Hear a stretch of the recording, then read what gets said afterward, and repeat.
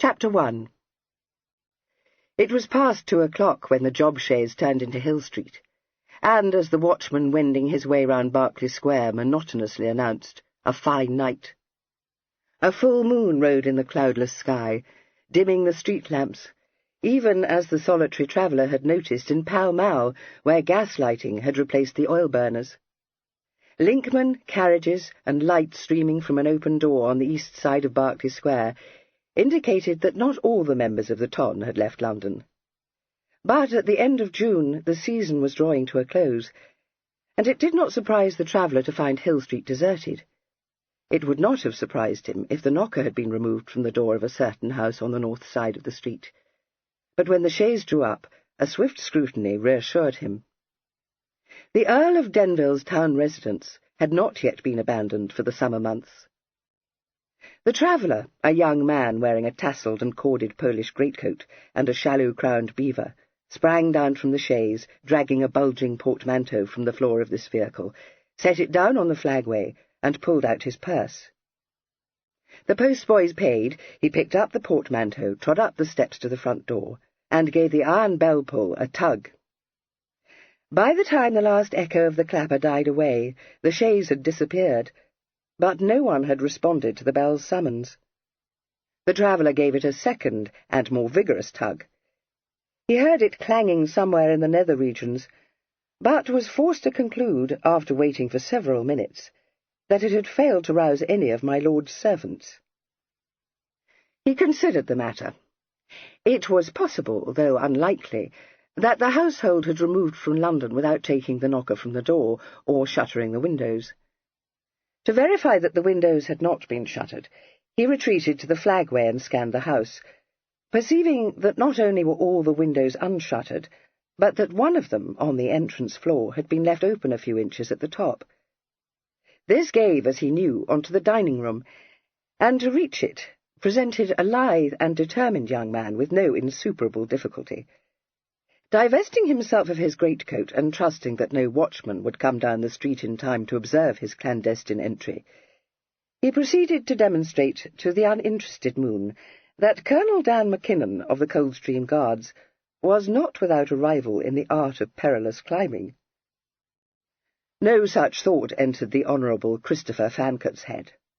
He was not acquainted with Colonel Mackinnon, and he did not think the feat of reaching the desired window-sill either dangerous or difficult.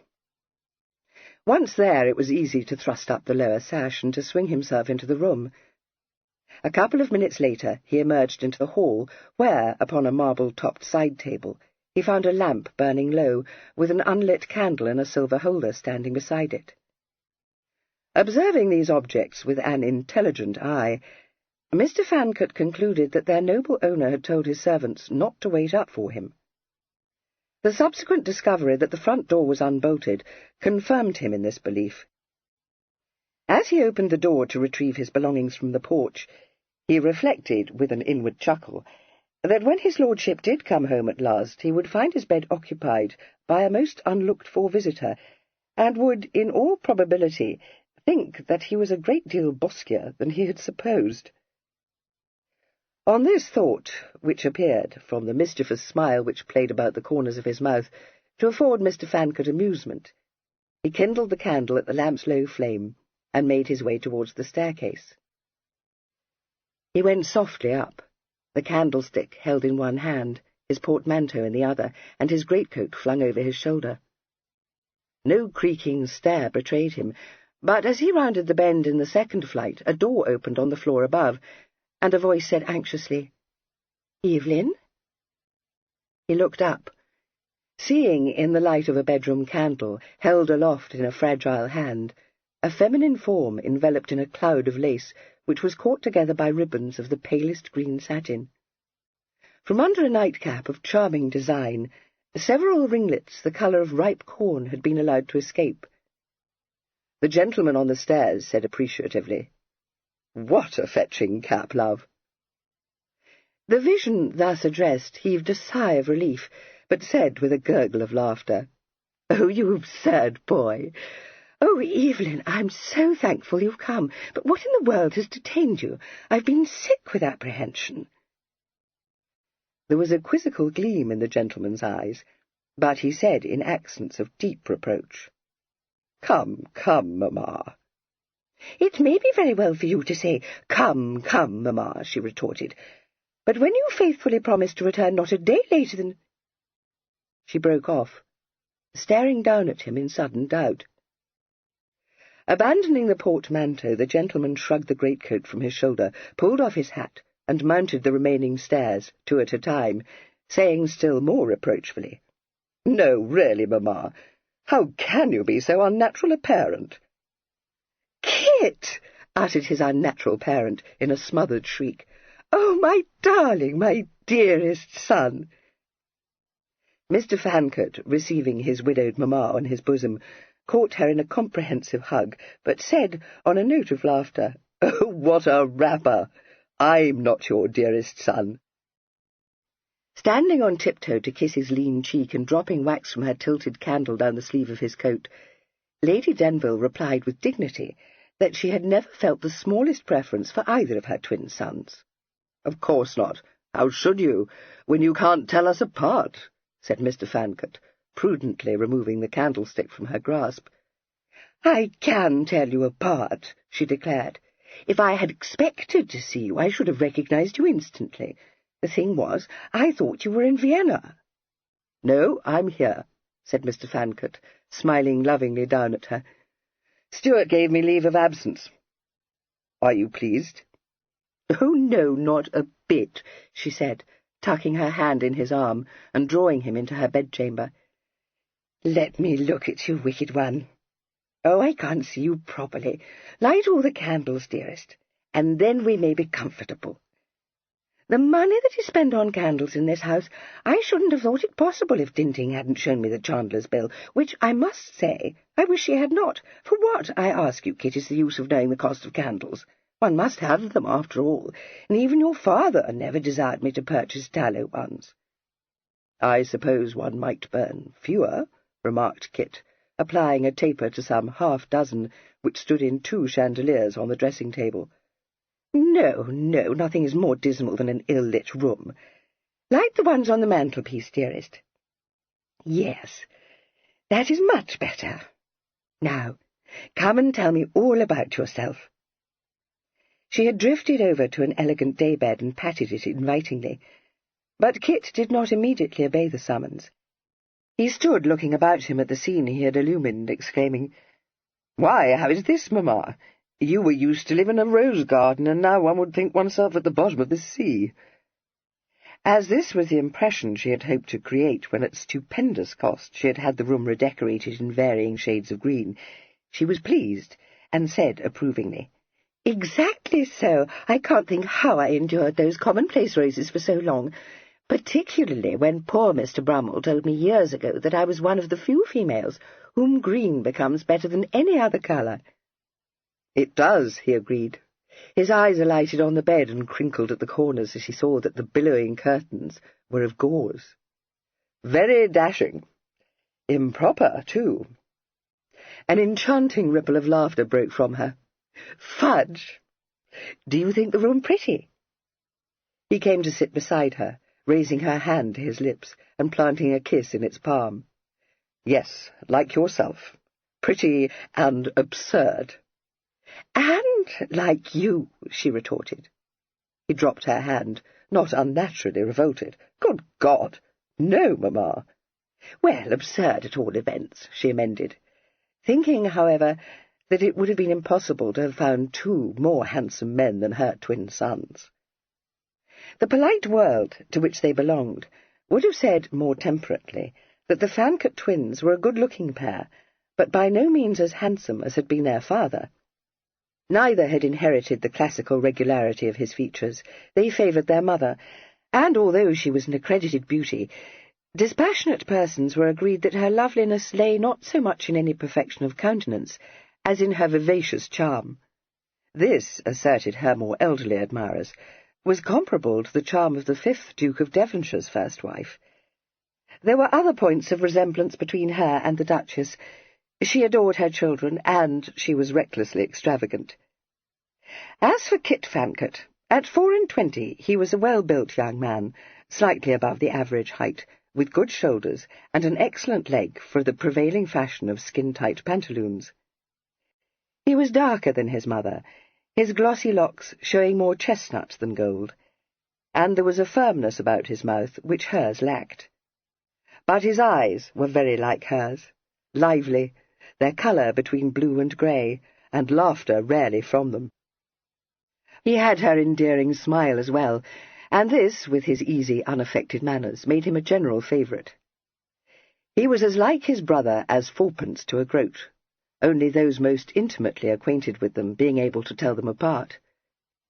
What difference there was did not lie perceptibly in feature or in stature, unless they were stood side by side, when it could be seen that Kit was a shade taller than Evelyn, and that Evelyn's hair showed a trifle more burnished gold than Kit's.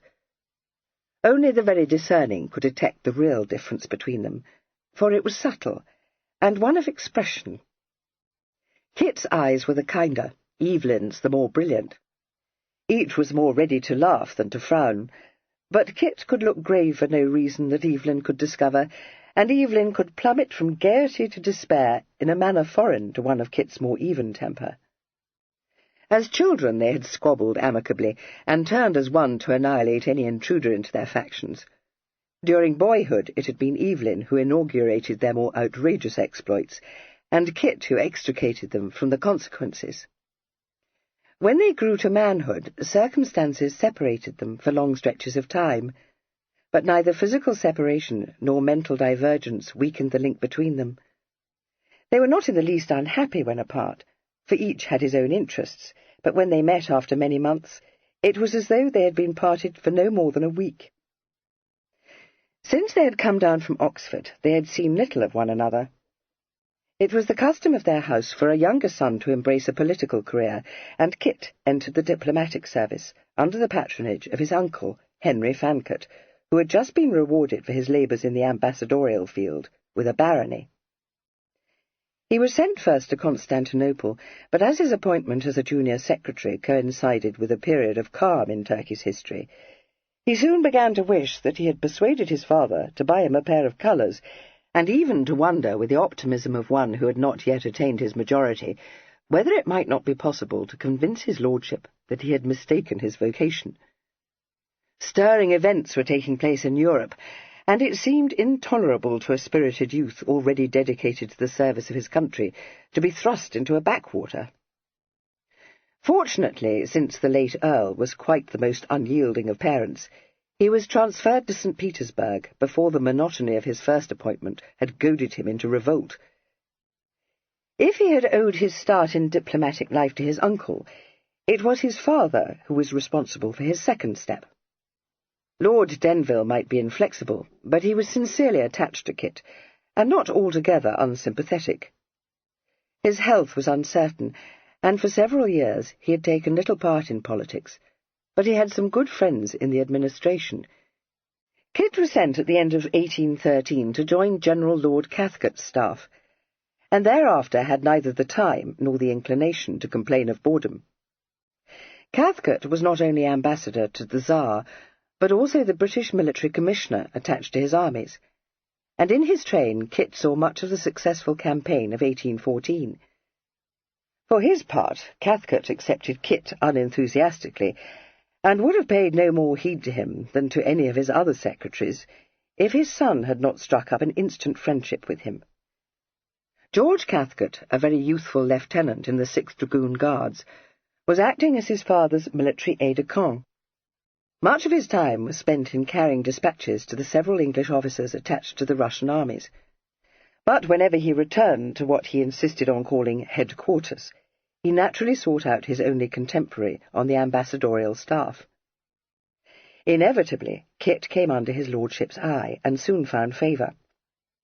Cathcart thought him a likeable boy, with a good understanding and easy manners, exactly the sort of well-bred lad who was invaluable to an overworked and elderly diplomat obliged to entertain on the grand scale.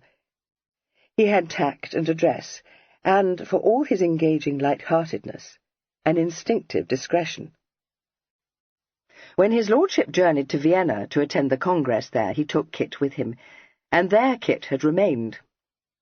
Lord Castlereagh, noticing him with aloof kindness for his uncle's sake, introduced him to the newly appointed ambassador, who happened to be his own half-brother, and Lord Stuart took a fancy to him.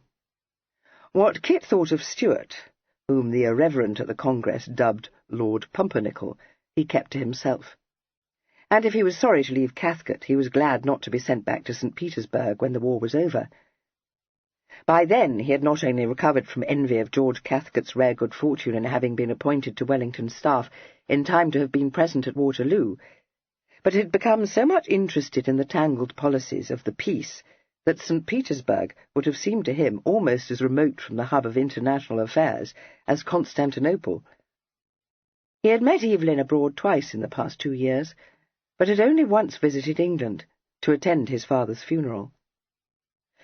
Lord Denville had died quite suddenly in the early spring of 1816, and since that date, some 15 months previously, Lady Denville had not set eyes on her younger son. She thought at first that he had not altered at all, and said so. Then she corrected herself and said, "No, that's silly. You look older, of course you do. I'm remembering how you were used to look, or trying to. The thing is, you see, that Evelyn is older too, so I've grown accustomed. You are still exactly like him, you know. Dearest, I wish you could tell me how it comes about that you're here so suddenly. Have you brought home a dispatch? Do you carry dispatches like officers?" "No, I'm afraid not," he answered gravely. "King's messengers are employed on that business. I'm here to attend to urgent private affairs." "Good gracious, Kit, I never knew you had any," she exclaimed. "Oh, you're trying to hoax me." "Now, why?" "But I have got urgent private affairs," he protested. "You must know I have, Mamma. I've become a man of substance. In fact, what you might call a well-breeched swell." "I shouldn't call you anything so vulgar. Besides, it isn't true." "How can you say so when my godfather was so obliging as to leave his fortune to me?" he said reproachfully. "Is that what you mean? But it isn't a fortune, Kit. I wish it were, and I must own I thought it would be, for Mr. Bembridge was always said to be very well to pass. Only it turns out to be no such thing, and he was possessed merely of what Addlestrop, detestable creature, calls a competence. Poor man, I dare say it was not his fault, so you mustn't blame him." "I don't. A pretty easy competence, Mamma." "A competence," stated her ladyship with conviction, "cannot be described as easy. You are talking like Addlestrop, and I wish you will not." Kit was aware that the family's man of business had never been a favourite with his mother, but these embittered references to him seemed to call for explanation. "What's Addlestrop done to offend you, Mamma?" he asked. "Addlestrop is a— Oh, let us not talk about him. Such a screw, and so malignant. I can't think why I mentioned him, except that he told me when Mr. Bembridge died that there was no occasion for you to come home, because there are no estates in question, or anything you might be obliged to attend to yourself. Nothing but those detestable funds, whatever they may be. And pray don't tell me, Kit, for you might as well talk gibberish. I perfectly understand that they are holy, and must on no account be touched, and for my part I would never invest my money in anything so stupid." "Of course you wouldn't," agreed Kit. "It would never stay in your purse long enough to be invested in anything." She considered this for a moment, and then sighed and said, "No, that's true. It is the most lowering reflection. I have frequently tried to cultivate habits of economy, but I don't seem to have the knack of it. None of the Cliffs have. And the dreadful thing is, Kit, that such habits only lead to waste." He gave a shout of laughter, but although her eyes twinkled sympathetically, she said earnestly, "Yes, but they do. I purchased a cheap gown once because Papa cut up stiff over one of Celeste's bills. But it was so horrid that I was obliged to give it to Rimpton, without once wearing it, and when I gave orders for an economical dinner, Papa got up from the table and went straight off to the Clarendon, which is quite the most expensive hotel in London. Yes, you may laugh, but you have no experience of such matters. I assure you, the instant you begin to practice economy, you will find yourself spending far more than ever you did before you embarked on such a ruinous course." "No, shall I? Perhaps I'd better sell out the funds immediately and start wasting the ready." "Nonsense. I know very well you haven't come home to do that. So what has brought you home, dearest? I'm persuaded it wasn't to look after these prodigious affairs of yours, so don't try to bamboozle me.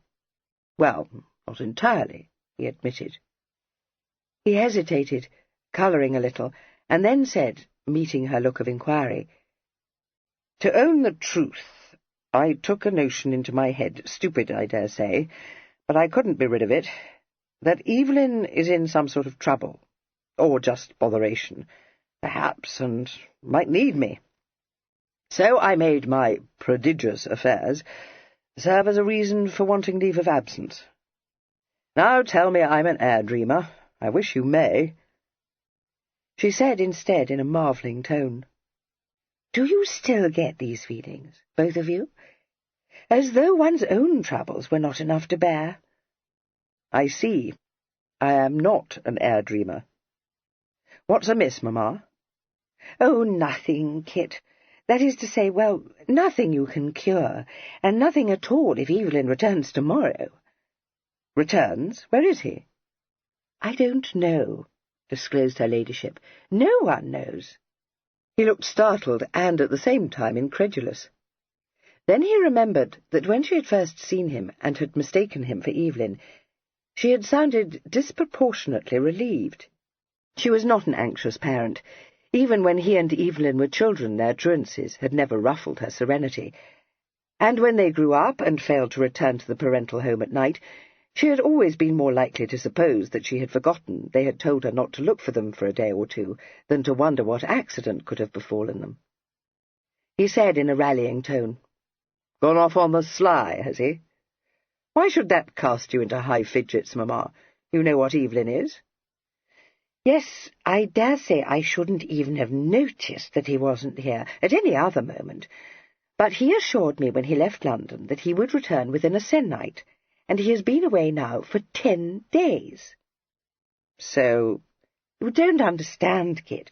Everything hangs upon his return. He is to dine in Mount Street tomorrow, to be presented to old Lady Staveley, and she has come up from Berkshire particularly to make his acquaintance.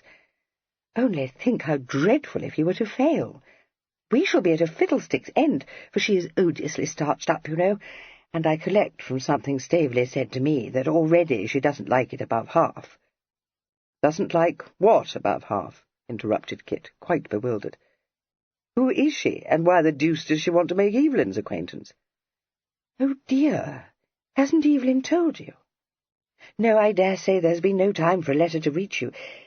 The thing is that he is offered for Miss Staveley, and although Staveley was very well pleased, and Cressy herself not in the least unwilling, all depends upon old Lady Staveley. You must know that Staveley stands in the most absurd awe of her, and would turn short about if she only frowned upon the match. He is afraid for his life that she may leave her fortune to his brother if he offends her. I must say, Kit, it almost makes me thankful I have no fortune.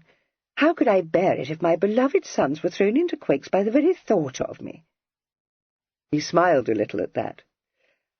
"I don't think we should be. But this engagement, how comes it about that Evelyn never so much as hinted at it? I can't recall that he mentioned Miss Staveley in any of his letters. You didn't either, Mamma. It must have been very sudden, surely. I'll swear Evelyn wasn't thinking of marriage when last I heard from him, and that's no more than a month ago. Is Miss Staveley very beautiful? Did he fall in love with her at first sight?" No, I mean he has been acquainted with her for, a long time, 3 years at least." "And has only now popped the question? That's not like him. I never knew him to tumble into love, but what he did so after no more than one look.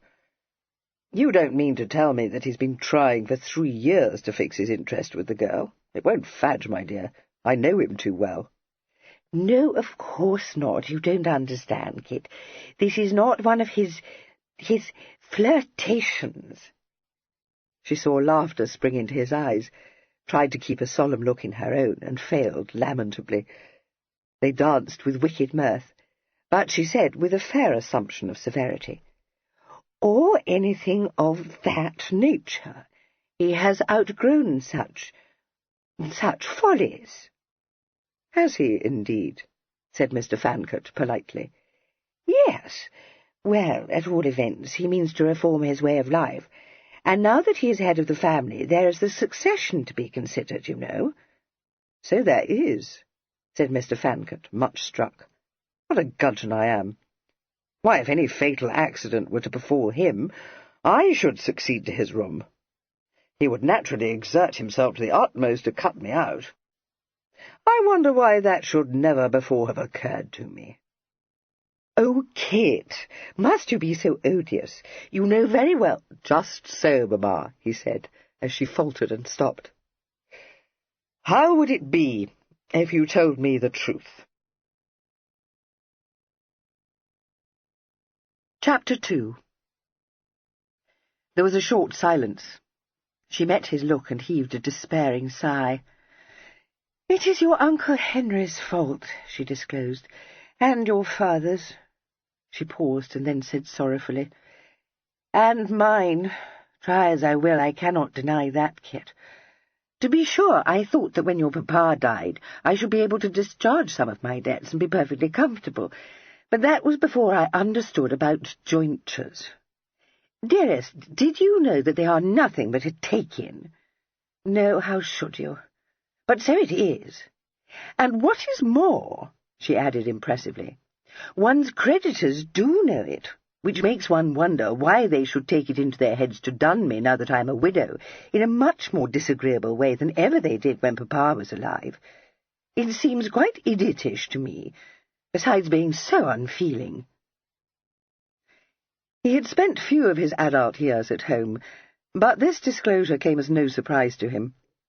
For as long as he could remember, poor mamma's financial difficulties had been the cause of discomfort in his home. There had been painful interludes which had left Lady Denville in great distress. These had led to coldness and estrangement, and to a desperate policy of concealment. The Earl had been a man of upright principles, but he was not a warm-hearted man, and his mind was neither lively nor elastic. He was 15 years older than his wife, and he belonged as much by temperament as by age to a generation of rigid etiquette. He had only once allowed his feelings to overcome his judgment, when he had succumbed to the charm of the lovely Lady Amabel Cliff, lately enlarged from the schoolroom to become the rage of the ton, and had offered for her hand in marriage. Her father, the Earl of Baverstock, was the possessor of impoverished estates and a numerous progeny, and he had accepted the offer thankfully. But the very qualities which had fascinated Denville in the girl offended him in the wife, and he set himself to the task of eradicating them. His efforts were unsuccessful, and resulted merely in imbuing her with a dread of incurring his displeasure. She remained the same loving, irresponsible creature with whom he had become infatuated, but she lavished her love on her twin sons, and did her best to conceal from her husband the results of her imprudence. The twins adored her. Unable to detect beneath their father's unbending formality his real, if temperate, affection, they became at an early age their mamma's champions. She played with them, laughed with them, sorrowed with them, forgave them their sins, and sympathized with them in their dilemmas. They could perceive no fault in her, and directed their energies as they grew up to the task of protecting her from the censure of their formidable father. Mr. Fancourt, therefore, was neither surprised nor shocked to discover that his mother was encumbered by debt. He merely said, "Scorched, love. Just how does the land lie?" "I don't know. Well, dearest, how can one remember everything one has borrowed for years and years?" That did startle him a little. Years and years. But, mamma, when you were obliged to disclose to my father the fix you were in 3 years ago, wasn't it? Didn't he ask you for the sum total of your debts, and promise that they should be discharged?" "Yes, he did say that," she answered, "and I didn't tell him. Well, I didn't know, but I'm not trying to excuse myself, and I own I shouldn't have done so even if I had known. I can't explain to you, Kit, and if you mean to say that it was very wrong of me and cowardly, don't, because I am miserably aware of it. Only when Addlestrop wrote down everything I said—" "What?" exclaimed Kit. "Are you telling me he was present?" "Yes, oh yes. Well, your father reposed complete confidence in him. And it has always been he, you know, who managed everything, so— "Pretty well for one who set so much store by propriety," he interrupted, his eyes kindling, "to admit his man of business into such an interview." "I own I wished he had not, but I dare say he was obliged to, on account of its being Addlestrop, who knew just what the estate could bear, and— "Addlestrop is a very good man in his way, and I don't doubt he has our interests at heart, but he's a purse-leech, and so my father should have known. If ever a grig was spent out of the way, he always behaved as if we should all of us go home by beggar's bush." "Yes, that's what Evelyn says," she agreed.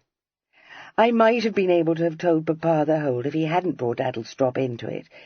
That is, if I had known what it was. Indeed, I had the intention of being perfectly open with him. But whatever my faults, I am not a moorworm, Kit, so I shan't attempt to deceive you. I don't think I could have been open with Papa. Well, you know how it was, whenever he was displeased with one, don't you? But if I had known that my wretched affairs would fall upon Evelyn, I must have plucked up my courage to the sticking point and disclosed the whole to him." "If you had known what the whole was," he interpolated irrepressibly. "Yes, or if I could have brought myself to place my affairs in Addlestrop's hands." "Good God, no. It should have been a matter between you and my father. But there's no occasion for you to be blue-devilled because your affairs have fallen on Evelyn. He must always have been concerned in them, you know, and it makes no difference to him whether my father discharged your debts or left it to him to do so." "But you are quite wrong," she objected. "It makes a great deal of difference. Evelyn cannot discharge them." "Stuff," he said. "He has no more notion of economy than you have, but don't try to tell me that he has contrived in little more than a year to dissipate his inheritance. That's coming it too strong." "Certainly not. It isn't in his power to do so. Not that I mean to say he would wish to, for however volatile your father believed him to be, he has no such intention. And I must say, Kit, I consider it was most unjust of Papa to have left everything in that uncomfortable way, telling your Uncle Henry that he had done so because Evelyn was as volatile as I am. For he never knew about the two worst scrapes Evelyn was in, because you brought him off from his entanglement with that dreadful harpy who got her claws into him when you both came down from Oxford. And how you did it, Kit, I have long wanted to know. And it was I who paid his gaming debts when he was drawn into some Pall Mall hell, when he was by far too green to know what he was doing. I sold my diamond necklace, and your papa knew nothing whatsoever about it. So why he should have told your uncle that—" "You did what?" Kit interrupted, shaken for the first time during this session with his adored parent. She smiled brilliantly upon him. "I had it copied, of course. I'm not such a goose that I didn't think of that. It looks just as well. And what should I care for diamonds when one of my sons was on the rocks?" "But it was an heirloom." "I have no opinion of heirlooms," said her ladyship flatly. "If you mean to say that it belonged to Evelyn, I know it did. But pray, what use was it to him, when what he needed, quite desperately, poor love, was the money to pay his gaming debts? I told him about it afterwards, and I assure you he made not the least objection." "I dare say. And what of his son?"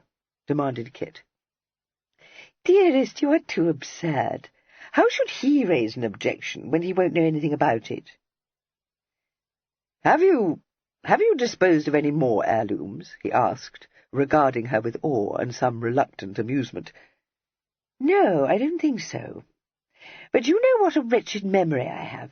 In any event, it doesn't signify, because what's done is done, and I have more important things to think of than a lot of hideous family jewels. Dearest, do pray stop being frivolous." "I didn't mean to be frivolous," he said meekly. "Well, don't ask me stupid questions about heirlooms, or talk nonsense about its being as easy for Evelyn to pay my debts as it would have been for your papa. You must have read that hateful will. Poor Evelyn has no more command over Papa's fortune than you have. Everything was left to your uncle's discretion." He frowned a little. "I remember that my father created some kind of trust, but not that it extended to the income from the estate. My uncle has neither the power to withhold that, nor to question Evelyn's expenditure.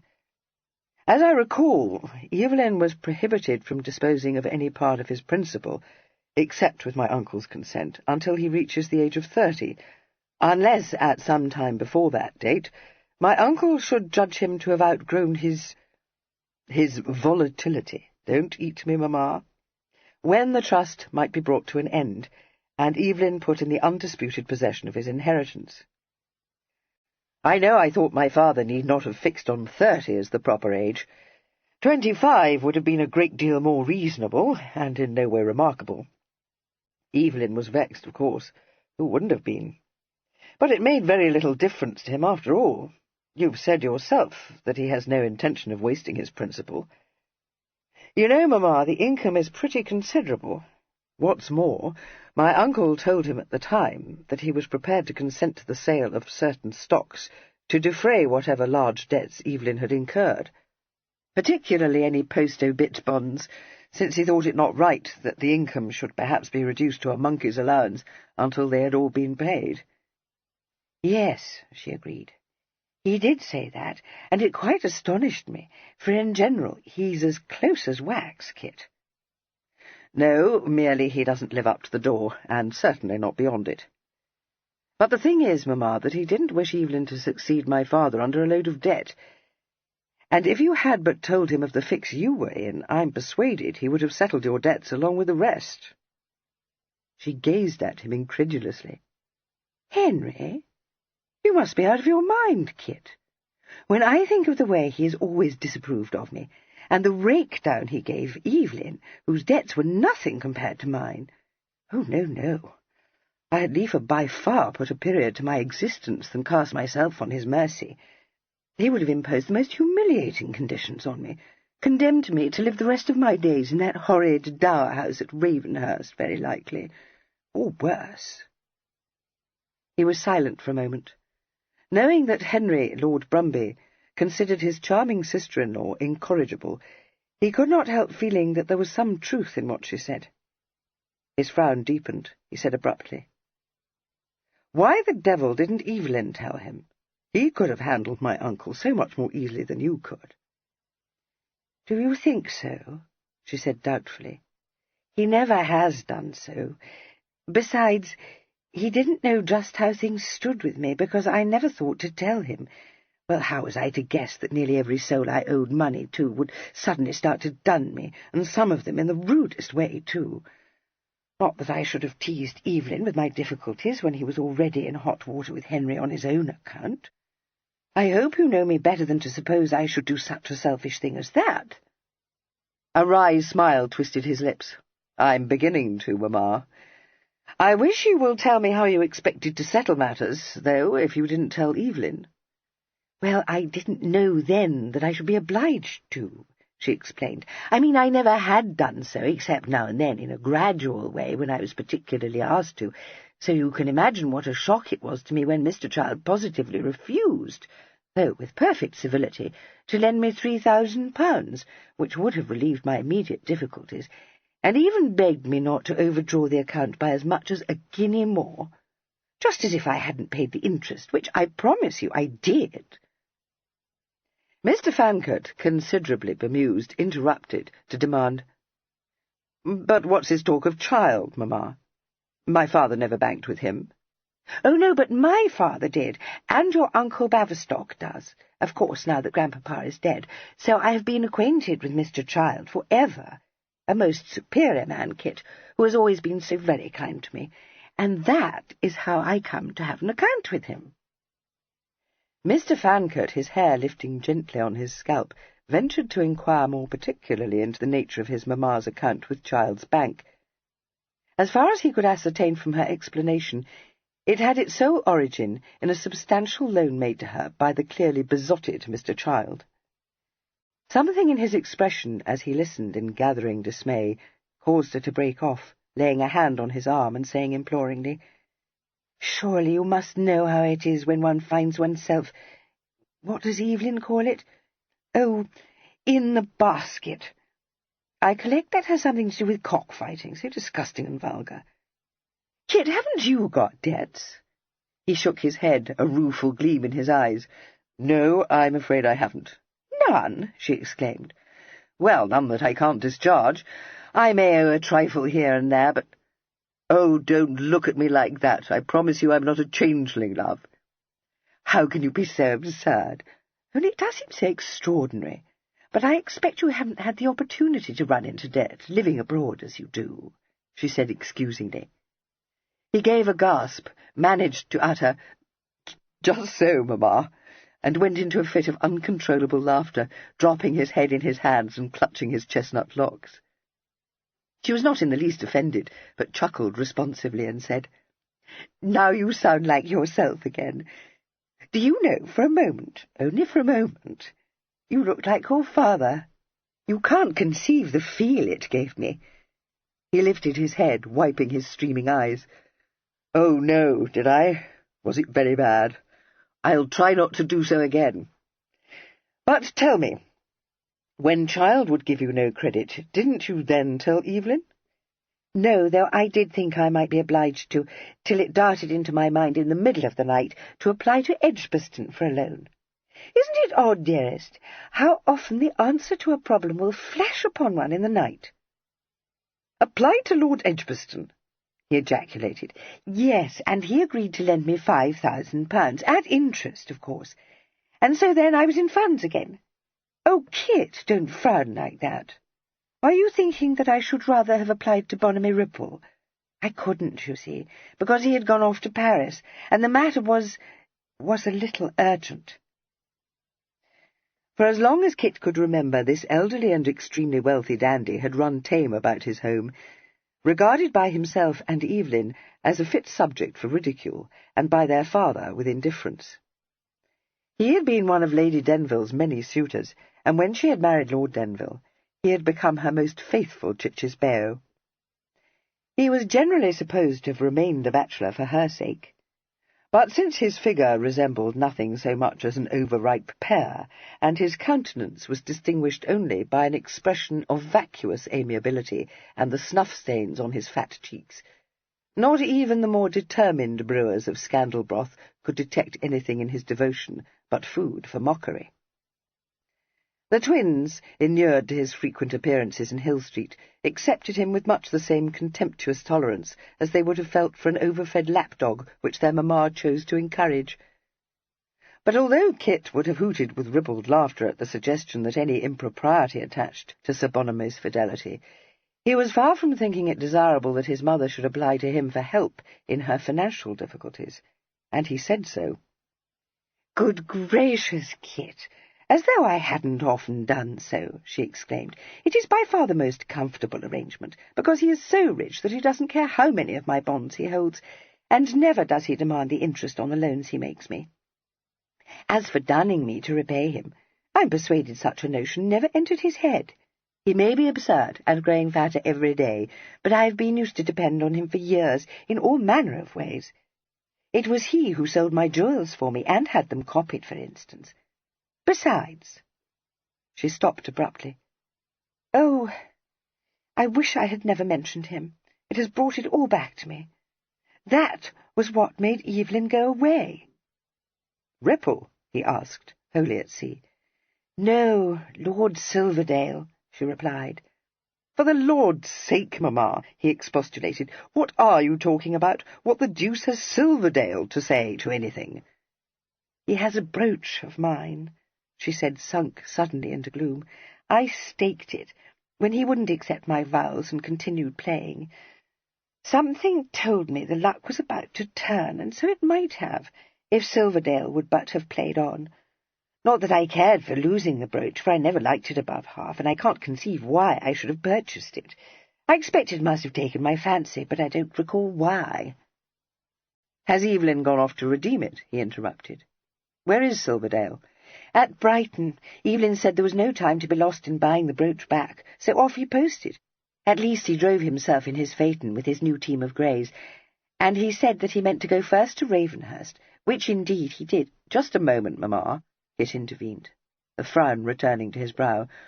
"Why did Evelyn feel it necessary to go to Brighton? Of course he was obliged to redeem your brooch. Silverdale must have expected him to do so. But I should have supposed that a letter to Silverdale with a draft on his bank for whatever sum the brooch represented would have answered the purpose." Lady Denville raised large, stricken eyes to his face. "Yes, but you don't perfectly understand how it was, dearest. I can't think how I came to be so addle-brained, but when I staked it, I'd quite forgotten that it was one of the pieces I had had copied. For my part, I consider Silverdale was very well served for having been so quizzy and disobliging about accepting my vows. But Evelyn said that it was of the first importance to recover the wretched thing before Silverdale discovered that it was only a copy." Mr. Fancourt drew an audible breath. "I should rather think he might say so." "But, Kit," said her ladyship earnestly, "that is much more improvident than anything I should dream of doing. I set its value at £500, which was the value of the real brooch, but the copy isn't worth a tithe of that. It seems to be quite wickedly extravagant of Evelyn to be squandering such a sum on mere trumpery." Mr. Fancourt toyed for a moment with the idea of explaining to his erratic parent that her view of the matter was, to put it mildly, incorrect. But only for a moment. He was an intelligent young man, and he almost instantly realized that any such attempt would be a waste of breath. So he merely said, as soon as he could command his voice to say anything, "Yes, well, never mind that. When did Evelyn set forth on this errand?" "Dear one, you cannot have been attending. I told you, 10 days ago." "Well, it wouldn't have taken him 10 days to accomplish it if Silverdale was in Brighton, so it seems that he can't have been there. Evelyn must have discovered where he was gone to and decided to follow him." She brightened. "Oh, do you think that is what happened? I have been a prey to the most hideous forebodings, but if Silverdale has gone to that place of his in Yorkshire, it is very understandable that Evelyn shouldn't have returned yet." She paused, considering the matter, and then shook her head. "No, Evelyn didn't go to Yorkshire. He spent one night at Ravenhurst, just as he told me he would, and then he drove to Brighton. That I do know, for his groom accompanied him. But whether he found Silverdale there or not I cannot tell, because naturally Challow doesn't know. But he returned to Ravenhurst the same day and stayed the night there. I thought he would do that. In fact, I thought he must have stayed for several days, for he told me that he had matters to attend to at home, and might be absent from London for perhaps as much as a se'nnight. But he left Ravenhurst the very next morning, and under the most peculiar circumstances." "In what way peculiar, mamma?" "He took only his night-bag with him, and he sent Challow back to London with the rest of his gear, saying that he had no need of him." "Oh," said Kit. His tone was thoughtful, but not astonished. "Did he tell Challow where he was going?" "No, and that is another circumstance which makes me very uneasy." "It need not," he said, amusement flickering in his eyes. "Did he send his valet back to London too? I take it that Fimber is still with him." "Yes, and that is another thing that cuts up my peace. He wouldn't take Fimber to Sussex. He said there was no room for him in the phaeton, which is true, of course, though it set up all Fimber's bristles. I must own that I wished he might have found room for him, because I know Fimber will never let him come to harm. Challow is very good too, but not as firm. It is the greatest comfort to know that they are both with Evelyn when he goes off on one of his starts." "I'm sure it is, mamma," he said gravely. "But that's just it," she pointed out. "Neither is with him. Kit, is no laughing matter. I'm persuaded that some accident has befallen him, or that he's in some dreadful scrape. How can you laugh?" "I couldn't, if I thought it was true. Now, come out of the dismals, mamma. I never knew you to be such a goose. What do you imagine could have happened to Evelyn?" You don't think that he did see Silverdale and quarrelled with him, and went off alone that day to meet him?" "Taking his night-bag with him in place of a second? Good God, no. You have put yourself in the hips, love. If I know Evelyn, he's gone off on a private affair which he didn't want you to know anything about. You would if he had taken Fimber or Challow with him, and he's well aware of that. They may be a comfort to you, my dear, but they're often a cursed embarrassment to him. As for accidents, fudge, you'd have been apprised of anything of that nature, depend upon it. He didn't set out to visit Silverdale without his card-case."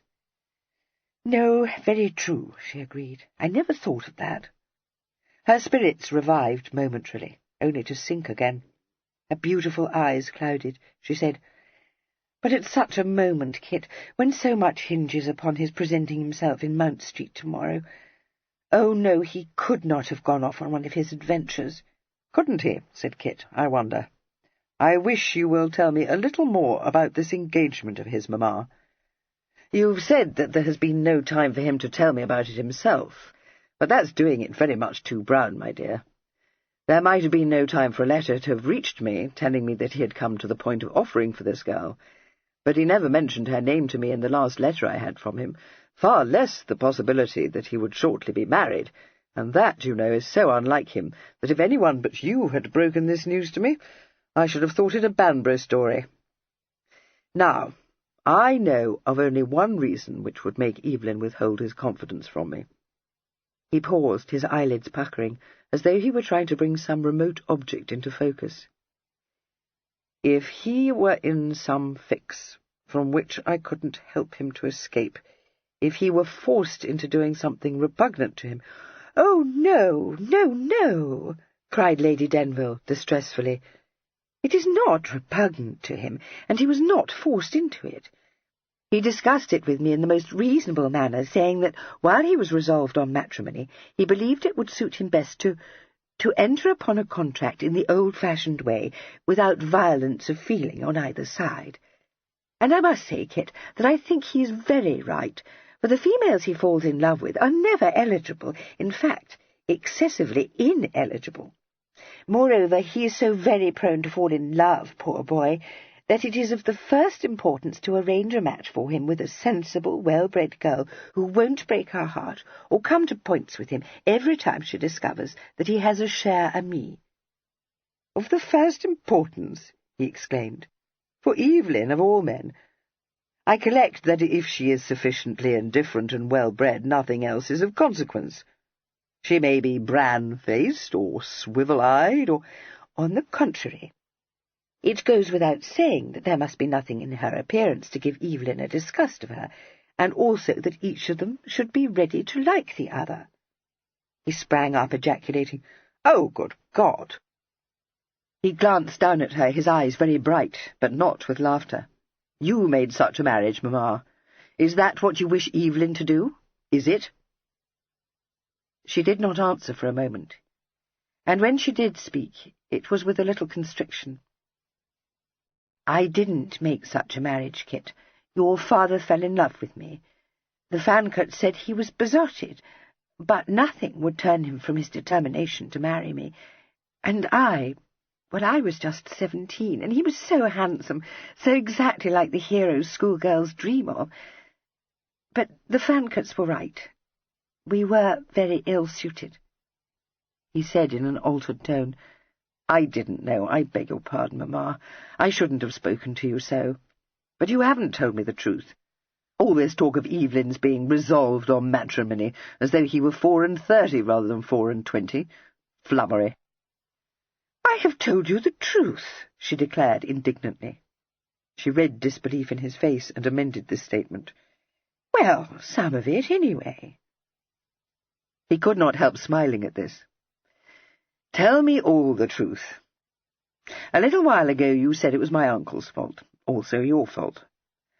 But in what conceivable way could either of you make it necessary for Evelyn to contract a marriage of convenience? Evelyn doesn't depend on my uncle for his livelihood, nor is he answerable to him for anything he may choose to do. The only power my uncle has is to refuse to permit him to spend any part of his principal, if he should wish to do so." "But that is just what he does wish to do," she replied.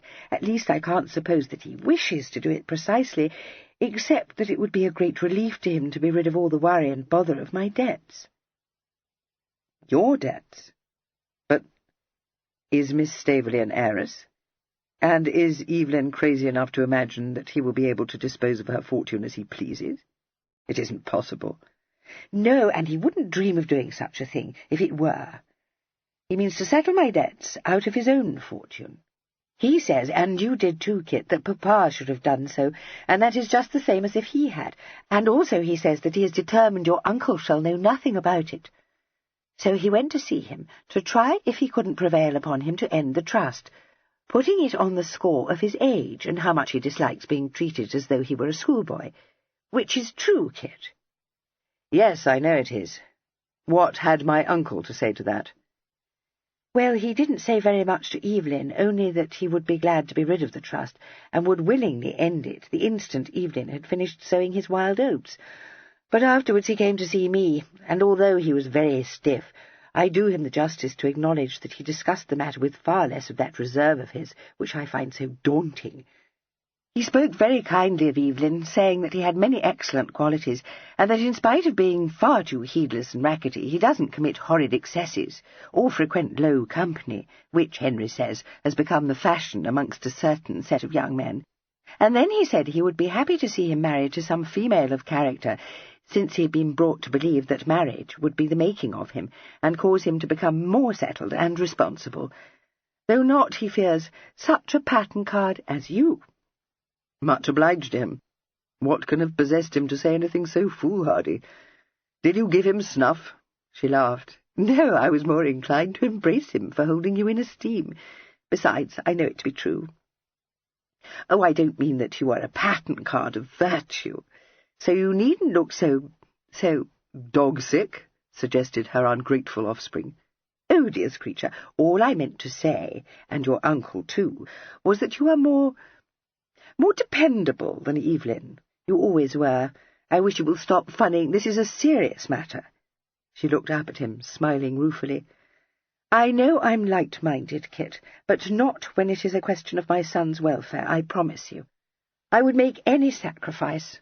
Indeed, I have been wondering whether I ought not to change this room again and make it all blue or pink or straw-coloured, no matter how commonplace it would be. They say that green is an unlucky colour, you know, and there's no denying that my luck has been quite out for months, which is not the least helpful to poor Evelyn. I thought that if only I could win a fortune, all his troubles would be over. Well, they would have been, but the luck hardly ever runs my way. Yes, and that puts me in mind of something that has been a puzzle. One is forever hearing of persons who have lost their fortunes at gaming, but one never hears of anyone who has won a fortune. It seems very odd to me. Where do all the lost fortunes go to? Never into your pocket, love, that's all I know. So don't, I implore you, change this room. I dare say that would cost a fortune. Yes, but I shouldn't grudge a penny of it, she said earnestly. She added with a touch of asperity, and I am quite at a loss to understand why you should go into whoops. Never mind, mamma, he said unsteadily. Only don't make sacrifices for Evelyn. I'm persuaded he won't appreciate them as he ought. I don't care for that. But it's of no consequence. I wasn't thinking of fortunes and debts when I told you it was a serious matter. Indeed, I can't imagine how we came to be talking of such trivial things. Kit, I would not say so to your uncle, but from you I need conceal nothing. You think it is mercenary of me to arrange an eligible marriage for Evelyn, but it isn't. It can't be mercenary to wish him to be comfortable, which he will be, because Henry says the trust shall be wound up as soon as he is safely married. He disclosed to me that he had never thought it right of Denville to create it, but considered himself bound in honour to abide by his expressed wish. Well, it would be nonsensical to deny that it is of the greatest importance for Evelyn to be free to do as he chooses with his inheritance. But that wouldn't have weighed with me if I hadn't felt the force of Henry's words. Indeed, I wasn't even thinking about it. She hesitated, a crease between her arched brows. No one understands Evelyn as well as you, Kit. But you have been abroad for so long that I fancy you don't know, are not quite aware. Oh, dear, it is so very difficult to explain it to you. All trace of laughter had vanished from his eyes. They became suddenly intent, searching her face. He sat down again beside her and took one of her hands in a reassuring clasp. I know. I find myself unable to explain to you the feeling I've had, for a long time now, that something is amiss. But what it may be I've never discovered, which has made me think it could be nothing of a serious nature. Oh, no, she said quickly, but he's so restless, Kit, and so wild. No, that's not the word. He calls it being always ripe for a spree. But it has sometimes seemed to me that he commits extravagant follies because he is bored and can find nothing else to do. and when Henry spoke of his becoming settled and responsible, I suddenly knew that he was perfectly right. I mean, if he were suitably married and had the estates to manage, besides setting up his nursery, and however disagreeable the thought of being a grandmother may be, I am determined to bear it, he would be more content. He would have things to occupy him, and you know what he is, Kit. He can never be happy unless he is doing something, and situated as he is, he has nothing to do but get into mischief, which I shouldn't care a straw for if only it amused him. But I don't think it does, except for a very little while. Do you, Kit? No, that is, I don't know, but I understand what you mean. She squeezed his hand gratefully. I knew you must, and you will understand that when Henry said that about marriage being the making of Evelyn, I began instantly to cast about in my mind, and naturally hit upon Cressy. Cressy? Cressida, Miss Staveley, in every respect what one would wish for Kit. A young woman of the first consideration, not a schoolroom chit full of romantic notions. She has what Henry calls a well-regulated mind, though she is not, I assure you, a blue-stocking. I don't say she is a beauty, but I think her very pretty, and with a good deal of countenance, besides having a well-formed figure, and truly exquisite taste. She will fill her position to admiration, better by far than I ever did, for she conducts herself with perfect propriety, and will never give Evelyn cause to blush for her. "And how comes it about that this highly finished piece of nature is on the shelf?" he asked sceptically. "She is not on the shelf. To be sure, she is 20, which might lead you to suppose that she has never received any eligible offers, but that is not the case at all. She received several offers when her grandmamma brought her out, but she refused them all, because she thought it her duty to remain with her papa. She said she had met no one she liked better than Staveley, but the fact is that she is his only child, and she has kept house for him since she was 16. He was used to dote on her, too." "What caused him to stop doting on her?" "Oh, I dare say he still does, but he would be afraid for his life to betray it.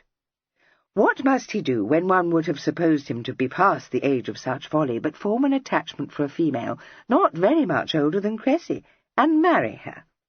Well, I never had a very high idea of his understanding. He formed a passion for me, you know, when I was first out, and behaved like a perfect moonling. But I thought he had grown to be quite rational. But to have allowed himself to be caught by Albinia Gillyfoot, he must be about in his head. She keeps him dancing attendance on her, which will very soon make him regret his imprudence, and she's as jealous as a cat, particularly of poor Cressy." "Oh, so that's why poor Cressy is willing to accept Evelyn, is it?" "Of course it is. Really, nothing could have been more providential." "I hope she thinks so." "No, but I do, and so does your uncle. When I mentioned Cressy to him, he almost approved of me." Her eyes danced. "He said he had never looked for so much good sense in me. Unexceptionable, he called her, and one with strength of character."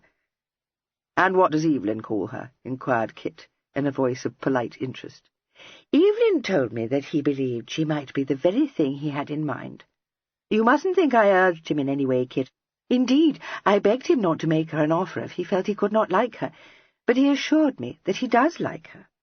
He is not very well acquainted with her, for although she has frequently visited me, and I have chaperoned her to balls now and then, because I am her godmother, her mamma having been a particular friend of mine, he has never paid her any extraordinary attention." "Not his style, eh?"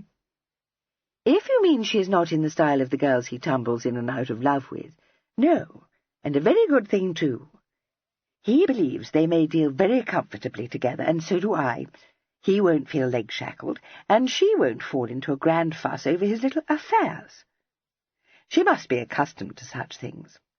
I could furnish you with the names of at least 3 of Staveley's mistresses, and you may depend upon it that Cressy is well aware of his being quite a man of the town. Kit, I know you don't like it, but I must tell you that Evelyn's mind is made up. He is determined to marry. I needn't tell you how impossible it is to turn him from his purpose when he gets that obstinate look in his face.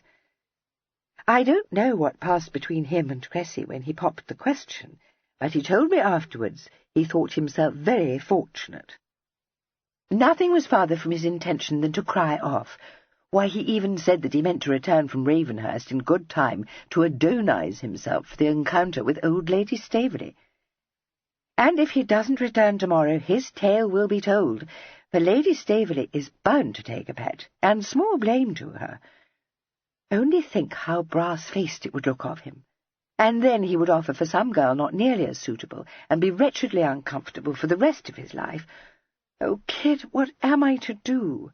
If he hasn't suffered an accident, I have the most lowering fear that something has happened to put his engagement in Mount Street out of his mind. You can't deny that he does forget things. Since very much the same explanation of his twin's continued absence had long since occurred to him, Mr. Fancourt made no attempt to deny it, merely saying in a heartening tone, "Well, if he doesn't return in time to attend this party, you must inform Staveley that he has been taken ill suddenly." "I thought of that myself, but it won't do, Kit. If Evelyn could send me a message, he could send one to Mount Street as well."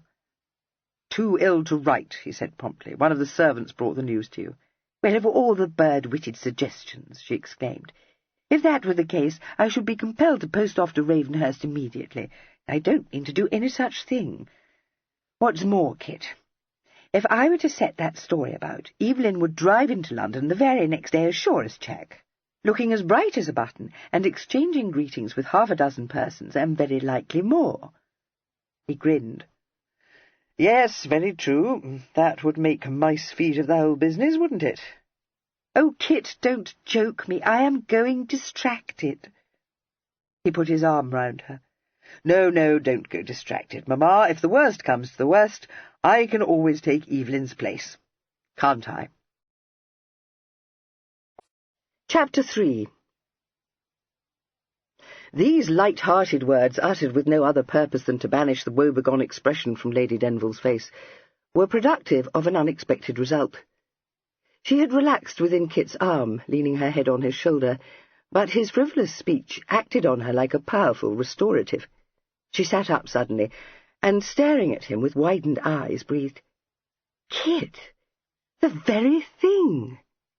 Startled, he said, "I was only funning, Mamma." She paid no heed to this, but embraced him warmly, saying, "I might have known you would come to the rescue. How could I be such a ninny-hammer as not to have thought of it myself? Dear Kit." Mr. Fancourt, realizing too late that he had committed an error of judgment, made haste to retrieve his position. "You didn't think of it because it's an absurdity. I said it only to make you laugh. Of course I couldn't take Evelyn's place." "But you could, Kit. Why, you have frequently done so. When we were Hago-mad boys kicking up larks. Mamma, you must surely perceive that this is a very different matter. Setting aside all other considerations, how could I hope to fob myself off as Evelyn at such a gathering?" "But nothing could be easier," she responded.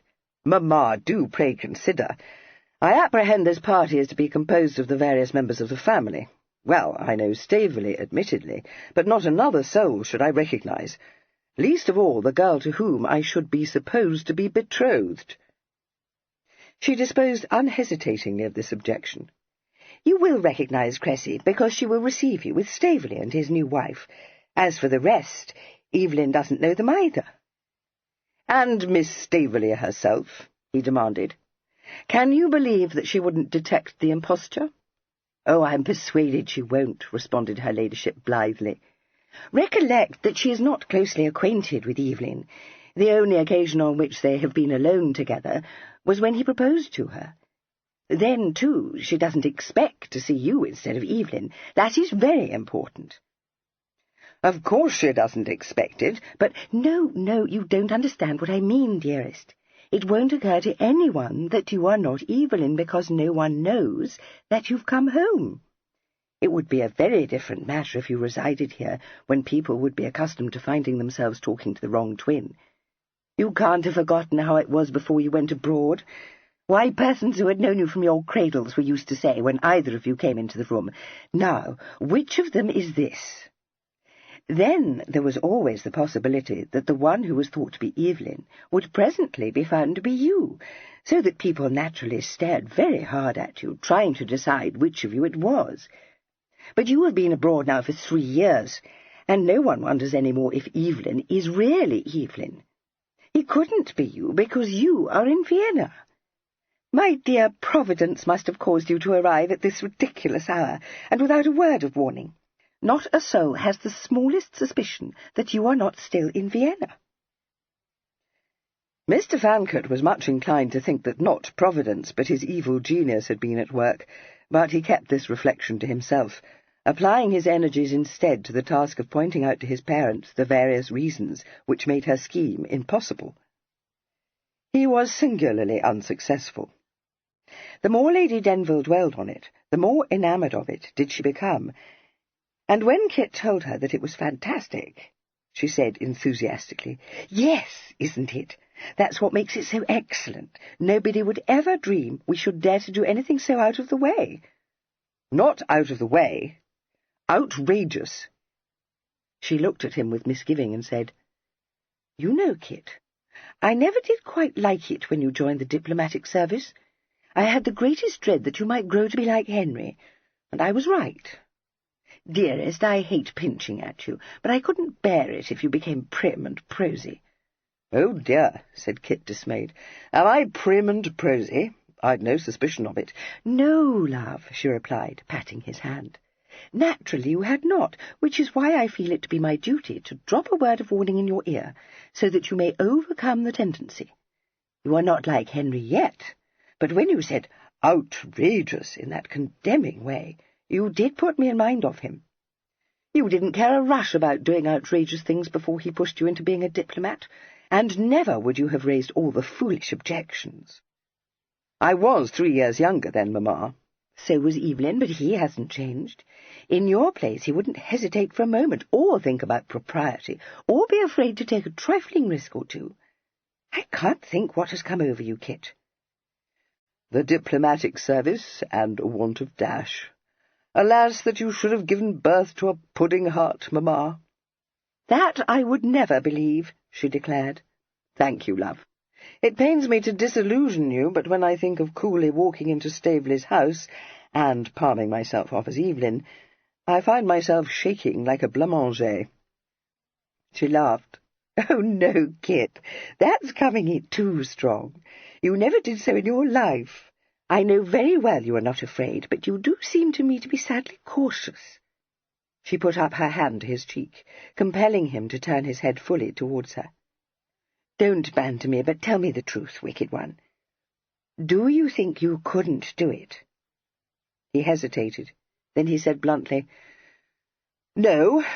For one evening, amongst a set of persons who are not well enough acquainted with Evelyn to know his mannerisms, I'm pretty confident I could do it. And in certain circumstances I'm not yet so prim and prosy that I shouldn't enjoy doing it." "There," she said triumphantly. "I knew you couldn't have changed so very much." "No, Mamma, but this isn't a matter of playing a Canterbury trick on people who would think it a very good joke if they found me out. But to cut such a sham to gain an advantage is quite another pair of shoes. And only think, Mamma, what a humiliating insult I should be offering to Miss Staveley." "I don't see that, Kit.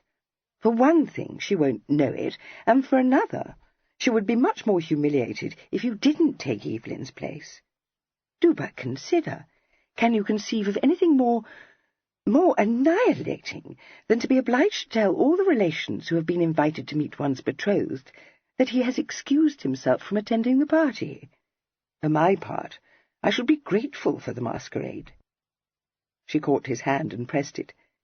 "Kit, for Evelyn's sake. He would do it for you." That was undeniable. Evelyn would do it, and revel in it, thought his twin, with a gleam of amusement. "Only for one day," urged Lady Denville. "If we could be sure of that. What if it should prove to be very much more than one day? I couldn't maintain such an imposture. I should be bound to run against his cronies, some, perhaps, who I shouldn't even recognize." "Oh, if Evelyn doesn't come back in a day or two, we shall say you are unwell, or have been obliged to leave town on business. But he will, Kit. Indeed, I have a feeling that he will return tomorrow." "I hope to God he does," said Kit fervently. "Yes, but we must be provident, dearest, and be ready to meet any mischance. And, do you know, I have suddenly thought that it might be a good thing if you should be obliged to go to the party in his stead. I very much fear that old Lady Staveley has heard tales about him which have made her suspect him of being rather wild. In fact, quite ramshackle, which is untrue, of course, or at all events grossly exaggerated. And although he means to behave with the greatest propriety, I can't help thinking that you would deal with her much better through being a diplomat and knowing how to look grave and sober at formal parties, which Evelyn hasn't the least idea of. I won't conceal from you, Kit, that if Cressy's aunts and uncles and cousins are a set of dead bores, which is extremely likely, only consider one's own relations. I have the liveliest fear that Evelyn will say something outrageous, or excuse himself far too early in the evening, which would be fatal."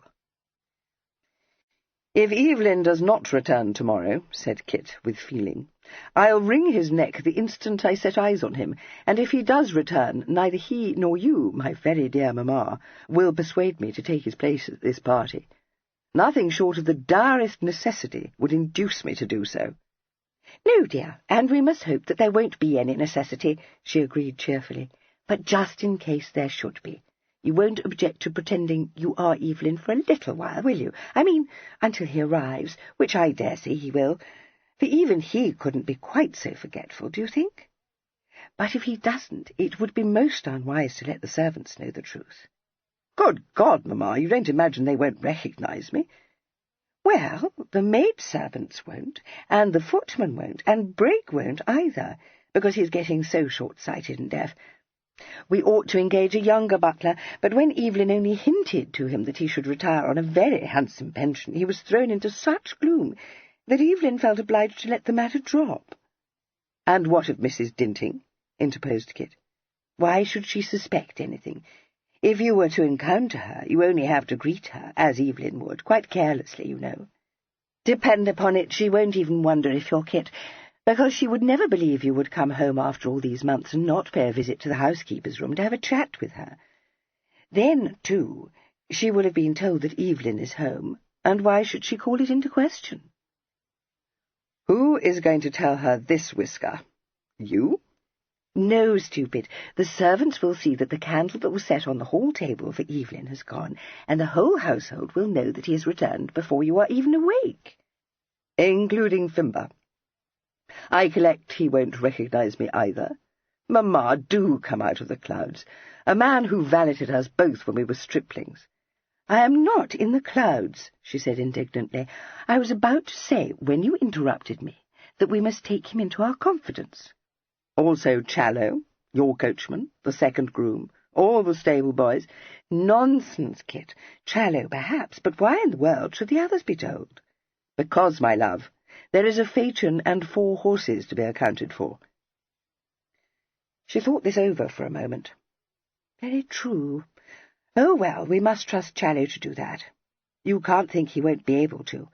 Recollect what convincing lies he was used to tell when Papa tried to discover from him what you had been doing whenever you had slipped away without telling anyone where you were going."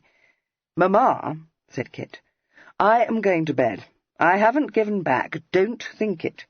But if I argue with you any more tonight, I shall end with windmills in my head."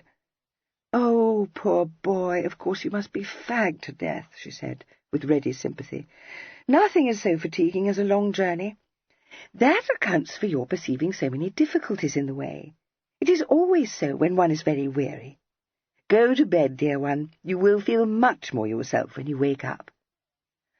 "Full of spunk, not to say effrontery, eh?" he said, laughing. He kissed her and got up. "It's midsummer moon with you, you know, but don't think I don't love you." She smiled serenely upon him, and he went to retrieve his belongings from the half-landing and to carry them into Evelyn's bedroom. He was so tired that instead of applying his mind to the problems confronting him, as he had meant to do, he fell asleep within 5 minutes of blowing out his candle. He was awakened some hours later by the sound of the blinds being drawn back from the windows. He raised himself on his elbow, wondering for a moment where he could be. Then he remembered and lay down again, rather mischievously awaiting events. The curtains round the bed were pulled apart with a ruthlessness which was a clear sign to the initiated that the supposed occupant of the great four-poster was in his devoted valet's black books. Kit yawned and murmured, "Morning, Fimber. What's o'clock?" "Good morning, my lord," responded Fimber in Arctic accents. "It is past 10, but as I apprehend that your lordship did not return until the small hours, I thought it best not to wake you earlier." "No, I was very late," agreed Kit. "I am aware of that, my lord, having sat up until midnight in the expectation of being required to wait on you." "Stupid fellow, you should have known better," said Kit, watching him from under his eyelids. The expression of cold severity on Fimber's face deepened. He said, picking his words, "Possibly it did not occur to your lordship that your continued absence would give rise to anxiety."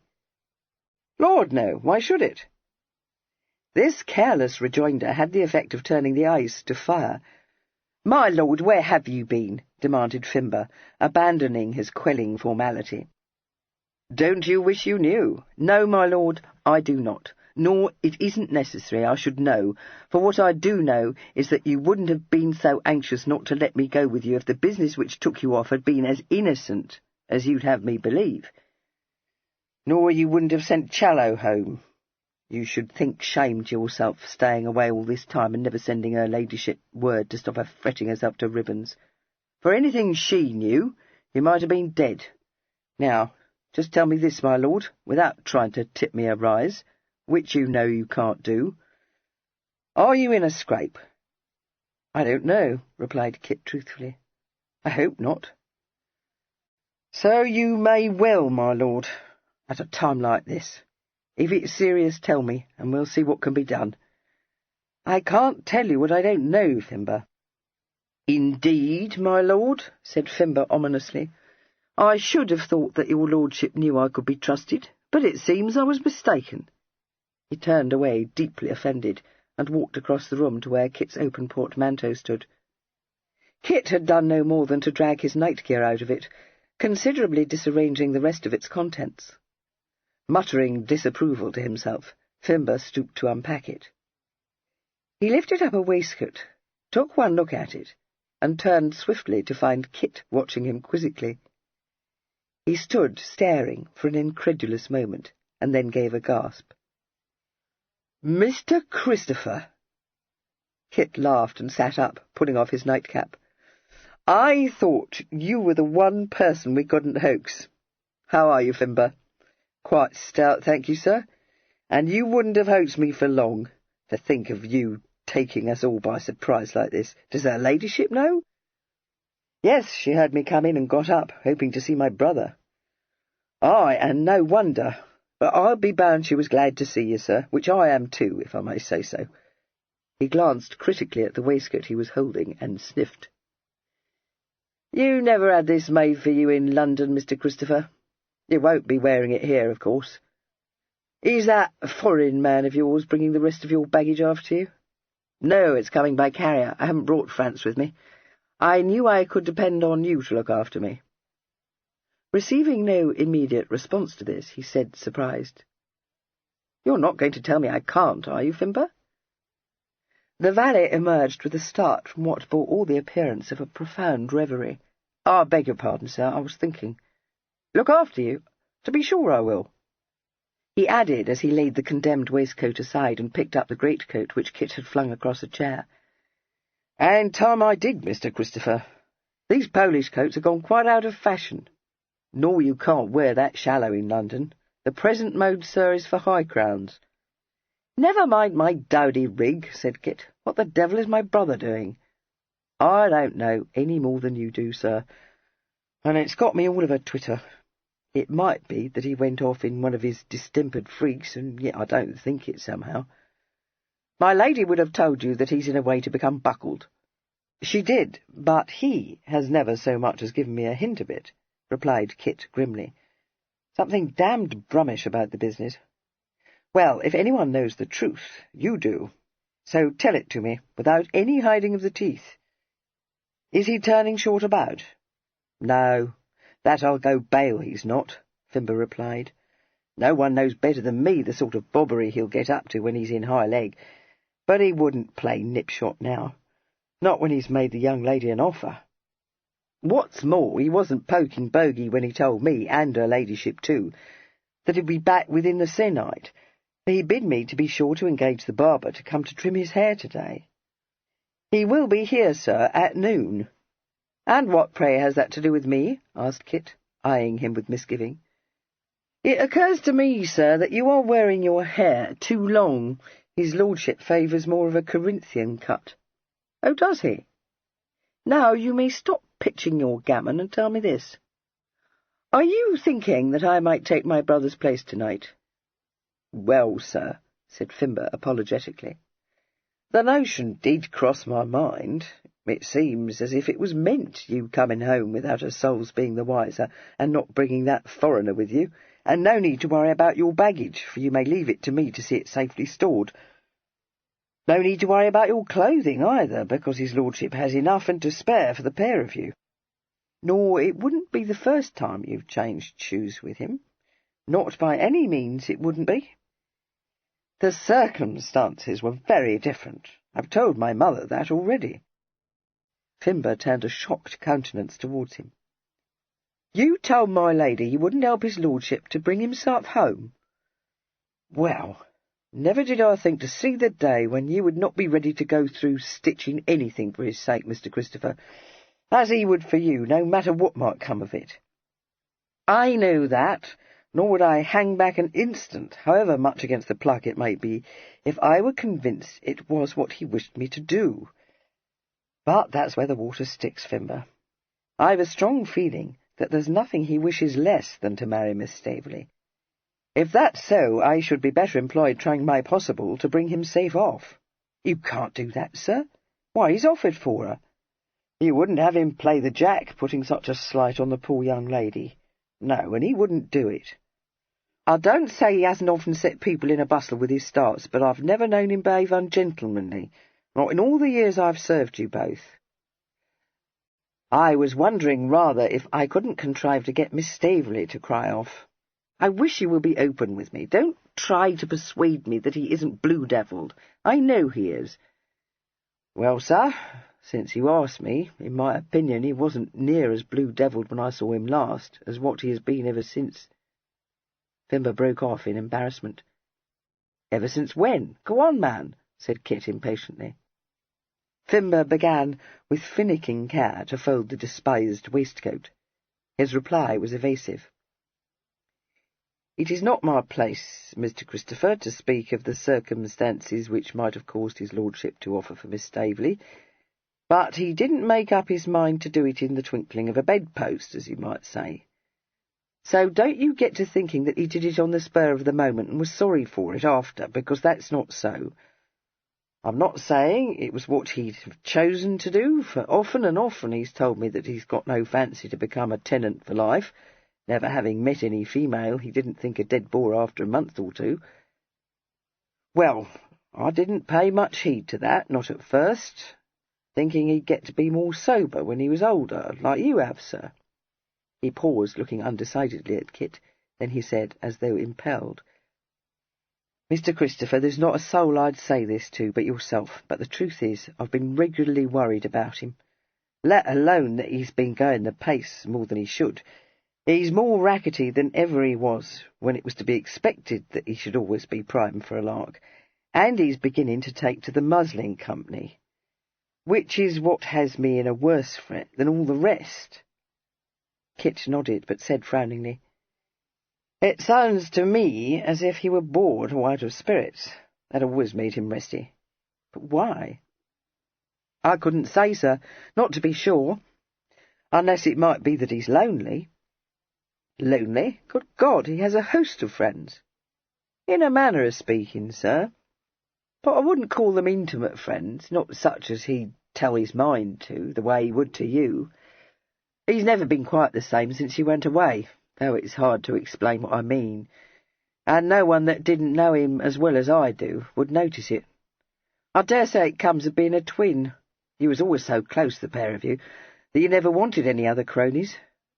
His lordship never took anyone into his confidence but you, and it's my belief he won't, except maybe his wife. It may be otherwise with you, but— No, it said slowly. I hadn't considered it, but it isn't otherwise. But I have a good deal to occupy me, and he hasn't. Exactly so, Mr. Christopher. And that's where the mischief lies, as I don't doubt her ladyship would tell you. She has told me, but whether the remedy lies in marrying him to a girl he don't care a rap for, I strongly doubt. Well, sir, it isn't what one would have chosen, but the way he's carrying on now, he never will be married. What's more, if my Lord Brumby was to discover the sort of company he keeps, he wouldn't end that trust a day before he was obliged to. If you'll pardon my saying so, sir, your father may have meant it for the best, but he served his lordship the worst turn he could when he put that slight on him. Took it very much to heart, didn't he? That was the only time he ever buttoned up against me. He barely spoke about it. I was afraid it would rankle. Yes, sir, and so it has. It wasn't a bit of use trying to persuade him that the thing to do was to prove to my Lord Brumby that he was very well able to manage his affairs. Well, you know what he is when he's put into a real flame, Mr. Christopher. Not a bit of interest will he take in his estates. It's seldom he even visits them, which isn't surprising. He's got no power to do a mortal thing without he has his uncle's leave, and I know well he feels downright humiliated. As bad as that, is it? Damnation! I wish I'd been at home. I might have been able to bring him and my uncle together. They never liked one another, but my uncle would have been willing to have given Denville a pretty free hand in the management of the estates, had he wished for it. That wouldn't have done for his lordship, sir. He's all or nothing with him. Kit was silent for a minute or two. So, to put him in possession of his estates, we help him into this loveless marriage, do we? You may take it that way if you choose, sir, but there's many such marriages which have turned out well. From all I hear, Miss Staveley is a very agreeable young lady, not one of the giddy sort, but with a head on her shoulders. It wouldn't surprise me if his lordship grew to be fond of her. That would be something indeed. Yes, sir, it would. I'll fetch your breakfast up now, for we don't want to run any risks, and it might occasion remark if he was to be seen downstairs before Mr. Clint has given your hair a different cut. One comfort is that we shan't have to get his lordship's coats altered to fit you, which would have presented us with a difficulty, being so pressed for time as we are. Well, that would no doubt be a comfort to my brother, retorted Kit, but it's none at all to me. Chapter 4. Shortly before 8 o'clock that evening, my Lord Denville's town carriage, an impressive vehicle which bore its noble owner's arms emblazoned on the door-panels, drew up in Mount Street to set down its solitary and extremely reluctant occupant. No one observing this gentleman's composure could have guessed that it had taken the united efforts of his mother and his brother's valet to coax and coerce him into lending himself to what he persisted in calling an outrageous masquerade. Fimber and Mr. Clent had done their work well. Mr. Clent, a dedicated artist, had given Mr. Fancourt a modish Corinthian cut, accepting without question the explanation offered him that the length of his supposed lordship's glowing locks was due to his prolonged absence from London, and Fimber had spent a full hour teaching him how to tie his neckcloth in the intricate style favoured by his lordship. He told him that it was known as the trône d'amour, a piece of information which drew from the exasperated Mr. Fancourt the acid rejoinder that it was a singularly inappropriate style for the occasion. Mr. Fancourt also took exception to the really very moderate, though highly starched, points of his collar, saying that it seemed to him that his brother had become a damned dandy. But Fimber, treating him firmly, but with great patience, described in such horrifying detail the height and rigidity of the very latest mode in collar points, that he subsided, thankful that at least he was not obliged to wear these uncomfortable winkers. He added that if he had known that he would be expected to rig himself in raiment more suited to a ball than to a family dinner party, nothing would have induced him to yield to his mamma's persuasions. Lady Denville, striving to impress upon him the need to treat with the greatest formality an old lady who could be depended upon to take an instant dislike to any gentleman arriving at an evening party in pantaloons, did nothing to reconcile him to the ordeal awaiting him. But Fimber, deeming it to be time to put an end to such contrariness, speedily reduced him to schoolboy status by telling him severely that that was quite enough nonsense, and that he would do as he was bid. He added as a clincher that Mr. Christopher need not try to gammon him into believing that he wasn't in the habit of wearing full evening dress 5 days out of 7. Furthermore, neither he nor her ladyship wished to listen to any further gibble-gabble about walking to Mount Street. Mr. Christopher would go in the carriage as befitted his station. So Kit, driven in state to Mount Street, entered Lord Staveley's house looking complete to a shade.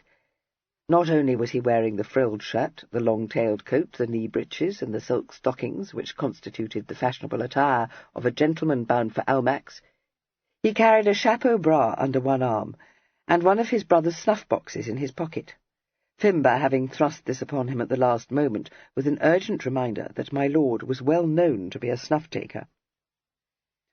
Having relinquished the chapeau bras into the tender care of a footman, Mr. Fancourt trod up the stairs in the wake of the butler, and entered the drawing-room on that portly individual's sonorous announcement. At first glance, he received the impression that he was being scrutinized by upwards of 50 pairs of eyes. He discovered later that this was an exaggeration. His host, who was the only person whom he recognized, was chatting to a small group of people. He moved forward a step to greet the guest, and so also did 2 ladies. Fancourt realized that he had been imperfectly coached. He had no idea which of them was the lady to whom he was supposed to have offered his hand. For one agonized moment he thought himself lost. Then he saw that the taller of the 2, a fashionably attired woman with elaborately dressed fair hair and a rather sharp-featured but undeniably pretty face, was in the family way, and, barely repressing a sigh of relief, he bowed to her and shook hands, exchanging greetings with a cool assurance he was far from feeling. He then turned towards her companion, smiling at her, and carrying the hand she extended to him to his lips. He thought that that was probably what Evelyn, a practised flirt, would do, but even as he lightly kissed the hand, he was assailed by a fresh problem. How the devil ought he to address the girl? Did Evelyn call her Cressy, or was he still on formal terms with her? He had had as yet no opportunity to take more than a brief look at her, but he had received the impression that she was a little stiff, possibly shy, certainly reserved. Not a beauty, but a good-looking girl, grey-eyed and brown-haired, and with a shapely figure. Well enough, but quite unremarkable, and not at all the sort of female likely to appeal to Evelyn. At this moment, and just as he released Miss Staveley's hand, one of the assembled company, an elderly spinster who had been observing him with avid curiosity, confided to a stout matron in the over-loud voice of the deaf, "Very handsome, that I must own." Startled, and far from gratified, Kit looked up, involuntarily meeting Miss Staveley's eyes. They held a look of twinkling appreciation, and he thought suddenly that she was more taking than he had at first supposed. He smiled, but before he could speak Lord Staveley interposed, saying, "Come, Denville, my mother is anxious to make your acquaintance." He led the way across the room to where the dowager Lady Staveley was seated in a large armchair, grimly watching their approach. Listening to his mamma's daunting description of the dowager, Kit had insensibly formed the impression of a massive lady with a hook nose and a commanding bosom. He realized that his imagination had misled him. The dowager was small and spare, with a straight nose and a flat bosom. She had a deceptive air of fragility, and her thin fingers were twisted by gout. Her expression was not that of one anxious to make Lord Denville's acquaintance. When her son rather obsequiously presented Kit, she said, in a disparaging tone, and looked him over critically from head to foot before holding out her hand. That tickled his ready sense of humour, and brought a dancing smile into his eyes. He said demurely, "I am honoured, ma'am," and bowed politely over her hand. "Fiddle!" she snapped. "So, you are William Denville's son, are you? You're not as good-looking as your father." Lord Staveley cleared his throat deprecatingly. A faded lady of uncertain age and a harassed demeanour, who was standing beside the dowager's chair, looked imploringly at Kit, and uttered a faint, twittering sound. He was aware of tension amongst the assembled members of the family, and began to be very much amused. He replied, "Oh, no, but then my father was exceptionally good-looking, wasn't he, ma'am?" She glared at him, and, in another attempt to put him out of countenance, said, "And by what I hear, you're not as well behaved either." "He was exceptionally well behaved, too," countered Kit. Someone behind him gave a smothered guffaw. The faded lady, blenching, said in a voice of one expectant of a blistering set-down, "Oh, pray, mamma, pray what?" demanded the dowager sharply. Lord Staveley, jerked out of paralysis by a nudge from his wife's elbow, hurried into the breach, saying, "I must make you known to my sister Clara, Denville. I believe you have not previously met, though you are acquainted, I fancy, with my eldest sister, Lady Ebchester." Kit, casting a swift glance round the room, saw that one of the middle-aged ladies present was favouring him with a slight smile and an inclination of her turbaned head, and said promptly, "Yes, indeed, but," drawing a bow at what he believed to be a fairly safe venture, "I have not hitherto had the pleasure of making Miss Clara Staveley's acquaintance. Your servant, ma'am." "And my brother," said Staveley, edging Kit away from the dowager's vicinity. "You must let me present Mr. Charles Staveley to you, Denville."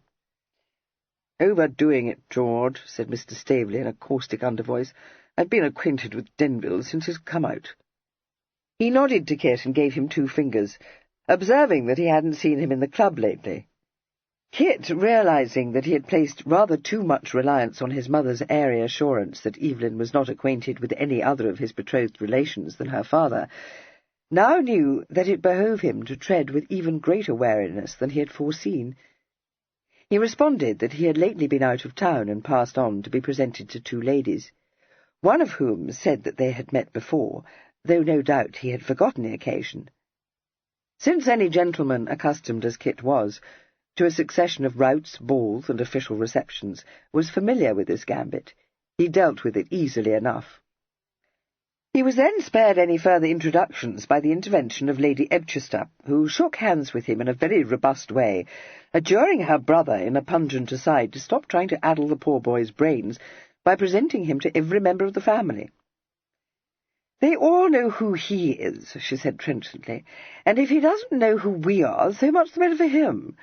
If I had guessed you meant to invite the whole family, stock and block, I wouldn't have come here tonight, and nor, I dare say, would he. Anyone but a chucklehead would have known it would only serve to make mamma as cross as crabs." She waved him aside and addressed herself to Kit, saying, "No need to take fright. I don't know what maggot my brother got into his head, but very likely you'll never set eyes on most of these old quizzes again. How does your mother do?" "Very well, ma'am, and desired me to convey her compliments to you." "It is civil of her." "Or of you," she replied. "We've never been on better than bowing terms. So, you're going to marry my niece. I wish you happy. It won't be her fault if you're not." "Then we shall be, ma'am, for I am determined it shan't be mine." "Oh, what a pretty speeches," she said, putting him forcibly in mind of the dowager. "I see young Luckton wants to edge in a word. Heaven knows what he's doing here, for he's the merest connection. However, I dare say you're glad to see a face you do know." She nodded dismissal, and he turned away to confront a young gentleman of dandified appearance, who was hovering close at hand, and who greeted him with a broad grin, and drew him a little apart, saying, "I warned you, Dan. Devilish, ain't it? Dashed nearly sherried off to Brighton this morning. Can't think why I didn't." "A want of nerve?" No, that wasn't it. The old lady don't take a particle of interest in me. Fact is, I wanted a word with you. You haven't forgotten that little matter I broached to you, have you? No, but to own the truth, I've been too busy to think about it. What a fellow you are, said Mr. Lupton. No wish to press you, but you said you'd give me an answer within a day. Oh, Lord, did I? Said Kit, thankful for the first time in his life for his twin's well-known forgetfulness. I was called away suddenly, and it went out of my mind. I guessed as much, so I've done nothing about it. Don't want to press you, Den, but I wish you will tell me one way or the other. Yes, but not at this moment, protested Kit. It's neither the place nor the occasion. Oh, very well, said Mr. Lupton, discontentedly. I'll give you a look in tomorrow, then. Though I must say, he was interrupted by the sound of the dinner gong, and as Lady Staveley came up at that instant to take possession of Kit, the rest of the sentence remained unuttered. Kit found himself placed between his hostess and Miss Cressida Staveley at the dinner-table. He was relieved to see that the length of the table separated him from the dowager. Had it separated him from Cressida, he would have been profoundly thankful. For the first 10 minutes his attention was fully engaged by Lady Staveley, who regaled him with a flow of vivacious small talk. This presented him with no difficulty, since she allowed him little opportunity to speak, and asked him only such commonplace questions as anyone would have been able to answer. She was mercifully more anxious to show herself off than to draw out her guests, but he found her empty, incessant titter of laughter irritating, and was not altogether sorry when she turned from him to converse with Mr. Charles Staveley. Sooner or later he would be obliged to talk to Cressida. He thought that to do so at the dinner-table might be the best way of avoiding a tete-à-tete. He glanced at her. Her head was turned a little away as she listened to what her other neighbour was saying to her. It struck Kit that she had all the unconscious assurance lacking in her stepmother. Lady Staveley was overacting the part of the society hostess. She had been for too long the daughter who had failed to catch a husband, to slip easily into her new position. It was not difficult to understand why she should be jealous of Cressida, so quietly poised, so well accustomed to the management of her father's establishment and to the entertainment of his guests. She appeared to be absorbed in her conversation with her neighbour, but she must have noticed that Lady Staveley had transferred her attention to her brother-in-law, for she brought her conversation to a natural conclusion and turned towards Kit, saying, with a faint smile, "I wish this were not such a dull party. You must be dreadfully bored." "Not at all," he replied. She looked quizzically at him. "A high treat, in fact?" "Well, I shouldn't describe it in quite those words," he owned. "But the truly boring parties, you know, are the formal squeezes where one is obliged to do the polite to all the people one would least wish to talk to." She was surprised. "But I thought you never attended such parties." "Not when I can avoid them," he said, retrieving the slip. "Which, in general, you find yourself able to do. And when you are not so able," she added thoughtfully, "you take care not to become bored by arriving late and leaving early, don't you?" "A gross aspersion upon my character." She laughed. "Did you think that because I am not very much in the habit of attending such squeezes that I don't know your reputation? You are the despair of hostesses." "You have been listening to slanderous reports." She smiled, but shook her head. "You will be able to leave this party early, at all events. My grandmother doesn't keep late hours. I am afraid, however, that she will wish to hold further conversation with you. Can you bear that?" "Easily. I consider she has been much maligned. I will allow her to be disconcerting, but by no means the petrifying gorgon I was led to expect." "Not by me," she said quickly. "I never said that of Grandmamma."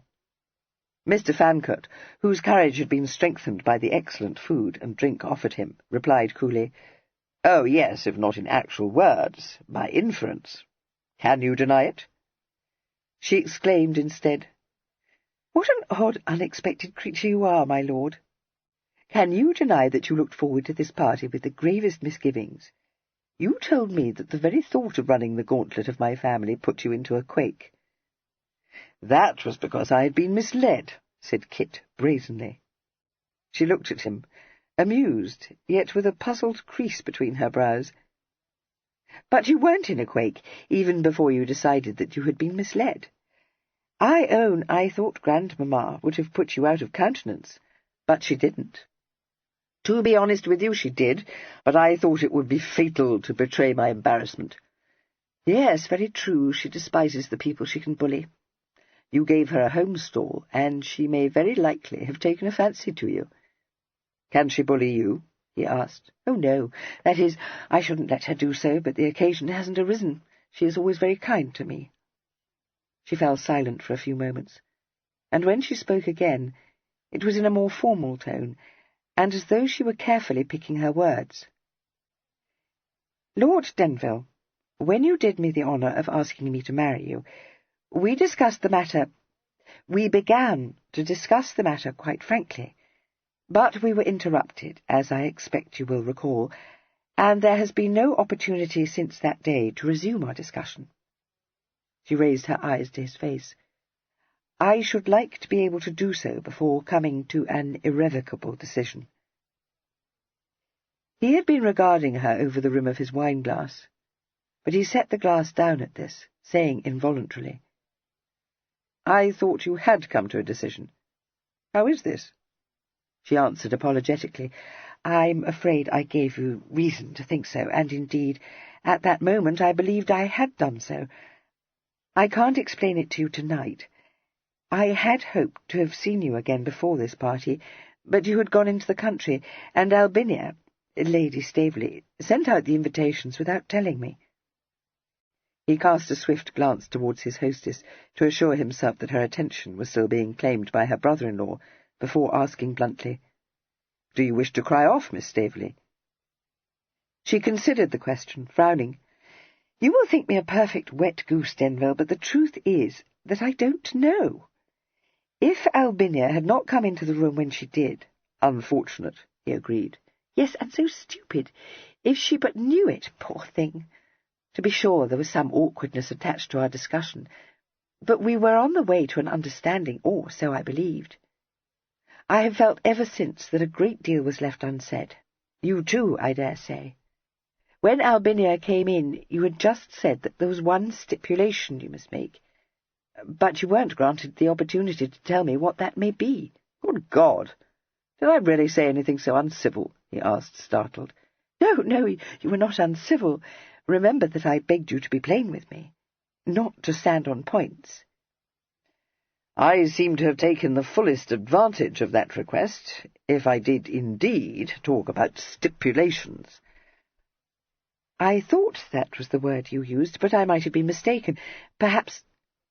Yet "I fancy you must have been, for I haven't the smallest recollection of it." "But you can't have forgotten that you said something of that nature," she objected, considerably surprised. He laughed. "But I have forgotten, which proves that it can't have been a matter of much consequence. If only we had not suffered that untimely interruption." "Exactly so. You must feel as I do that it left us uncomfortably situated.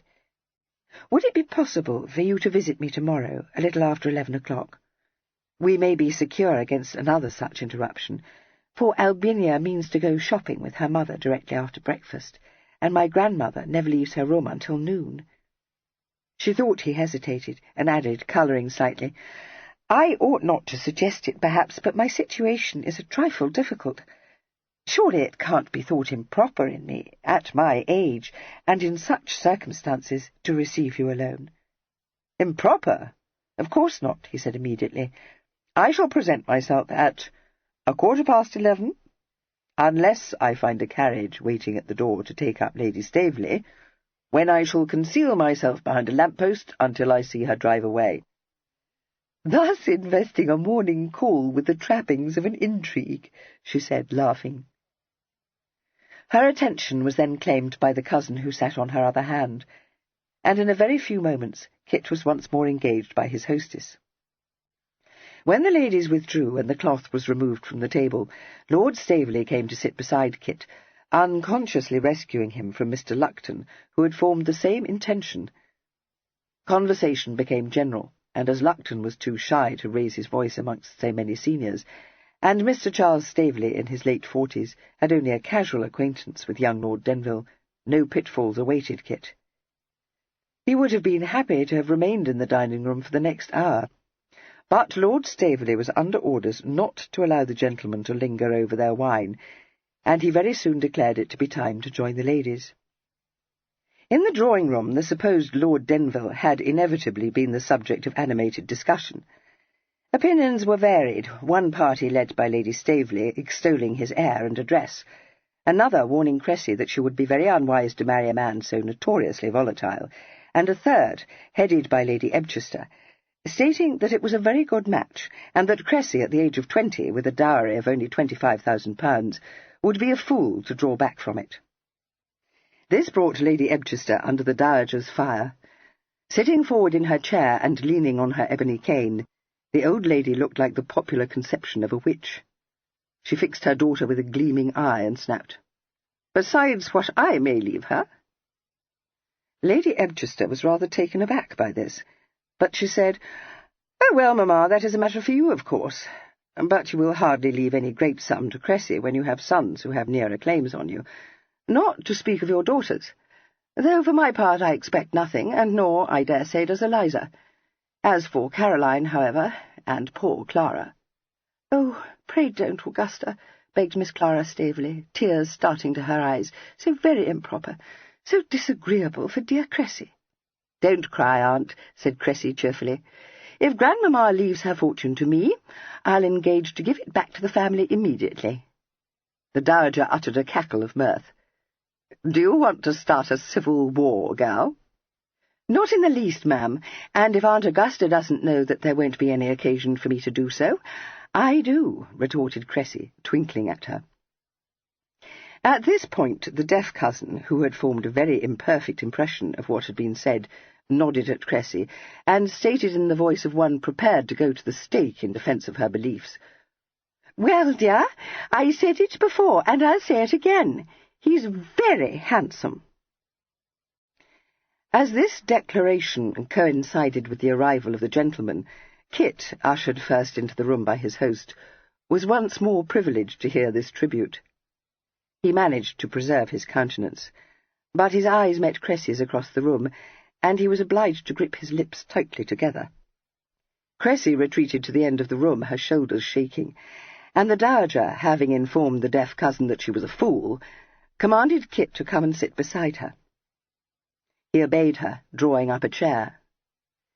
The dowager tartly adjured Clara not to hang about her, and told the rest of the company that they were at liberty to indulge in their usual bibble-babble, correctly interpreting this as a prohibition on any attempt to intrude into her conversation with the principal guest.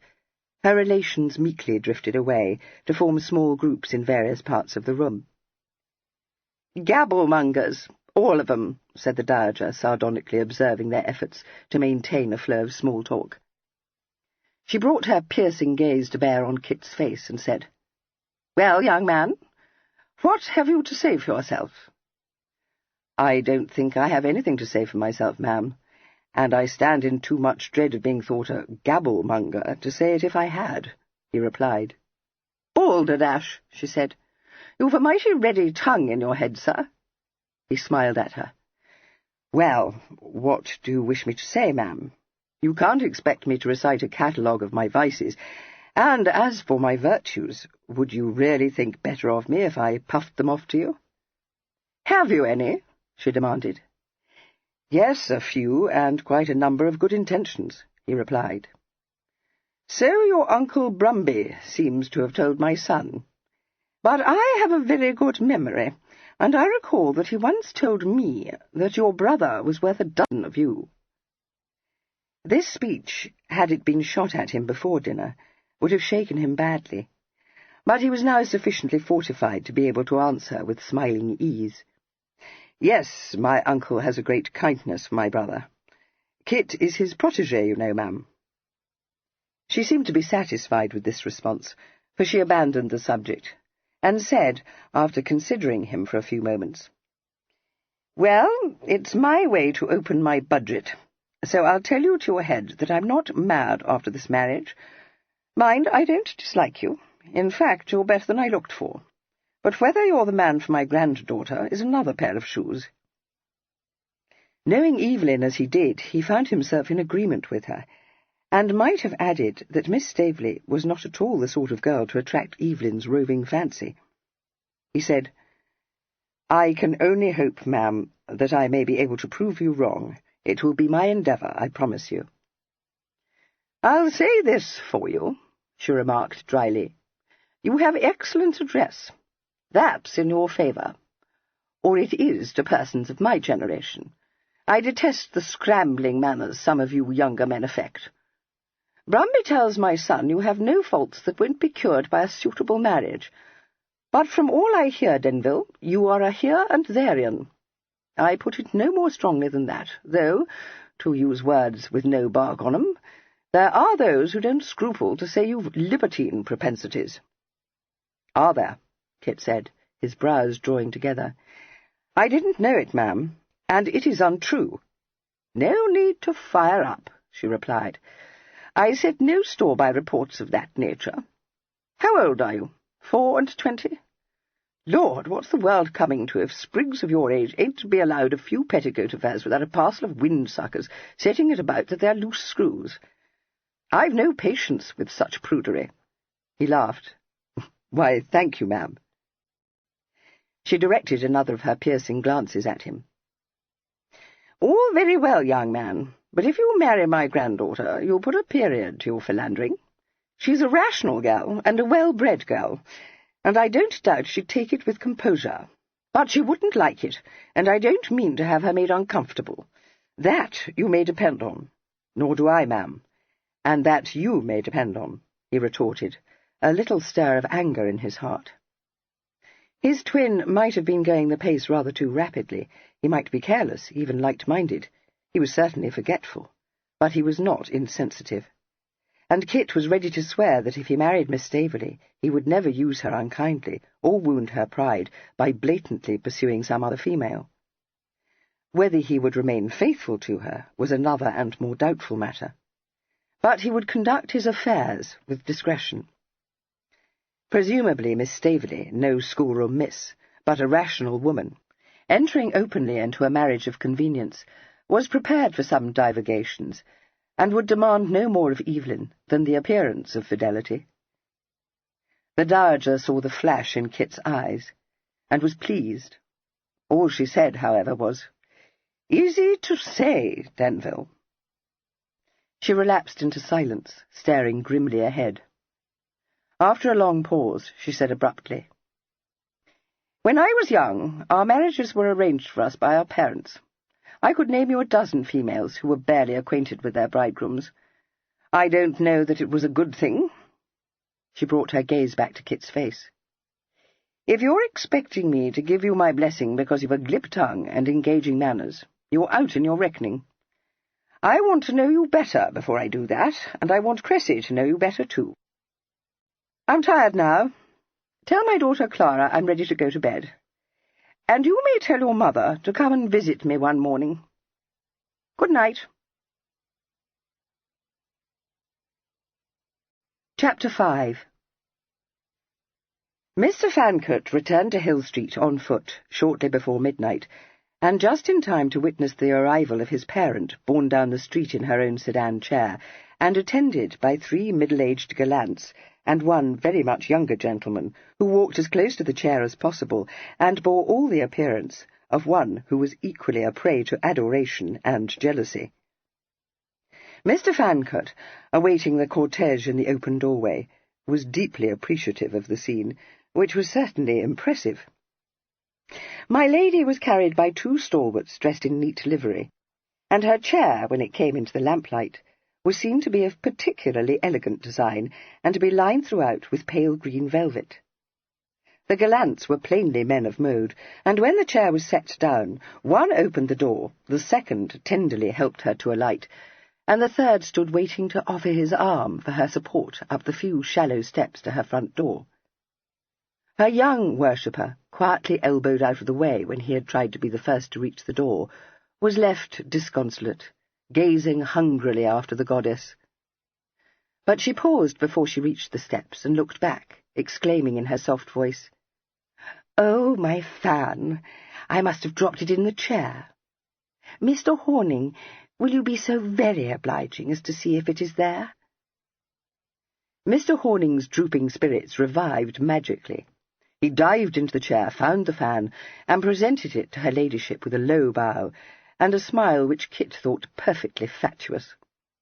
She thanked him prettily, gave him her hand to kiss, and said, "Now you must all go home, for here is Denville waiting for me, and we have a great deal to discuss. You know he has been out of town lately." Kit had by this time recognized two of the elderly beaux, and exchanged greetings with them, and Lady Denville put him in possession of the third's name by saying, "Here is Lord Chaseley, wanting to know why you weren't at Ascot. Wicked one, you were to have joined his party." Kit clapped a hand to his brow. "Good God, I forgot to write to explaining why I was obliged to fail. I beg your pardon, sir." "Humbug, you young rascal! You forgot the engagement altogether." "No, no," Kit protested. "But Chaseley, did you think he wouldn't?" asked one of the other gentlemen. At this, the third gentleman added his mite to the badinage.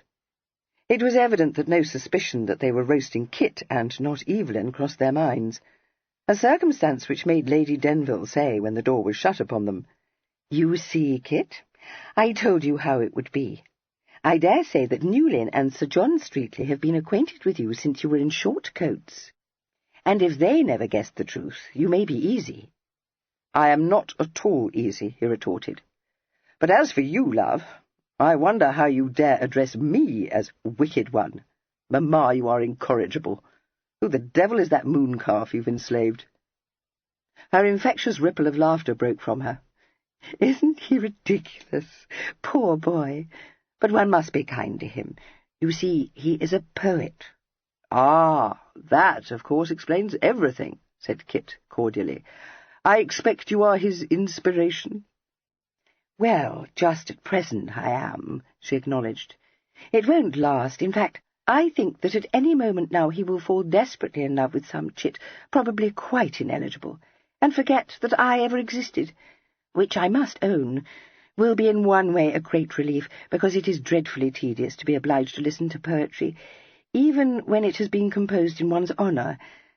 But in another— Oh, Kit, you won't understand. But to be 43 and still able to attach foolish boys is such a comfort." "Mamma, you must never make such an admission again. No one would believe you to be a day older than 33, if as much."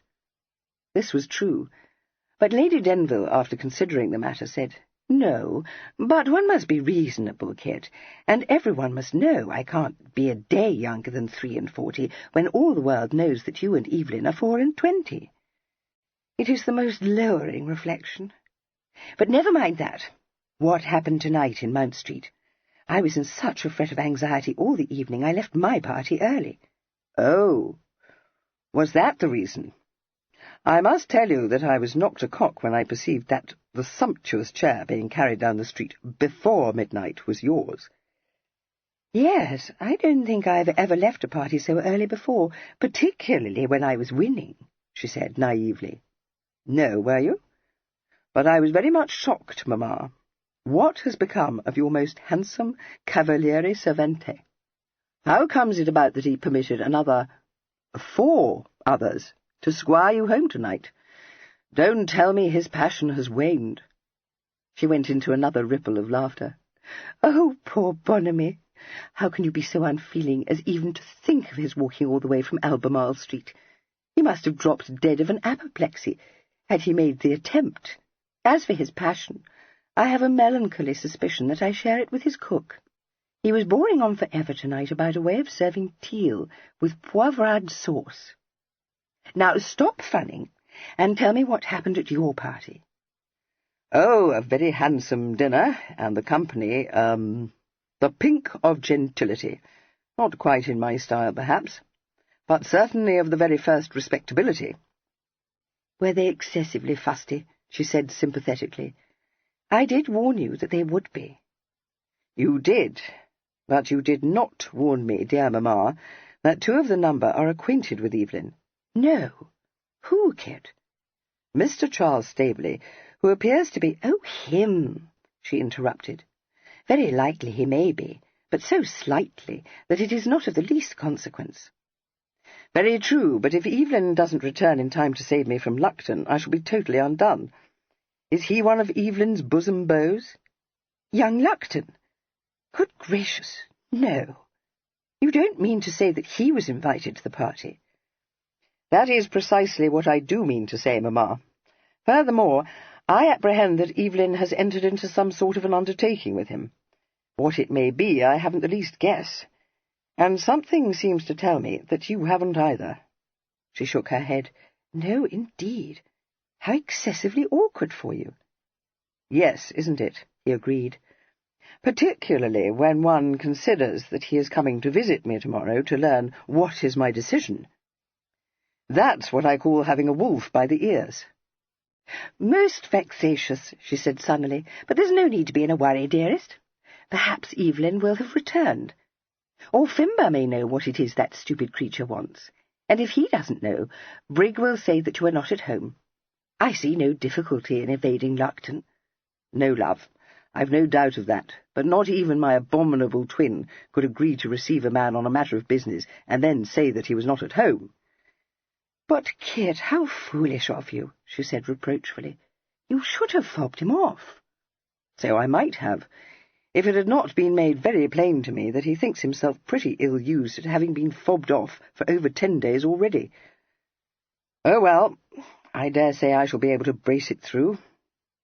What has me in a far worse worry is that Miss Staveley has asked me to visit her tomorrow morning, to resume an interrupted discussion she had with Evelyn on the day that he proposed to her. Now, that is tiresome, she exclaimed, dismayed. Very much more than tiresome, Mamma. It's one thing to masquerade as Evelyn at a party, but quite another to receive Miss Staveley's confidence under false pretences. I see what you mean, she agreed, wrinkling her brow.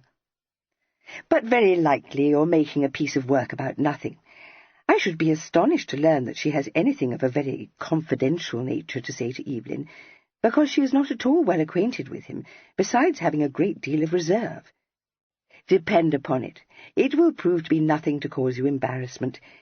Indeed, the more I think about it, the more positive I feel that it can only be a triviality, because Evelyn said nothing to me about having been interrupted.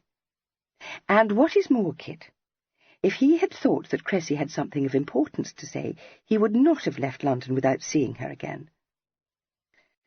She seemed to think it was he who had something important to say. He appears to have told her that he had a stipulation to make. A stipulation? What in the world can he have been thinking of? He must have taken leave of his senses, unless— She broke off, her eyes widening. Then she said, I know what he was going to say, and I am very glad he was interrupted, for I told him he was on no account to do so. He is set on us all living together, which I have no intention of doing, because such arrangements very rarely answer. It was used to be quite the thing, you know, and I always thought it such a fortunate circumstance that your papa's parents were both dead when I married him. If Cressy brings the matter up, say you have changed your mind, or have forgotten, or that she misunderstood you. I can hardly do that, Mamma, he objected. It is clearly not what Evelyn would say. It is what I say, she replied spiritedly. I mean to give him a very severe scold. And if you look at me in that odiously quizzy way, I shall give you one too. Tell me about old Lady Staveley. Did she frighten you? She wanted to, but I tried the effect of giving her a civil set-off, which answered very well. Lady Denville was awed. Kit, how brave of you. Yes, wasn't it? But there, Mamma, you know me, a pluck to the backbone. She laughed. Well, I should never have dared to do such a thing. You must make the attempt. She'll bullock you if you don't. Oh, I mean to keep out of her way. She came to London to make your acquaintance, and now that she has done so, I dare say she will return to Berkshire within a day or two, returned her ladyship blithely. You're out, love, said Kit, grinning wickedly at her. She remains in London until next month, when she means, according to what Lady Ebchester told me, to go to Worthing for the summer, taking Cressy with her. She charged me with a message for you. You are to visit her one morning." "No!" she ejaculated in the liveliest horror. "Kit, you're shamming it." "I am not. Those were her very words." "Oh, you abominable creature! Why didn't you tell her I was sick, gone into the country, anything? She never liked me. Indeed, when Staveley was dangling after me, she did her utmost to dissuade him from making me an offer. Not that there was the least necessity, for your grandfather would never have countenanced the match, when so many far more flattering offers were being made for me. Oh, Kit, how could you subject me to such an ordeal? She will annihilate me." "No such thing. You have only to bear in mind that Evelyn is a matrimonial prize of the first water, and that will give you an immeasurable feeling of superiority." But Lady Denville, while agreeing that Evelyn might look as high as he chose for a bride, refused to be comforted. She informed Kit that when a redoubtable old lady had known one from the cradle, such considerations counted for nothing. She added, tragically, gathering the shimmering folds of her cloak about her as she prepared to mount the stairs, "I have it on the best authority that she described me once as a pretty widgeon. And when she looks at me in that beady way of hers, I shall feel like a widgeon." "But a very pretty one," her son reminded her. "Yes, but much she will care for that," replied her ladyship. She paused on the half-landing to add, "And don't put yourself to the trouble of telling me that I am of higher rank than she is, because she won't care for that either." On these embittered words, she resumed her progress up the stairs. He caught up with her as she reached the second floor, and told her in shocked accents that if she meant to go to bed without kissing him good night, he would be unable to sleep a wink.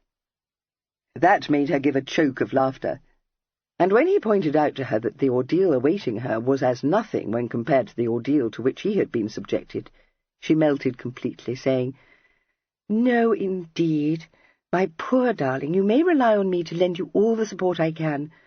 There is nothing I would not do for either of my beloved sons." Embracing her with breathtaking heartiness, he mastered a quivering lip, thanked her gravely, and parted from her on the best of terms. Fimbo was waiting for him in his own room.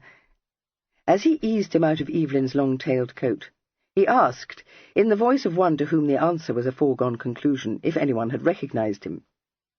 Upon being told that no one had, he said, "It was not to be expected that anyone would, sir. When you passed out of my hands this evening, the thought crossed my mind that even I should not have known that you were not his lordship. You are, if I may say so, the spit of him, Mr. Christopher." Questioned about Mr. Lupton, he said austerely, "A very frippery young gentleman, sir. What one might term a mere barley straw." "You may term him anything you please," said Kit, stripping off his neckcloth. "But do you know what was the proposal he made to my brother, to which he expected an answer within a day?" After a frowning pause, during which Fimber divested Kit of his waistcoat, he said, "No, sir. His lordship made no mention of it to me, but from what I know of Mr. Lupton, I would venture the guess that he may have been wishful to sell his lordship one of his hunters." "Who wants to purchase a hunter at this season?" demanded Kit sceptically. "Not my brother." "No, sir, as you say. But his lordship is known to be very good-natured, one who finds it difficult to say no, and Mr. Lupton is frequently in dun territory. We will discover what Challow may know about the business when he comes for orders tomorrow morning. I should inform you, Mr. Christopher, that I have taken it upon myself to apprise Challow of what has occurred here. I trust you will think that I did right." "Much you'd care if I didn't," observed Kit. "It's to be hoped that he does know what Lupton expects of my brother. If he doesn't, I shall find myself lurched."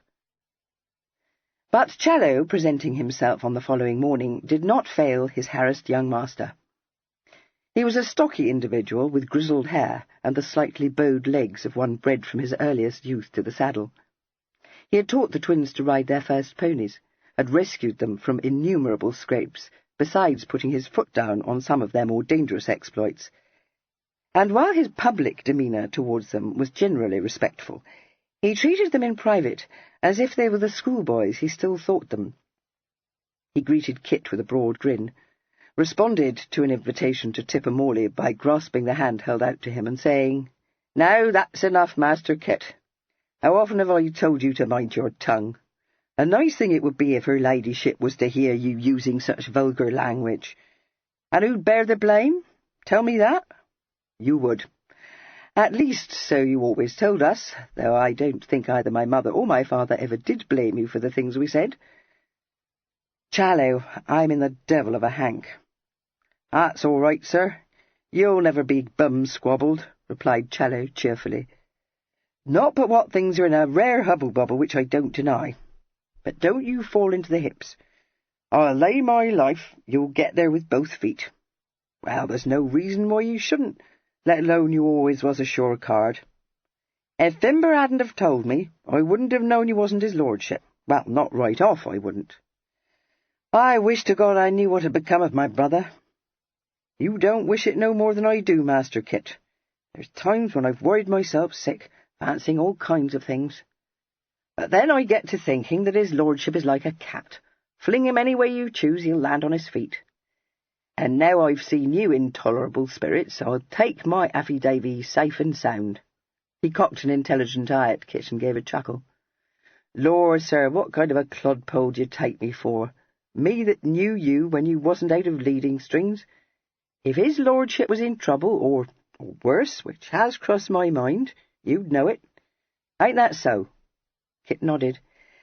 "Yes, I think. I haven't said so to my mother, but I could have sworn about a week ago that he had met with some accident. That's what brought me home so suddenly. I'd meant to come, for I haven't been easy. Well, never mind that. I think something did happen to him, but it wasn't fatal. I'm as certain of that as I am of anything. If he were dead, or in desperate straits, I should know of it." "That's just what I thought," agreed Challow. "He ain't dead. In mischief, more like. I never ought to have let him go off like he did. But he properly bamboozled me, Master Kit. Nor I didn't think he'd go off on one of his starts when he's in a way to being buckled. Oh, well, we'll just have to bear a hand until he comes back, sir, and that's all there is to it. Now, if you wish to ride today, there's a neatish bay hack would suit you pretty well. Or there's a curricle and a pair of primans. Beautiful steppers they are. Just the thing for showing off in the park. Or you could have his lordship's new tilbury. Quite the rage these tilburys have got to be." But Kit, pithily informing him that nothing could be farther from his intention than to show himself off in the park, or anywhere else, declined these offers, and demanded instead to be told what, if anything, Challow knew about Mr. Lupton's mysterious business. Challow said scornfully, "trying to sell his lordship a horse, which we don't want, not in our stables, we don't." "If his lordship doesn't want the animal, why didn't he tell Mr. Lupton so?" "You know what his lordship is, sir. Too easy by half. Not but what Mr. Lupton ain't one to take no for an answer. A proper jaw-me-dead he is. He waved to us in the park, so his lordship pulled up, and then he started in to puff off a flat-sided chestnut he'd hunted last season, trying to slum-guzzle my lord into believing it was the very thing for him. Let alone no one would want a horse Mr. Lupton had hunted. That chestnut ain't worth half the price he'd set on it. 'A perfect fencer,' he tells my lord. 'Jumps off his hocks,' he says. Yes, I thought to myself, I wish I may see it. So I give his lordship a nudge, and he tells Mr. Lupton he'll think it over, and let him know next day, meaning, as he told me, to write him a civil note. I dare say it slipped his mind, for it was the next day that we went off to Ravenhurst. There's no call for you to trouble yourself, Master Kit." "Oh, isn't there? Mr. Lupton is coming here today to get my answer. I shall have to buy the creature, I suppose. What's the figure?" "Master Kit, you won't never. £160 is what he told his lordship, and dear at £80 is what I say." "I'll offer him £100, and if he refuses, so much the better. I can't say I don't want the horse when the man's been kept waiting for a fortnight. I'll give him a draft on my bank." "Oh, the devil, I can't do that, can I?" "Well, you must go to the bank for me, Challow, and draw the money in bills. I'll give you a cheque. I'd better make it out for £200, for I shall be needing some pitch and pay for myself." "Don't get robbed," "It's you that's going to be robbed, sir," said Challow, deeply disapproving. "Not I. I'm buying this horse on my brother's behalf, and serve him right," said Kit. He set forth a little later to walk to Mount Street, nattily attired in the correct town dress of a gentleman of fashion. His coat of dark blue superfine was the very latest made for Evelyn by Weston, and never yet worn by its owner. His stockinette pantaloons were knitted in the newest and most delicate dove colour. His cambric shirt was modishly austere, with no ruffle, but 3 plain buttons. His waistcoat combined opulence with discretion, and his hat, set at an angle on his glowing locks, had a tall and tapering crown, smoothly brushed, and very different from the low, shaggy beaver to which Fimber had taken such instant exception. Only his Hessian boots were his own. Within 10 minutes of forcing his feet into Evelyn's shoes, Kit had straightly commanded Fimber to retrieve from his baggage his own footwear. Fimber, obstinately prejudiced against Kit's Viennese valet, had eyed his Hessians with contempt.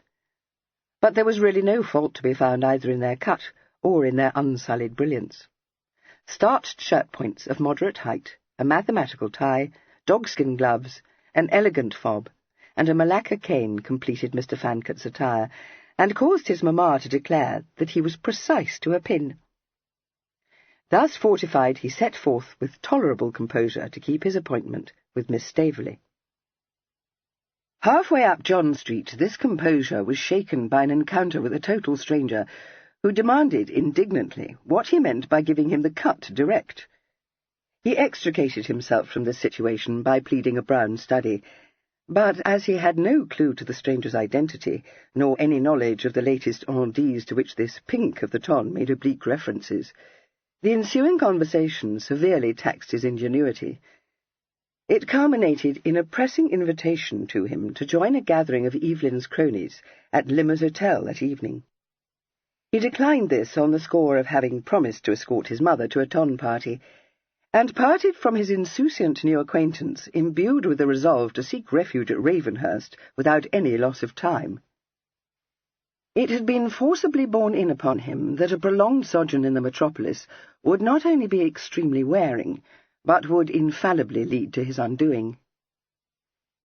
He was admitted to Lord Staveley's house by the butler, who came as near to bestowing a conspiratorial wink upon him as his sense of propriety permitted, and was conducted to a parlour at the back of the house. Here Miss Staveley awaited him, becomingly attired in a morning dress of jaconet muslin, made up to the throat, its sleeves tightly buttoned at the wrists, and its hem embellished with a broad embroidered flounce. As he bent ceremonially over her hand, the butler, surveying the scene with a fatherly and sentimental eye, heaved an audible sigh of great sensibility, and withdrew, softly closing the door behind him. There had been constraint in Miss Staveley's manner, but the butler's sigh brought the ready twinkle into her eyes, and she said involuntarily, "Oh dear, poor Dursley is convinced that he is assisting in a romantical affair. Don't be dismayed. The thing is that he and all the upper servants have, most unfortunately, taken it upon themselves to champion what they imagine to be my cause." "Unfortunately?" he said. "Why, yes. I should be a monster if I were not very much touched by their loyalty. But I wish with all my heart that they could be persuaded to accept Albinia as my successor. You can't conceive how awkward they make it for both of us. Do what I will, they persist in coming to me for orders, even of referring her orders to me. I do most sincerely feel for her. Her situation is insupportable." "What of yours?" he asked. "Is that not insupportable?" "Yes," she acknowledged, with a wry smile. "You know that. It is my reason for entertaining your proposal, my lord." "That's frank, at all events," he remarked. Her eyes responded to the smile in his. "We were agreed, were we not, that only candour on both our parts could make our projected alliance tolerable to either of us? Your reason for wishing to be married is your very understandable desire to become independent of your uncle. Mine is what I feel to be an urgent need to remove myself from this house, from any of my father's houses." Having made the acquaintance of your mother-in-law, having furthered my acquaintance with her, Kit said, smoothly correcting himself, I perfectly comprehend your feeling, and sympathize with you. No, don't misunderstand me, she said quickly. You should rather sympathize with Albinia. It must be hard indeed for her to come into a household which has been managed for years by a daughter-in-law so little removed from her in age. Then, too, I have been in some sort my father's companion since my mother's death, and it is difficult to break such a relationship. Albinia feels, inevitably, that she is obliged to share Papa with me. And you? Yes, she said frankly, I feel the same, perhaps more bitterly, which quite shocks me, because I had never dreamt I could be so horridly ill-natured. Between the two of us, poor Papa is rendered miserably uncomfortable. I detest Albinia as much as she detests me, and, to make a clean breast of it, I find I can't bear playing second fiddle where I've been accustomed to being the mistress of the house. She added, with an effort at playfulness, You should take warning, Denville. I have lately learned to know myself much better than ever I did before, and have come to the dismal conclusion that I am an overbearing female, determined to rule the roast. He smiled at her. I'm not afraid of you. But tell me this, if I should ask it of you, would you find it irksome to share a home with my mother? She stared at him, and then exclaimed, as enlightenment dawned on her, Was that the stipulation you spoke of? Good God, how could you be so absurd? Did you think I should require you to thrust her out of her home? What a toad you must think me! My dearest, most adorable godmamma, let me tell you, my lord, that my hope is that she will receive me into your household with as much kindness as she has always shown me. Thank you, he said warmly. But I must tell you that she straitly forbade me even to suggest such an arrangement to you. She says it never answers. Indeed, she informed me that she had always regarded it as a most fortunate circumstance that her own mother and father-in-law were dead before she married my father. Her eyes danced. She said appreciatively, I can almost hear her saying it, perfectly seriously, I make no doubt. Do pray assure her that I should not so regard her death. I shan't dare to disclose that I mentioned the matter to you. She promised me a severe scold if I did so. No wonder you should be in a quake, she agreed. One always dreads the ordeal of which one has no experience. He laughed. Now, how do you know I have not that experience, Miss Staveley? I don't think my understanding superior, she replied, but I have cut my eye-teeth. She looked curiously at him. May I know why I have sunk to be Miss Staveley again? You called me Cressy when you proposed to me, but perhaps you have forgotten. By no means, he said promptly. Merely your habit of addressing me as my lord led me to fear that I had gone beyond the line. What a whisker, she remarked. I recall that Grandmamma told me last night that you had a ready tongue. I wish I could think that she meant it as a compliment. With Grandmamma, one can never be quite certain, but she did say that she had been agreeably surprised in you. Come, that's encouraging. May I hope that she will consent to our marriage? I don't know. I haven't asked her, you see, and all she has said so far is that she wants to know you better. I wish you will tell me, Cressy, whether you mean to be ruled by her decision. She shook her head. No, I make my own decisions. She thought for a moment, and then said with a gleam of mischief, I might make her decision my excuse. Oh, no, I don't think you would. You're no shuffler, he responded coolly. How can you know that? She asked, meeting his eyes with a surprised question in her own. He smiled. It isn't difficult to know it. No extraordinary intelligence is necessary to enable one to perceive that your mind is direct. You don't talk flowery commonplace, and you're not afraid to come to the point. He paused. That being so, tell me what it is you wish to say to me. I fancy you didn't invite me to visit you only to discover what my stipulation was.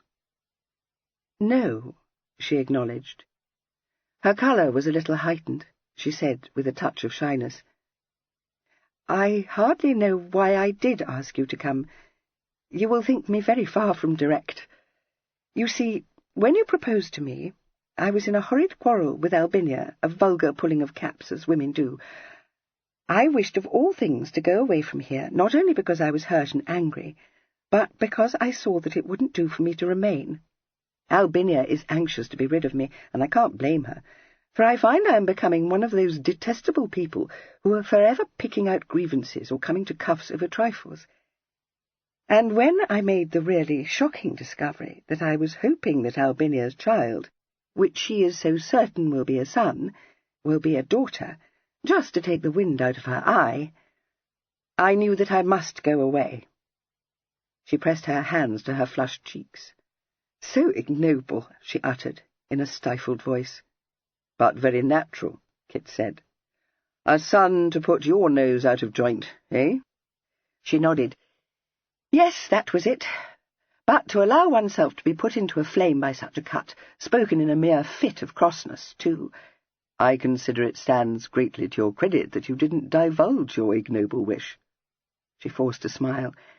I'm not quite as direct as that. You may put it so if you choose. I should have said that you are not so wanting in conduct. Thank you. That was kind of you. No, only truthful. Were you in a passion when I proposed to you?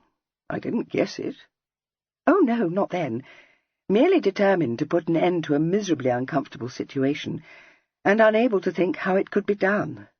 She hesitated, and continued with a little difficulty. I had never meant to have remained here when my father was married again. I hoped, that Grandmamma would have invited me to live with her. She didn't, however. I dare say you will understand that I didn't care to ask her. Readily. Also that Grandmamma having failed to come to the scratch, my arrival on the scene was providential. Yes, that's the truth, she said frankly. I don't mean that I would have accepted any offer, but although I was so little acquainted with you, I liked you very well, and I knew from what Lady Denville told me that you were kind and good-natured and— Stop, he interrupted. My poor girl, how could you allow yourself to be so taken in? If you mean to accept me at my mother's valuation, a shocking disappointment awaits you. She is the most dotingly fond parent imaginable, and can detect no fault in either of her sons. She laughed. Oh, I know that. But you are dotingly fond of her, and so charmingly attentive to her that I don't know how she should detect your faults. I like that in you, too. And although I shouldn't have thought of marriage if Grandmamma had invited me to live with her, I knew that it wouldn't be easy to do that, because I had discovered by then that when one has held the reins for 4 years, as I did here, and at Staveley, it is the most difficult thing in the world to become a mere young lady, obedient to the decrees of her elders. You see, I never was that. So when you offered for me, Danville, it did seem to me that I should be a ninny-hammer to refuse you, only because I was not in love with you, or you with me. You were not disagreeable to me. I dearly love your mamma, and you offered me not only your hand, but the position to which I am accustomed.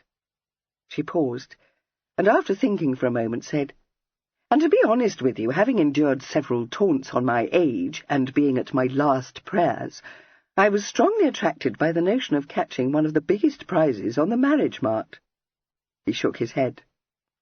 Very ignoble. Yes, wasn't it? She agreed, answering the laughter in his eyes with one of her merriest twinkles. But understandable, don't you think? Well, never having regarded myself in that flattering light. Oh, what flummery, she interjected. You must be well aware of it. But it's all nonsense, of course. When you had left me that day, and I had leisure to reflect, I knew it. She scanned his face, her brow puckered. I don't know how it is, but when you came here last night, I had almost decided to tell you it would not do. Thinking about it, not seeing you again after that interrupted talk, which was attended by a good deal of awkwardness, was it not? And having had leisure to reflect more calmly, I had misgivings, began to think that we should not suit, that I had accepted your offer in a distempered freak, Then last night I met you again, and—" She stopped, her frown deepening. He waited, speechless, and she said with one of her open looks, "I liked you much better than ever before." He still said nothing, for there was nothing he could think of to say. Various thoughts chased one another through his head. That Evelyn was more fortunate than he knew, that the part he himself was playing was even more odious than he had foreseen, that he must remove himself from her vicinity immediately, that when she saw Evelyn again she must surely be conscious of his superior qualities. "And now I don't know," she confessed. "I was never in such a bumble broth in my life, and how I come to be so stupid as to not know my own mind I can't imagine. Such a thing has never happened to me before, for in general, I should warn you, I do know it." "I can believe that," he said. "You have a great look of decision. I conjecture that once your mind is made up, there can be no turning you from it." "Yes, I fear that's true," she replied seriously. "I hope I may not be arrogant, one of those over-mighty women who grow to be like poor grandmamma." "I don't think there can be any fear of that," he said, amused. "I trust you may be right. I've certainly given you no cause to think me anything but a woolly crown. But I must hold you accountable for that," she said in a rallying tone. "I fancy you must have odd humours, perhaps. You make me feel one day that I have a pretty just notion of your character, and the next that I know nothing about you, which is very disconcerting, let me tell you." "I beg your pardon. And so?" "And so I feel that grandmamma is right when she says I ought to know you better before I make up this skimble-scamble mind of mine." Her eyes were hidden from him. She was engaged in the occupation of twisting a ring round and round upon her finger.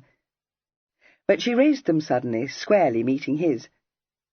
"Will you grant me a little more time for consideration? To become better acquainted, each of us with the other. I dare say you mean to go to Brighton now that London is getting to be so thin of company. That's your custom, isn't it?" "Why, yes.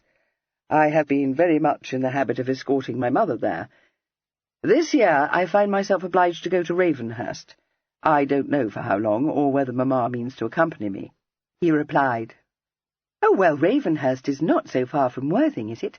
The thing is, Denville, that I am going to Worthing with grandmamma next week to spend the summer there, and I thought that perhaps you would drive over to visit us now and then." "So that we may learn to know one another. You may be sure I shall do so. I must hope that you will find it such a dead bore at Worthing, amongst all the dowagers, that it will weigh the scales down in my favour." "It might well do so," she acknowledged, with a grimace. "But I must warn you that I am inured to that particular boredom. I go there every year." "I can safely promise that if you marry me you will never set foot in the place again," he said, laughter springing to his eyes, as he tried to picture his twin in that respectable resort. Chapter 6.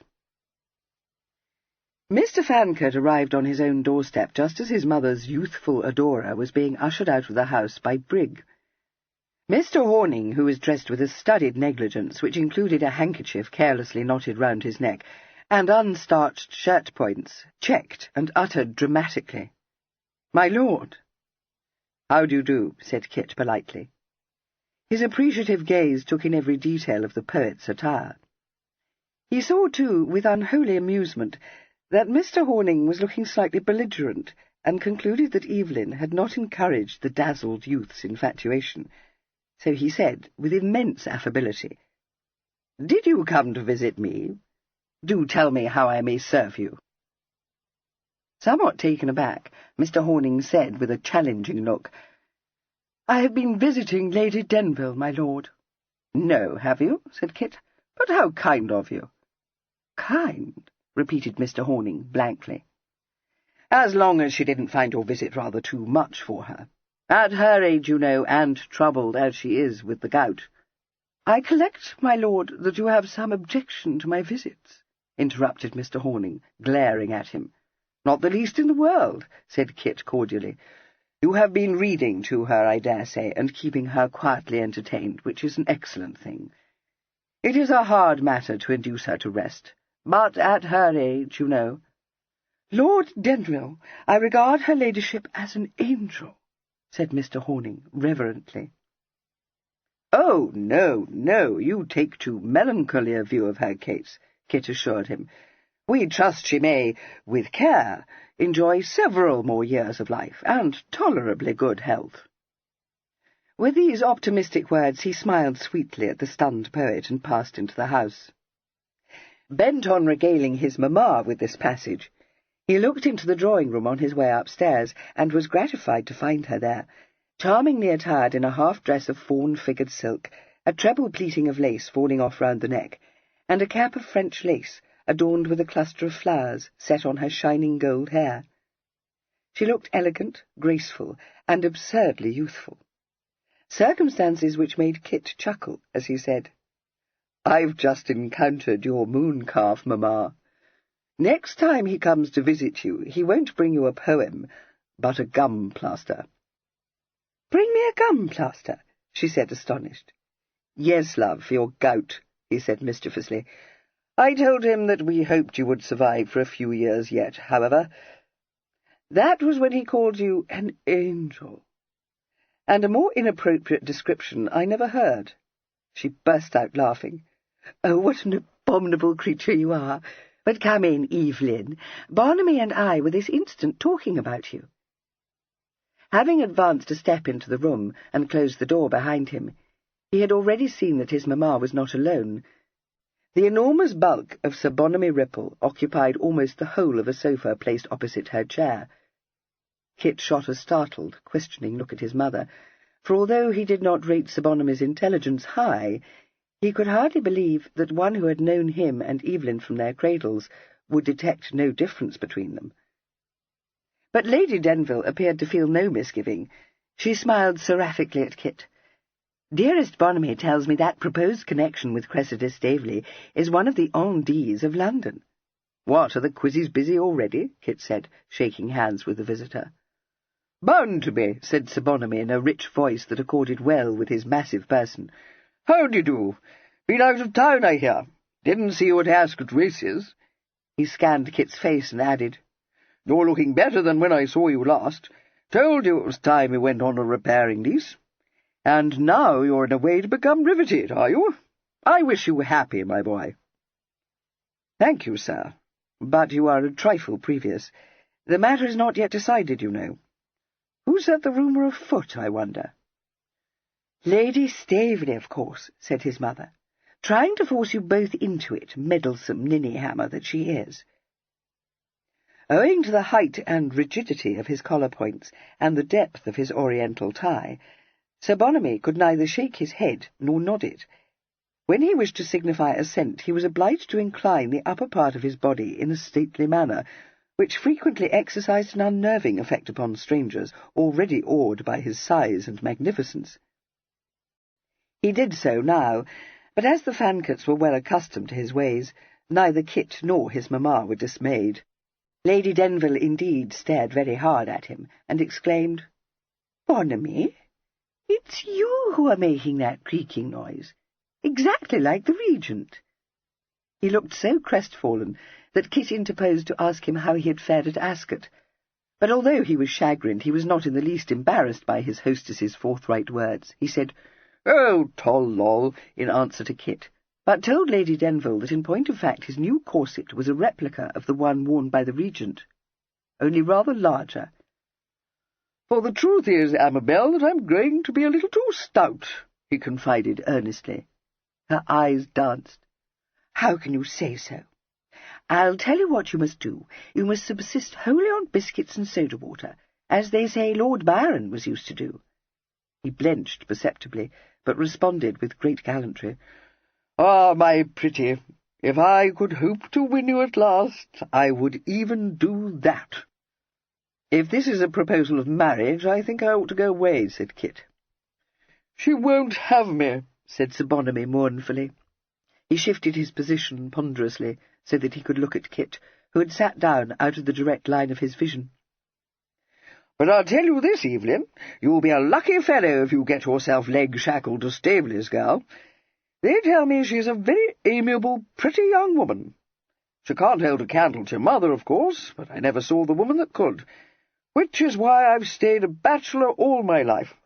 I could never fancy any other female. Never shall. That's why you see me now, a lonely man with no one to care for, and no one to care a straw for me. As he presented the appearance of a comfortable hedonist, Kit was bereft of words. Lady Denville, however, was not so tongue-tied. With what her undutiful son subsequently informed her was an entire absence of propriety, she exclaimed, "Well, of all the plumpers! As though I didn't know about the birds of paradise you've taken under your protection any time these 25 years, and several of them, as I recall, were dashers of the first water, far more beautiful than I ever was." "No one was ever more beautiful than you, my lovely," said Sir Bonamy simply. He heaved a deep sigh which made the Cumberland corset creak alarmingly, but almost immediately grew more cheerful, as he disclosed to Kit that his object in coming to Hill Street was to beg him to bring his mamma to a little dinner-party which he was planning to hold at the Clarendon Hotel before he retired to Brighton for the summer months. "They have a way of cooking semelles of carp which is better than anything my Alphonse can do," he said impressively. "You cut your carp into large collops, you know, and in a stew-pan you put butter, chopped shallots, thyme, parsley, mushrooms, and pepper and salt. Of course, anyone knows that. But at the Clarendon something else is added, and devilish good it is, though I haven't yet discovered what it may be. It is not sorrel, for I desired Alphonse to try that, and it was not the same thing at all. I wonder if it might be just a touch of chervil, and perhaps 1 or 2 tarragon leaves." He slewed round to smile fondly upon Lady Denville. "You will know, I dare say, my pretty. I thought I would have it removed with a fillet of veal. We must have quails, that goes without saying, and ducklings, nothing besides except a few larded sweetbreads, and a raised pie, and for the second course just a green goose with cauliflowers and French beans and peas, for I know you don't care for large dinners. So I shall add only a dressed lobster and some asparagus and a few jellies and creams, and a basket of pastries for you to nibble at. That," he said, beaming upon his prospective guests, "is my notion of a neat little dinner." "It sounds delightful, sir," agreed Kit. "The only thing is—" Yes, I know what you're going to say, my boy," Sir Bonamy interrupted. "It wouldn't do for a large party, but I mean only to invite 3 other persons, so that we shall sit down no more than 6 to table, and there will be side dishes, a haunch of venison and a braised ham, possibly, or a dish of lamb cutlets. I must consider what would be most suitable." A note of discontent entered his voice. "I do not consider this the season for dinners of real excellence," he said gravely. "To be sure, few things are so good as freshly cut asparagus, to say nothing of a basket of strawberries, which I promise you, my pretty, you shall have. But only think how superior it would be if we could have some plump partridges and a couple of braised pheasants." "Yes, indeed, but that wasn't what I was about to say, sir. Nothing would give me greater pleasure than to escort mamma to your party, but it so chances that I am obliged to return to Ravenhurst almost immediately." "Why? Whatever will you find to do there?" asked Sir Bonamy, opening his small round eyes to their widest extent. "A great deal, I promise you," responded Kit easily. "If Miss Staveley does me the honour to marry me, my uncle, as I dare say mamma has told you, means to wind up the trust. There are arrangements to be made, a quantity of things to be done before I could venture to bring my bride to Ravenhurst." "But don't you mean to be in Brighton this summer?" demanded Sir Bonamy, greatly astonished. "I thought you had acquired the same house on the Steine which you rented last year." "Yes, so I have, and it is naturally at my mother's disposal. I expect I shall be joining her there presently. I don't know what her plans may be, but I can't think that she needs my escort to your party, sir. Her poet will be delighted to take my place."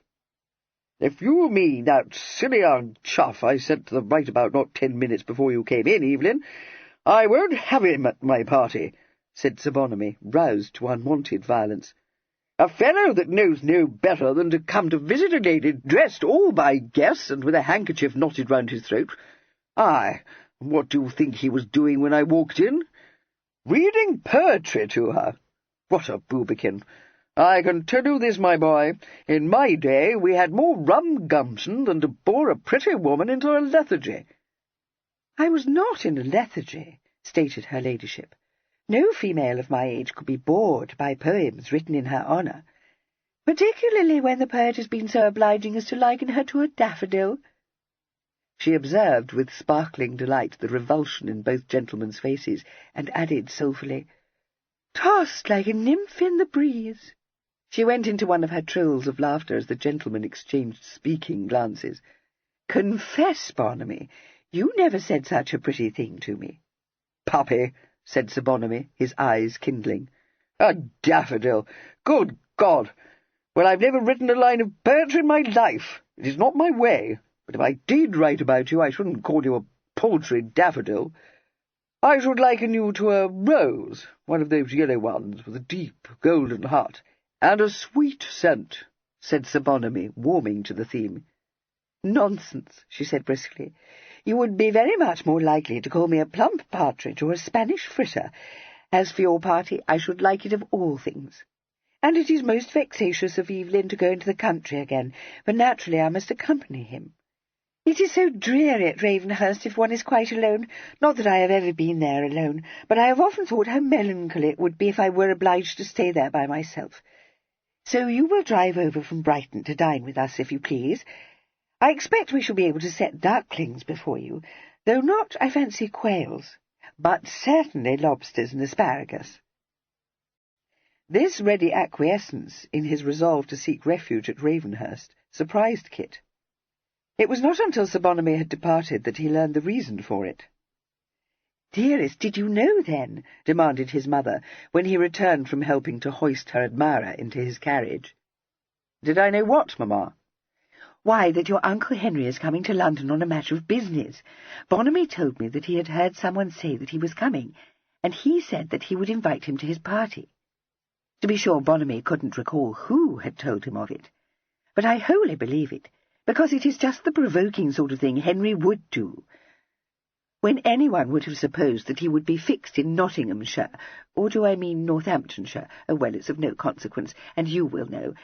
Wherever it was that he purchased a property when he retired. My darling, I know you have a kindness for him, but you must own that nothing could be more unfortunate than this ridiculous start. I don't feel that he can be depended on not to recognise you. Do you?" "On the contrary," said Kit emphatically. "He would know me within 5 minutes of clapping eyes on me. When is he coming to London?" "Oh, not until next week," she assured him. "There's no need to be in a pucker, Kit." "No, not if I can get out of town," he said. He looked at her between amusement and exasperation. "Mamma, I don't think you can have the smallest notion of the dangers of this appalling situation. I met a friend of Evelyn's on my way to Mount Street, and gave him the cut direct. God knows who he is. I brushed through, said I'd been in the clouds, and he swallowed it. But what if he'd guessed I wasn't Evelyn? A pretty case of pickles that would have been, wouldn't it?" "Yes, but he didn't guess, and I'm persuaded no one will, except your uncle or some particular friend of yours, and you may easily avoid them. However, I think you are very right to remove from London, for I perfectly understand that it must be very exhausting to be always on the watch for Evelyn's friends. Not that I believe any of them would suspect a taking. Well, look at Bonamy. I did think that he might recognise you, and I let you come into the room just to see whether he would. It wouldn't have signified if he had, because I should have disclosed the whole to him, and he wouldn't have breathed a word to a soul. But he hadn't a notion." Her eyes searched his face, trying to read his thought. She stretched out her hand, and when, with a faint, rueful smile, he took it in his, she said coaxingly, "Dearest, why do you look like that? Are you not enjoying yourself?" "Not at all." "No, mamma, I am not enjoying myself," he replied, with admirable restraint. "Oh, dear," she sighed, "I thought you would. Why, you were used positively to revel in hoaxing people, quite as much as Evelyn did. And if ever you were discovered, it was always he who made the fatal slip, never you." His fingers closed round her hand. "Do but consider," he begged. "In the old days we were just kicking up a lark. We never ran that rig for a serious purpose. Now think, love. What if the fellow I met today had known me? You might trust Ripple with the truth, but how could I trust a stranger who, for anything I know, may be no more than a chance acquaintance of Evelyn's? The story would have been all over town by now. What would be Miss Staveley's feelings when it reached her ears?" She thought this over and nodded. "Very true. It wouldn't do, would it? So awkward to explain it satisfactorily. You don't think Cressy suspects, do you?" He shook his head. "No, because she scarcely knows Evelyn, but she's no fool, Mamma. And if she grew to know me, then she would recognise the imposture as soon as she met Evelyn again." "Yes, but she won't grow to know you. You shall leave for Ravenhurst immediately, and if Evelyn hasn't returned by then, though surely he will have done so, I shall join you next week. It would look very particular, you know, if I were to leave London in a pelter." "Of course it would, and I beg you won't do so. You need not come to Ravenhurst at all, love. You will be bored to death there." "Kit, how can you think me such an unnatural wretch?" she said indignantly. "It is all my fault that you are obliged to air your heels in the country, and the least I can do is to bear you company. For it isn't as though you have a cher amie in England, which of course would be far more amusing for you, though I don't think you could take her to Ravenhurst, even if you had." "No," he said unsteadily, "I don't think I could." His gravity broke down. He went into a fit of laughter, gasping, "Oh, Mamma, what next will you say? First it was Ripple's corset, and now my cher amie. Such a want of delicacy, love." "Fiddle, Kit! What a wet goose I should be if I thought you knew nothing about the muslin company. Of course you do, though not, I fancy, as much as Evelyn does, which I am excessively thankful for. Oh, Kit, what can have happened to Evelyn? Where is he?" He stopped laughing and put his arm round her, giving her a reassuring hug. "Don't worry, Mamma. I know no more than you do what can have happened to him, but I'm very sure he's safe and sound somewhere. As for where he is, it seems to me that since he was last heard of at Ravenhurst, I may be able to discover a clue if I go there myself. So no falling into the dismals, if you please. Promise?"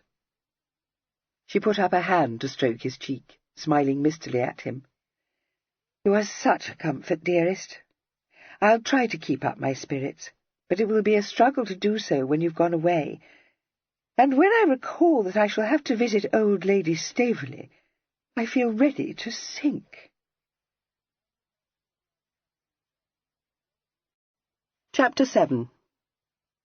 Leaving Fimber to follow him with such articles of his brother's wardrobe as Fimber considered indispensable, Kit drove himself down to Sussex in Evelyn's curricle, taking Challow with him.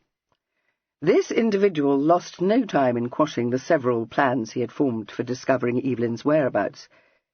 He described these, with the freedom of an old and trusted servant, as caper-witted, adding with some severity that, saving only his lordship, he had never known anyone with more maggots in his head than Mr. Kit. "Being as you've set yourself up as his lordship, sir, there ain't nothing you can do to find him. A capital go it would be if you was to go round the countryside asking after him." Accustomed to the faithful henchman's strictures, Kit said mildly, "I'm not really as bacon-brained as you think. Not that that's praising myself to the skies. As far as inquiring after my brother goes, I know very well I'm hamstrung, but—" "Yes, sir, you are. And if you've taken a notion into your nouse-box that I can do it for you, you're beside the bridge. In course no one would think there was any havey-cavey business going on if I was to start asking after my lord when he's known to be at Ravenhurst. Oh, no. Not if I didn't ask any but whoop-straws, they wouldn't. And don't you humbug yourself into thinking everyone won't know it, Mr. Kit, because there ain't anything that happens at Ravenhurst but what it's talked of all over. You'll have to show yourself abroad now and now, too, for you don't want it to look as if you were hiding yourself. That'd make you look brummish straight off." "Yes, I know all that," Kit said. "I was thinking of the toll gates and the pikes." "Well, sir, I don't deny I've thought of 'em myself," confessed Challow. "It's my belief it won't fadge to go asking questions there any more than it will anywhere else. Now, just you think. I do know that his lordship drove off through the main gates, but which way he took when he reached the lane I don't know. And even if I was to discover that, cunning-like, from Tugby at the lodge, it's my belief it wouldn't do us a bit of good. If he turned left-handed, it looks like he was making for the London road, but I don't think he did, because I took that road myself only a couple of hours after his lordship drove off, and the pike-keeper, where you come out on the post road, knows both him and me, and not a word did he say about having seen my lord when he opened the pike to let me through. Seems to me it's more likely he turned right-handed when he got to the lane, but that don't do us a bit of good neither. You know as well as I do, Mr. Kit, that it's not more than 5 miles till you get to the end of the lane that way, and only a step from the village. If I was to start inquiring after his lordship at that pike, we'd have the busy head that keeps it flashing the gab in an ant's foot, which would send my lord into the bows when he got to hear about it." "There are other pikes and toll-gates on the road," Kit said shortly. "To be sure there are, sir, and a very busy road it is," agreed Challow. "Was you thinking of sending me to ask at all the gates and pikes up and down it, which ain't near enough to Ravenhurst for the keeper to recognise his lordship, because it wouldn't fit, Master Kit, who's going to remember one phaeton more or less a fortnight back? Aye, and even if I did get wind of his lordship, how would I know whether he didn't perhaps turn off the post road somewheres? I tell you, sir, it ain't no manner of use. He could be anywhere." "I'm well aware of that," Kit replied, keeping his eyes on the road ahead.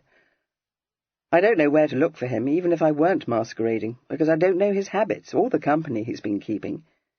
But don't you know, Challow?" The groom did not answer, and after a moment Kit glanced at him and saw that he was frowning. "Come, man, unbutton," he commanded. "You surely can't suppose that my brother would want you to keep anything a secret from me?"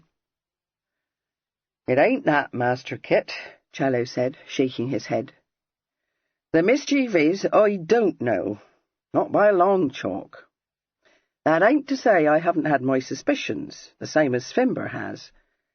But whenever his lordship goes off on one of his revel routes, he don't take either of us with him, nor he don't say where he's off to. It queers me why he should tip us the double like he does, because there's nothing we could do to stop him going the pace." Kit let this pass.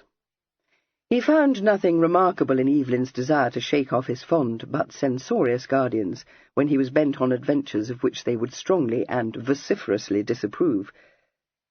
But as no useful purpose would be served by entering into discussion of this, he merely said, "He may not tell you where he's off to, but I'll swear it's a guinea to a gooseberry that you know." "Not properly, I don't, sir. I've got my reasons for thinking there's a ladybird in Brighton he used to have dealings with, and another one at Tunbridge Wells. It did cross my mind, when he went off alone from Ravenhurst, that that's where he was bound for. Well, I don't mind owning to you, sir, that when he didn't come home to London when he was looked for, what with her ladyship getting into a twitter, and him being engaged to dine at my Lord Staveley's, I took it upon myself to hop onto the stage and see if I couldn't get news of him at the Wells. I didn't say anything about it to her ladyship, nor to you neither, Mr. Kit, because I take my oath my lord ain't there, nor hasn't been. They hadn't seen him at the Sussex, nor the Kentish, nor even the New Inn. That's certain sure. I got into talk with the ostlers, for if my lord had stabled his greys at any of the inns, they wouldn't have been forgotten, even if he was. You ain't seen 'em yet, but I give you my word they're complete to a shade. Perfect in all their paces. 4 of the tidiest ones you've ever clapped eyes on, sir." "What about the livery stables?" interrupted Kit. "No, sir. Not at any which my lord would have trusted with that team. Naturally I thought of that, when I got to wondering if perhaps he'd set his peculiar up private, and wasn't putting up at an inn at all." He coughed discreetly, adding on a note of apology, "If I'm not speaking too free, Master Kit." Kit paid no heed to this, but said, frowning ahead of him, "My brother wouldn't have remained with one of his peculiars at such a time as this." "Just what I think myself, sir," said Challow.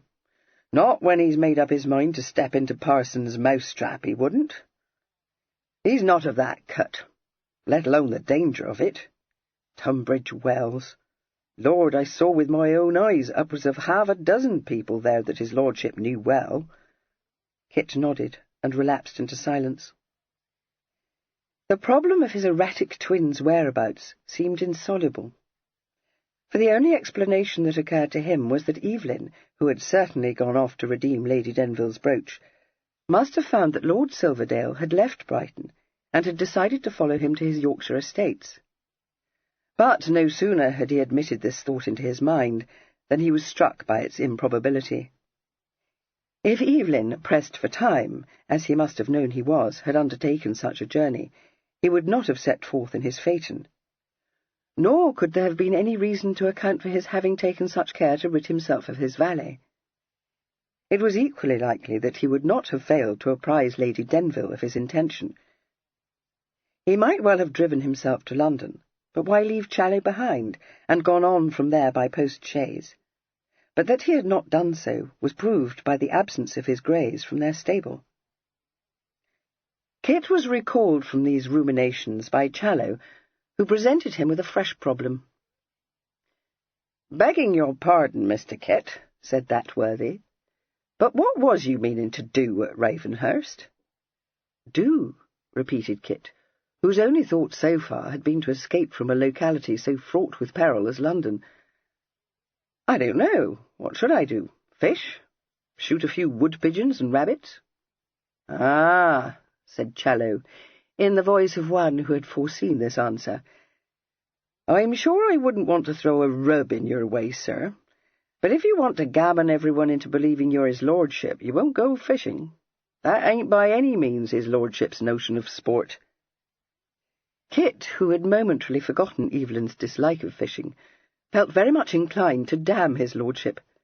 He quelled the impulse, but said, with a touch of exasperation, "You've only to add that as I'm nothing like as good a shot as my brother, and must therefore not take a gun out, to tip me a final settler. Don't put yourself to the trouble of doing it, but tell me instead what the devil I am going to do." "No, no," responded Challow, indulgently chiding. "There is no call for you to take a pet, Master Kit. All I'm saying is that if you do take a gun out, you don't want anyone to go with you. No Loader, nor Mr. Willie, which is my lord's new gamekeeper. You ain't seen him yet, nor he won't know you from my lord, if he don't see you shooting." "Thank you," said Kit, a reluctant grin banishing his frown.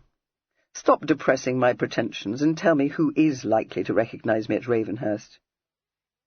"I've been thinking of that, sir, and it don't seem to me that anyone will, barring Mrs. Pinner, and seeing as how she lives in the cottage by the west gates now, I dare say you could keep out of her way."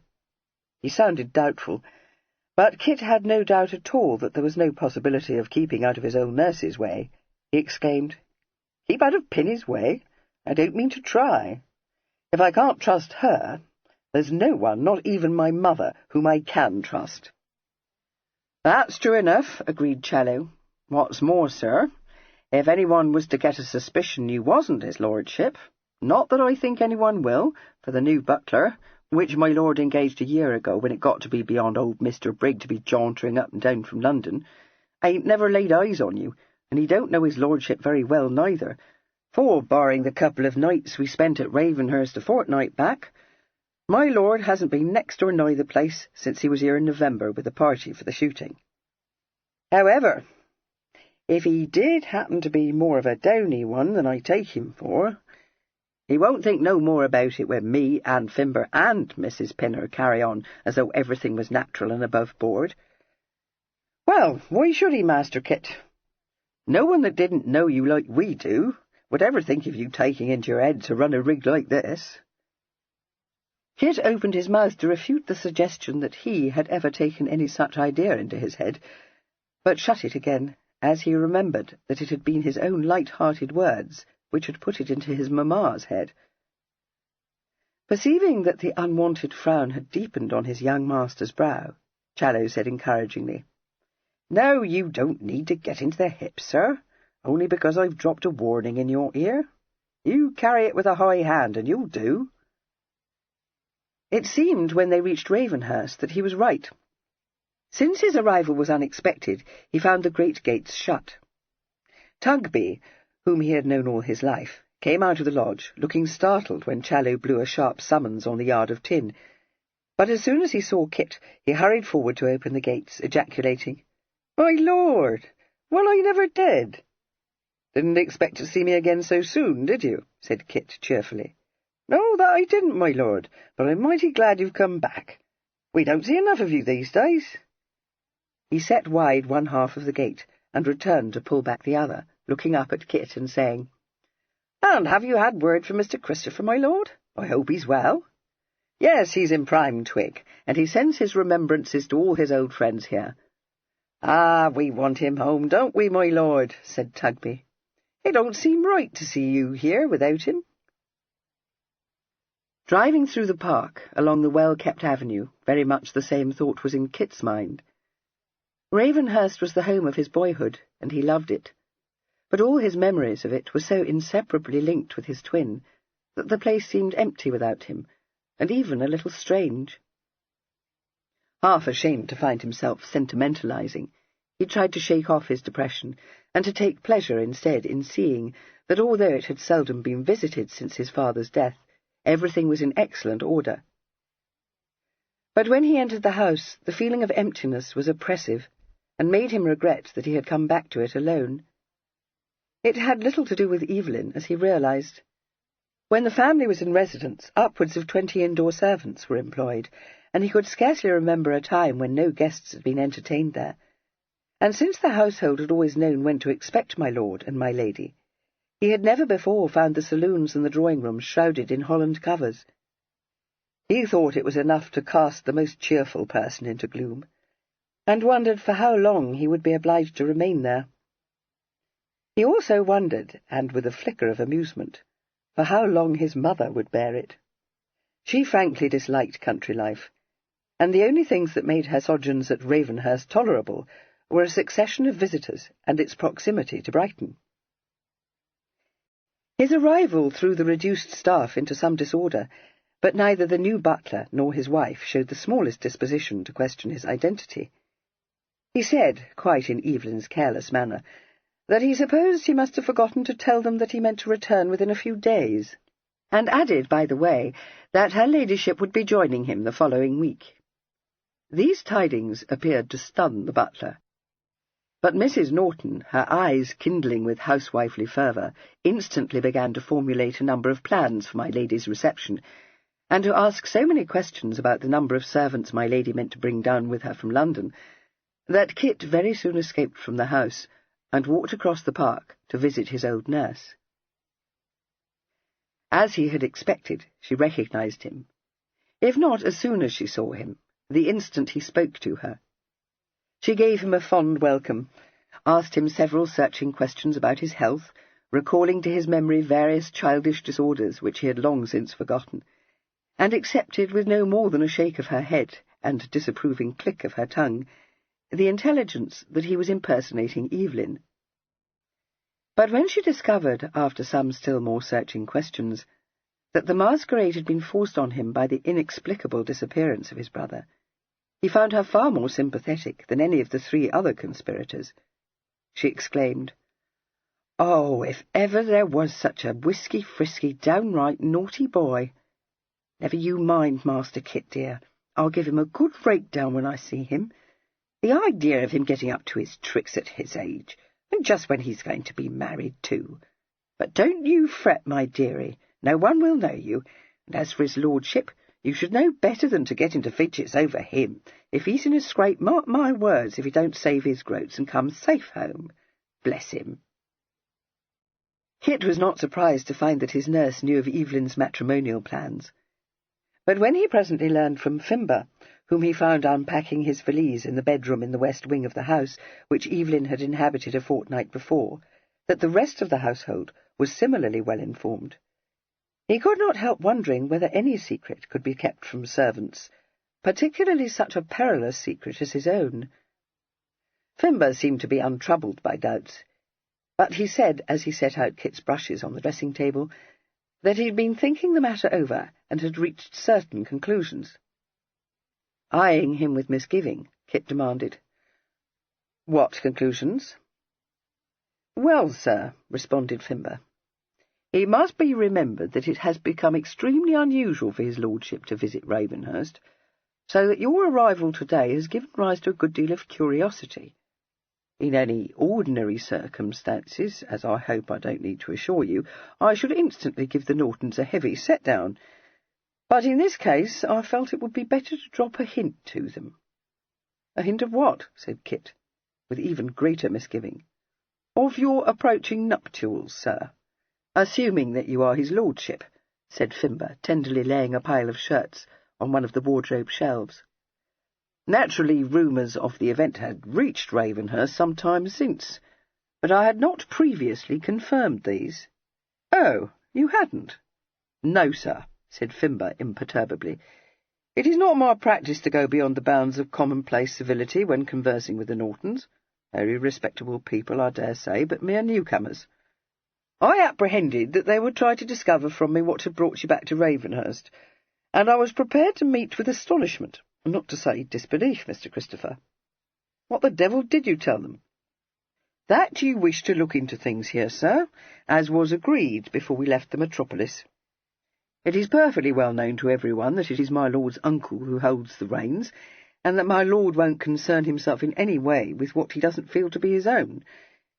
So I was obliged, Mr. Christopher, to drop a hint that there would shortly be changes at Ravenhurst." "Did that satisfy the Nortons?" "Oh, yes, sir. Quite excited they are, hoping that her young ladyship may take a fancy to the place and persuade my lord to open up all the rooms, like they should be, and like they always were when his late lordship was alive. Not that they know anything about that, except hearsay. If I might make a suggestion, you should tell Mrs. Norton to have her ladyship's apartments got ready for you to inspect, as if you was planning to refurnish them, sir." Kit raised no objection to this, but he looked suspiciously at Fimber, well aware that the precision of his speech and the wooden manner he had assumed boded a further, and certainly less palatable suggestion. He said, "I can do that easily enough, but you may as well tell me now as later what else you've got in mind." "I beg your pardon, sir." "Stop hiding your teeth," commanded Kit. "You don't ride on my back, so don't think it. What's up your sleeve?" "I'm sure I don't know what you may mean, sir. It merely occurs to me that it would be a good thing if you was to send for your bailiff to discuss all the business of the place with you. But no doubt you've already thought of that." "I've done no such thing," said Kit forcefully. "Send for Goodley, who is not my bailiff, to discuss my brother's affairs with him? Thank you, that would be beyond everything." "Then you'd as well turn tail at once, Mr. Christopher, for nobody's going to believe you've come down to look into things if you don't look into them," retorted Fimber, reverting to his usual manner. "That would be just the very thing to set people wondering, that would. There's no need for such a humdurgeon. Why shouldn't you talk to Mr. Goodley about the estate and ride round with him, maybe? If you mean to tell me his lordship would take a huff, all I can say is that it ain't for you to accuse me of hiding my teeth, sir. You know as well as I do that his lordship would bid you do as you thought fit, and welcome." "Yes, I dare say, but—" "You're blue-devilled, Mr. Christopher. That's what's amiss," interrupted Fimber bracingly. "And no one could wonder at it with a house like a tomb and you missing his lordship, as I'll be bound you are. You'll feel more the thing when you've eaten your dinner. It seems his lordship didn't use any of the rooms but those in this wing when he was here, so I told Norton you'd do likewise. The library's been made ready for you, and dinner will be served you in the green parlour. So you go down, sir, and be comfortable." A short but excellent dinner certainly relieved Kit's depression, But it did nothing to lessen his reluctance to obtain access to the bailiff's records by what could only be regarded as a cheat. He would have found it hard to explain the repugnance he felt, for he had nothing to gain, and he knew even better than Fimber that, so far from objecting to his conduct, Evelyn would be very much more likely to demand to know what the devil he meant by imagining that he could object to it. The feeling of distaste lingered, however, and if his hand had not been forced, he would have evaded an encounter with the bailiff. But this worthy presented himself at the house before Kit had finished his breakfast on the following morning, and when his supposed employer joined him perforce in the library, he greeted him with a warm smile and an apology for failing to wait upon him when he visited Ravenhurst a fortnight earlier. He disclosed that when he had laid the quarterly accounts before Lord Brumby, my lord had informed him, with gratifying condescension, that he had every expectation of being able, shortly, to resign his trusteeship, and had charged him to do all that lay within his power to put my Lord Denville in possession of every relevant detail that concerned the management of his Sussex estate. He added, beaming upon Kit, that if he had had warning of his previous visit, he would not have failed to have waited upon him. For, if I may be permitted to say so, my lord, I, and I believe all who are employed at Ravenhurst, have been eagerly awaiting the day when you would assume control of your inheritance. Not that I, or anyone, would utter a word in disparagement of my Lord Brumby. No one could have been more punctilious in the execution of his duties than Mr. Henry, Lord Brumby, I should say. But it is not the same thing, sir, not to those of us who watched you and Mr. Kit grow up from your cradles. And how is Mr. Kit, my lord? Mr. Kit, resigning himself to the inevitable, said that he was very well, accepted graceful felicitations on his twins' approaching marriage, and expressed his willingness to spend the rest of the golden summer's morning amongst the several forbidding tomes which Goodley had brought up to the house for his inspection. Fortunately, it did not occur to Goodley that his noble master was much more interested in the property bequeathed by the late Earl to his younger son than in his own vast inheritance. During the next 2 days, Kit's boredom was enlivened by instructive rides round the estate with Goodley, and by a ceremonial visit from the vicar of the parish. On the 3rd day, the reduced staff at Ravenhurst was thrown into a state of excited expectation, and himself one of instinctive foreboding, by the arrival of 2 coaches from London, accommodating, amongst a number of lesser menials, the steward, my lord's and my lady's own footman, and the extortionately paid and vastly superior individual who held sway over the kitchens in my lord's townhouse in Hill Street. These vehicles were followed some time later by a large fourgon, which was found to contain, besides a mountain of trunks, several housemaids, 2 kitchen porters, 2 subordinate footmen, and such articles of furniture as my lady considered indispensable for her comfort. Later still, an elegant private chaise swept up to the main entrance. The steps having been let down, a stately female, who bore all the appearance of a dowager of high estate, but was, in fact, none other than Miss Rimpton, my lady's top lofty dresser, alighted, to be followed a moment later by my lady herself, far from stately, but ravishing in a Pomona green silk gown which clung to her shapely person, and the very latest mode in bonnets. A dazzling confection with a high crown, a huge upstanding poke front, Pomona green ribbons, and a cluster of curled ostrich plumes. Mr. Fancourt, arriving on the scene just in time to hand this vision down from the chaise, was the immediate recipient of an unnerving announcement, delivered in an urgent undervoice. "Dearest, the most dreadful thing," said her ladyship, casting herself into his arms and speaking into his ear.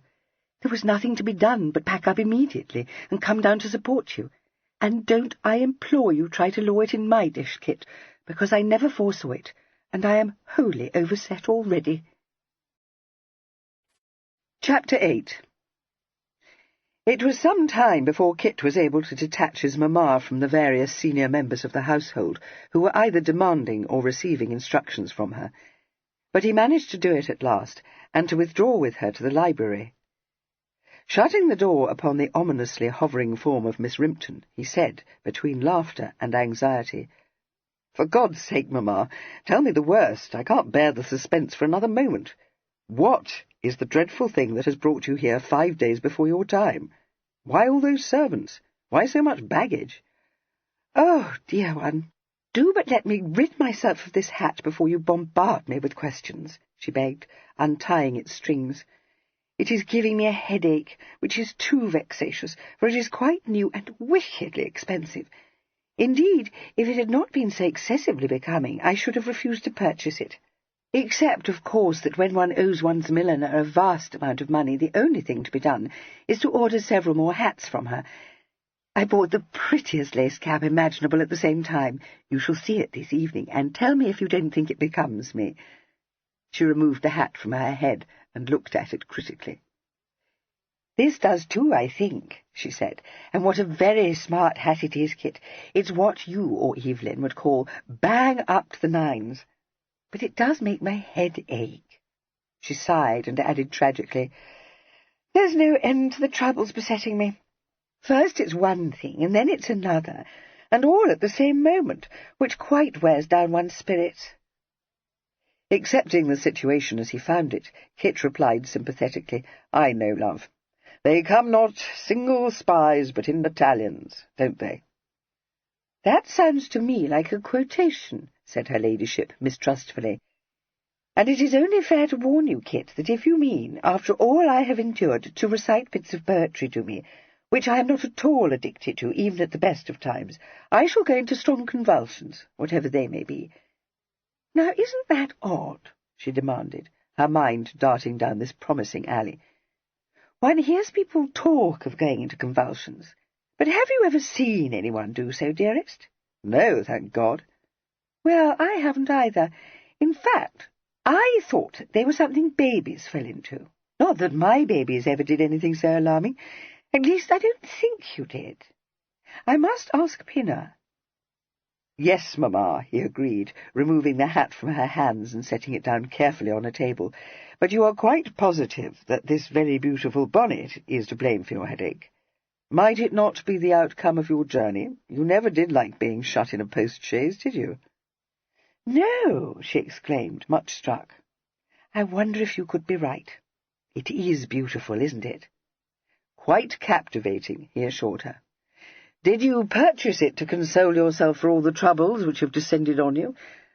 What, by the way, was the particular trouble which brought you here in such a bang?" "Kit," uttered her ladyship, "that terrible old woman is coming to visit us here next week, and she is bringing Cressy with her."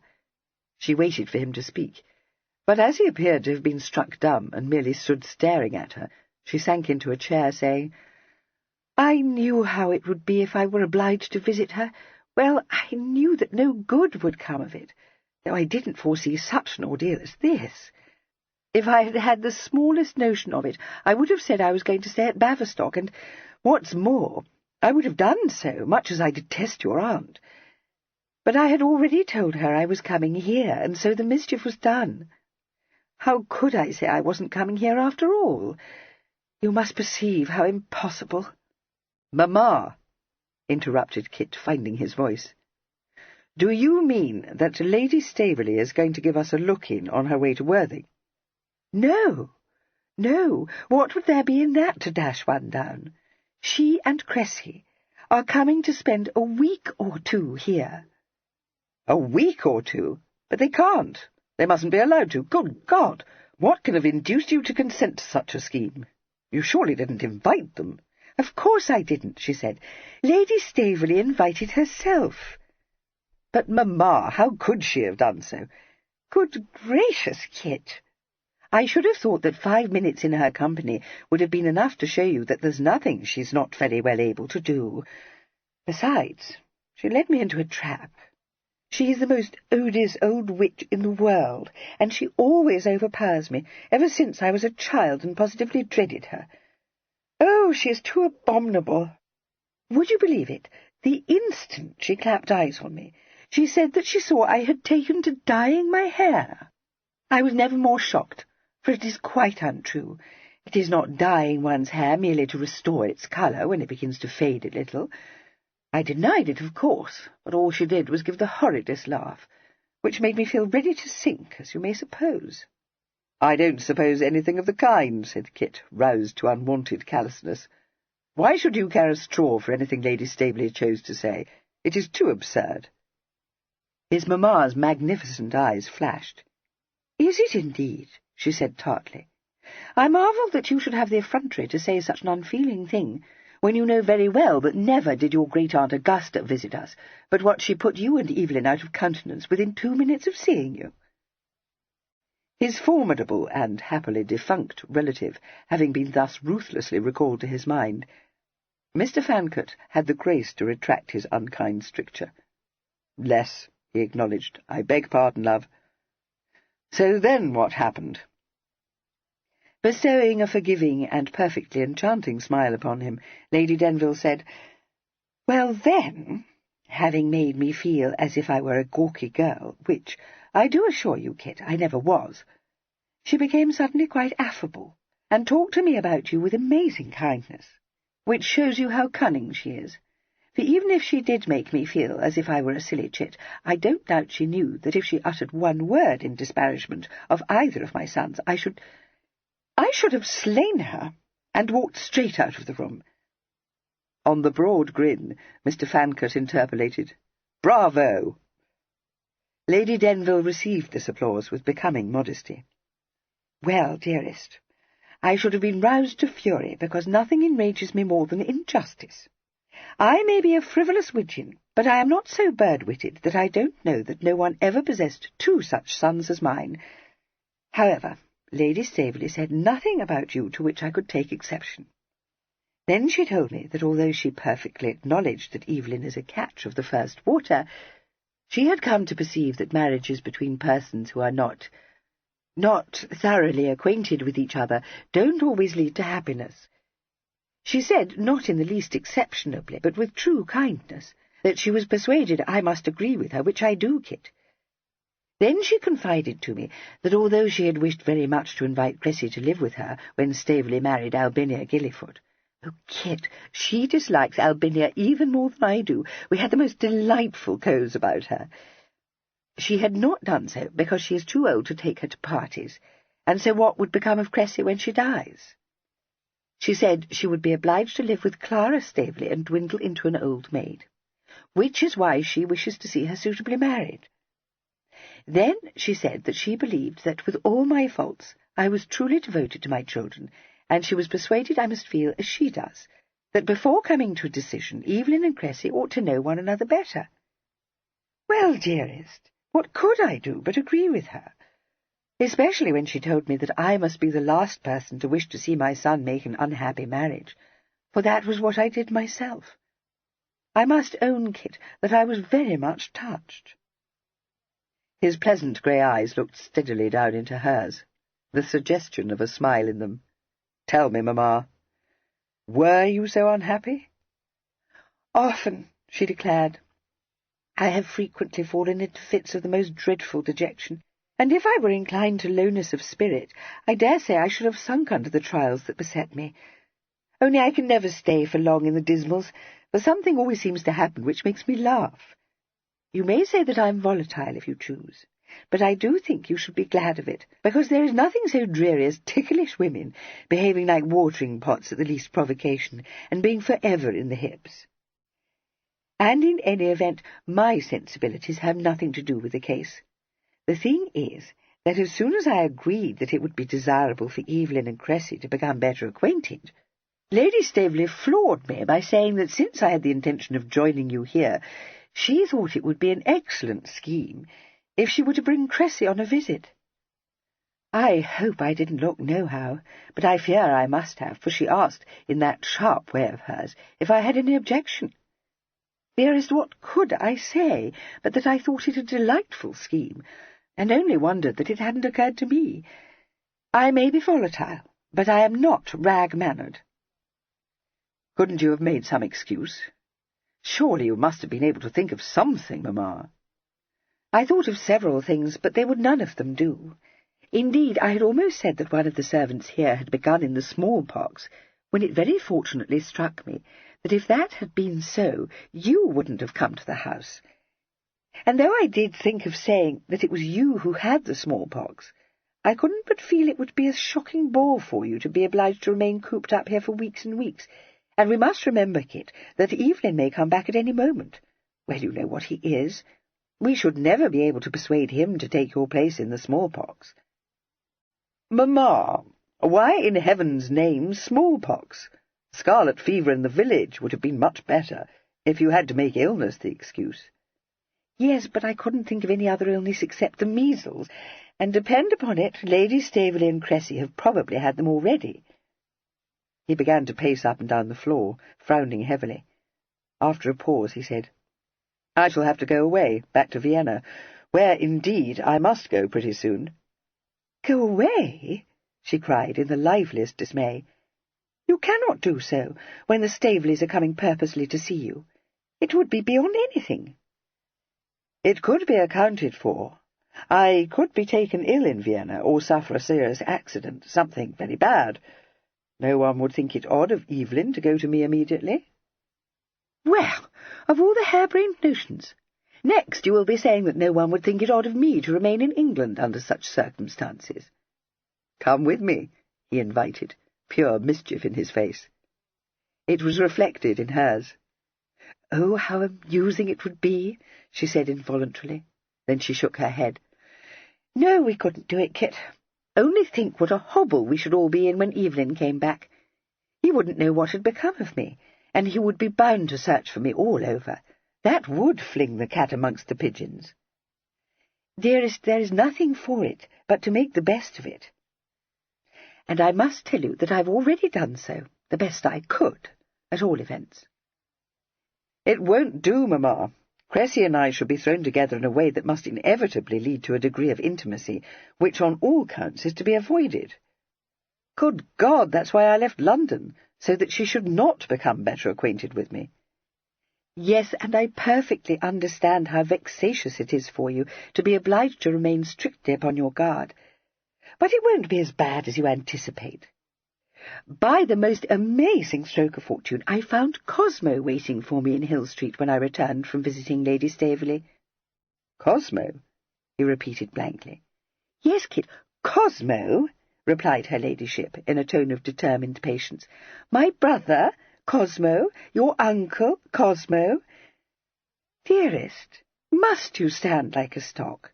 You cannot have forgotten him." "No, of course I haven't forgotten him.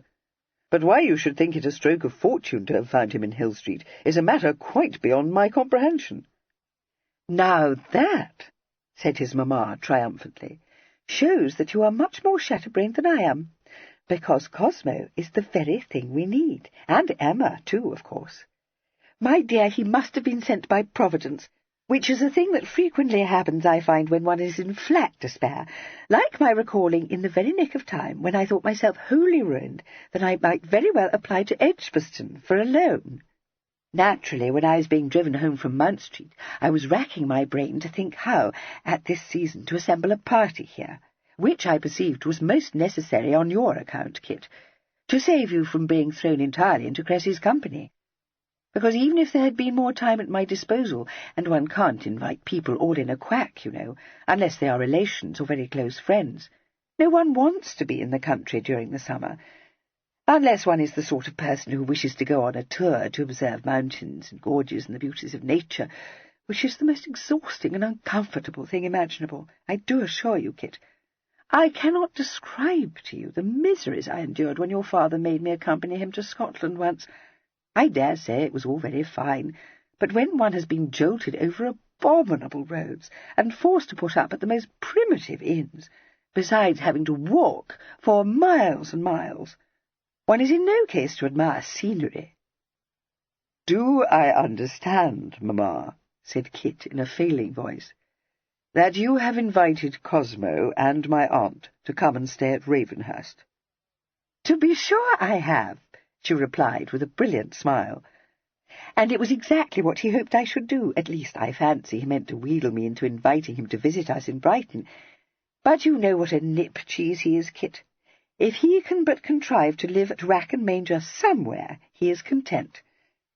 In general, he goes to Baverstock in the summer, but it seems he cannot do so this year, because your Aunt Baverstock won't have him." I must say one can't blame her for not wanting him and poor Emma to be running tame about the house for weeks on end, however detestable one may think her. I've always avoided inviting them myself, though not as rudely as Amelia. But in this instance they are the very persons we need. Only consider, dearest. We scarcely ever see them, so they won't know you from Evelyn. And they play whist. For chicken steaks, too, which will exactly suit Lady Staveley. So I told Cosmo he might come. I invited him and Emma to come, and I said we should be delighted to welcome Ambrose as well. He may serve to entertain Cressy, perhaps. I've nothing to say against having my uncle and aunt to stay. In fact, it's a good notion, love. But the last time I saw my cousin Ambrose, he was the most odious little bounce I ever met in my life, said Kit, entering a most ungrateful caveat. Yes, wasn't he? Agreed her ladyship, quite unruffled. But he was only a schoolboy then, after all. I dare say he may have improved. In any event, we are obliged to have him as well, because Cosmo says he means to keep him under his eye during the whole of the long vacation, poor boy, and not give him another groat to spend until he goes up to Oxford again in October, on account of his having run monstrously into debt. Or so Cosmo says, but I dare say it is no such thing, and he owes no more than a few hundreds. But what with that, and his having been rusticated last term, it does sound as if he must have improved, doesn't it? I don't know why he was rusticated. Cosmo primed up his mouth when I asked him, so I collect there had been petticoat dealings. But I do know that you and Evelyn were at the end of one Hilary term, and even your papa only thought it a very good joke. Mr. Fancourt, regarding her with a fascinated eye, drew an audible breath. No, mamma, I do not think it sounds as if he must have improved. On the contrary, it sounds as if he were growing to be a pretty loose fish. And let me inform you, love, that when Evelyn and I were sent down for the rest of the term, it was not because of petticoat dealings, merely one of our hoaxes. As a matter of fact, the best rig we ever ran. Well, never mind, dear one, she said placably. No doubt it is just as you say. I merely thought that if he has got into debt, he does at least sound as if he were more of a Cliff than Cosmo, who is such a scratch that one can't help but wonder whether he is not a changeling. It doesn't signify. Indeed, we must hope that Ambrose hasn't improved too much, because it would never do if Cressy were to develop a taunt for him. You do perceive that things won't be so very bad, don't you? To be sure, he responded, with suspicious alacrity. You have behaved in the knackiest way, mamma, so that all we have to do now is to hope that Lady Staveley will find my uncle and aunt so intolerably boring that she will rapidly bring her visit to a close. She rose and picked up her hat from the table. Brushing Kit's chin with its plumes, she retorted, On the contrary, there is a great deal more to be done, though I know very well you won't concern yourself with the preparations that must be made, horrid creature that you are. And though I dare say Lady Staveley will think Cosmo and Emma dead bores, she will be pleased to see Bonamy, don't you agree? She has been acquainted with him for ever, and he is a very fine whist player. Kit gasped. Good God! I thought that was nothing but a bubble. You don't mean to tell me you've really persuaded Ripple to leave Brighton to come into the country, which he dislikes quite as much as you do, and play chicken whist with a griffin like Lady Staveley? She lifted a saucy eyebrow at him. What makes you suppose there was any need of persuasion, Master Rudesby? I beg your pardon, mamma, but this is devotion indeed. She chuckled. Yes, but the truth is he is excessively good-natured, besides having been in the habit for years and years of thinking he loves me better even than his dinner. He doesn't, of course, but I never let him suspect that I know it. Which reminds me that I must take care to see that his favourite dishes are set before him. Yes, and to speak to the cook about sending to Brighton every day to procure fresh fish. Then, since we are at Ravenhurst, I think we must hold a public day, which we didn't last year because of being in mourning for Papa. Oh dear, what a vast quantity of things must be attended to. I shouldn't wonder at it if I were prostrate by the time our guests arrive.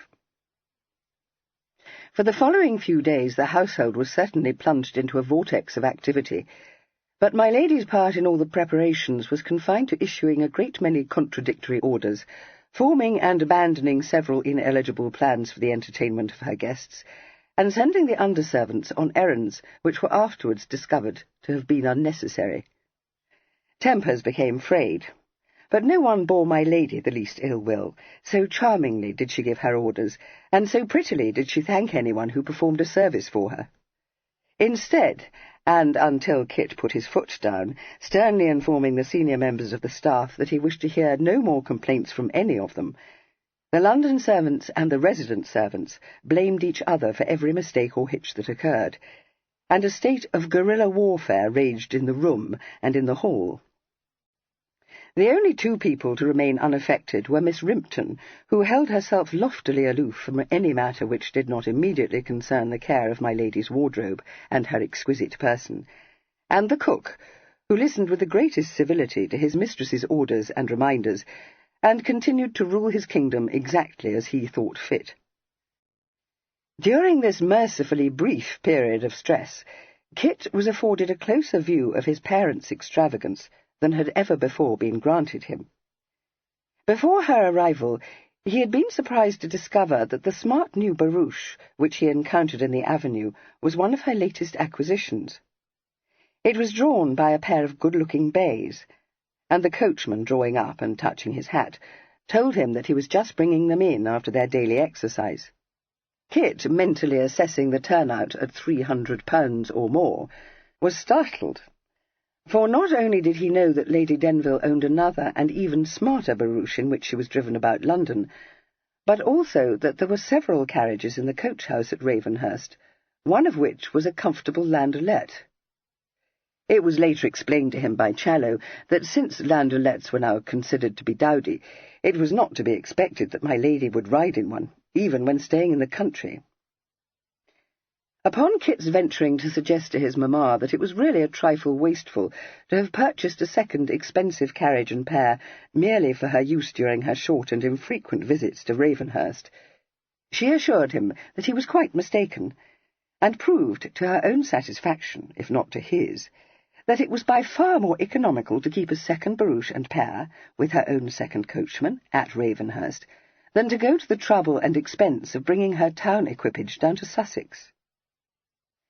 Since she had been assailed before leaving Hill Street by one of her fortunately rare fits of housewifely fervour, Mrs. Norton and Mr. Dawlish, my lady's extremely competent cook, were astonished and considerably affronted by the arrival of the carrier, who disgorged from his ponderous waggon a staggering number of cases, which were found to contain, amongst other household necessities, 48 pounds of wax lights and 2 casks of genuine spermaceti oil from the firm of Barrett of St. James's, Haymarket, 2 Westphalian hams, several pounds of Hyson tea, superfine vanilla, and treble refined sugar from Peter Lemoyne at the sign of the Green Canister in King Street, a large quantity of wafers from Gunter's, and half a dozen strange but obviously costly pieces of furniture, presently identified by her ladyship as flower stands, which she happened to catch sight of on one of her shopping expeditions, and had instantly recognised as being just the thing for Ravenhurst. She explained the purchase of the candles and the groceries to Kit on very reasonable grounds. How could she have been sure that Mrs. Norton, who had been for so short a period housekeeper at Ravenhurst, had laid in a sufficient store of these commodities? Furthermore, she had been reared in the belief that true economy lay in buying the best, and as it was her ineradicable conviction that the best could only be obtained in London or in Paris, the merest common sense had prompted her to make good possible deficiencies in Mrs. Norton's cupboards and still-room. But since Mrs. Norton prided herself on her competence and foresight, her sensibilities were seriously ruffled, until Lady Denville explained, with her most engaging smile, that she had ordered all these groceries only because she knew how vexatious it was to be obliged to provide for guests at a moment's notice, and had been determined to spare her housekeeper as much trouble as she could. Mr. Dawlish, far better acquainted with his mistress, received her excuses with a polite bow, but said that he preferred to make his own wafers, though the one sent by Gunter would serve very well for the public day, and that if her ladyship would be so obliging as to furnish him with the name and direction of the firm from whom she had ordered a turtle, he would write immediately to cancel the order, having already made his own arrangements for the delivery of a fine turtle at Ravenhurst. Further, that he had personally selected and brought from London with him 1 York and 1 Westphalian ham, which he ventured to think would meet all requirements. "Only what does her ladyship wish me to do with all that spermaceti oil, my lord?" asked the harassed Mrs. Norton.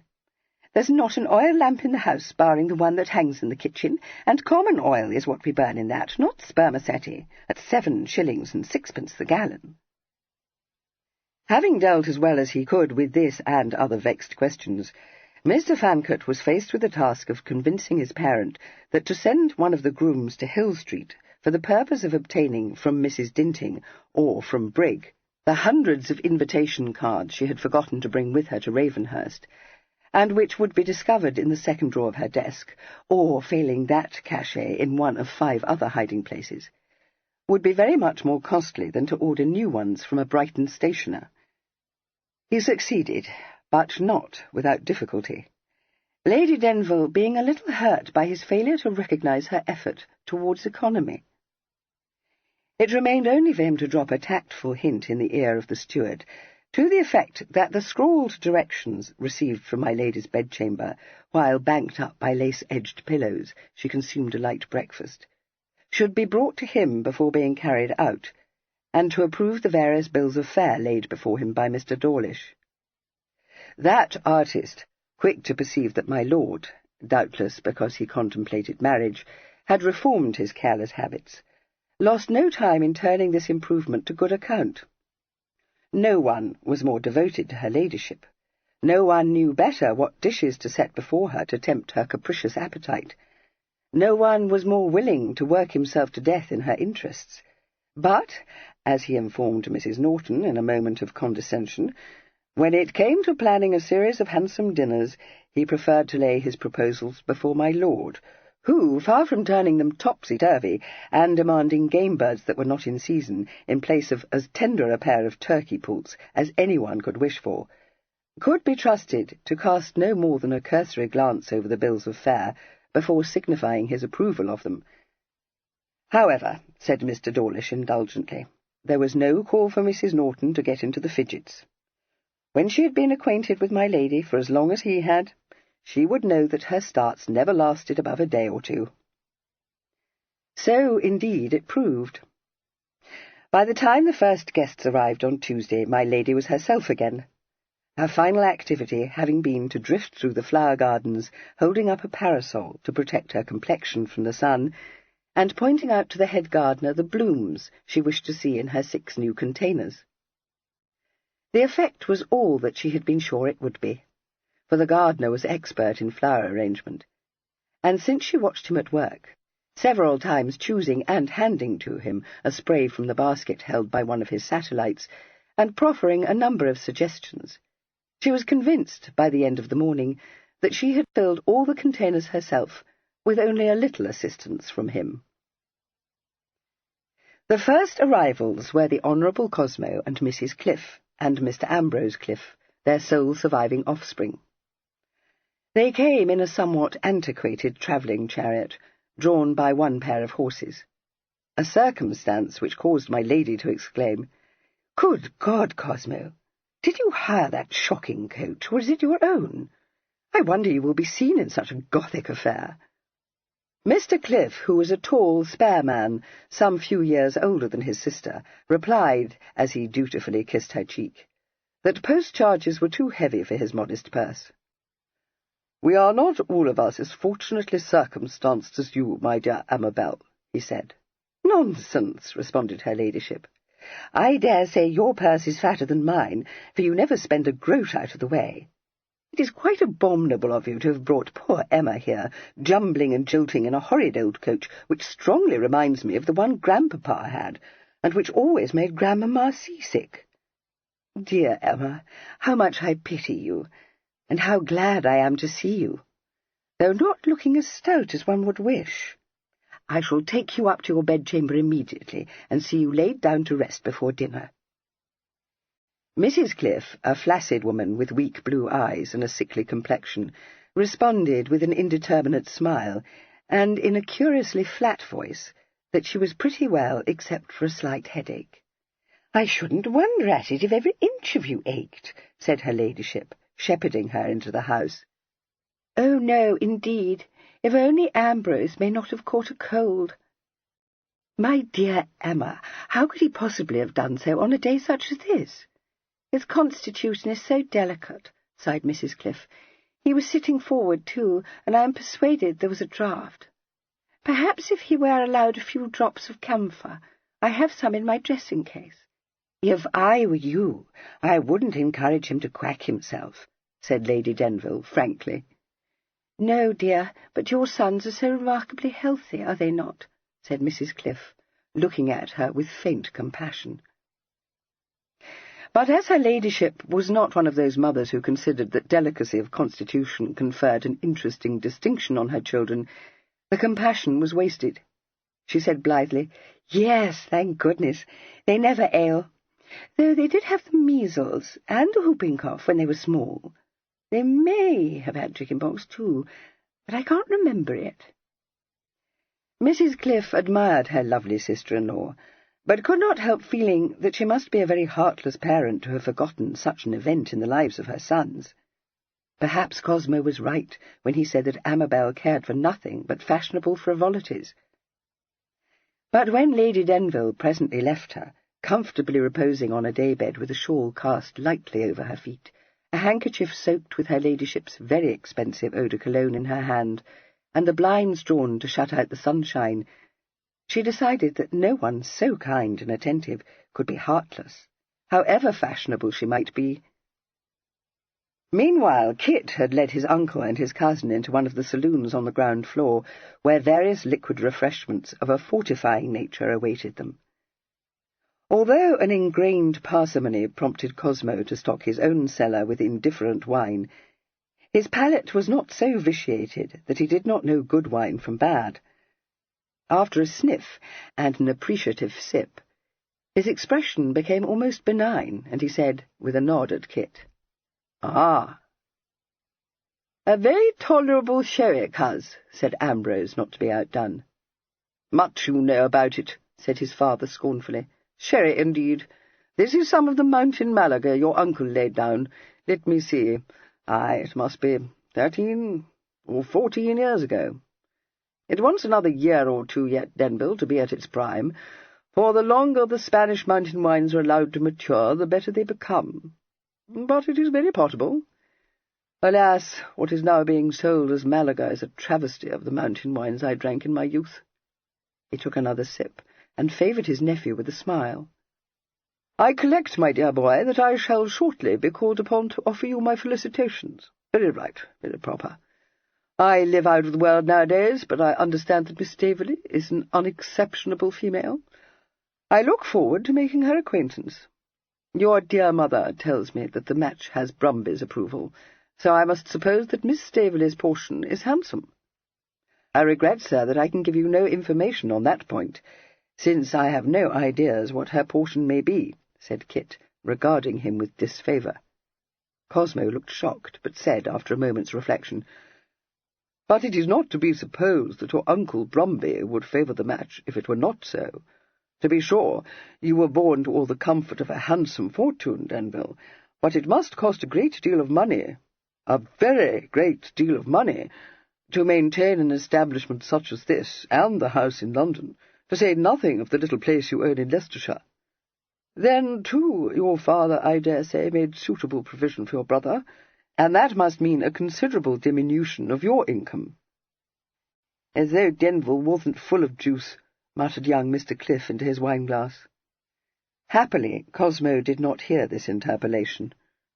He seemed to take almost as much interest in his nephew's financial situation as in his own, and continued, for as long as it took him to drink 3 glasses of Malaga, to speculate on the probable yield of my lord's estates, the number of servants needed to keep so large a mansion in order, the cost of maintaining such extensive flower gardens, and the extortionate rates demanded for houses in Mayfair. To do him justice, his interest and his energetic plans for the reduction of his nephew's expenses were entirely altruistic. He had nothing to gain, but almost as much as he liked to save money for himself did he like to evolve plans whereby other people's money could be saved. He was listened to politely by his nephew, and by his son with a mixture of rancour and embarrassment. That young gentleman, as soon as Cosmo had left the room, was so ill-advised as to beg Kit not to pay any heed to him. "He always talks as if he was purse-pinched. It's his way. It's bad enough when he starts that tug-jaw at home, but when he does it in company it's beyond anything." Kit was not unsympathetic, for he could readily perceive that to a 19-year-old unsure of himself, yet anxious to be thought all the go, Cosmo must be a severe trial. But he thought his cousin's speech extremely unbecoming, and somewhat pointedly changed the subject. It was to no avail. Ambrose continued to animadvert bitterly and at length on his father's shortcomings, until Kit lost patience, and told him roundly that his complaints did him no credit. "I don't wonder at it that my uncle should have taken your doings in snuff. Lord, could you find nothing better to do at Oxford than to visit the fancy houses? As for rustication, let me tell you, Corker, that he caught himself up, and swiftly altered the word he had been about to utter, that even Kit and I weren't rusticated because we had got into the petticoat line. In our day we left such stuff to the baggagery. As for boasting of having given some wretched ladybird a slip on the shoulder, I didn't boast of it," blurted out Mr. Cliff, blushing fierily. "I only said—" "Oh, yes, you did," said Kit grimly, "and if I were you I'd keep mum for that, halfling." Much discomposed, Ambrose muttered, "Well, you're no St. Denville. Everyone knows that." "No, and nor am I a queer nab, which is what you'll be if you don't take care," said Kit, with cheerful brutality. He laughed suddenly. "Come, don't be such a gudgeon, Ambrose. You are making me forget I'm your host." "Well, considering they still talk of things you and Kit did when you was up, it's outside of enough for you to be pinching at me," said Ambrose, much injured. "Do they? Famous," said Kit, his eyes lighting with sudden laughter. "I'll swear they don't say, though, that we wasted our time chasing the white aprons." Chapter 9. On the following day, towards the end of the afternoon, the Dowager Lady Staveley arrived at Ravenhurst in an even more antiquated and ponderous travelling chariot than Mr. Cliff's, and accompanied by her granddaughter, her Abigail, and her personal footman. Mr. Fancourt, notwithstanding his expressed wish to put as many miles as possible between himself and any member of the Staveley family, greeted their appearance on the scene with as much pleasure as was compatible with his fear that he might, in an unguarded moment, betray himself. For this, 24 hours spent in the company of his maternal relations were largely responsible. What Lady Denville mendaciously described as a cosily conversable evening had been followed by a singularly boring and, at times, difficult day. Cosmo, himself the owner of a modest estate, had chosen, when civilly asked to say what he would like to do, to ride around his nephew's acres. During this expedition, on which Kit had felt himself bound to escort him, he had asked a great many pertinent questions to which Kit, who, as a younger son, had never concerned himself with the management or the revenue of his father's property, was hard put to it to answer. He was obliged to endure a homily from his uncle, who perceived with regret that report had not lied when it described the 6th Lord Denville as a frippery young man, wholly abandoned to frivolity. Fortunately for the absent Evelyn's reputation, Mr. Cliff retired to the library after a substantial nuncheon, spread a handkerchief over his face, and sank into profound and audible slumber. Kit was left with the task of trying to entertain his cousin. No easy one, since young Mr. Cliff's sole desire was, as he expressed it, to take a bolt to Brighton. Asked what he wanted to do in Brighton, he replied vaguely that they might go for a toddle on the promenade, or perhaps take a look-in at a billiard saloon. But as Kit, in the existing circumstances, was determined to give this haunt of fashion a wide berth, and would have shrunk, under any circumstances, from being seen in the company of a would-be dandy who presented, to his jaundiced eye, all the appearance of a counter-coxcomb, this scheme was blocked at the outset. Kit said that it behoved him to be on hand when the Staveleys arrived, and that if Ambrose wanted to play billiards on a summer's afternoon, there was a very good table at Ravenhurst. In the end, as Ambrose said that he didn't know that he really wished to play billiards, he drove him upstairs to change his tightly-fitting coat, his dove-coloured pantaloons, and his cut Venetian waistcoat, for attire more suited to the country, and bore him off to shoot rabbits. Ambrose went unwillingly, saying, with a nervous laugh, that he was not a crack shot like his cousin. But after he had been forcibly dissuaded from carrying his fowling piece at an extremely dangerous angle, and had been given a lesson in how to load and fire it, he forgot his affectations, and began to enjoy himself. He was much relieved to find his cousin so good-natured, for he stood in secret awe of Evelyn, remembering a previous visit to Ravenhurst as a schoolboy, when Evelyn, finding that he had neither the taste nor the aptitude for any form of sport, regarded him with contempt, and soon shrugged him off. It seemed to him that the passage of time had greatly improved Evelyn, and presently, emboldened by the patient encouragement he received, he confided that he rather thought he would like to be able to shoot well.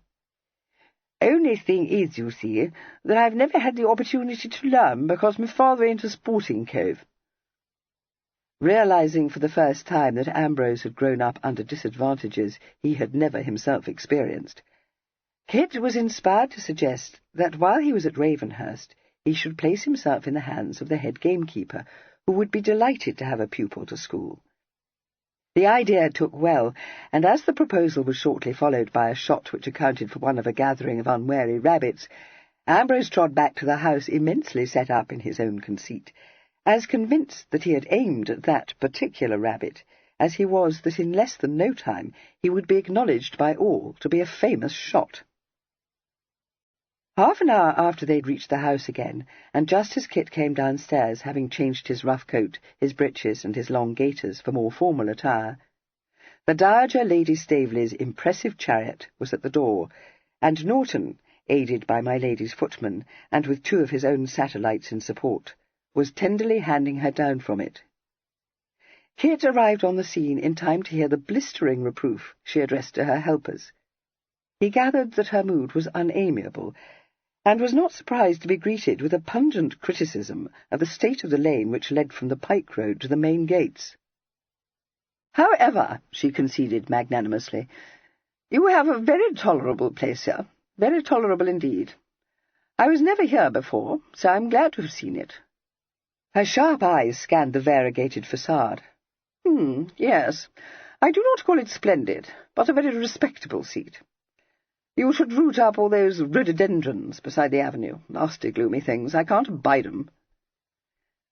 "But think how beautiful they are when they are in bloom, ma'am," said Cressy, who had just alighted from the carriage. "All but the shabby genteels are in London, then, so much good do they do one," said Lady Staveley sweepingly. She saw that her hostess was coming down the wide, shallow stone steps, and nodded to her. "How-de-do?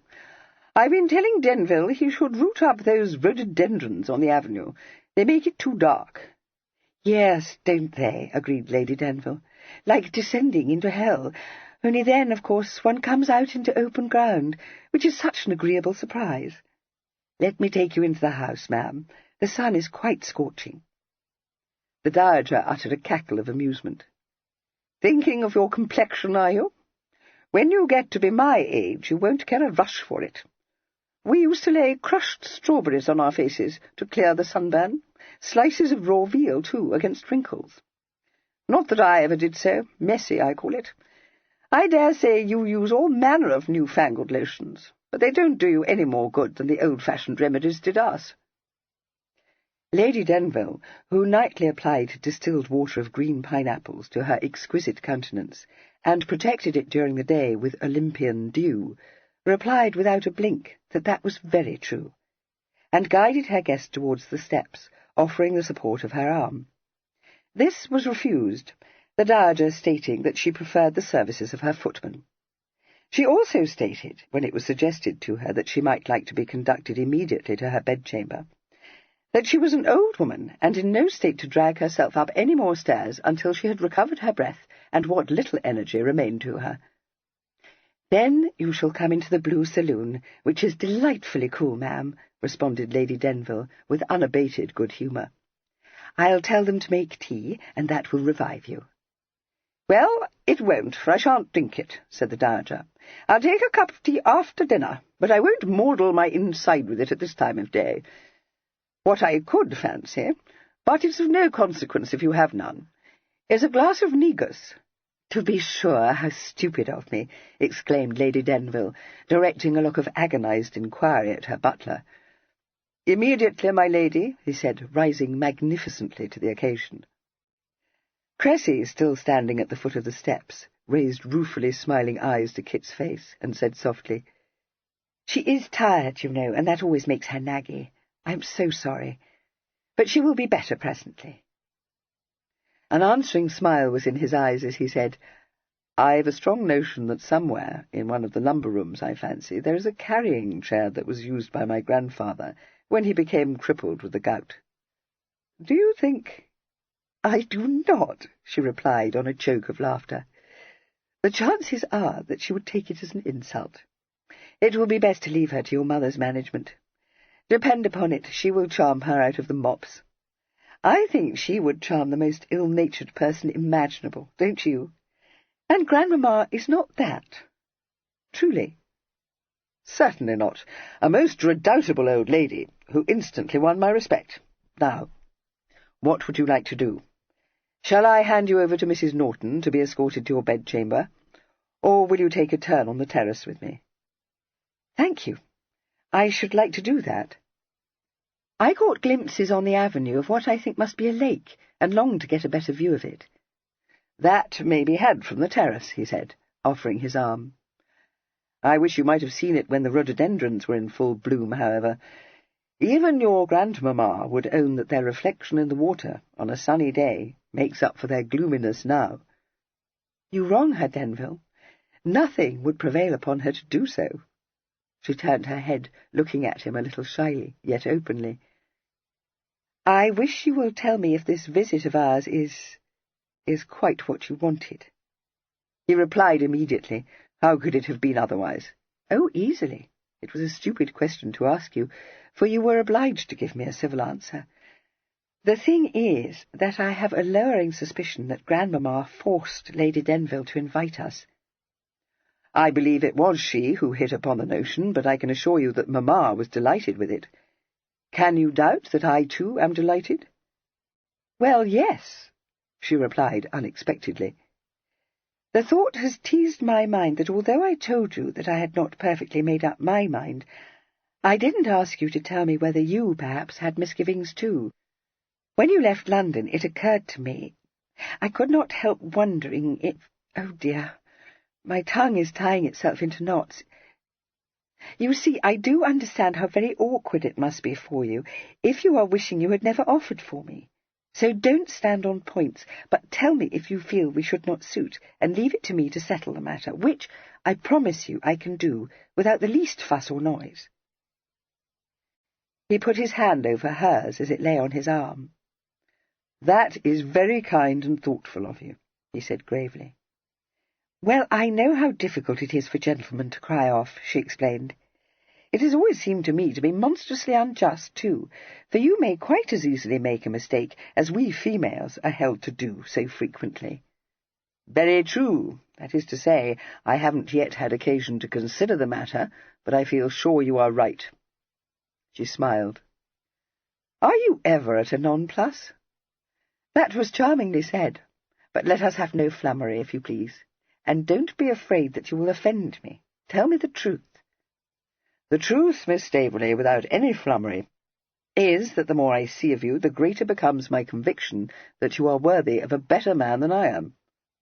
She wrinkled her brow. "Is that a civil way of telling me that you would like to cry off?" "No. It is a way of telling you that you are a darling," he said, lifting her hand and lightly kissing it. The words were spoken before he could check them, and with a sincerity which brought a wave of colour into Cressy's cheeks. He released her hand, thinking, I must take care, and I've never known a girl like this one. Aloud he said, Are you afraid to walk on the grass in those thin sandals, or will you let me show you the rose garden? It is quite at its best, and I have just caught sight of my young cousin. He will almost certainly join us if we remain here, and I wouldn't for the world expose you to that trial until you have recovered from the fatigue of your journey. Her quick flush had faded. She laughed, falling into step beside him. Yes, indeed. I dare say we must have come quite 30 miles. Is your cousin so very dreadful? Yes, half flash and half foolish, he said, handing her down the unevenly flagged steps onto the shaven turf. We were used, my brother and I, to think him an irreclaimable Jack Straw, and accorded him the roughest treatment on the rare occasions when we met him. It seems to me that you still do so. Not at all. I took him out to shoot rabbits this afternoon. My life in my hands. That's quite enough for one day. Seriously, he's a tiresome youth. What I should describe if I were talking to one of my own sex, but not, of course, to you, as a shag-bag, she said appreciatively. No, of course not. And how would you describe him to me? As a quiz, and bumptious at that. But I'm beginning to think that the fault doesn't lie altogether at his own door. Are you acquainted with his father, my Uncle Cosmo? She shook her head. Ah, then that is another treat in store for you. He is one of my mother's brothers, but she seems to suspect that he may be a changeling. Don't be surprised if he asks you what you paid for your gown, and then tells you where you could have had it made up more cheaply. She was in a little ripple of amusement. I won't.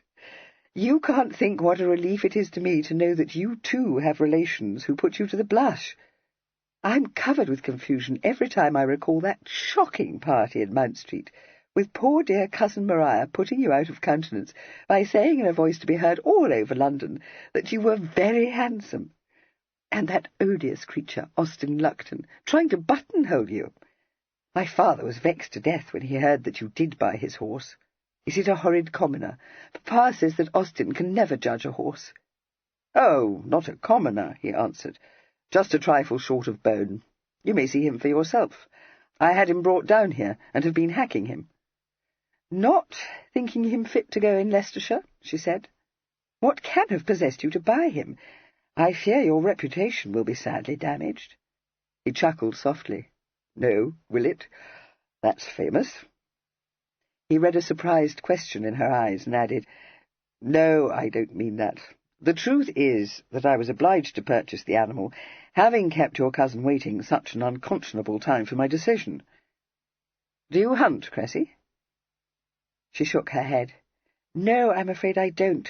I've been out once or twice with Papa, but not in the shires. You, I know, are what Papa calls one of the tally-ho sort. I hope you won't require me to try to emulate you, for I am very sure I couldn't do so. I like to ride, but I am not an accomplished fencer.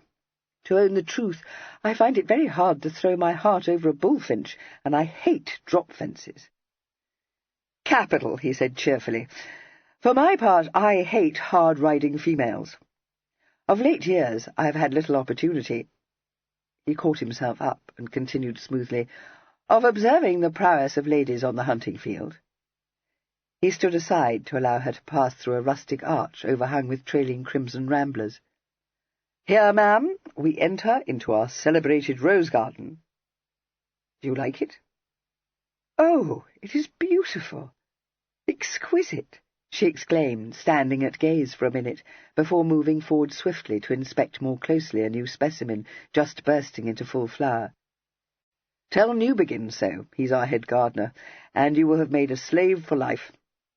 I should warn you, however, that my dear mamma is firmly convinced that she, and she alone, made this garden. And it is perfectly true that it was she who conceived the notion. She was immersed in plans when I left for Constantinople, but— When you left for Constantinople? She repeated, looking quickly up at him. To visit my brother, he said glibly. "Did you do that? How much I envy you. Are you fond of foreign travel?" "I have never done any, only in books," she said. "It was used to be my greatest ambition, to see the world a little, but Papa dislikes foreigners, and I never could persuade him to go even as far as to Paris. You visited your brother in Vienna, too, didn't you? I wish you will tell me about it." There was no difficulty about this, and as they strolled companionably down the paths that separated the rose-beds, Kit soon found that her reading had taught Cressy a great deal. She listened eagerly, interpolating an occasional question, and from time to time Kit paused to break off a particularly fine bloom to give her. When they made their way back to the house, she held quite a bouquet, and said, conscience-stricken, "If we should meet your gardener now, he will become my enemy, not my slave. Tell me, Denville, did your father make the grand tour when he was young? Don't you wish you had grown up then, before the war, when it was thought to be part of a young man's education to travel abroad, learning to speak foreign languages, seeing how people live in other countries?" "Except that if my father's grand tour is anything to judge by, they went at too early an age and were hedged about by tutors. As far as I could ever discover from the things my father told me, he went from one large city to another, armed with introductions to the ton, and spent his time between studying with his tutor and attending balls and routs, which he might as well have done in London." She said thoughtfully, "Yes, but I have a melancholy suspicion that our fathers, and even more our grandfathers, had very little interest in the beauties of nature, and still less in the customs of the people. My own grandfather kept a diary of his grand tour, and it is composed almost entirely of great names and social functions which he attended. I was never more disappointed when Papa gave it to me to read. For he must have passed throughout the grandest scenery, you know." "Did he record that he took care to wear lamb's wool next to the skin when travelling over an alpine pass?" She burst into laughter. "Yes, he did. Oh, dear! How sad that our forebears should have had such opportunities and should have wasted them so shockingly." They had reached the terrace steps by this time. As they mounted them, Kit said, "Have you taken Miss Clara Staveley's place in attendance on your grandmamma, Cressy? My mother wasn't perfectly sure if she would be accompanying you or not." "Oh, I'm sorry. I should have told her. Yes, I always go with Grandmamma to Worthing at the end of the season, so that Clara may enjoy what is known in the family as her holiday. In fact, she has gone to fetch and carry for my Aunt Caroline, and will very likely be required to take charge of the children as well, if I know my Aunt Caroline." She smiled. "Don't look so shocked. Let me tell you that my Aunt Elizabeth, who is the kindest creature imaginable, was used to think it as abominable as I can see you do that Clara should become a mere drudge. She invited her once to spend the summer in Hertfordshire, determined that she should enjoy a holiday of ease and comfort. Clara had nothing to do but be cosseted and amused, and had almost moped herself into a decline, as she later confided to me, when Aunt Eliza summoned her to come instantly to her aid, one of her children having thrown out a rash, her eldest son, my cousin Henry, having taken a toss and broken his arm, and her housekeeper having been obliged to leave at a moment's notice to succour her ailing mother, who had been laid low with a palsy stroke.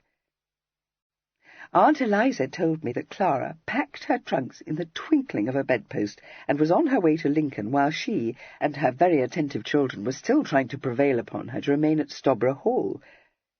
I collect that there was all to do in Lincoln, and I know how exacting is my Aunt Caroline, but I promise you that when Clara resumed her post beside Grandmamma, she was wonderfully refreshed." He was obliged to laugh at this lively history, but he said, cocking an eyebrow at her, "Yes, I too have an aunt who, according to what my mother tells me, derives immense satisfaction from immolating herself on the altar of family duty. But I hope you don't mean to try to bamboozle me into believing that you are of this cut?" "Not in the least," she replied. "Nor do I immolate myself. The worst I have to suffer when I go to Worthing with Grandmamma is a certain tedium, and even that is alleviated by Grandmamma's tongue." He had opened a door that gave access to the terrace from the house, and she said, pausing before she stepped across the threshold, "Thank you for my roses. Do you keep country hours at Ravenhurst? Will you desire one of the servants to take me to my room, if you please? It must be time I made myself ready for dinner." "We'll find my mother," he replied. "She will certainly wish to take you up herself." Lady Denville was not far to seek, for she was coming down the stairs as Kit conducted Cressy into the main hall. She was looking a trifle harassed, but when she saw Cressy, her face brightened, and she came quickly down the remaining stairs to fold the girl in a scented embrace. "Dearest child, I was wondering where you were, for I haven't exchanged above 2 words with you." "I beg your pardon, ma'am. Denville took me to see your rose garden, and was so kind as to pluck these for me. Aren't they beautiful? The garden, too, so charmingly laid out. We have nothing like it at Staveley." "It is pretty, isn't it?" agreed her ladyship. "Such a labour as it was to make, but I never regretted it. Cressy, I must warn you that this is the dreariest party. It positively overpowers me to think that I should have invited you to it, poor child. What with my brother prosing and moralizing in the most boring manner, and Emma growing drabber under one's very eyes, and speaking like a mouse in a cheese, not to mention Ambrose, whom anyone would take for a mere April squire—" "You didn't invite me, godmother," Cressy interrupted, laughing.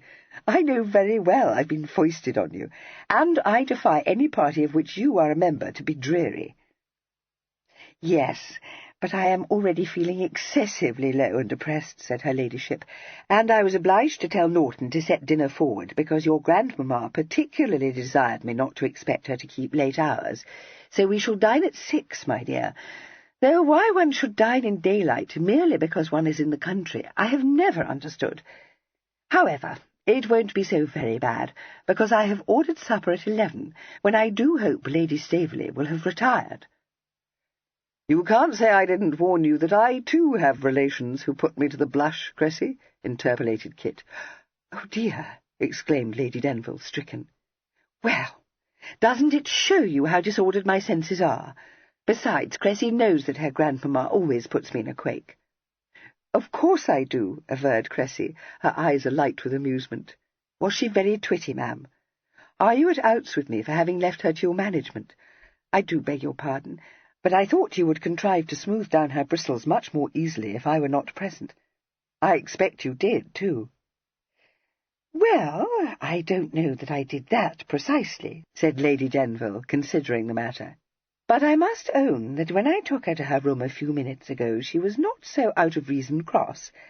I don't mean to say that she was in high good humour, but she very fortunately detected that the colour had faded a little from the brocade I chose for the curtains in the blue saloon, which I never thought to be thankful for, Evelyn, because I had it sent from Lyon, and the cost put your father all on end. Indeed, I was quite provoked myself when I saw how sadly it had faded. But one never knows when what seems to have been a mistake will turn to good account. It put Lady Staveley in a much better humour when she was able to tell me what a pea-goose I had been.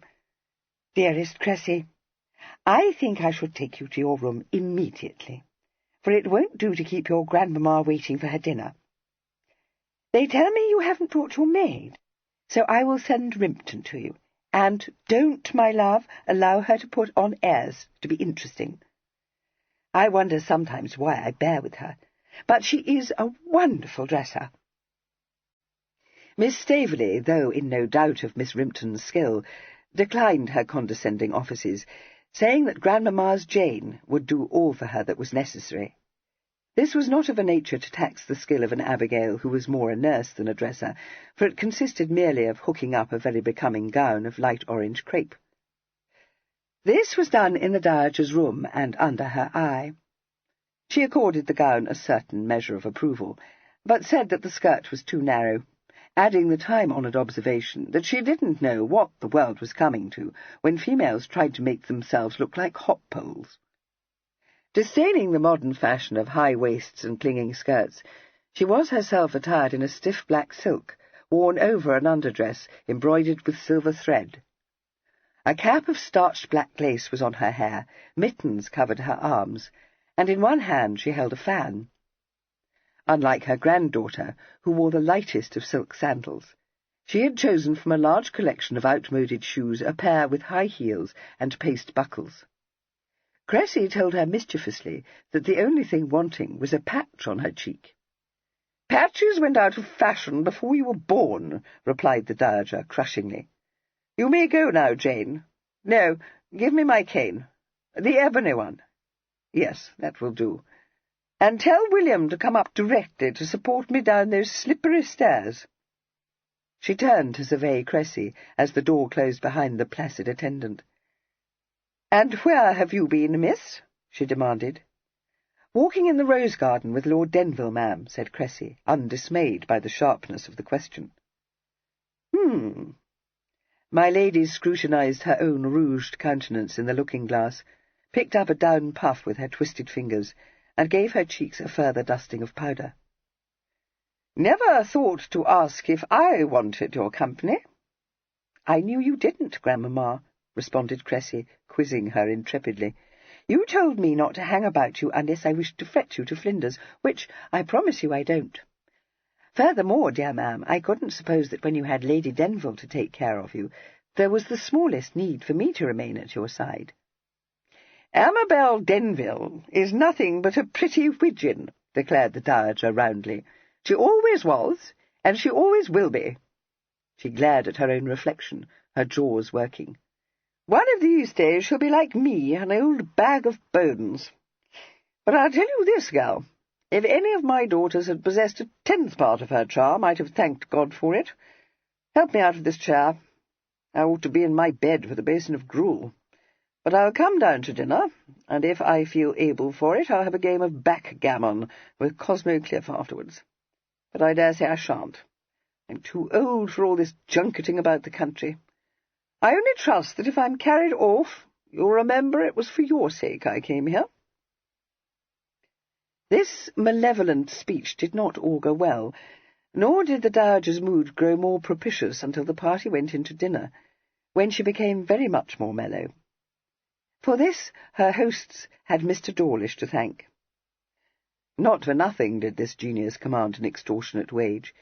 He knew quite as well what to offer a very old lady as how to serve up a grand dinner of 2 full courses consisting of half a dozen removes and upwards of 30 side dishes.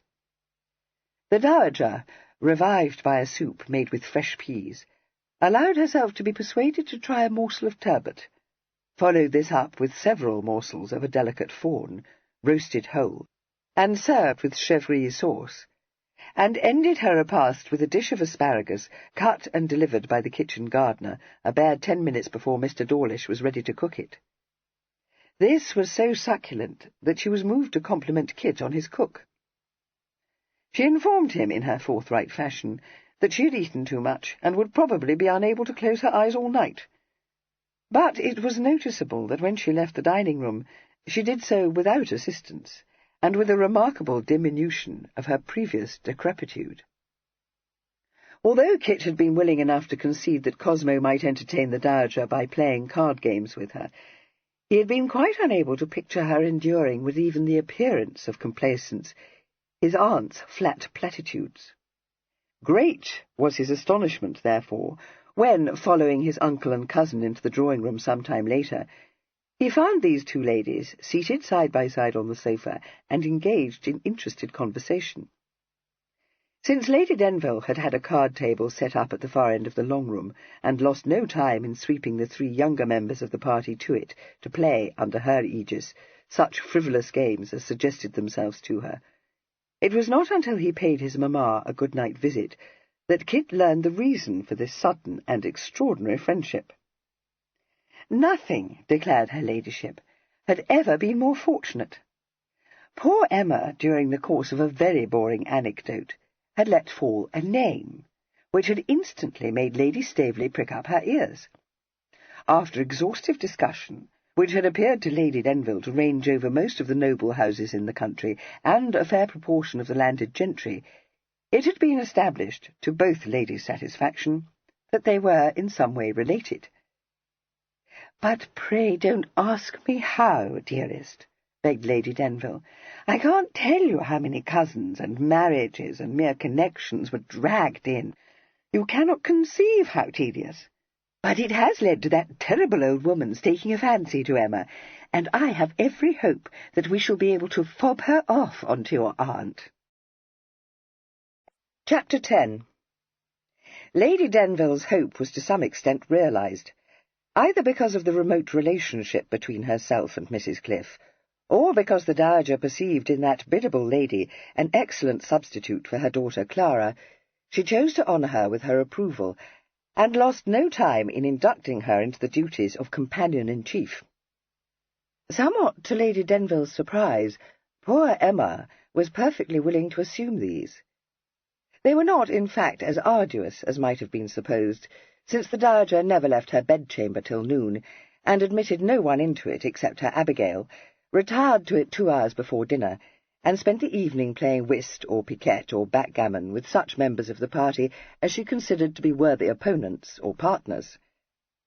Mrs. Cliff was not numbered among these, and until the arrival of Sir Bonamy Ripple, 3 days after the rest of the guests had assembled, it was Kit who occupied the 4th place at the whist-table.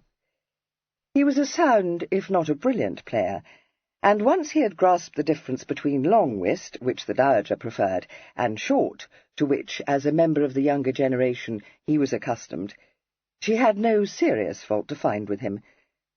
But as Lady Denville's play was divided between flashes of brilliance and strange lapses, due, as she unacceptably explained to the Dowager, to her having been thinking of something else just at that moment, it was soon tacitly decided that she and her son should be perpetual partners against the Dowager and Cosmo Cliff.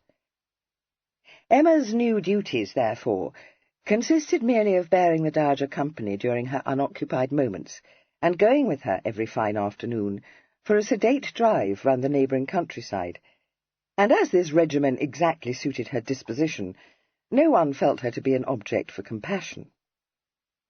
Ambrose, still fired with the hope of becoming a notable shot, spent every morning with the head gamekeeper, a long-suffering individual who confided to Kit that if he succeeded in teaching Mr. Ambrose to hit a barn door at a range of 12 yards, it would be more than he bargained for. This, since Cosmo spent the better part of the day either perusing the London papers in the library, or prowling about the estate asking shrewd questions of bailiffs and farmers, and reporting detected extravagance to Kit, left Kit with the charge of entertaining Miss Staveley. On sunny days they rode together or played at battledore and shuttlecock. When it rained they played billiards, or sat in comfortable talk. Once, at her request, he took her to the long picture gallery, regaling her with an irreverent history of his ancestors, many of whose portraits lined the walls. She entered into the spirit of this, and capped with aplomb his top-lofty boast of a recusant priest in the collateral, with an account of the Staveley who had blotted the escutcheon by having journeyed so far into Dun territory that he had seen nothing for it but to take to the High Toby. Kit, acknowledging the superior distinction of this anecdote, wished to know if this enterprising scion had succeeded in making his fortune, but Miss Staveley informed him, with what he told her was odious pretension, that it was generally believed that her interesting forebear had perished on the scaffold under the cognomen of Gentleman Dick. "That's good," he admitted, "but take a look at old Ginger Hackle here, one of my great-great-uncles, and said to have murdered his first wife. Here she is, beside him." "Well," said Cressy, subjecting the portrait of a languishing female to a thoughtful scrutiny, "I shouldn't wonder at it if he did. Anyone can see that she was one of these complaining women for ever having the vapours or dissolving into floods of tears, and I have little doubt that that red head of his denotes an uncertain temper. But the picture which held Miss Staveley's interest longest was the Hoppner portrait of the Fancourt twins, executed when they were schoolboys. "How very alike you are," she remarked, studying more closely than Kit appreciated what was held to have been one of Hoppner's best likenesses. "There is a difference when one looks more particularly into it. Your hair is brighter, and your brother is a trifle taller than you are. Something in the expressions, too."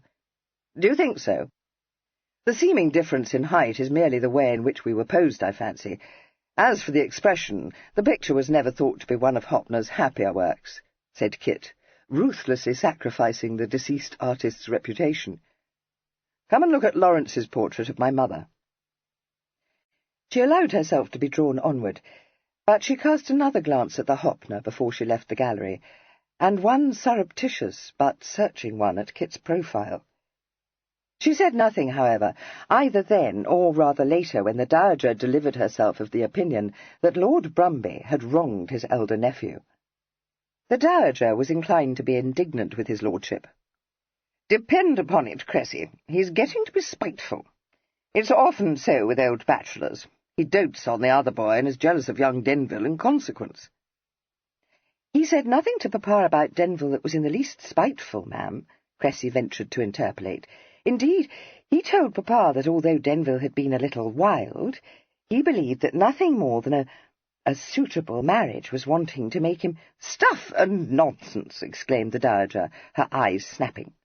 "Henry Brumby's an old woman, and so I shall tell him. There's nothing of the profligate about the boy, and never was. I dare say he's had his adventures. Why not? But I cut my wisdoms long before Brumby cut his, and if he thinks I don't know the signs of a loose screw, he very much mistakes the matter. There ain't one to be seen in Denville, and that you may believe, gal. I like him. Do you?" This sudden question slightly discomposed Cressy, but upon being adjured to answer it, she said, blushing a little, "Yes, I do. Much better than I did at the outset. But—" "But what?" demanded the Dowager, as Cressy hesitated. Cressy shook her head. "Nothing, ma'am. That is— no, nothing." The Dowager looked narrowly at her, but said, after a moment, "Early days yet. I don't mean to press you, so I'll say no more. You ain't a simpering miss, so you won't underrate the advantages of this match. You know as well as I do that Denville's a matrimonial prize. Time was when I should have thought more of that than I do today.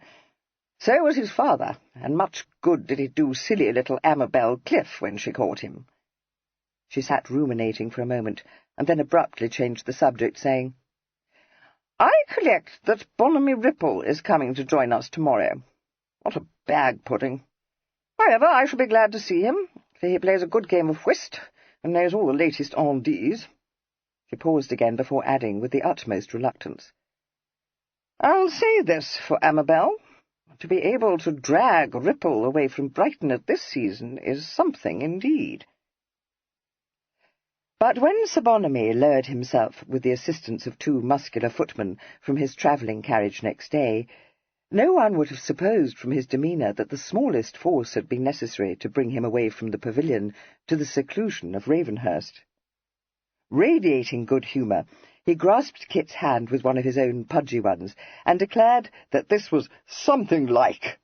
Wheezing only a very little from the exertion of descending from the carriage, he stood looking about him, a not unimposing, if preposterous figure, in the nattiest of country raiment, with a voluminous drab driving-coat hanging open from his shoulders, and a shaggy, low-crowned beaver set rakishly askew over his curled and pomaded locks. "Very agreeable," he pronounced. "Very pleasing prospect. Do you know, my boy, I've never seen it in the summer before. Excellent. Just the thing for recruiting nature. I feel as fresh as a nosegay already." Kit's eyes twinkled. "I'm happy to welcome you here, sir." Sir Bonamy's little round eyes stared at him for an unwinking moment. "Very much obliged to you. Very prettily said." Recalling belatedly that his twin barely tolerated their mamma's most devoted admirer, Kit skated smoothly over this, saying, "But I should warn you that the exigencies of country life may perhaps put you quite out of frame. We dine at 6, sir." "No need to warn me," Sir Bonamy said, slowly mounting the shallow steps. "I know the country habit. But you have a very good cook, and if one partakes of only a morsel by the way of a nuncheon, one is ready for one's dinner by 6 o'clock, with a mere snack for supper." "Oh, we shall offer you more than a snack," promised Kit. You will certainly need a supporting meal after an evening spent in playing whist with the Dowager Lady Staveley." "So that's it, is it?" said Sir Bonamy, pausing at the top of the steps to get his breath back. His large frame was shaken by a chuckle. "Now I know why you were happy to welcome me. Quite right, quite right. You leave the old lady to me." "Ah!" This last exclamation was evoked by the emergence from the house of his hostess, who gave him both her hands and an embracing smile, saying, "Dear Bonamy, I knew I might depend upon you. Infamous to have invited you to such a dreadful party, but I needed you." Kissing her hands and continuing to hold them in his, Sir Bonamy said fondly, "Now, my pretty, you should know how happy it makes me to hear that. And you should know I couldn't think any party dreadful which you grace. Anything I can do to oblige you, I'll do with alacrity. Just been telling Evelyn to leave Cordelia Staveley to me."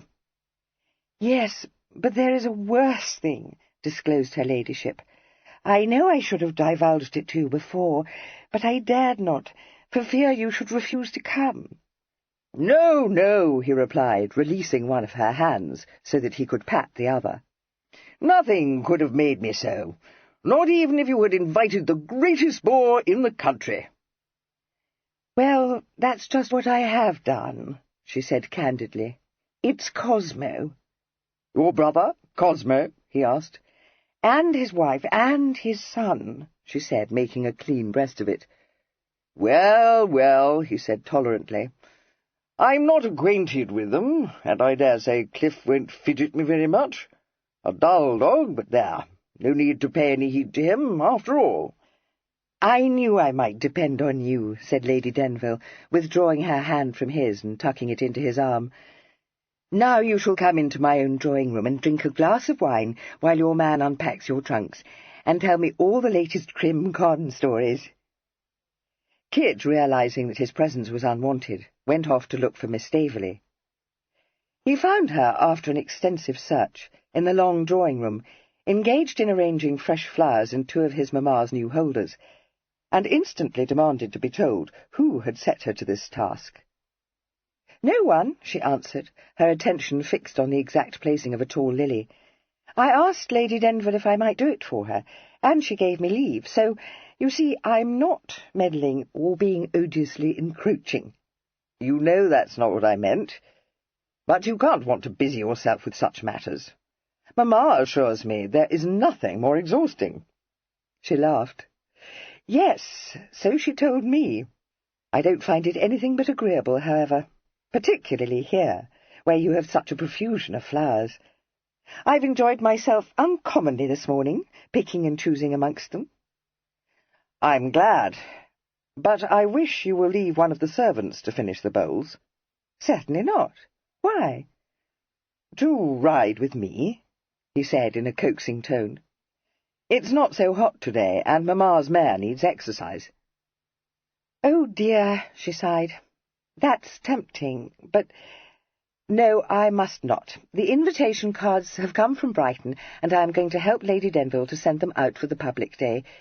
She has settled to hold it next week, so there's no time to be lost." He was just about to offer his services when he remembered that his handwriting was very different from Evelyn's scrawl. He bit the words back, all at once realizing that a fresh danger threatened him. Sooner or later, he thought, one of his guests would ask him for a franc. He could write the one word, Denville, in a passable imitation of Evelyn's fist, but he felt it would be beyond his power to transcribe a full name and address. His father, rigidly meticulous, had always done so. He wondered if every peer and member of Parliament adhered so strictly to the letter of the law. He rather fancied that most of them distributed their francs very freely. On the other hand, he had an uneasy recollection of having read in some newspaper that francs were being subjected to close scrutiny by the post office in an attempt to check the abuse of this privilege. He could only hope that Evelyn's signature was not yet well known to any local postmaster, and decided that if the worst befell he would trade on the illegibility of Evelyn's writing, recommending the seeker after a franc to superscribe the letter himself to ensure its safe arrival. Cressy stood back, the better to survey her handiwork. "I hope Lady Denver will like it," she said. "I think it is quite tolerable, don't you?" "Just passable," he said gravely. She laughed. "Let me tell you, sir, that I preen myself a little on my flower arrangements." "I can see that you do." "If you won't ride with me, will you take a turn about the gardens with me?" She glanced at the clock on the mantelpiece and picked up her simple straw bergère hat. "Yes, that would be very agreeable. For half an hour?" He nodded. They went out together and passed down the terrace steps onto the lawn, and across it to a succession of shallow terraces backed by wide flower borders on one side and low stone parapets on the other. Cressy sighed. "What a pity it is that dear godmamma doesn't care for the country. It is so beautiful here." "No, mamma finds it a dead bore unless the house is filled with entertaining guests." He hesitated. "Are you very fond of the country, Cressy?" She considered the matter, wrinkling her brow in the way he had come to think charming. Then she said, with the flicker of a smile, "That's a home question. When I'm here, and in such delightful weather, I wonder how I can support life in London. But the melancholy suspicion occurs to me that I am, au fond, a town creature." She glanced round at him, arching her brows quizzically. "Does that cast you down? I recall that you told me, at that first encounter, that if you knew yourself to be master here, you would choose to spend all but the spring months at Ravenhurst, or in Leicestershire. Don't be alarmed. I promise you I won't repine." He said nothing for a moment, for it flashed across his mind that her words had supplied him with the answer to the problem which had been troubling him.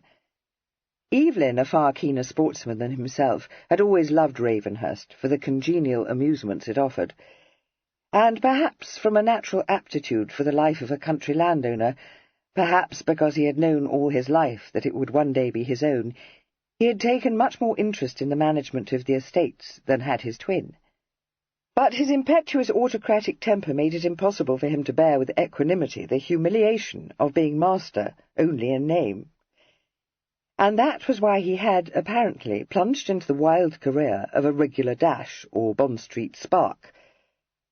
Kit could perceive dispassionately that this was folly, but he accepted it without criticism, because it was a part of Evelyn neither to be censured nor amended. The only thought in his head was that by hedge or by style the trust must be brought to an end. That Miss Staveley personified neither of these homely objects was a thought which had entered his head several days previously, and had taken such firm root there that it had swiftly become something to be taken for granted. Watching him, Cressy said gently, "Vexed, sir?" His eyes, which had been looking frowningly ahead, travelled to her face, and smiled again. "No, far from it." "In a little worry, then?" "A little," he acknowledged, "for reasons which I can't at present explain to you. Bear with me." "Why, of course." She strolled on beside him for a few paces. "Did you wish to say something of a particular nature when you asked me to come into the garden?" "No. That is, I have much to say to you of a very particular nature, but not yet." He broke off as the evils of his situation came home to him more forcibly than ever before. He felt himself to be at a stand, for, although every impulse urged him to disclose the truth to Cressy, to do so under the existing circumstances, and while he was uncertain of her mind, would be to run the risk of flooring not only himself, but Evelyn as well. That she was inclined, for some inscrutable reason, to prefer him to his twin, he knew, but he was no self-flatterer. He thought Evelyn his superior in all the qualities that might be supposed to captivate a lady, and he knew that in position and fortune Evelyn wholly eclipsed him. Cressy's affections were not engaged. That had been made plain to him at the outset, when he had consented to impersonate his twin for one vital evening. Under no other circumstances would he have lent himself to such a hoax. But this now seemed to make the situation worse rather than better. Cressy, entering into a marriage of convenience, had showed herself willing to accept an offer which the Ton would certainly think splendid. In Kit's view, that was a sensible thing to do. One could not have everything in an imperfect world. So, if one was denied the best thing of all, it would be foolish not to accept an offer that carried with it the promise of ease and social distinction. Kit's own affections might be very thoroughly engaged, but it seemed incredible to him that Cressy, apparently impervious to Evelyn's charm, had fallen in love with him. She certainly liked him, but it would take more than mere liking to overcome the revulsion she must surely feel if he told her how outrageously she had been deceived. It did not so much as cross his mind that she need never be told. He was going to tell her the whole truth just as soon as he could do it, with Evelyn's knowledge, and when Cressy was no longer in the intolerable position of being a guest at Ravenhurst. The hoax, at no time acceptable to him, had begun to assume the colour of an unforgivable piece of chicanery. He would not have thought it surprising if Cressy, learning the truth, shook the dust of Ravenhurst from her feet with no more delay than would serve to put her grandmother in possession of the facts. Setting aside his own prospects, he thought there was scarcely a worse turn he could serve Evelyn. Such a break-up to the party would inevitably set tongues wagging and wits to work, and though the Staveleys would be unlikely to repeat the story, there was no dependence to be placed on the reticence of the servants. If only one amongst the score at Ravenhurst guessed the truth, the scandal, probably garbled out of recognition, would spread with the rapidity of a forest fire. Better by far would it have been to have left Evelyn to make what excuses he could for his defection, than to have set out to rescue him, and then to draw back from a task which proved to be harder and more distasteful than had been foreseen, leaving him in very much more serious straits. There was no intention of furthering his pretensions to Cressy's hand in Kit's head. Loyalty to his twin might be strong, but it stopped short of helping Evelyn to marry, for expediency's sake, the girl he himself loved. Evelyn would never expect that of him, but Evelyn would expect, only that was the wrong word to use for what each of them knew to be a certainty, that in all other predicaments his twin would stand buff. Cressy's voice intruded upon these reflections, telling him that the arrival that morning of the post, with the previous day's London papers, had ruffled the temper of one of his guests. She said this very gravely, but he was not deceived, and replied promptly, "You terrify me. Tell me the worst." Her mouth quivered. "It is very bad, I warn you. Your uncle has seen that the Gazette and the Morning Post have received the information that your mamma has left London for Ravenhurst Park, and he is very much put out." He knew that Lady Denville had sent this notice to the two journals Evelyn was most likely to read, but what concern it was of Cosmo's he had no idea. Cressy, meeting the surprised question in his eyes with a decided twinkle in her own, said reproachfully, "One would have supposed that dear godmamma would have thought it proper to have mentioned that she was entertaining visitors to Ravenhurst, amongst whom are the Honourable Cosmo and Mrs. Cliff, and Ambrose Cliff, all of whom their host wishes otherwhere." "I don't think that was precisely how he feels the notice should have been phrased," she said in a considering tone. He laughed. "I'm very sure it's not. Feels he has been slighted, does he? What the deuce does it matter to him? You'd think he must be some trumped-up April squire, wouldn't you?" "I dare say it may come of his being a younger son." "No, that it does not," he exclaimed, revolted. She glanced speculatively at him. "A younger son jealous of his elder brother's position, and one who has made no mark in the world," she amended. He had by this time recollected himself, and merely said, "No, it comes from having a maggoty disposition and a vast quantity of self-importance."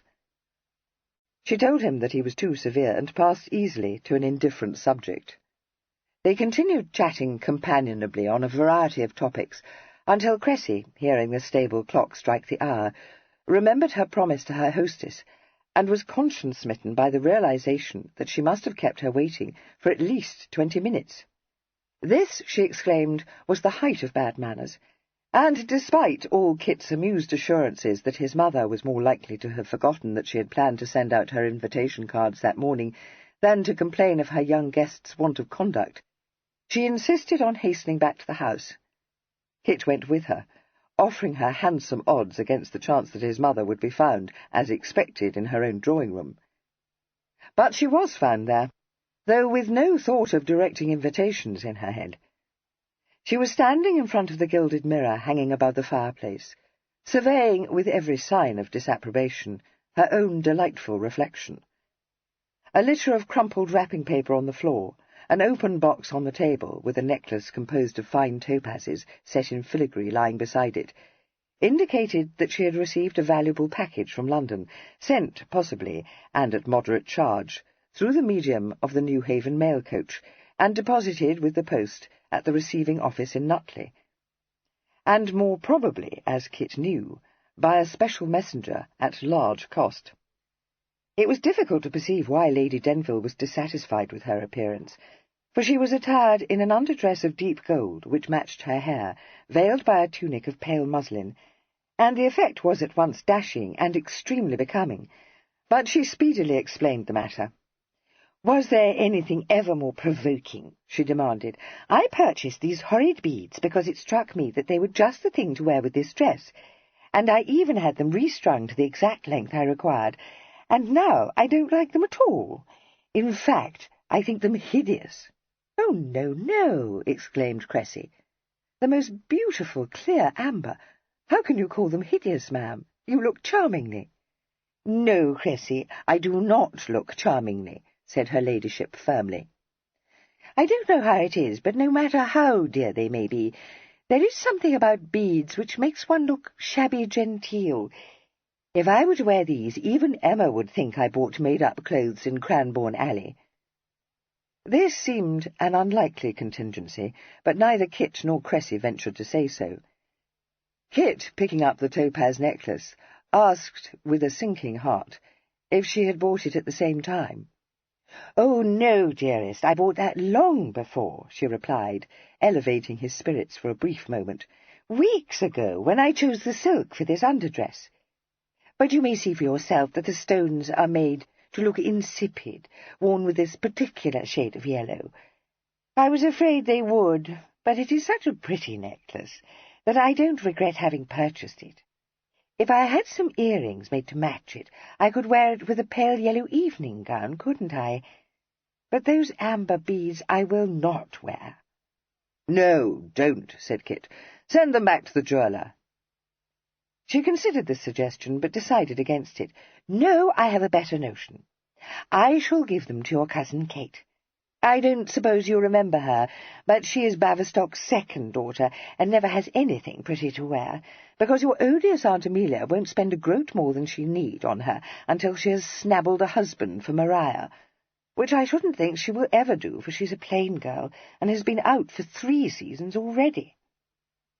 She unclasped the amber string and laid it aside, and said, smiling brilliantly upon her audience, "So, it turns out to be for the best, after all, and I must wear my pearls until I find just what I have in mind.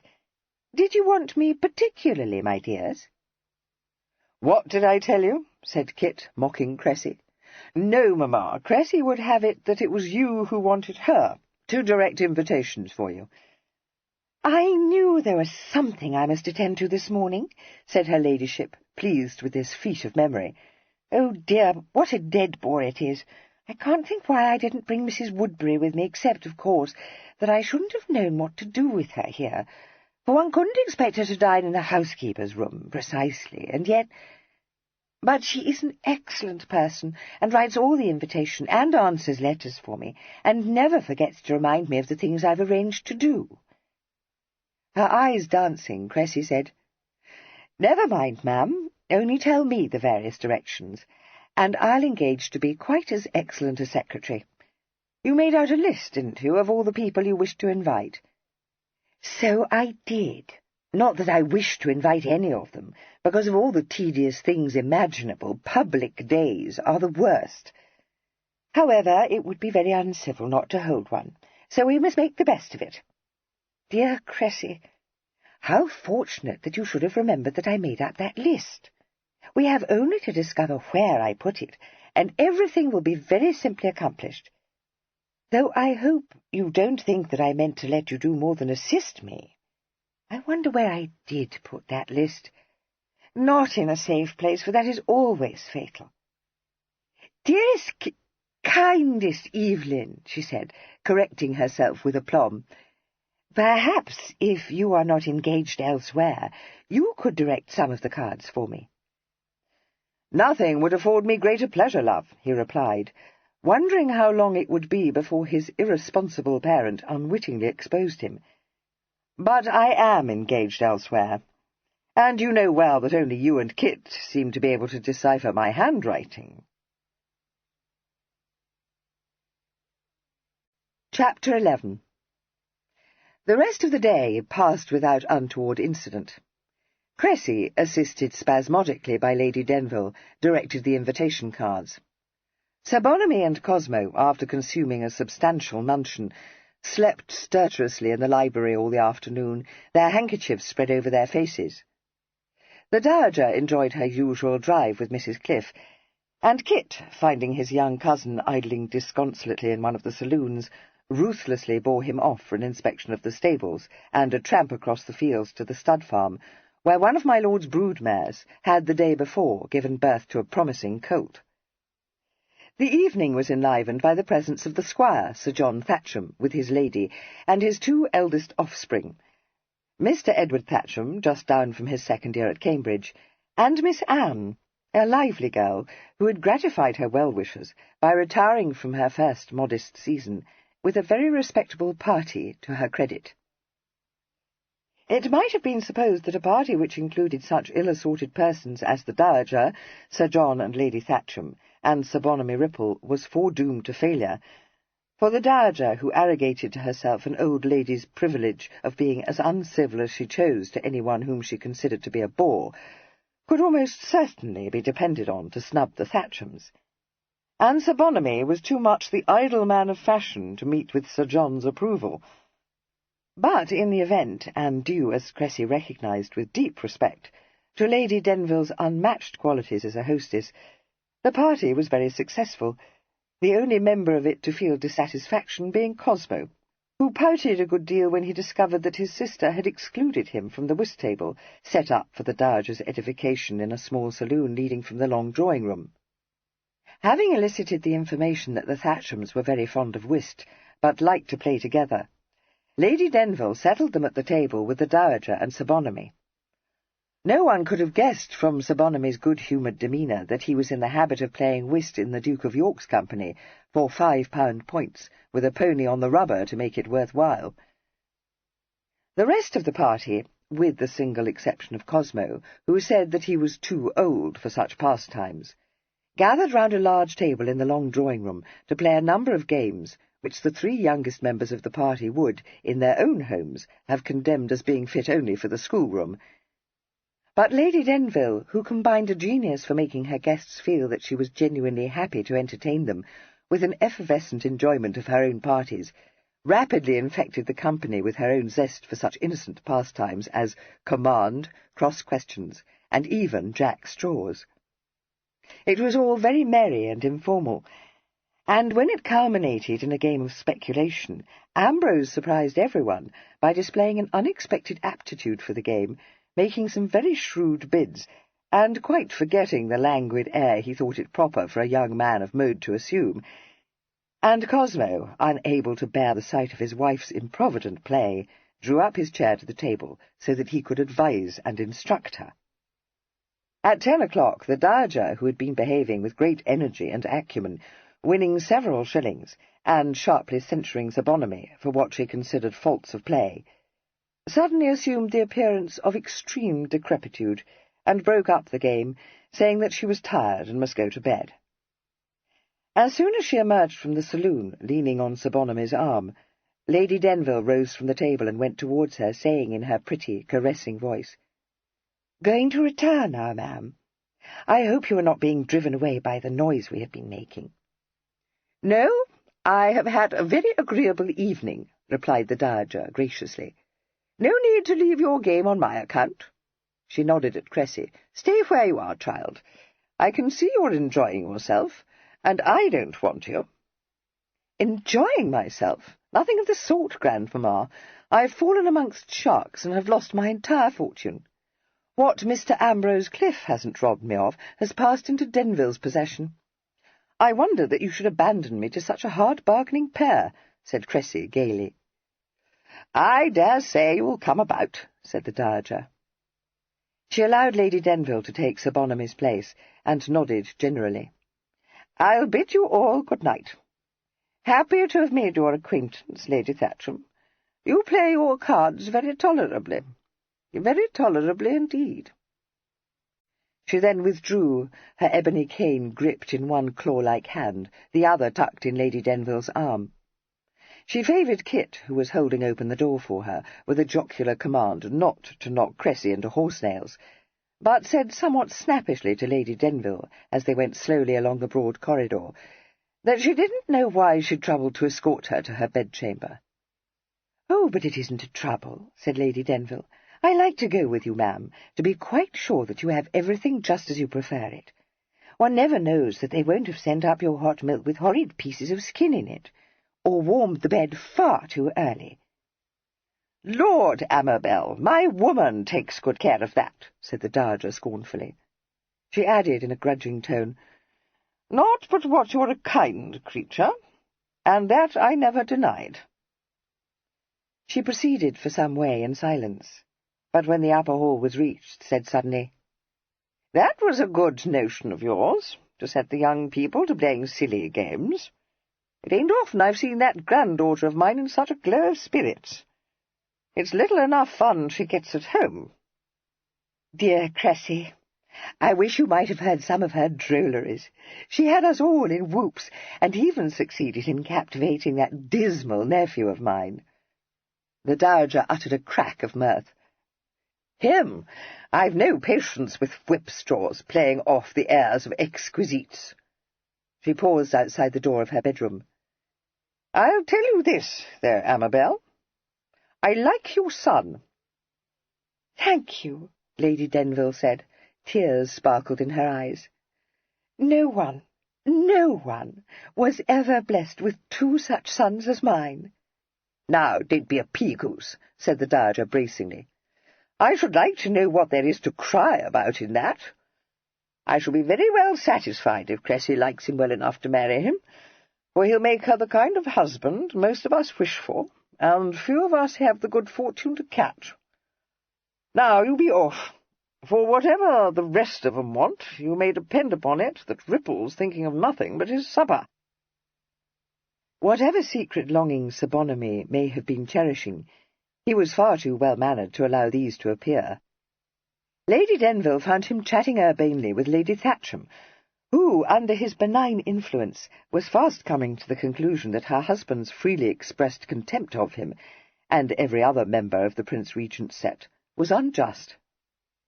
The game of speculation was coming to an end, with Cressy recovering some of her losses, a circumstance which she owed to the intervention of Cosmo, who had moved round the table to sit at her elbow.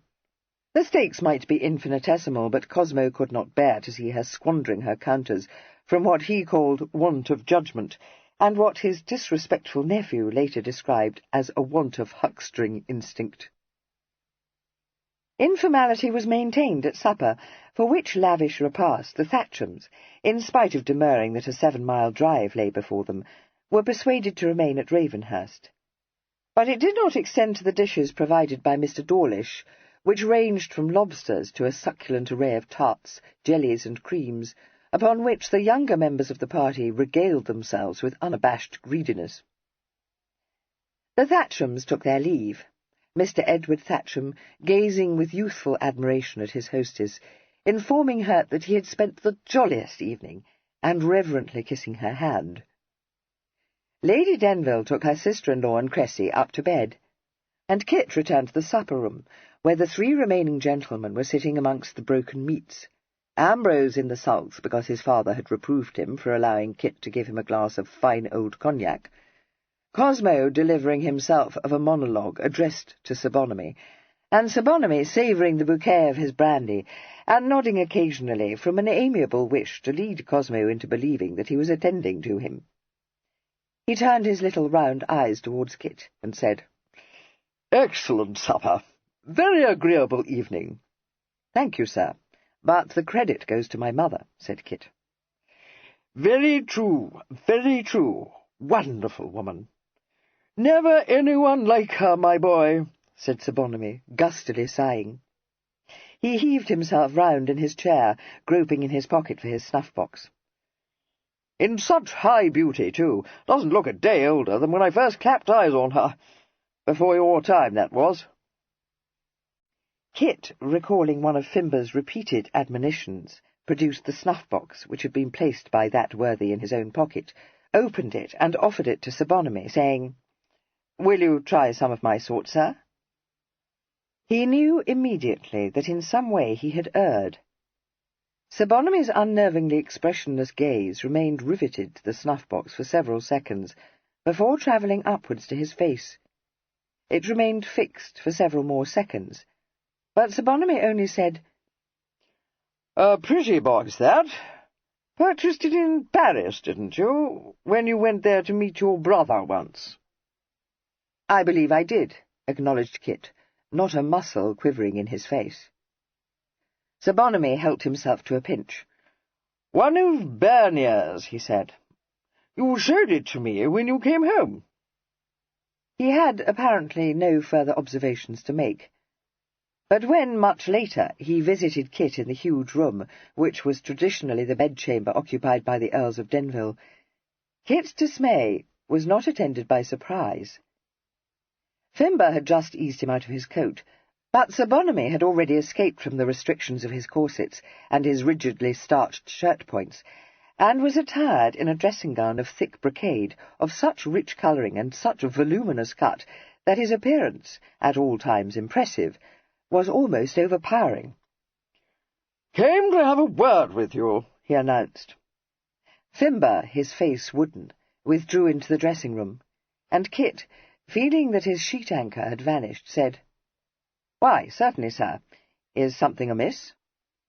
"That snuff of yours is dry," said Sir Bonamy, staring very hard at him.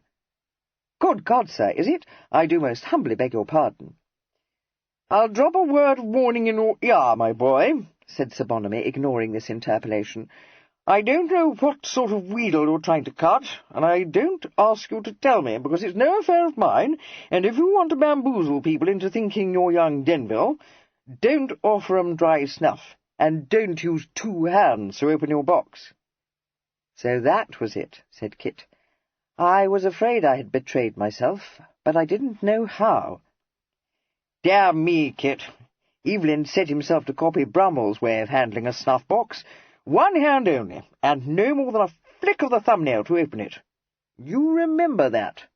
"I will, sir," Kit promised. "Thank you. You must feel that I owe you an explanation." Sir Bonamy checked him with an upraised hand. "No, I don't," he said hastily. "I've already told you it's no affair of mine. I'd as lief it wasn't, too, because it looks to me like a damned havey-cavey business." "It isn't quite as havey-cavey as it must seem," Kit told him.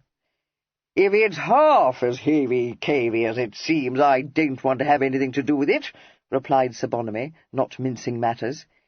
"And from what I know of you and Evelyn, not that I came here to pull crow with you, for I didn't. What's more, you won't goad me into it, my boy, so don't think it. If Evelyn hasn't been able to wind me up in all these years he's been trying to do it, it stands to reason you can't." "But I don't wish to, sir," expostulated Kit mildly. "Now I come to think of it," conceded Sir Bonamy, "you never did take so much pepper in your nose at the sight of me as that whisky-frisky brother of yours, so I dare say that's true. As a matter of fact, that's what made me suspicious. You shouldn't have looked as if you was glad to see me. Ought to have known better. Civil enough, young Denville, but pokers up a trifle." "Does he? I'll comb his hair for it," said Kit. He smiled. "In any event, I shouldn't have done so. I'm by far too grateful to you for coming to support us. I knew, too, that I'd nothing to fear, even if you did recognise me. No, nothing at all, Sir Bonamy assured him. But I'm not as young as I was, Kit, and it's no use thinking, if you've got hold of a wolf by one ear, that I'm going to grasp the other, because I won't do it. So don't you tell me anything. If your mother wishes me to know the whole, she'll tell me fast enough. Bless her. He added uneasily, No need to edge her on to tell me, mind. Kit reassured him on this head, and he went off, feeling that he had done as much for his young friend as could have been expected of any man of his years and elevated position. Lady Denville, when informed next day of this interlude, not only went into a peal of laughter, but showed a regrettably mischievous desire to devise some way of entangling her hapless adorer in an imbroglio which she proudly claimed to be of her own making.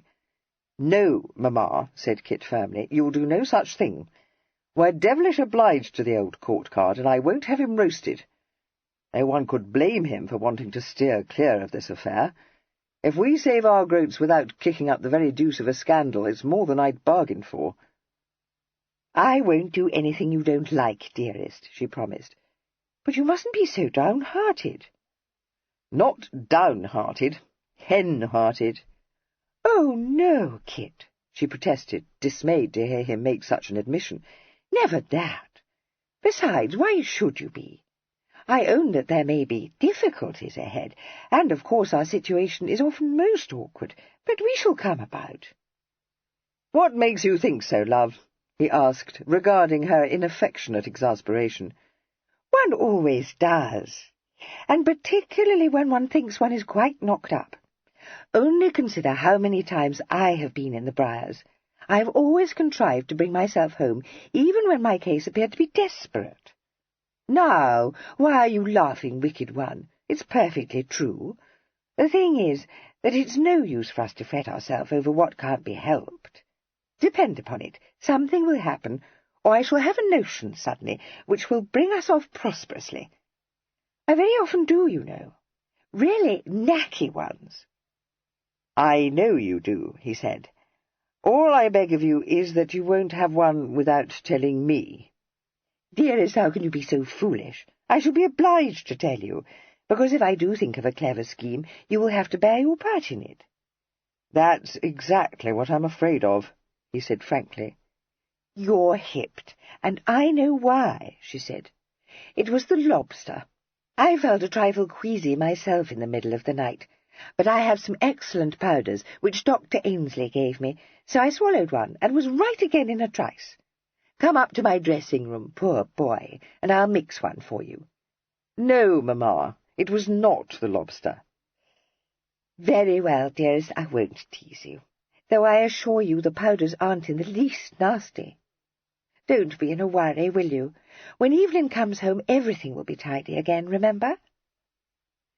"You know, mamma, we have been saying that since the start of this masquerade, and God knows I wish he would come home. But does it ever occur to you that when he does, we shall find ourselves in a worse hobble than ever?" "It must have been the lobster," exclaimed her ladyship. He laughed, but said, "No, do pray consider, love. If Evelyn were to walk in today, what are we to do? I could disappear, but not even Ambrose would be deceived for more than half an hour, far less Lady Staveley. It's one thing to hoax people for an evening, quite another to do so in such circumstances as these. At the outset, none of them knew me very well, and Lady Staveley not at all. But they know me now. They couldn't meet me at breakfast and Evelyn at dinner and not detect the difference between us." "No, very true," she said, much struck. "That is very awkward. I wonder why it should not have occurred to me. We must lose no time in trying to hit upon a— Oh, but I see just how to overcome the difficulty. Evelyn must pretend to be you, of course." Mr. Fancourt, declaring that he had now received a settler, went off, dutifully trying to think of some way of entertaining his male guests. Like the Dowager, Sir Bonamy, except under the press of extraordinary circumstances, never left his bedroom until noon. So when Kit learned from Norton that Mr. Cliff had gone out with Mr. Ambrose to see how he had come on under the gamekeeper's tuition, his thoughts turned, very naturally, to the ladies.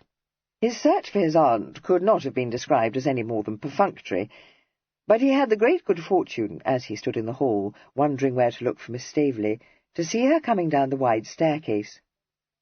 She was charmingly dressed in a simple high-necked gown of French muslin, but just as he was thinking how well she looked, he saw that there was a pucker between her brows and a troubled expression in her eyes. He said quickly, "What is it, Cressy? Something has happened to vex you?" She paused, looking down at him, and hesitated for a moment before answering. Then the crease disappeared from her brow, and she smiled, and descended the last stairs, saying, "Well, yes, that is to say, it has vexed me, but not nearly as much as it has vexed Grandmamma. I am afraid it has made her out of reason cross, and I have convinced her that it is absurd to lay the blame at poor Godmamma's door, or at Papa's. Neither of them would do such a thing. It is one of Albinia's high pieces of meddling, of course, trying to clinch the matter.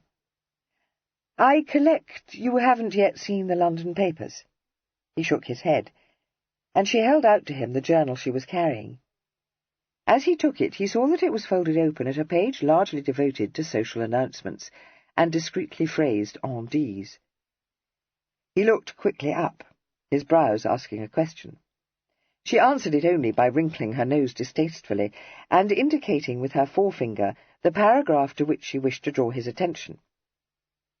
It stated, after enumerating the various persons of consequence to be found recruiting nature at Worthing, that the Dowager Lady Staveley, a well-known summer visitor to that elegant resort, was this year absent from the scene, having taken her granddaughter, the Honourable Cressida Staveley, to Ravenhurst Park, the principal seat of the Earl of Denville, where they were being entertained by the noble owner and his mother, the Dowager Countess.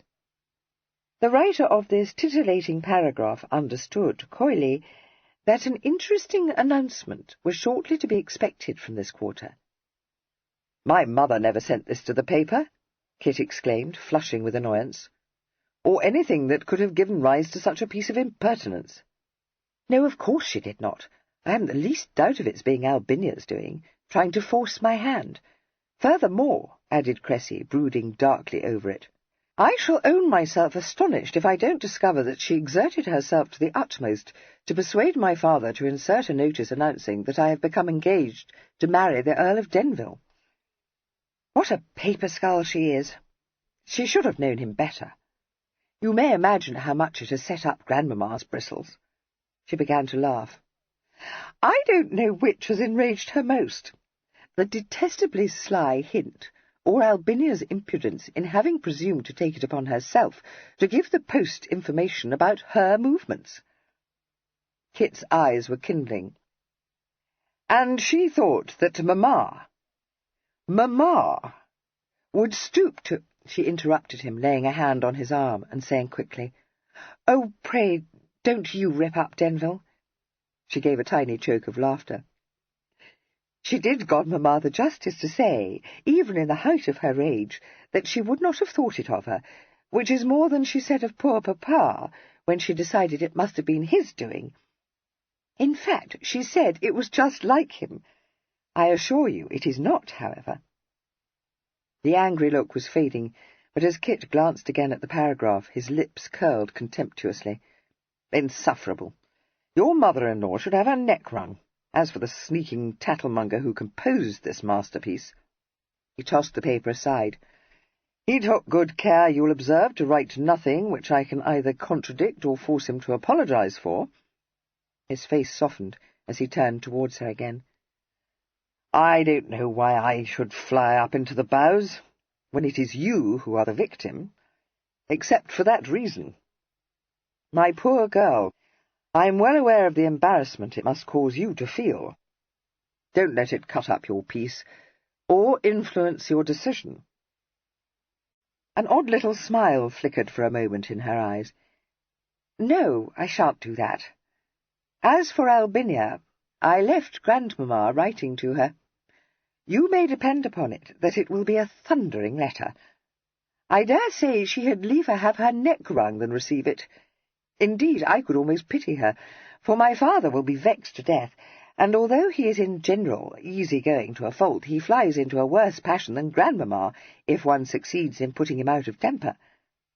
The impropriety of this horrid piece of gossip will strike him most forcefully. I wish it may not lead to a serious quarrel between him and Albinia. Do you? I'm not so charitable. Well, she's such a pea-goose, Cressy explained. One can't blame her for being foolish, or, I suppose, for being so jealous. One ought rather to feel compassion for her, or at least try to, because she is bound to suffer a great deal of anguish. This view of the matter was not shared by Lady Denville, who, when she read the paragraph, was put into a flame. She went pink with anger, her eyes flashing magnificently. She turned them upon Kit, demanding in a trembling voice, "How dared they? Who is responsible for this abominable piece of vulgarity?" Cressy believes that it was her mother-in-law. I feel as you do, mamma, but our only course is to ignore it. "That woman!" exclaimed her ladyship. "I might have guessed as much. Do you see what she had the effrontery to call me? The Dowager Countess! Dowager!" He was taken aback. "Well, yes, but—" "And I know why," raged her ladyship. "She is a jealous, spiteful toad, and she knows that Staveley offered for me once, and still has a tanche for me. It would afford me very great pleasure to set her mind at rest. Very great pleasure. I'll have her know that if I had no fancy for Staveley when he was young, and passably good-looking, I have less now. She is very welcome to a husband who will offer a carte blanche to some light-skirt the instant he becomes bored with her charms." Somewhat alarmed by this unusual venom, Kit made a quite unavailing attempt to soothe her. She interrupted him, requesting him not to put her out of all patience, and swept away, the offending newspaper clenched in her hand, to knock imperatively on the door of Lady Staveley's bedchamber. Since nothing annoyed the Dowager more than to receive visitors before she chose to emerge from her seclusion, Kit waited for the inevitable disaster. It did not befall. The two ladies remained closeted together for a full hour, deriving great benefit from a free exchange of opinions on the character of Albinia Staveley.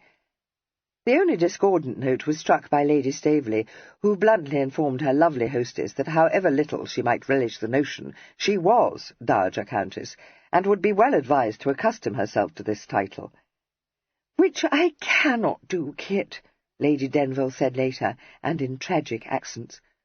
"No one can say that I haven't borne up under a great deal of adversity, but this stroke is too much."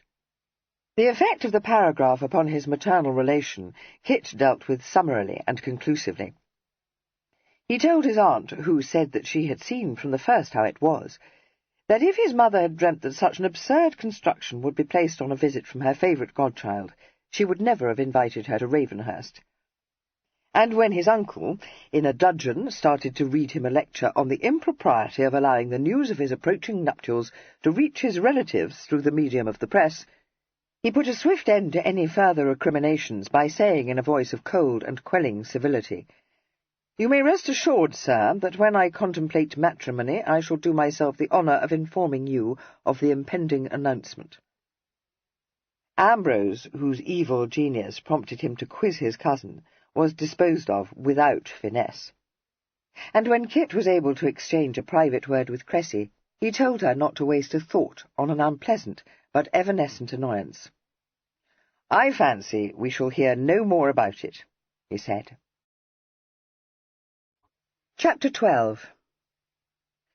He was permitted to dwell in this hopeful belief for rather less than 24 hours. Upon the following afternoon, driven indoors by a shower of rain, he was playing billiards with Cressy when Norton entered the room, and asked him in an expressionless voice if he might have a word with him. "Yes, what is it?" Kit replied. Norton coughed, and directed a meaning look at him. Unfortunately, Kit was watching Cressy, critically surveying the balls on the table, her cue in her hand. Their disposition was not promising. "What a very unhandsome way to leave them," she complained. "I don't see what's to be done." "Try a cannon off the cushion," he recommended. A second cough made him say, rather impatiently, "Well, Norton, what do you want?" "If I might have a word with your lordship," Norton repeated. Kit glanced frowningly at him. "Presently. You are interrupting the game." "I beg your lordship's pardon," said Norton, his meaning look becoming almost a glare. "A person has called to see your lordship." "Very well, tell him I am at present engaged, and ask him to state his business." Cressy, who had raised her eyes from the table to look at the butler, said, "Do go, Denville. I'll concede this game to you gracefully and happily, having already been beaten all hollow." She smiled at Norton. "I collect the business is urgent." "Well, yes, miss," replied Norton gratefully. By this time Kit, his attention fairly caught, had realized that Norton was trying to convey an unspoken message to him. Since he had been assured by Fimber that the butler had no suspicion that he was not his noble master, he was puzzled to know why he was trying to warn him. He thrust his cue into the rack, made his apologies to Cressy, and preceded Norton out of the room. "Well, who is it?" he asked, as soon as the butler had shut the door behind him. "What's his business with me?" "As to that, my lord, I shouldn't care to say, the individual being unwilling to divulge it to me." He met Kit's questioning look woodenly, but added a sinister rider. "I should perhaps mention, my lord, that the individual in question is not of the male sex." Not by so much as the flicker of an eyelid did Kit betray his feelings. He asked curtly, "Her name?" "She calls herself Alperton, my lord," responded Norton, at once disclaiming responsibility and revealing to the initiated the social status of the visitor. "Mrs. Alperton, not a young female, my lord." His gaze became fixed on some object over Kit's shoulder as he made his next tactfully worded disclosure. "I thought it best to show her into the Blue Saloon, my lord, Sir Bonamy and Mr. Cliff being in the library, as is their custom at this hour, and her not being willing to accept my assurance that you were not at home to visitors, but declaring to me her intention of remaining here until it should be convenient to you to receive her." It was now apparent to Kit that when he entered the Blue Saloon he would be facing guns of unknown but almost certainly heavy calibre. His first alarming suspicion that some Cyprian, whom Evelyn had taken under his protection, had had the effrontery to present herself at Ravenhurst, had been banished by the information that Mrs. Alperton was not a young female, and relief at the knowledge that he would not be confronted by a female quite so intimately acquainted with Evelyn made it possible for him to nod and to say coolly, "Very well, I'll see her there." Norton bowed. "Yes, my lord. Would you wish me to tell the postboy to wait?" "Postboy?" "A job chaise, my lord, and one pair of horses." "Oh, send him round to the stables. They'll look after him there." Norton bowed again, and led the way across the hall and down a wide passage to the door leading into the Blue Saloon. He held it open, and Kit walked into the room, his face schooled to an impassivity he was far from feeling. His visitor was seated on a small sofa. She greeted him with a basilisk stare, and said with terrible irony, "Well, there, and so you was at home after all, my lord." He advanced slowly into the middle of the room. His first thought was, "You mutton, no bread and butter of Evelyn's." His second, that, incredible though it seemed, Mrs. Alperton was a member of a certain sisterhood of elderly females known inappropriately as abbesses. For this uncharitable belief her attire was largely responsible. His notions of feminine apparel were vague. Had he been asked to describe what his mother was wearing that day, he would have been unable to do so. But it struck him forcibly that Mrs. Alperton's dashing and colourful raiment would never have been worn by a respectable middle-aged female, and far less by a lady of quality.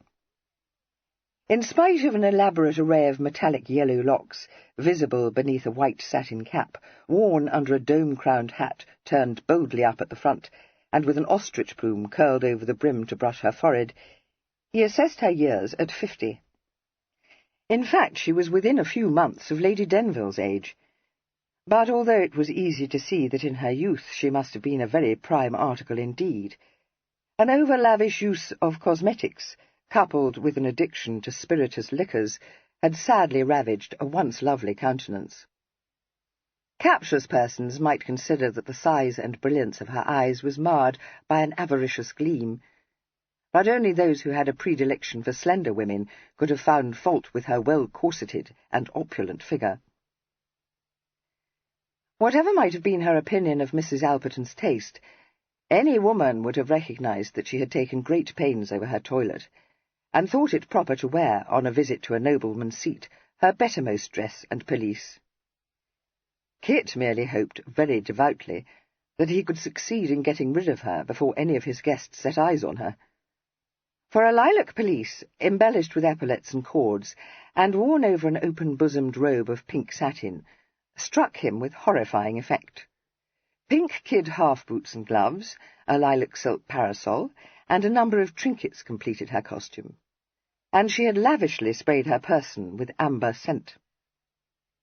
Kit paused by the table in the middle of the room, and stood looking down at her. "Well, ma'am," he said, "may I know what brings you here?" Her bosom swelled. "May you know, indeed? Of course you have no notion, have you? Oh, not the least in the world. Standing there as proud as an apothecary and holding up your nose at one which has kept company with gentlemen of the highest rank. And I've had grander servants than that niffy-naffy butler of yours waiting on me like slaves, my lord. I'm here to tell you that you can't jaunter about breaking a poor innocent female's heart, not without paying for it. Oh, dear me, no." "Whose heart have I broken?" asked Kit. "Yours, ma'am?" "Mine? That's a loud one," she exclaimed.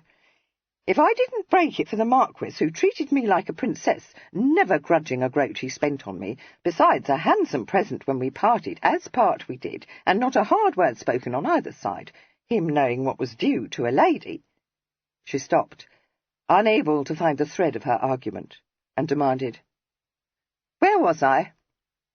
"You were saying," supplied Kit helpfully, "that you did not break your heart for the Marquis." "And nor I did. So it ain't likely I'll break it for a sprig scarce breeched, even if I was 10 years younger than I am," said Mrs. Alperton, taking a telescopic view of her age. "It's not my heart you've broken, but Clara's, though that's not to say mine don't bleed for her wrongs, which is why I'm here today, my lord, and small pleasure to me, being jumbled and jolted in a yellow bouncer that's been used to travel in my own chaise, lined with velvet and 4 horses and outriders besides, let alone the violence done to my feelings to think of being obliged to demean myself, which only a mother's devotion could have prevailed upon me to do." These last words effectually banished from Kit's mind an irresistible desire to discover the identity of the Marquis who had supported Mrs. Alperton in such magnificent style. He had begun to think that the affair, whatever it was, might not be very serious, but he now realized that he had been indulging optimism too far. When Mrs. Alperton, after groping in the pocket of her pelisse, brandished before his eyes a scrap cut from a newspaper, he had no need to read it to know what it must be. For an awful moment, the thought that Evelyn, in a besotted state of mind, had made the unknown Clara an offer of marriage flashed through his brain, and the vision of an action for breach of promise assailed him. It was strengthened by Mrs. Alperton's next utterance. "You are a serpent," she told him, "a knavish, deceiving man of the town that seduced that poor innocent with false promises." "Nonsense," said Kit, maintaining his calm. "Oh, so it's nonsense, is it? And I suppose you'll say next that you didn't give her a slip on the shoulder?" He had no hesitation in answering this, for whatever folly Evelyn had committed, it was impossible to believe that he had seduced an innocent damsel, or, indeed, that a daughter of Mrs. Alperton's answered to that description. "Most certainly I shall," he said. "When you took my Clara under your protection, my lord, you promised you'd care for her." "Well?" The colour rose in her cheeks, causing them to assume a hue that nearly matched her pelisse, but which was at peculiar variance with the rouge she favoured. Her eyes narrowed, and she said menacingly, "Trying to come some crab over me, are you? Well, you won't do it, my fine sir, and so I tell you. You was able to put the change on that sweet, pretty lamb, but I'll have you know I'm more than 7, and I'm up to all the rigs." "I don't doubt it," he said, smiling a little. Her colour mounted still more alarmingly, but after glaring at him for several seconds, she managed to get the better of her temper and to say, abruptly abandoning her dramatic style for a more business-like approach, "We'll have a round tale, if you please.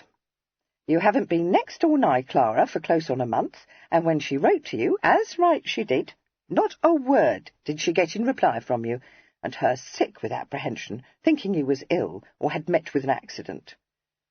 Not so much as a whisper did you see fit to vouchsafe to warn her of the shocking sight which was to meet her poor, deluded eyes in this paper. She fell into hysterics on the instant, never dreaming but what you'd have told her, if you was meaning to get riveted, and acted gentlemanly by her." Considerably relieved to learn from this that Miss Alperton had apparently had no expectation of marrying Evelyn herself, Kit replied, "That piece of gossip, ma'am, was published without my knowledge." He was about to add that it was also without foundation, but he bit the words back, too uncertain of Cressy's intentions to venture to utter them.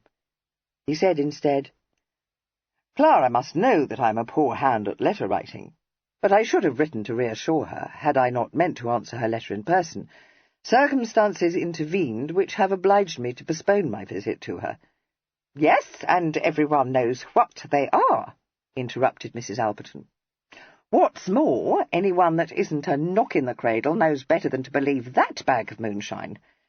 Trying to shab off without paying down your dust, that's what you're doing, and you living as high as a coach-horse."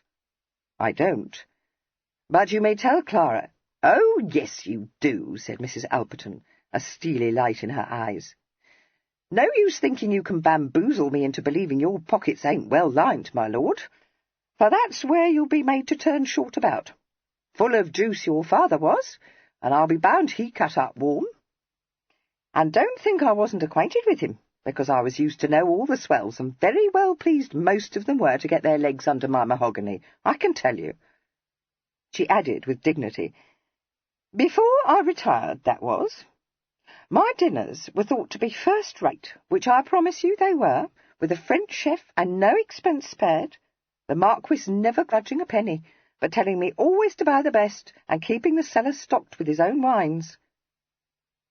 Breaking into this reminiscent spate, Kit said, "You are labouring under a misapprehension, ma'am. I have not the remotest intention of shabbing off, nor shall I fail, when I contemplate matrimony, to inform Clara."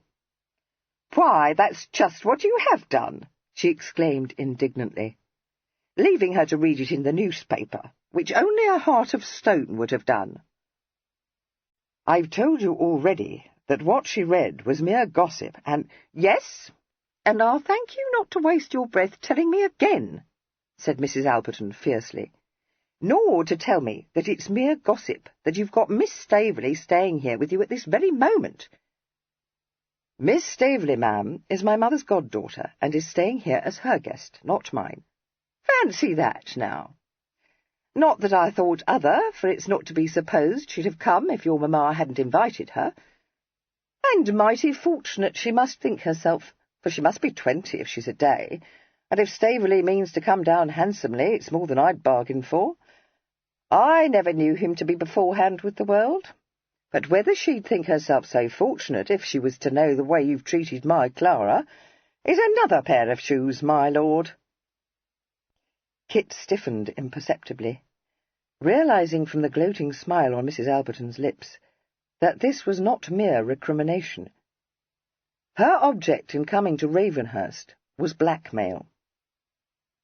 This placed him in a position of extreme peril, for although a denunciation of his supposed perfidy would destroy the end she had in view, he had seen enough of her to know that her hold over her temper was not strong, and he had little doubt that if he refused to comply with whatever demand she was about to make, she would not hesitate to carry her threat into execution. Probably, since her voice became strident under the influence of emotion, Cressy would be by no means the only person at Ravenhurst to hear her disclosures.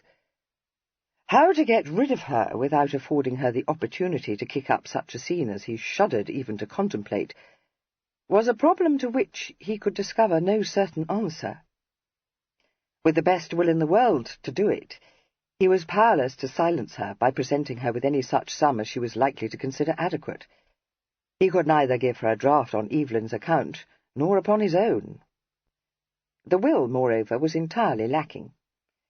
He had no means of discovering the extent of Evelyn's obligation, or whether Mrs. Alperton was acting at her daughter's instigation. He suspected that no money given into her hand would ever reach Clara, and he was pretty sure that she had played no part in whatever bargain Evelyn might have struck with Clara.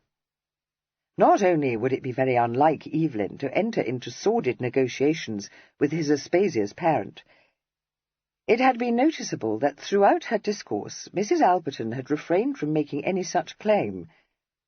Kit was determined to make no rash promises on his twin's behalf. Something of this must have shown itself in his face, for Mrs. Alperton, who had been closely watching him, said, on a rising note, "And know it she shall, and so I warn you, my lord." "Tell me, Mrs. Alperton," said Kit, on a gentle note of mockery, "am I expected to believe that you are Clara's mouthpiece? It seems strangely unlike her." It was a bow drawn at a venture, since, for anything he knew, Clara had inherited her mother's temper, but he saw from Mrs. Alperton's face that he had hit the target. She looked angrily at him, but hardly hesitated before replying, "Oh, dear me, no. Well, do you know that the sweet creature, loving you so truly as she does, would allow herself to be trampled to death rather than throw the least rub in the way of anything you wanted to do, even if it killed her, which I am afraid for my life it will do, for never have I seen her so low and disordered, scarcely able to raise her head from the pillow, and done up with weeping.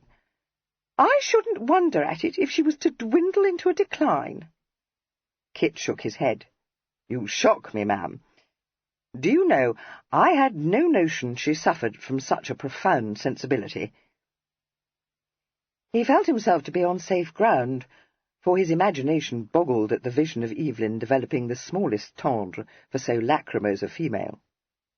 Apparently he had again hit the target, for Mrs. Alperton informed him, in a voice of suppressed fury, that he little knew how much Clara sank under agitating reflections, or how hard it was for her to wear a smiling face whenever he chose to visit her. "If that's so, I should suppose her to be thankful to be rid of me," he remarked, unable to repress an involuntary chuckle. He saw that Mrs. Alperton was about to burst into further recriminations, and flung up a hand. "No, no, enough, ma'am. You've performed your errand. I am excessively sorry to hear of Clara's distressing state, and I beg you will return to her bedside with all possible speed. Convey my deepest regrets to her that I have been the unwitting cause of her disorder, and assure her that as soon as it may be possible for me to do so, I shall hasten to visit her." The issue seemed for a few moments to hang in the balance, but Mrs. Alperton was made of resilient stuff. Abandoning all semblance of concern for her daughter's broken heart, she said roughly, "Not till you come down with the Darbys. I know your sort. A regular bounce, that's what you are. But you won't nurse my girl out of her due, not while I'm alive to protect her." "Mrs. Alperton," said Kit coldly, "you are making a mistake. I don't run thin, but I am not a pigeon for your plucking. Clara will not find me ungenerous, but whatever may be the arrangement agreed upon, it will be between her and me, and no one else." "Oh, will it indeed?" she ejaculated. "Will it? If that's your tone, my lord Brassface, I don't leave this house until I've opened my budget to Miss Staveley. Try to have me put out if you dare. And don't tell me she's gone out and won't be back till nightfall, because if I believed you, which I don't, I'd wait till midnight and longer." At this point, an entirely unexpected voice made itself heard. "What a fortunate circumstance that I haven't gone out," said Miss Staveley. "Did you wish to see me, ma'am?" Since Kit had been standing with his back to the door, his person obscuring Mrs. Alperton's view of it. Neither of them had seen it open a little way, and Cressy slipped softly into the room. Mrs. Alperton started and let her parasol fall to the floor, but Kit spun round, the nonchalance wiped suddenly from his face, to be succeeded by a look of consternation. Smiling brightly upon him, Cressy advanced into the room. Involuntarily he put out a hand to check her, but she ignored it, and went to sit in a chair facing Mrs. Alperton across the empty hearth. "Pray forgive me for interrupting you," she said gracefully, "but you were speaking rather loudly, you know, ma'am, and I could not help but hear a little of what you were saying. I collect you have something you wish to tell me." "No," said Kit. Mrs. Alperton, her high colour abating, glanced speculatively at him before resuming her study of Cressy. There was an uncertain look in her eyes, and it was plainly to be seen that she was unable to decide whether Cressy's entrance could be turned to pecuniary advantage, or whether it had effectually spiked her guns. She said slowly, and to gain time, "So, you're Staveley's girl, are you? You don't favour him much, by what I remember." Accepting this familiarity with unruffled calm, Cressy replied, "No, I'm thought to resemble my mother. Now, what is it that you wish to say to me, if you please?" "As to that," said Mrs. Alperton, "it's not my wish to say anything to you, not bearing you any ill will, nor being one to tell tales unless I'm pushed to it." She transferred her gaze to Kit's face and said, "Maybe you'd prefer I kept mum, my lord." "But I shouldn't," intervened Cressy. Mrs. Alperton paid no heed to this, but continued to watch Kit maliciously. He met her eyes, and his own hardened. "I should infinitely prefer it," he said, "but I have warned you already that I am not a pigeon for your plucking. Take care what you're about, Mrs. Alperton. The glue won't hold. You'll bowl yourself out." "Not before I've bowled you out," she declared venomously, "which I'll be glad to do, for I'm a mother myself, and it would go to my heart to see an innocent girl deceived like my poor Clara has been. Ah, my dear, you little know what a cozening rascal has been casting out his wicked lures to you."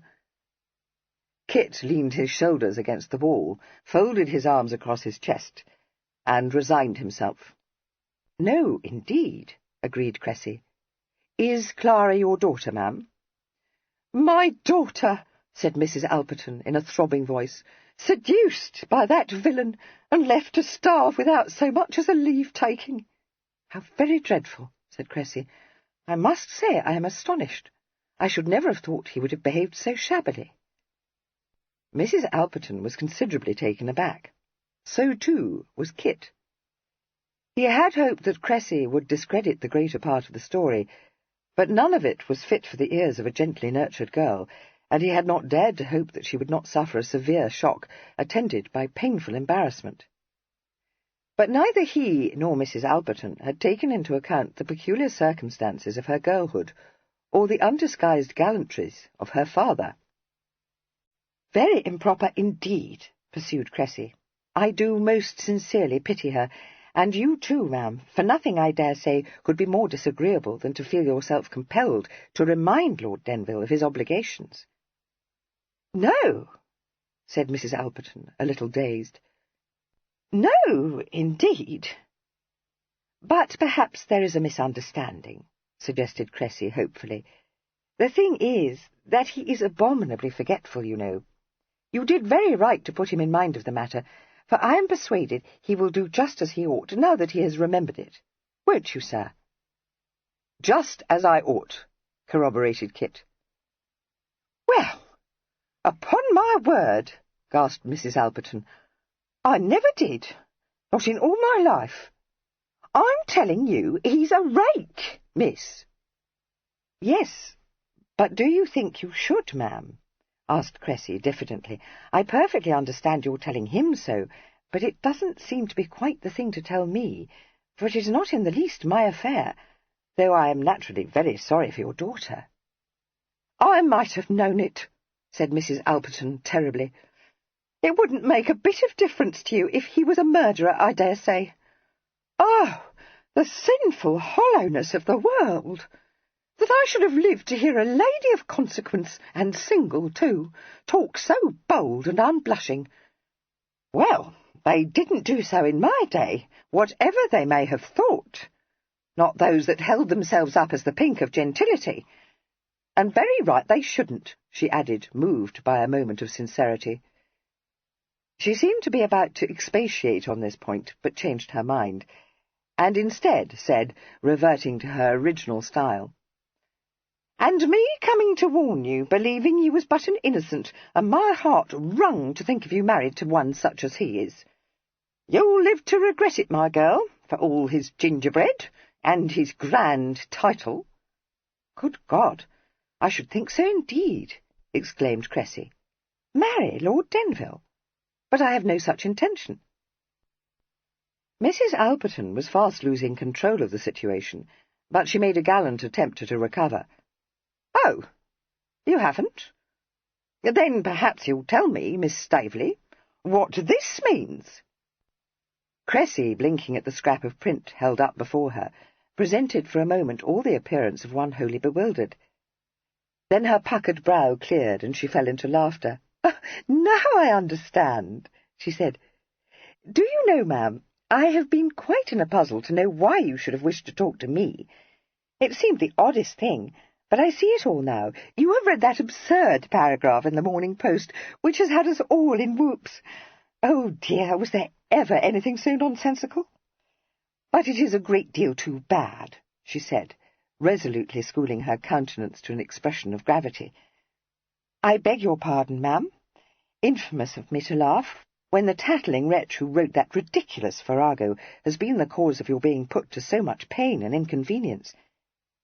How very kind it was in you to have come to see me. Indeed, I am excessively obliged to you, and shockingly distressed to think you should have undertaken such a disagreeable task for nothing." "Not going to marry him?" Mrs. Alperton said, incredulously. She looked from Cressy to Kit, and then, as she saw the smile in his eyes, as they rested on Cressy, said roundly, "Humdudgeon! And I collect he's not nutty upon you, either." "Oh, no. At least, I sincerely trust he is not, for I am persuaded we should not suit." "That's a loud one," ejaculated Mrs. Alperton with a scornful crack of laughter. "You won't gammon me so easily. Why, anyone could see—" "Pray, say no more," begged Cressy, suddenly assailed by maidenly shyness. "There is no possibility of my marrying Lord Denville, ma'am, as you will understand when I tell you that my affections are already engaged." There was a moment's frozen silence, during which Mrs. Alperton seemed to wilt where she sat. Kit, withdrawing his intent gaze from Cressy's face, quietly left the room, feeling that she stood in no need of support, and that no time should be lost in summoning Mrs. Alperton's chaise to the door. He dispatched the footman on this errand, desiring him at the same time to send Challow up to the house. That worthy arrived speedily. He evinced no surprise at the curt question which greeted him, but replied, "Yes, sir, I do know where it came from. According to what the postboy told me, it was heard in Tunbridge Wells. And a regular sauce-box he is, but he got no reason to tell me a whopper, so we may as well believe him as not. Also, according to him, Master Kit, the party which heard it had quite an argle-bargle with Norton before he let her into the house, saying as how his lordship would regret it to his dying day if he didn't see her. Very full of it, the lad was. Well, it made me prick up my ears, as I don't need to tell you, but by what the lad says, the party was naught but an old griffin. Not by any manner of means one of his lordship's convenience, asking your pardon, Master Kit, if I'm speaking too bold." "Not one of his convenience, her mother," said Kit, his brows knit. "You don't say!" exclaimed Challow, shocked. "Whatever brought her here, sir?" "It seems his lordship hasn't visited her daughter for nearly a month. She thinks he has abandoned her. I hope that perhaps... But if she comes from the Wells, we are no better off than we were before, for we know that wasn't where he went." "I'll take my affidavy it wasn't," asserted Challow. And a very good thing, too, if he has abandoned that one.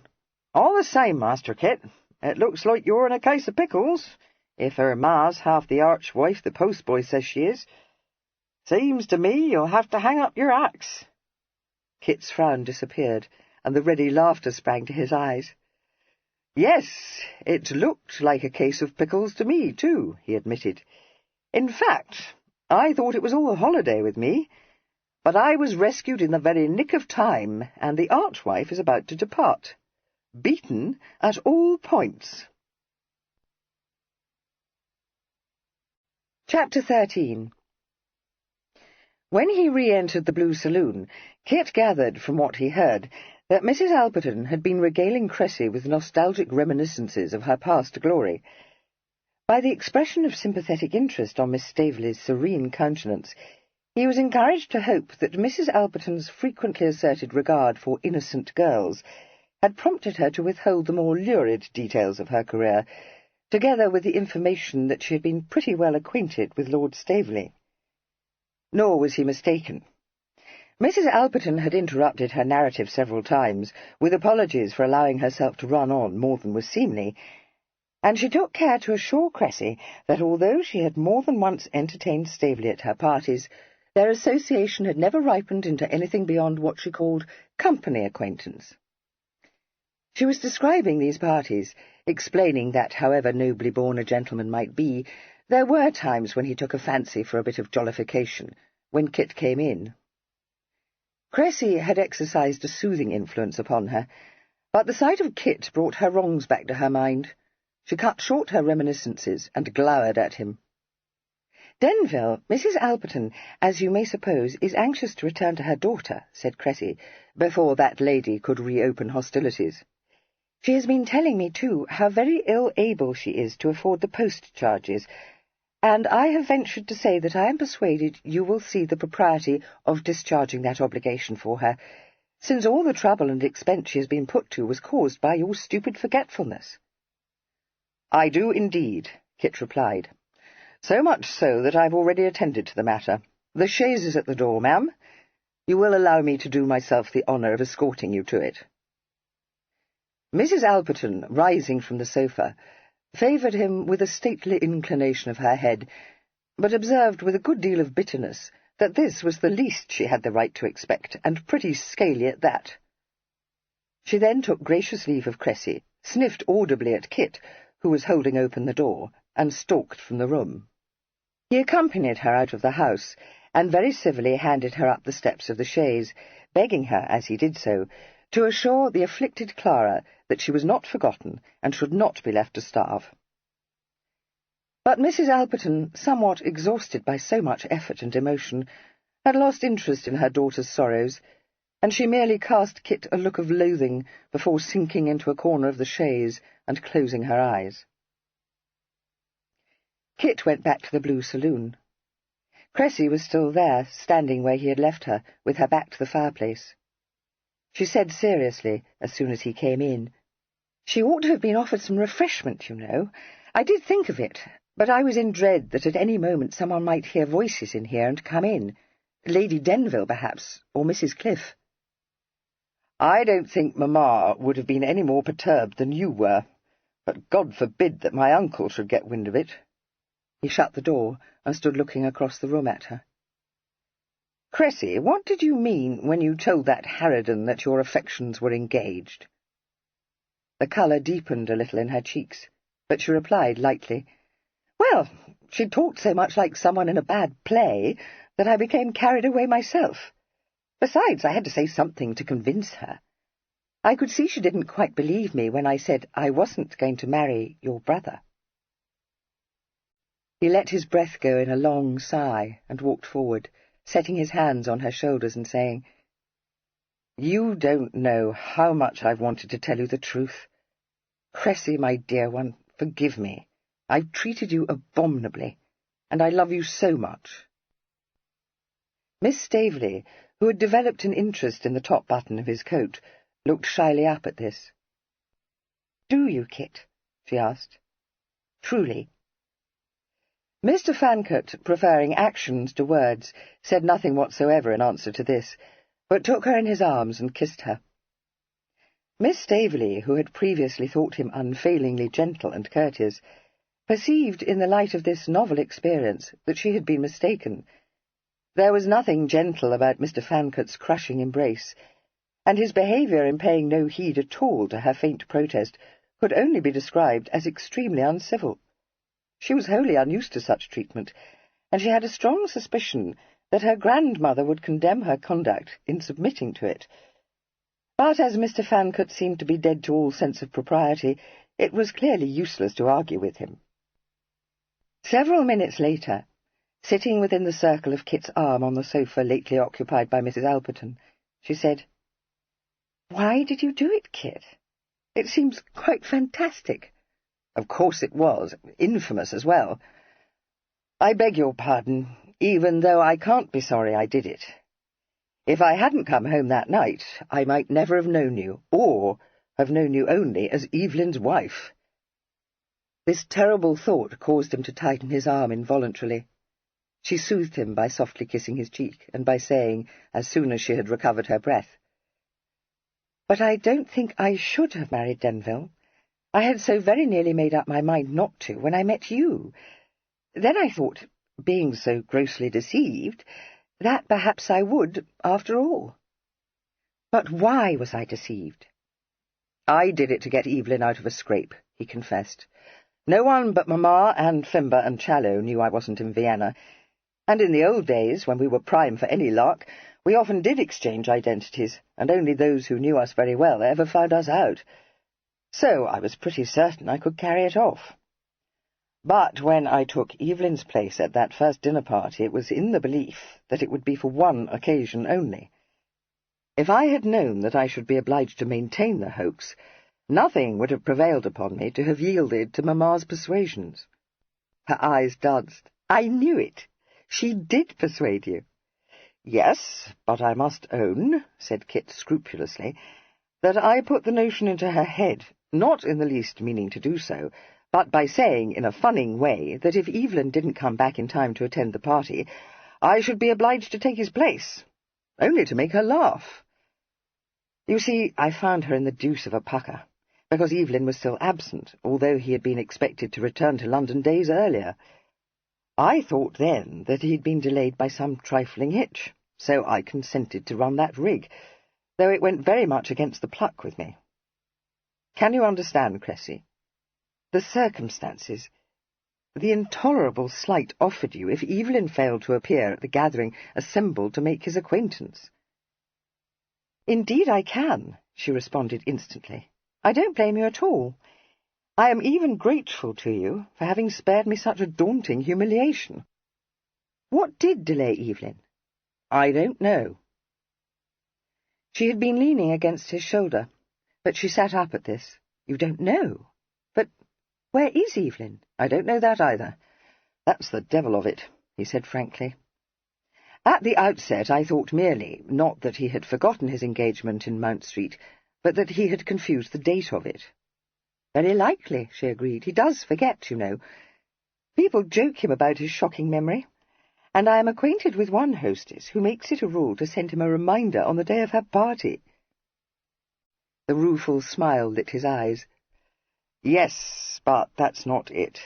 He has been absent for too long. I think some accident befell him. That's why I came home in such a bang. I can't explain that to you, but we do know, each of us, when the other has suffered an injury. He knew it a year ago when I broke my leg, not the nature of the accident, but that I had sustained some hurt. And the express I sent him arrived only just in time to stop him posting off to Dover to board the next packet." "I remember," she said. "Godmamma said it was the uncomfortable part of being a twin." "And you felt that?" He frowned slightly. "Yes, I did. For several days But it left me, that feeling, so completely that I wondered if my imagination had been playing me false. Something must have happened to him. But it wasn't a fatal accident, and I don't think he is any longer troubled in mind." "As he was when he steeled himself to make me an offer," said Cressy, unable to resist temptation. "Ah, well, I have been for too long at my last prayers to feel the least surprise at that." "Yes, love, indeed," agreed Mr. Fancourt, unhandsomely refusing the gambit. "So old cattish as you are." "Odious wretch!" Her brows drew together. "Yes, but I still don't understand. Having so steeled himself, why did he go away at just that moment?" "As far as we know," replied Kit carefully, "he went to redeem from Lord Silverdale, who was said to be in Brighton, a brooch which my mamma had lost to him at play." "Oh," said Cressy doubtfully, "I see. That is— yes, of course." "I should perhaps explain to you," said Kit in a kind voice, "that when mamma staked this bauble for a cool monkey, she had forgotten that it was merely a copy of one of the pieces she sold years ago." He added, as she gasped, "But pray don't think that Evelyn went off to Brighton so hurriedly at her instigation. Nothing could have been farther from the truth. She considers that to redeem for the sum of £500 a brooch worth only a few guineas is grossly improvident." Cressy struggled with herself for a desperate moment, but her feelings overcame her, and she went into a peal of mirth. "Of course she does. I can almost hear her saying it. Oh, was there ever anyone so absurd and enchanting as godmamma?" "Let me tell you, Miss Staveley," said Kit severely, "that this is not a diverting story. Are you ever serious?" "Yes, in my own home. Amongst the Fancourts, never. No one could be. I have had a bubble of laughter inside me ever since I came to Ravenhurst, and you have no idea how much I enjoy it. And when I recall that godmamma told me once that you are the sober twin, and think of this crazy masquerade— But it is perfectly true," he assured her. "I am the sober twin. Mamma would tell you that I am becoming prim and prosy, in fact, like my Uncle Brumby. The thing was, you see, that I couldn't help myself. What else could I do than help Evelyn out of a scrape?" There was a warm twinkle in her eyes, but she responded gravely. "Naturally you were obliged to do it. And did he recover the brooch?" "We don't know. He certainly went to Brighton, and as certainly returned here for one night. He then sent Challow off to Hill Street with all but his night-bag, saying that he would follow him within the next 2 days. He left Ravenhurst for an unknown destination, driving himself in his phaeton, and that is the last anyone has heard of him." She was startled and exclaimed, "Good God! What can have happened to him? Can you discover no trace?" "I haven't tried to. When I came here, it was with the intention of searching for him, not realizing, what Challow lost no time in pointing out to me, that I'm hamstrung. So are we all. How can any of us set inquiries afoot for Evelyn when I am believed to be Evelyn?" "I hadn't thought of that. But is there nothing to be done?" "Nothing that I can think of. I hoped I might be able perhaps to discover some clue from Mrs. Alperton, but that scent was false and leads only to Tunbridge Wells, where Challow has already hunted for him." "Cressy, I haven't thanked you for rescuing me from that harpy. I don't know what I should have done if you hadn't intervened, though I wouldn't have exposed you to such a scene for the world. What made you come into the room?" "Well, I heard her ranting at you. I own I suspected something of the sort when Norton looked so meaningly at you, and was so insistent that he must speak to you alone." "Good God! Did you?" he exclaimed, surprised. She smiled faintly. "Why, yes. I am not quite without experience, you see. Oh, I don't mean that I have associated with women like Mrs. Alperton, though I did once have an encounter with a lady of easy virtue, but that was quite by accident, and Papa never knew anything about it. The thing was that when my mother died, Papa wouldn't permit any of my aunts to take charge of me, because he had always been so fond of me, and we were such good friends, ever since I can remember. So I stayed in Mount Street with Miss Yate, who was my governess, and the dearest creature, and as soon as I was 16 I came out of the schoolroom, and managed things, and looked after Papa, keeping him company when he was at home, and comfortable, which he wasn't after Mamma died. So I pretty soon grew to know about, the things girls don't in general know. She laughed suddenly. If I had been the greatest nick-ninny alive, I must have guessed from the veiled warnings of my aunts that Papa's way of life was not perfectly respectable. I believe they thought that he might at any moment install one of his fancies in Mount Street. Grandmamma knew better, and was a great deal more blunt when she explained matters to me and told me how very improperly gentlemen of even the first consideration too often conduct themselves, and exactly how a lady of quality should behave in all circumstances, however mortifying these might be. I must own, she added reflectively, that it gave me a very poor notion of my grandfather, and although I dearly love Papa, I do know now why my mother was subject to fits of dejection, and I would prefer not to be married to anyone of a rakish disposition.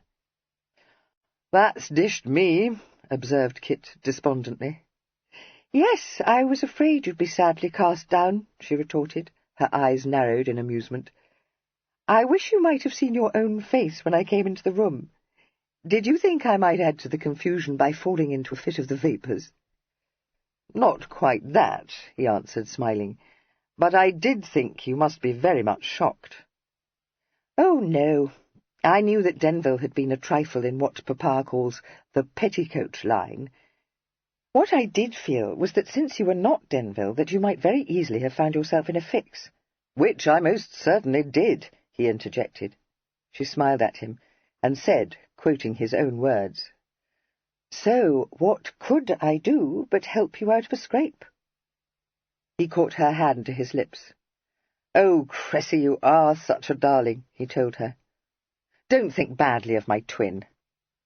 I know it must seem as though he's a shocking loose screw, but I promise you he's not." "No, of course he's not. You can't suppose that I believed that fustian nonsense Mrs. Alperton talked about his leaving Clara to starve. As for his having seduced her, I should think it very much more likely that it was Clara who seduced him. Kit, I know it is most improper of me to ask you, but who was the Marquis?" "My dear, I haven't the least notion, and dared not inquire. I only know that he provided her with outriders and stocked her cellars with wine from his own." "And a carriage drawn by cream-coloured horses. I did venture to inquire, but she said that he was a duke now, and turned respectable, and that she bore him no grudge, and so wouldn't take his character away."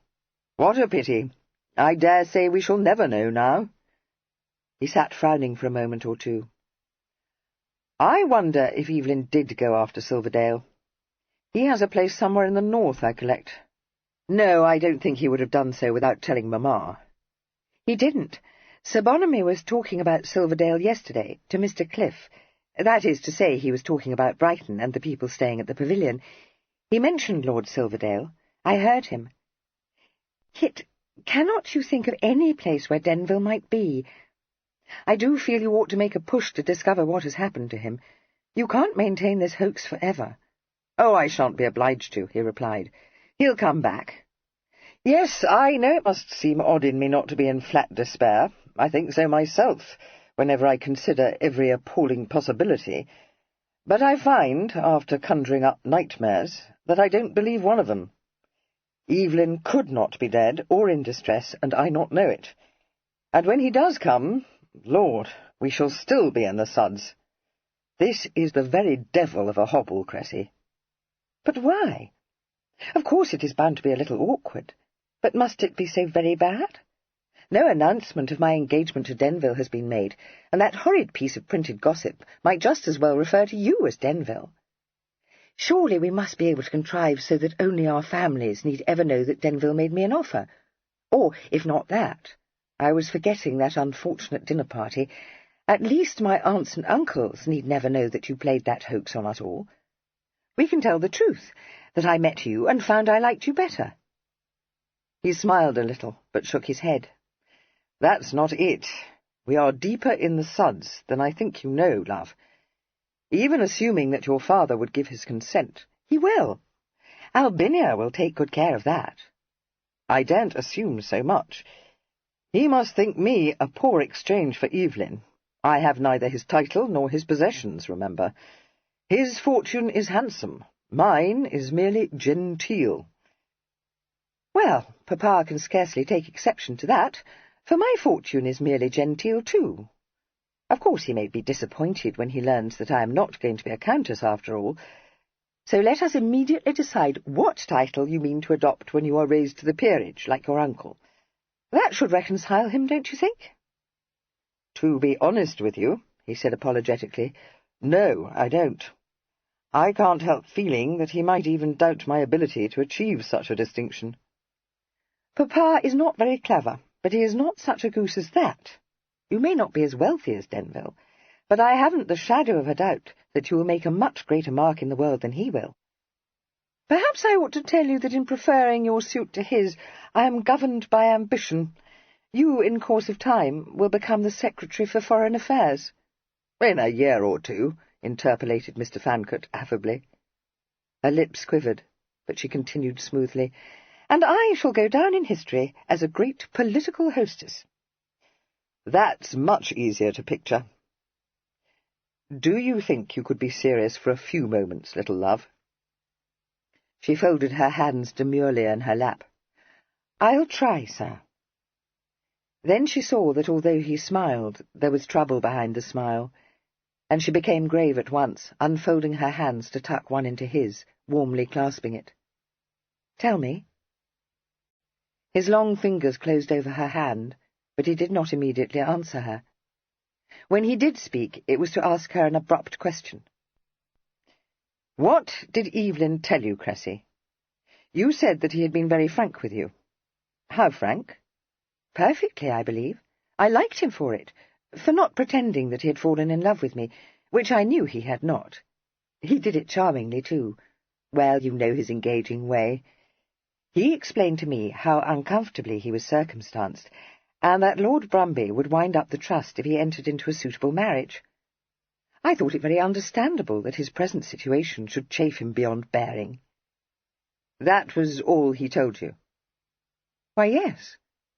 Was there some other reason? Not precisely. His object was certainly to wind up that confounded trust, which has irked him more than I guessed. But I know him, Cressy, as I know myself, and I am very certain that he would never have proposed such a cold-blooded marriage merely to rid himself of shackles which fretted him. As I understand the matter, he was forced into this by the urgent need to get possession of his principal. Do you mean that he is in debt? She asked, considerably surprised. Surely you must be mistaken. I had thought, from what Papa told me, that the income he enjoys is very large indeed. Could he have run so deep in debt that he must broach his principal? He shook his head. No, not Evelyn. Mamma. She gave a gasp, but said quickly, Oh, poor Lady Denville. Yes, I see, of course I see. I should have known. That is, pardon me, but I have heard gossip. I discounted the better part of it. You must be as well acquainted with tattle-boxes as I am, detestable creatures. I was aware, too, that Godmamma was a little afraid of Lord Denville, and of course I know that she is amazingly expensive. She told me herself that she was so monstrously in the wind that her case was desperate, but in such a droll way that I thought she was funning. And when your father died, I supposed, I don't know why, that her affairs had been settled. They were not. In justice to my father, I believe he didn't know in what case they stood. She never told him the whole, dared not. The blame for that must lie at his door. Indeed it must, she said warmly. Pray tell me the whole. You may trust me, I promise you. I love her too, remember. Is it very bad? Do you think I would have breathed one word of this to you if I didn't trust you? I do, most implicitly.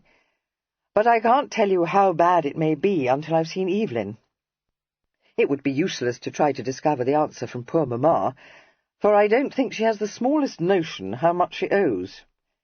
It's plain enough it must be a larger sum than any of us suspected. She said diffidently, Would not Lord Brumby see the propriety of discharging her debts? Yes, I think he would. But He paused, frowning. That was the thought that occurred to me. Not that she should have applied to my uncle, but that Evelyn might do so. But something she said to me, my uncle does not like her, you know, made me realize why Evelyn would not do that, or I, either. It would be a betrayal. He glanced up with a twisted smile. We couldn't do it, you see. She would never betray us, and, well, we love her dearly. So you see why I said we are in the suds. She nodded. Very clearly. It is most awkward, and I don't immediately perceive by what means we are to come about, unless your brother would consent to offer for some other eligible female. That's the only solution I can think of, he admitted. Unfortunately, my dear, you are, in my uncle's eyes, the most eligible of all females. He certainly knew that Evelyn meant to offer for you, and it may well be that Evelyn or Mamma told him that he had done so, and had been accepted, subject to your grandmother's approval. Whatever his opinion of Evelyn may be, he is very full of starch, you know, and would find it impossible to believe that she would not approve of a marriage with the head of his house. He would be far more likely to think Evelyn incurably volatile, and by no means to be trusted with the control of his fortune. And even if he could be won over, no, I'll have no hand in thrusting my twin into a marriage of convenience.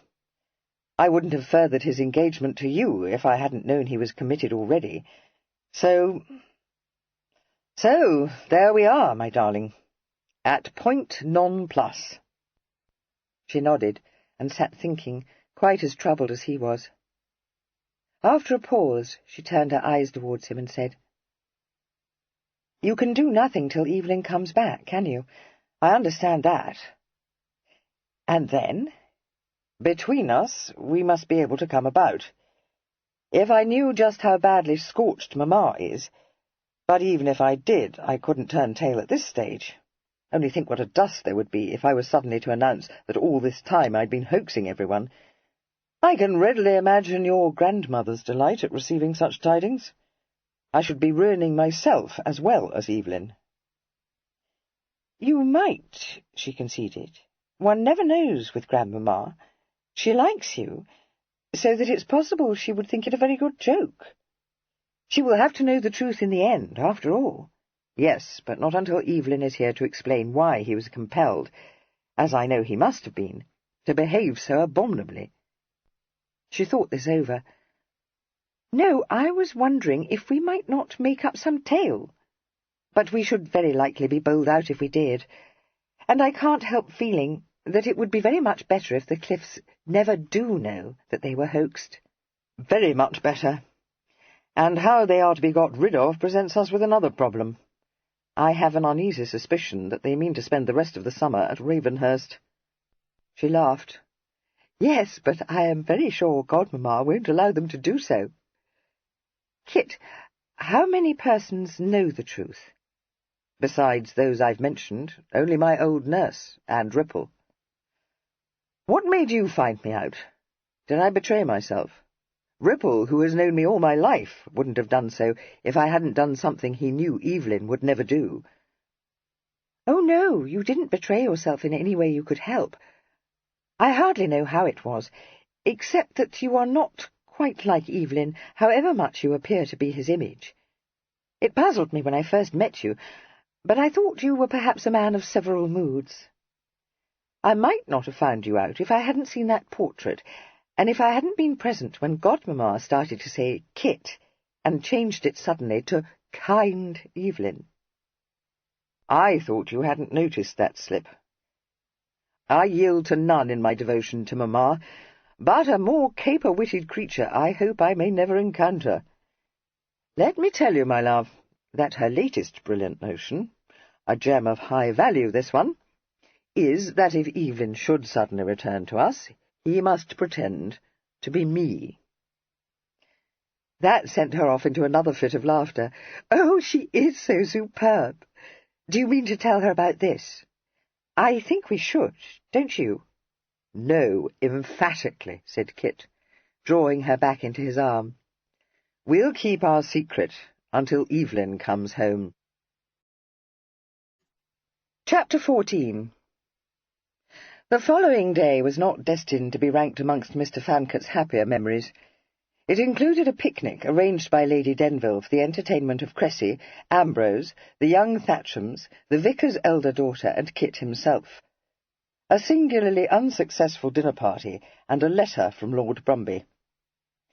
This was addressed to Evelyn, and it did nothing to raise Kit's hopes of being able to solve the problem which had kept him awake for a considerable part of the night.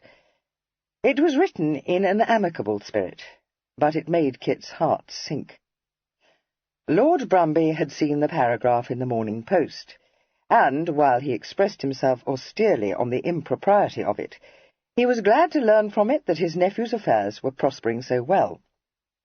He had received from his old friend Staveley a gratifying account of the excellent impression Evelyn had made in Mount Street, and he entertained no doubt that this must be strengthened during Miss Staveley's stay at Ravenhurst. His congratulations might be premature, but he believed he need not hesitate to offer them, since it would be strange indeed if his dear Denville, who, as he was well aware, possessed the gift of being able to make himself very agreeable when he chose to do so, underscored, should fail to win a lady already favourably disposed towards his suit. That made Kit grin appreciatively.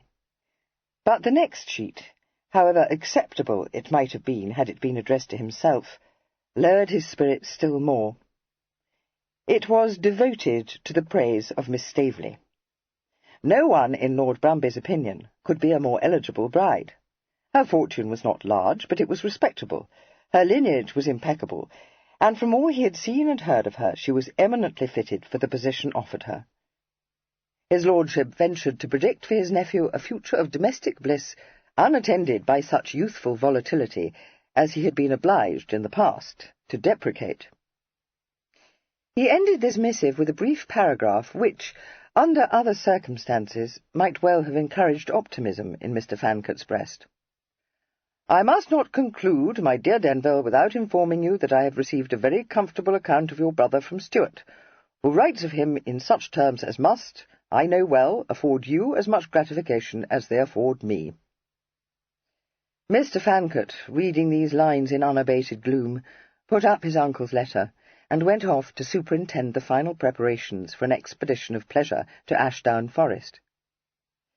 This, being attended by all the ills, including a shower of rain, which commonly beset al fresco entertainments, was spoilt for Kit from the outset by the inability of the vicar's daughter to ride. She was driven to the rendezvous in the landaulet, which also carried the picnic hampers, and Miss Staveley, the doyenne of the party, bore her company. A graceful act of self-abnegation, which would have confirmed Lord Brumby in his high opinion of her excellence, but which won no encomiums whatsoever from Mr. Fancott. The dinner party, which followed hard upon his return from this expedition, sent him to bed in a state of exhaustion. Lady Denville, in her praiseworthy desire to make the Dowager Lady Staveley's visit to Ravenhurst agreeable, had been inspired to beg the pleasure of Lord and Lady Dersingham's company to dinner, and this couple, whom she described to Kit as antiquated fogies who belonged to the Dowager's set, had felt themselves obliged to accept her invitation. In the event, her inspiration was proved to be far from happy, as Sir Bonamy, when he learned of the high treat in store, correctly prognosticated. "Maria Dersingham!" exclaimed that amiable hedonist, his eyes starting from their sockets. "No, no, my pretty, you can't be serious. Why, she and the old Tartar here have been at outs these dozen years and more." The truth of these daunting words were confirmed within 5 minutes of the Dersinghams' arrival. Nothing could have been more honeyed than the civilities exchanged between two elderly and redoubtable ladies of quality, and nothing could have struck more terror into the bosoms of the rest of the company than the smiling remarks each subsequently addressed to the other. The only person to remain unaffected was Mrs. Cliff, whose unshakable conviction that her sole offspring would shortly succumb to an inflammation of the lungs, contracted in Ashdown Forest during a shower of rain, occupied her mind to the exclusion of all other considerations, and the only 2 persons who derived enjoyment from the party were the contestants themselves, who showed signs of alarming revivification at every hit scored. It was in a state of prostration, as he informed Cressy when he contrived to snatch a brief moment or two alone with her, that Kit retired to bed shortly after 11 o'clock. He was certainly very much too tired to tease his brain by trying to hit upon a solution to the problem that confronted him, and, in fact, fell asleep within a very few minutes of Fimber's drawing the curtain round the enormous four-poster bed and leaving the room. He was dragged up an hour later from fathoms deep by a hand grasping his shoulder and shaking it, and a voice saying, "Oh, do wake up, Kester! Kester!" Only one person had ever called him that.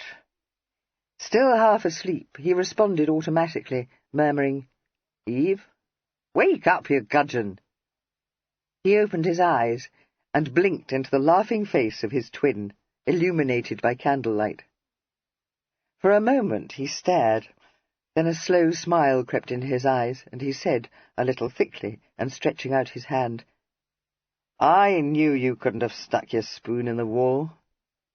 His hand was taken by his twin's left one and strongly grasped. "I thought you would," Evelyn said. "What brought you home? Did you know I'd damn nearly done so?" "Yes, and that you were in some kind of a hank." The grasp tightened on his hand. "I hoped you wouldn't guess that." "Oh, but, Kester, it's good to see you again." "Yes," agreed Kit, deep, if drowsy, affection in his smile. "Damn you," he added. "I'm sorry. I'd have sent you word if I hadn't been knocked senseless," said Evelyn penitently. Emerging from the last clinging remnants of sleep, Kit became aware of some awkwardness in the clasp on his hand. He then saw that it was being held by Evelyn's left one, and that his right lay in a sling. "So you did suffer an accident," he remarked. "Broken your arm?" "No, my shoulder, and a couple of ribs. That's nothing." "How did you do it?" "Took a corner too fast and overturned the phaeton." "Corker," said Kit, sitting up. He released Evelyn's hand, yawned, stretched, cast off his nightcap, vigorously rubbed his head, and then, apparently refreshed by these activities, said, "That's better," and swung his legs out of bed. Evelyn, lighting all the candles with which Lady Denville lavishly provided every bedroom in the house, said, "You must have had a pretty batch of it tonight. It took me 5 minutes to waken you." "If you knew what sort of an evening I have been spending, or just half the things I've been yearning to do to you, you skirter, you'd take damn good care not to set up my bristles," said Kit, shrugging himself into an elegant dressing-gown. "When I think of the bumble bath I've been pitched into, and what I've endured, all for the sake of a crazy rope-right—" "Well, if that's not the outside of enough," exclaimed his twin indignantly. "I didn't pitch you into a bumble bath. What's more, I'll have you know that's my new dressing-gown you're wearing, you thieving dog." "Don't let such a trifle as that put you in a tweak," retorted Kit. "The only thing of yours which I am not wearing are your boots." These amenities having been exchanged, the dressing-gown securely fastened, and his feet thrust into a pair of Morocco slippers, Kit advanced to grasp his brother's left shoulder and turn him towards the light thrown by a branch of candles on the dressing-table. "Let me look at you," he said roughly. His eyes keenly scanned Evelyn's face. He said, "You've been in pretty queer stirrups, haven't you? Still out of frame? And not because of a few broken bones. Eve, why didn't you tell me the worry you were in?" Eve put up his hand to pull Kit's from his shoulder. He said, wryly smiling, "It's no bread and butter of yours, Kester. Did Mamma tell you?" "Yes, of course. As for its being no bread and butter of mine—" "How is she?" interrupted Evelyn. "Very much herself. Bless her. At least I knew she wouldn't get into a stew." "She isn't in a stew because I told her I knew you weren't dead. But she was in the deuce of a twitter when I reached London," said Kit, with some severity. Evelyn cocked a quizzical eyebrow at him. "No, was she? Well, that's a new come-out. Her spirit's worn down by anxiety, I collect. Doing it much too brown, Kester. I've never known Mamma to be in a worry for more than 10 minutes at a time." "No," Kit admitted, "but this was something out of the way. Why the devil didn't you send her a message?" "I couldn't. I was out of my senses for days, and when I did come to myself, I wasn't in any case to be thinking of sending messages. If you'd ever suffered a deep concussion, you'd know what I felt like. So, that was it. Here, sit down. What we need is some brandy. I'll go and fetch up the decanter. I brought it up with me, and a couple of glasses, said Evelyn, nodding towards a chest against the wall. All right and tight with you, old fellow? Yes, except for this damn hobble we're in, Kit replied, pouring out 2 generous measures of fine old cognac. He handed one of the glasses to Evelyn, and sat down on the daybed, confronting the chair in which Evelyn had disposed himself. "Where have you sprung from?" he asked, "and how the devil did you get into the house?" "Oh, Pinny still has her key to the nursery wing. She gave it to me, and I walked from her cottage as soon as I thought it would be safe. I'm putting up there for the night. I was driven over after dark. No one saw me." "Driven over from where?" demanded Kit. Evelyn had tilted his glass and was watching the glint of the candlelight on the brandy. "A place called Woodland House. You wouldn't know it. It's a few miles south of Crowborough. Belongs to a Mr. and Mrs. Ascombe." "Crowborough?" Kit ejaculated. "You mean to tell me you've been within 10 miles of Ravenhurst all this time?" Evelyn nodded, shooting him a sidelong look which held as much mischief as guilt. "Yes, but I told you I had concussion." "I heard you," said Kit grimly. "You came round this morning, jumped out of bed, and posted home as bobbish as ever. Since when have you run sly with me, Eve?" No, I'm not running sly. It's just that it's a long story, and I was wondering where to begin." "Well, begin by telling me what took you to Crowborough, of all unlikely places." "Oh, I didn't go to Crowborough. I went to Networth. You know, Kester, a village not far from Nutley, where John Coachman went to live with his married daughter when my father pensioned him. Goodley told me, when I was here, that he's grown pretty feeble, and keeps asking after us both. So I drove over to see the poor old chap. Lord, Kester, do you remember how he was used to have one of the carriages pulled out into the yard, and sit us up on the box seat, and teach us how to handle the whip?" "Of course I do. But you didn't get rid of Challow because you were going to see old John." "Oh, no, that was by the way, or not so very much out of it. I was bound for Tunbridge Wells, and thought I might just as easily take the Pike Road from Uckfield as—" "Clara," uttered Kit. "Yes, that's right. But how in thunder did you know? If that meddling busybody Challow's been nosing out what's no concern of his, I'll be damned if I'll keep him any longer. The way he and Fimber cluck after me like a couple of hens with one chick is enough to drive me out of my mind." "Yes, I know, but I didn't learn about Clara from him. He knew you had got a ladybird in Tunbridge Wells, but not who she was, or where she lived. Just as well. He'd have been in a rare taking if he'd known she was in bed with a broken heart, all on your account." Evelyn gave a shout of laughter. "Clara? I wish I might see it. She wouldn't shed a tear for me, or anyone else. On the contrary, she hasn't ceased to shed tears since the news of your perfidy burst upon her. She fell into hysterics first, fit after fit of 'em. Will you stop pitching your gammon? I don't want to be made to laugh, it hurts. Clara's the merriest little game-pullet alive, full of fun and gig, and don't give a rap for anyone. As for breaking her heart over me, I'll lay you any odds you like my place in it has been filled by now. I fancy I know who's got it, too. Where did you pick up this bag of moonshine?" "From her loving parent. Thank you very much, brother." "What?" Evelyn sat up with an unwise jerk which made him wince. "Do you mean that rusty old elbow-crooker came here to find me? Kester, you didn't let yourself be bit, did you?" "Only to the tune of paying the postboy." "Oh, thank God for that. Lord, Clara would rend her to flinders if she got wind of it. I only met her once, and that was enough for me." "It was enough for me, too," said Kit. "Poor twin," Evelyn said remorsefully. "You must have had the devil of a time with her." His eyes began to dance.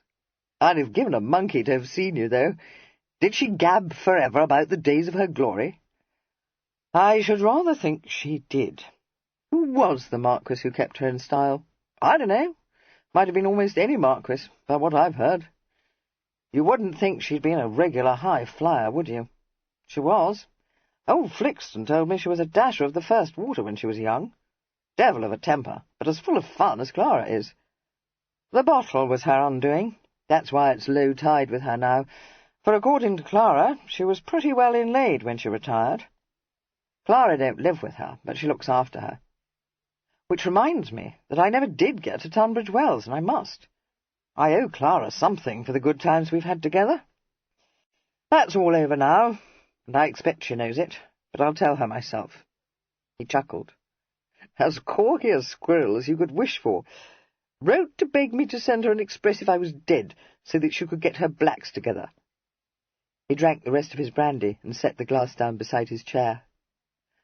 Where the deuce was I when you led me off on to Clara?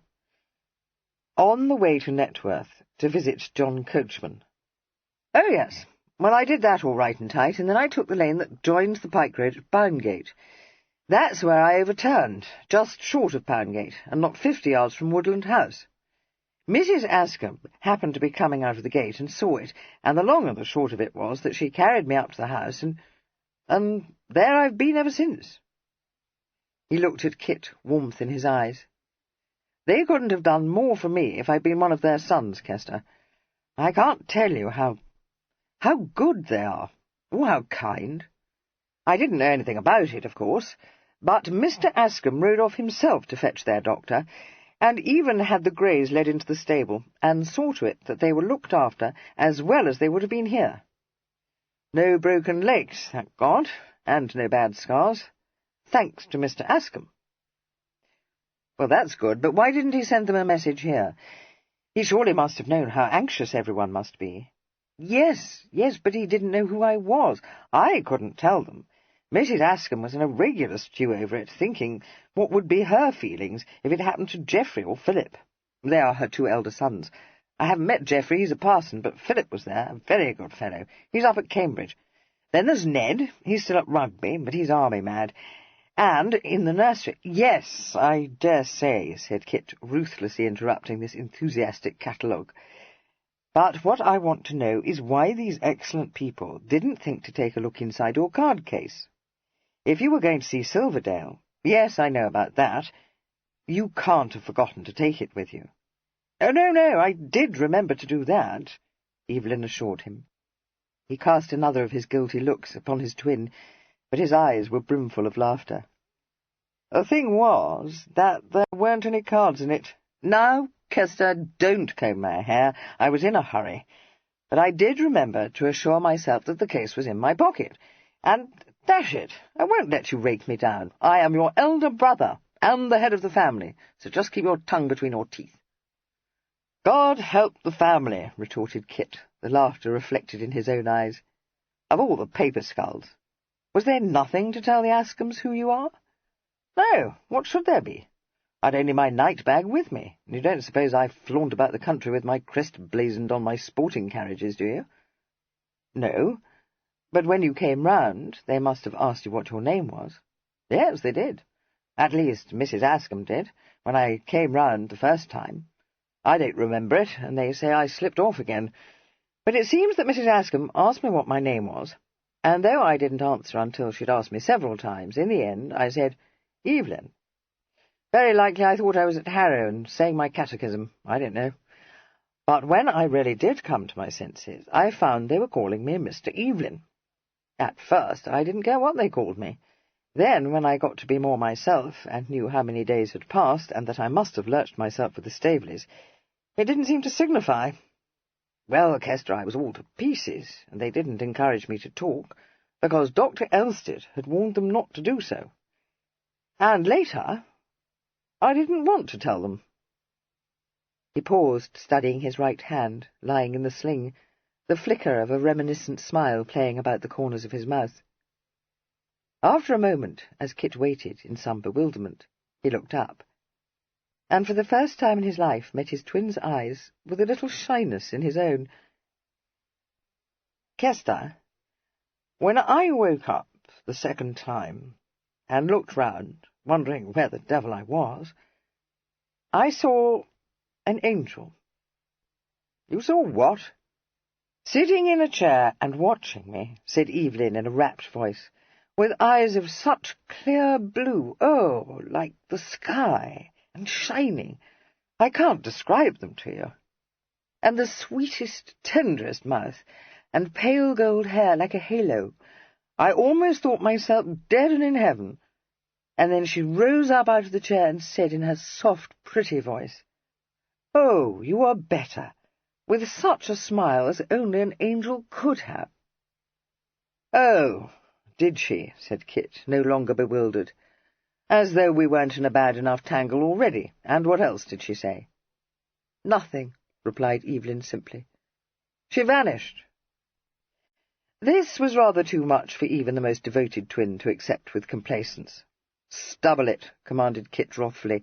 "If you don't stop talking as if you'd rats in your upper story, Eve, I'll go back to Vienna tomorrow, and leave you to get yourself out of this hobble as best you may." "Hester!" exclaimed Evelyn, in accents of deep reproach. Kit's lips quivered, but he said sternly, "Cut line." Evelyn laughed. "Well, she seemed to vanish. She went away to fetch Mrs. Ascombe back into the room. She had been set to watch me, you see.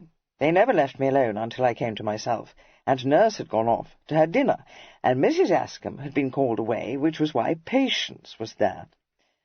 After that I only saw her when she brought up a glass of milk for me, or some such thing, and then only for a moment, and never alone, of course, for Mrs. Ascombe guards her strictly, until that cursed Sawbones—no, I don't mean that, he was a famous fellow—until I was allowed to leave my bed. James, Mrs. Ascombe's manservant, was used to help me dress and to support me downstairs, for I was as weak as a cat for days, fit for nothing but to lie on a sofa, which they carried into the garden for me, and to watch the children at their play. Also, to talk to the angel I collect," said Kit dryly. "Is she a daughter of the Ascombes?" "The eldest daughter. Yes. Then I was able to talk to her, but always with Mrs. Ascombe there, or Nurse, or the children. It didn't signify. They were right to guard her. And though I knew the instant I clapped eyes on her that it was Bellow's to mend with me, she is so divinely innocent, Kester, I couldn't suppose that she felt the same.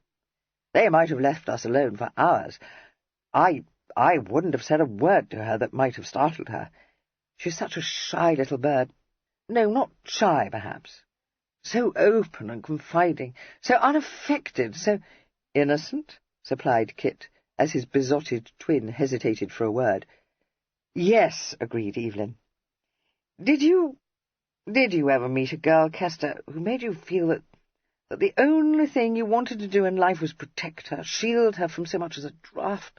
"No," replied Kit. He added tactfully, "Not yet." "I hope you may," Evelyn said in all sincerity. The next instant he frowned and shook his head. "No, I don't. Not in your style." "It doesn't sound to me as if she was quite in yours," Kit ventured to suggest. A brilliant smile answered him. "I didn't know until I saw Patience what was my style. How could I? I never met a girl that even faintly resembled her." There did not seem to be anything to be said in reply to this. Kit merely asked, "Are the Ascombes still labouring under the impression that you are Mr. Evelyn?" "No. Before I came away I made a clean breast of it to Mr. Ascombe. I told him about that damned trust, and how I had meant to bring it to an end. Oh, not why, of course, and, well, all of it, except what concerned Mamma. I dare say it may seem odd to you that I should do so, but you won't think it when you've met him, Kester. He is a man of strong principle and considerable pride, but he wants neither sense nor feeling, and one can talk to him as if he were, I was about to say, one's father. But the Lord knows we could never talk anything but commonplace to Papa, could we? He was very much surprised, of course, and he didn't like it above half, but in the end I managed to get him to say that although he must forbid me to say anything to Patience until I'd settled my affairs, and that neither he nor Mrs. Ascombe had ever wished Patience to make an unequal marriage, such stuff, he wouldn't forbid me to come to the house again if I was seriously attached to Patience, and if he believed her affections to be engaged also. I couldn't hope for more, and I think Mrs. Ascombe will stand my friend, though she gave me the devil of a scold. I would have left Woodland House then, thinking it was what I ought to do, besides knowing I must see you as soon as possible. But Mrs. Askham wouldn't hear of it, because the doctor came to see me that day, and told her to keep me quiet for another day or two. "Oh, so you knew I was here, did you?" "Good God, Kester!" exclaimed Evelyn. "You may be the clever twin, but you haven't all the wits in the family. Of course I knew it, the instant I saw that thing in the Morning Post. If old Lady Staveley and Cressida had gone to stay with Lord Denville at Ravenhurst, it was as plain as anything could be that you'd come home and had stepped into my shoes." His voice changed suddenly with his mood. "I know why you did it, only to get me out of a scrape. You couldn't have done anything else, but oh God, I wish you hadn't. It was bad enough before. But I could have gone to Cressy, told her the truth, then. There was never any pretense between us, and she has a great deal of sense, not one of your simpering diet-ways. But now, when she's been staying at Ravenhurst, and that cursed newspaper has said everyone's ears are cock, and even if that hadn't happened, there is still Mamma to be considered, Kester. What am I to do?" "I don't know," said Kit frankly. "But I can relieve your mind of one thing. I've played you false, Eve. I am going to marry Cressy." Evelyn had sunk his brow under his clenched fist, but at these words he raised his head, staring at Kit, as if he could scarcely believe his ears. "You are going to—" "Does she know, then, that you're not me?" "Yes, of course she does. She has known for longer than I guessed. And let me tell you, my lord, that when I took your place at the dinner party you skirted, she had very nearly made up her mind to refuse your very obliging offer, for all your lordship's charm and address. You can't think how set up I am in my own esteem to know that one person prefers me to my engaging brother." "I said she had a great deal of sense," retorted Evelyn, laughing at him. "I could tell you of some others who share her preference, but you're much too puffed up already, so I shan't. But, Kester, no more funning. You mean it?" "Well, of course I mean it, you gape-seed." Evelyn seemed to be thinking it over. He said slowly, "Yes, Cressy is your style, isn't she?" "Oh, twin, I do wish you happy, and I see that you will suit. She is a most agreeable girl. I like her very well myself, though I can't conceive how you should fall in love with her." Kit opened his mouth to make the obvious retort, but shut it again. He had never before hesitated to speak his mind to Evelyn, but he perceived that their relationship had undergone a subtle change. The bond between them was as strong as ever, but there were some thoughts they would no longer give utterance to, so all he said was, "Very likely not, but don't fly into alt too soon, Eve. We may have unravelled one knot in this tangle, but it seems to me that we are still in pretty bad loaf. I know you wouldn't have offered for Cressy if you hadn't thought the case desperate. What I don't know is how desperate it is. To what tune is Mamma down the wind?" The cloud descended again onto Evelyn's brow. He replied curtly, "About £20,000, as near as I can discover." There was a frozen silence. Then Kit got up and went to pick up the decanter. "I think, Eve," he said carefully, "that we had best have a little more cognac." Chapter 15. Evelyn picked up his glass and held it out. "I dare say you need it more than I do," he observed.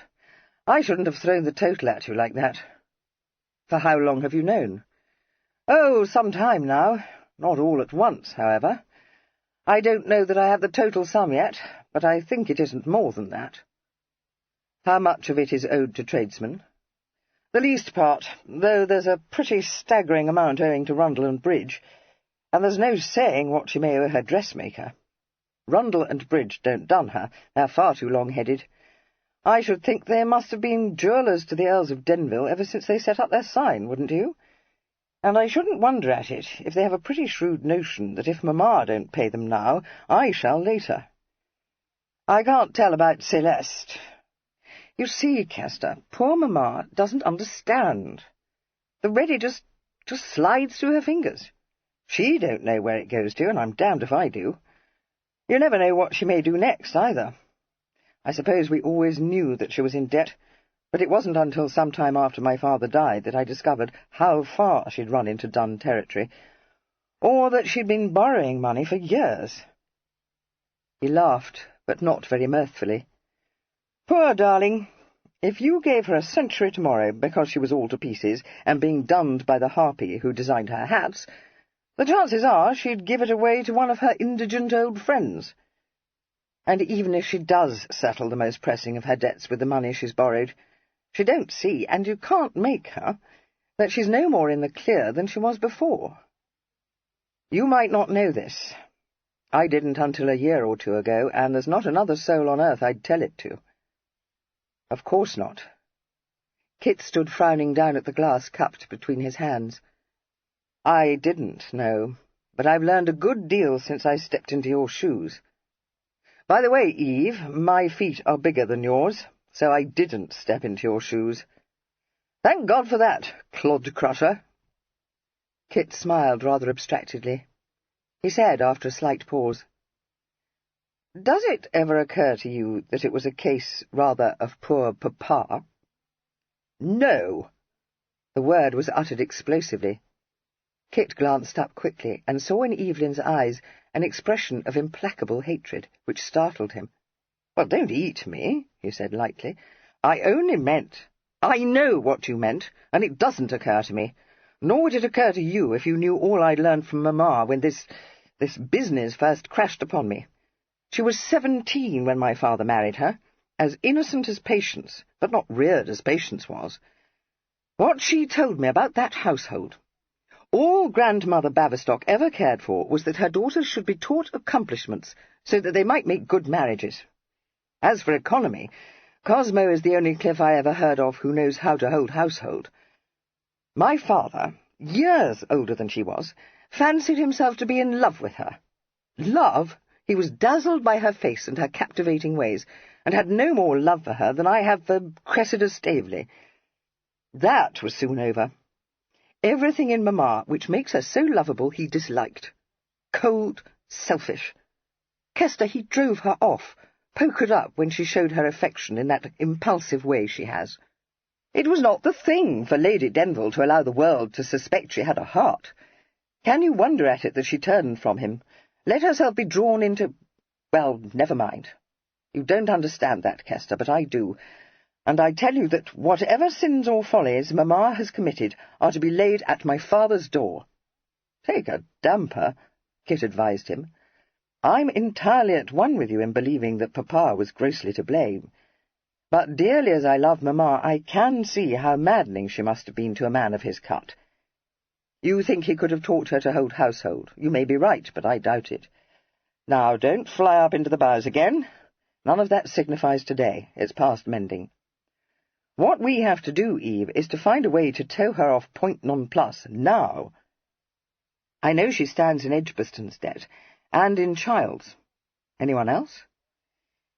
"Yes, several people's, including Ripple." "Well, he isn't dunning her at all events," said Kit thoughtfully. Evelyn's angry flush had faded, but it surged up again. "What difference does that make? Are you suggesting that I should permit Mamma to remain in debt to him, or anyone else? Would you be content to turn a blind eye to such obligations?" "No," confessed Kit. "They must all be paid, of course, but not all immediately. It's the devil of a sum to raise, Eve. Fiddle, I could do it in the twinkling of a bedpost, if I could but persuade my uncle to wind up the trust." Kit shook his head. "You must know he won't. He's not going to like this proposed marriage of yours. Then he should. He's been preaching sobriety to me from the day my father died. If I would become less volatile, he would gladly wind up the trust. If he wasn't cutting a sham, and I acquit him of that, he should welcome my marriage to such a girl as Patience." "Unfortunately," said Kit, grimacing, "he is enthusiastically welcoming your marriage to Cressy. You had a letter from him this morning. I'll give it to you. I don't want it. Does he imagine that with my heart given to Patience, marriage to Cressy would make me less volatile?" Kit looked a little quizzically at him. "What he will imagine, Eve, is that you're as volatile as ever you were, and will soon have formed a lasting passion for another lady. He'll discover his mistake.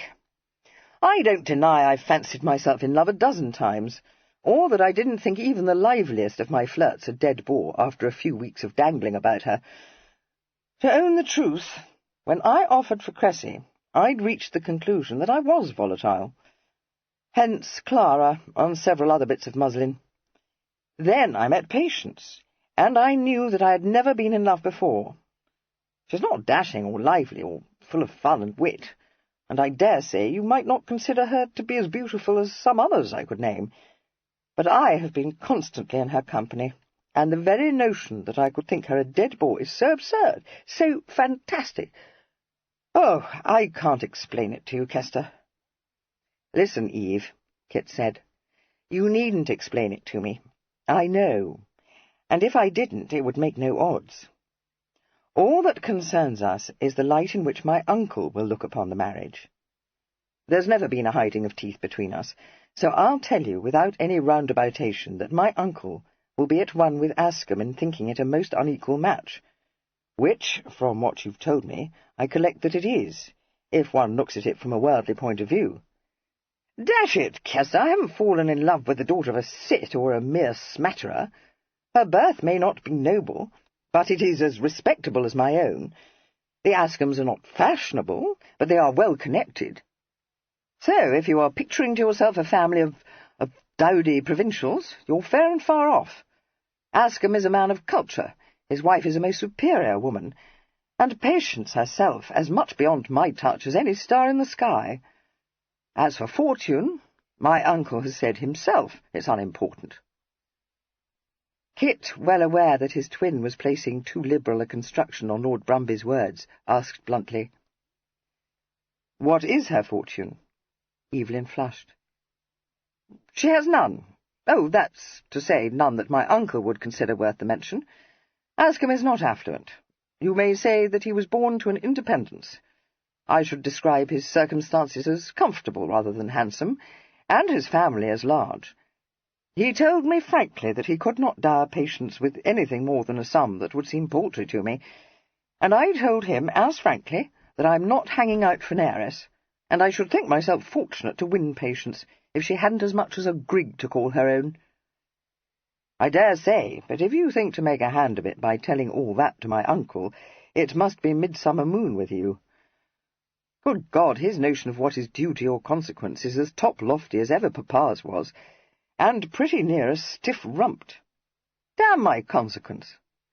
When I think that if it were not so imperative for me to get possession of my fortune, I shouldn't care a straw for my uncle's opinion. But it is imperative. I've been thinking about that, said Kit. Not in done territory on your own account, are you? Of course I'm not, however volatile I may be, Evelyn snapped. Then it's merely a question of Mamma's debts. And I think— He was interrupted by a sudden crack of laughter from his twin. The word I like is merely, Evelyn told him. And I think, repeated Kit, that the best way out of the difficulty is for me to settle them. There was a moment's astonished silence before Evelyn demanded, Have you run mad, Kester? You can't surely be bosky after a couple of brandies. Neither mad nor bosky. It hadn't occurred to me until a minute ago, and I fancy it didn't occur to you either. We've been forgetting that legacy of mine, Eve. He walked across the room to set down his glass, and came back to the daybed. I haven't been able to go into things with the lawyers yet, but I collect the stocks ought to realise something in the neighbourhood of £20,000. There are no strings tied to the bequest, so that makes everything as right as a ram's horn. I wonder that I shouldn't have thought of it myself. We'll call it a wedding present, shall we? Kit grinned, but said, Now don't be a gudgeon, twin. If you— I, a gudgeon, gasped Evelyn. Well, if that don't beat the Dutch. Gammon. I've as much right as you to rescue Mamma. You haven't, and you know it. The obligation was my father's, and it has descended to me. Try playing off your tricks on someone who ain't your twin, you unconscionable humbug. Call it a loan, suggested Kit. It was only a windfall, remember. My father left me very well provided for, and I don't stand in need of it. You can pay it back to me when you're 30, after all." "Oh, do stop talking such slum, Kester," begged Evelyn. "You might just as well, for there's no power on earth that would make me consent to such a scheme. Would you consent to it, if our positions were reversed?" "No, I don't suppose I should," Kit admitted. "Well, I know I won't." Evelyn got up. "I must be off, or poor old Pinny won't get a wink of sleep. She means to undress me. Kester, could you spare me Challow tomorrow? I want him to drive me to Brighton. I didn't see Silverdale, you know, and I must. He's got a damned mischief-making tongue, and if he were to discover the truth about that brooch, it would be all over London within a se'nnight." "You didn't see him? I hoped that business at least had been settled." "I couldn't. I found he was visiting the Regent. That was a facer to start with. I've never exchanged more than half a dozen words with the Regent in my life, and that was at the levee my father dragged us both to at our come-out. Well, is it likely I should be acquainted with him? He's old enough to be my father, and Papa never was one of his set. I hadn't thought it would be difficult to get my name sent in to Silverdale, but it was dashed difficult, particularly when I took out my card-case and found it empty. I shouldn't wonder at it if they thought I was an impostor at the door. In any event, they said that his lordship had gone into the country that day. I don't know if it was true or not, but there was no arguing the point, so I desired them, with haughty composure, though not by half as haughty as theirs, to inform his lordship that I was sorry to have found him absent, but should hope to have the good fortune to see him when I returned to Brighton within a se'nnight or so. I couldn't remain in Brighton, you see, because I wanted to visit Clara before returning to London, and I was a trifle pressed for time. Which reminds me, Kester, send Fimber down to me tomorrow, will you? I want some clothes to wear, my snuff and some visiting cards. He can help me to dress, too." "I'll do that, but you won't need your cards, and you won't need Challow. You're not going to Brighton, so don't think it. For one thing, we can't have two Denvilles at large, and one of them with his arm in a sling. For another, you're in no case to be jauntering about. I'll go, if you'll tell me exactly what you want me to say to Silverdale, and how I'm to redeem the brooch. If it's by a draft on the bank, can you write it?" "I should think I might be able to, but it isn't. By rag money, because I'm acting on Mamma's behalf, and it is she who is to redeem the brooch. I've got a roll of soft in my night-bag, and Fimber can bring it to you tomorrow. Kester, will you do it for me? I ought not to permit you to, but by now Brighton is probably as full as it can hold of people who know us, and I do see that it won't do for me to be in two places at once, and in one of them with a broken shoulder. That's the sort of thing that always gets to be known. And I dare say," he added in a thoughtful tone, "that you know much better than I do how to force your way into royal residencies." "One of my chief duties," agreed Kit. "Sit down again while I put on some clothes, and I'll go with you to Pinny's cottage and put you to bed. You can give me your roll of soft, too." "You'd much better go to bed yourself," said Evelyn, sitting down on the arm of the chair. "I can manage very well, you know. But I'd liefer be undressed by you than Pinny, and we've the devil of a lot to discuss still." "We aren't going to discuss anything tonight," said Kit, tossing his dressing-gown onto the bed. "Too late. And you're worn to the bone, Eve." "Oh, no, just a trifle out of curl still, that's all." "Shall I go and wake Mamma up?" "No, don't. You'd stayed talking to her till daylight. I'll tell her first thing, and I should think she'll be at Pinny's a good hour before breakfast." "No, no, Kester. Mamma don't leave her room until an hour after breakfast." "She does when we have our Aunt Emma staying with us," replied Kit, grinning, as he stepped into a pair of breeches. "My aunt is an early riser. Did Pinny tell you that we are enjoying the rare felicity of entertaining her, and my uncle, and our beloved cousin?" "She did. Also that Ripple is one of the party." "What the devil do you mean by inviting that bag-pudding to Ravenhurst?" demanded Evelyn.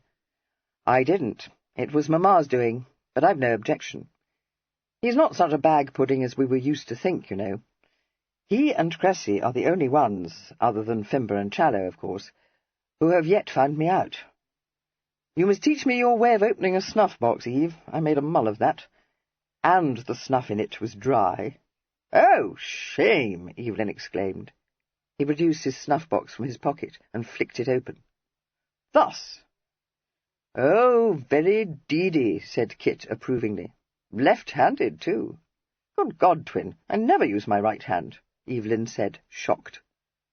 Kit chuckled, but said as he knotted a handkerchief round his neck, Why do you hold the old fellow in such dislike? I know we were used to think him a bobbing block, but there's no harm in him that I can discover, and you must own that he's good-natured. He makes Mamma ridiculous, Evelyn said resentfully. Oh, I don't know that. He may be barrel-bellied, but he's a tremendous swell. When you think of the position he's held ever since I can remember, and his wealth, which I understand to be staggering, it's more of a triumph for Mamma to have kept him tied to her apron-strings all these years, said Kit cheerfully. I'll tell you this, Eve. I'd liefer by far have him dangling after her than one or two of the other insinuating court cards I saw in Mount Street. That fellow Louth, for one. If ever I saw a loose screw, I'd have given something to have tipped him a settler. Evelyn said quickly. Yes, so would I, but there's nothing in it, Kester. There has never been anything since we were children, when she was so lonely and unhappy. She told me herself, begging me not to judge her harshly. I judge her harshly. Kit looked across at him, a question in his eyes. Matlock? Yes. Didn't you know? Kit shook his head. No, that is, I've sometimes wondered looking back, and remembering things that happened then. Poor Mamma. How should either of us judge her, who have had all her love? Did my uncle know? Can you doubt it? Said Evelyn savagely. I suppose not. Well, that settles it. Whatever else we may do to bring her about, we will not approach him in the matter. I should rather think not. But Kester... He broke off, looking at Kit with a remorseful gleam in his eyes. I wish I hadn't told you that. I can't think how I came to do so, except that I didn't recollect that you've been away since we came down from Oxford. It doesn't seem like that, does it? I wish you will forget I told you. You may, you know. The remorse faded, his irrepressible smile leaping into his eyes. She has done so. Of course, if anything were to happen to recall it to her mind, she would remember, but not otherwise.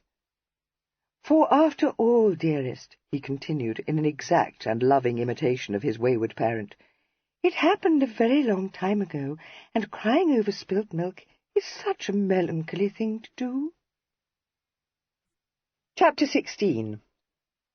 Lady Denville did not, after all, visit her prodigal son before breakfast, being strongly urged by Kit not to do so, on the grounds that she would in all probability wake him from a deep sleep, induced partly by exhaustion, and partly by a posset brewed by Nurse Pinner from some recipe known only to herself.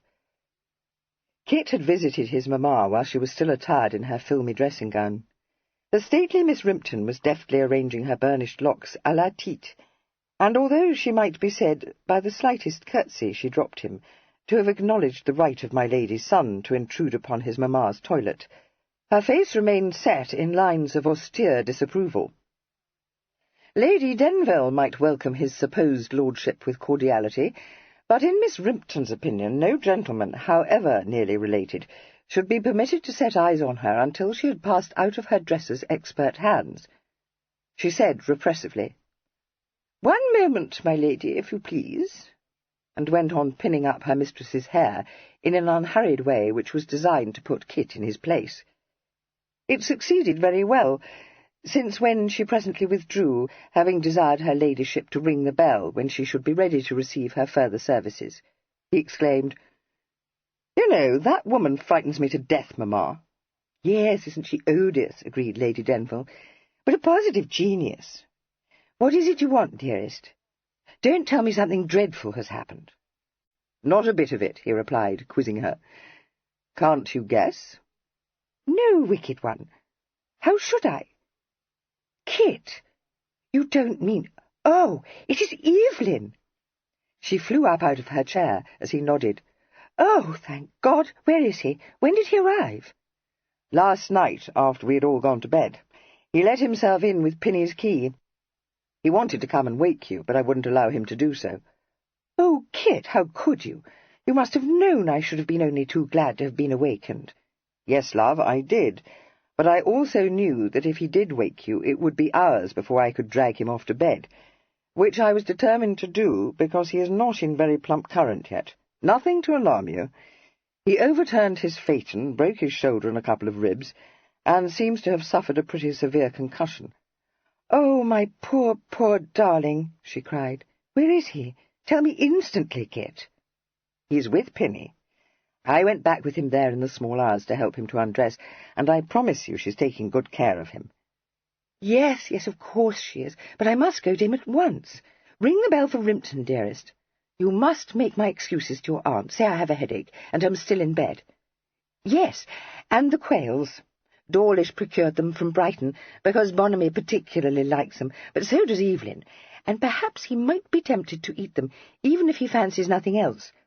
So tell Dawlish to put 2 of them in a basket, with some asparagus, and—" But at this point Kit intervened, representing to her very kindly, but with considerable firmness, firstly, that Evelyn's presence must remain a secret, secondly, that any such order would inevitably lead to his discovery, thirdly, that this difficulty would not be overcome by telling Dawlish that the quails and asparagus were for Nurse Pinner's consumption, and fourthly, that he had been strictly enjoined by Nurse not to let anyone disturb Evelyn until he had had his sleep out.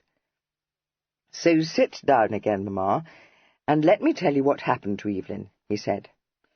"You will be able to stay with him much longer if you go down after breakfast, for you can tell my aunt that you are obliged to visit Pinny, because she's out of sorts, and no one will think it the least odd of you. Besides, if I know Evelyn, he'll want to be shaved before he receives visitors.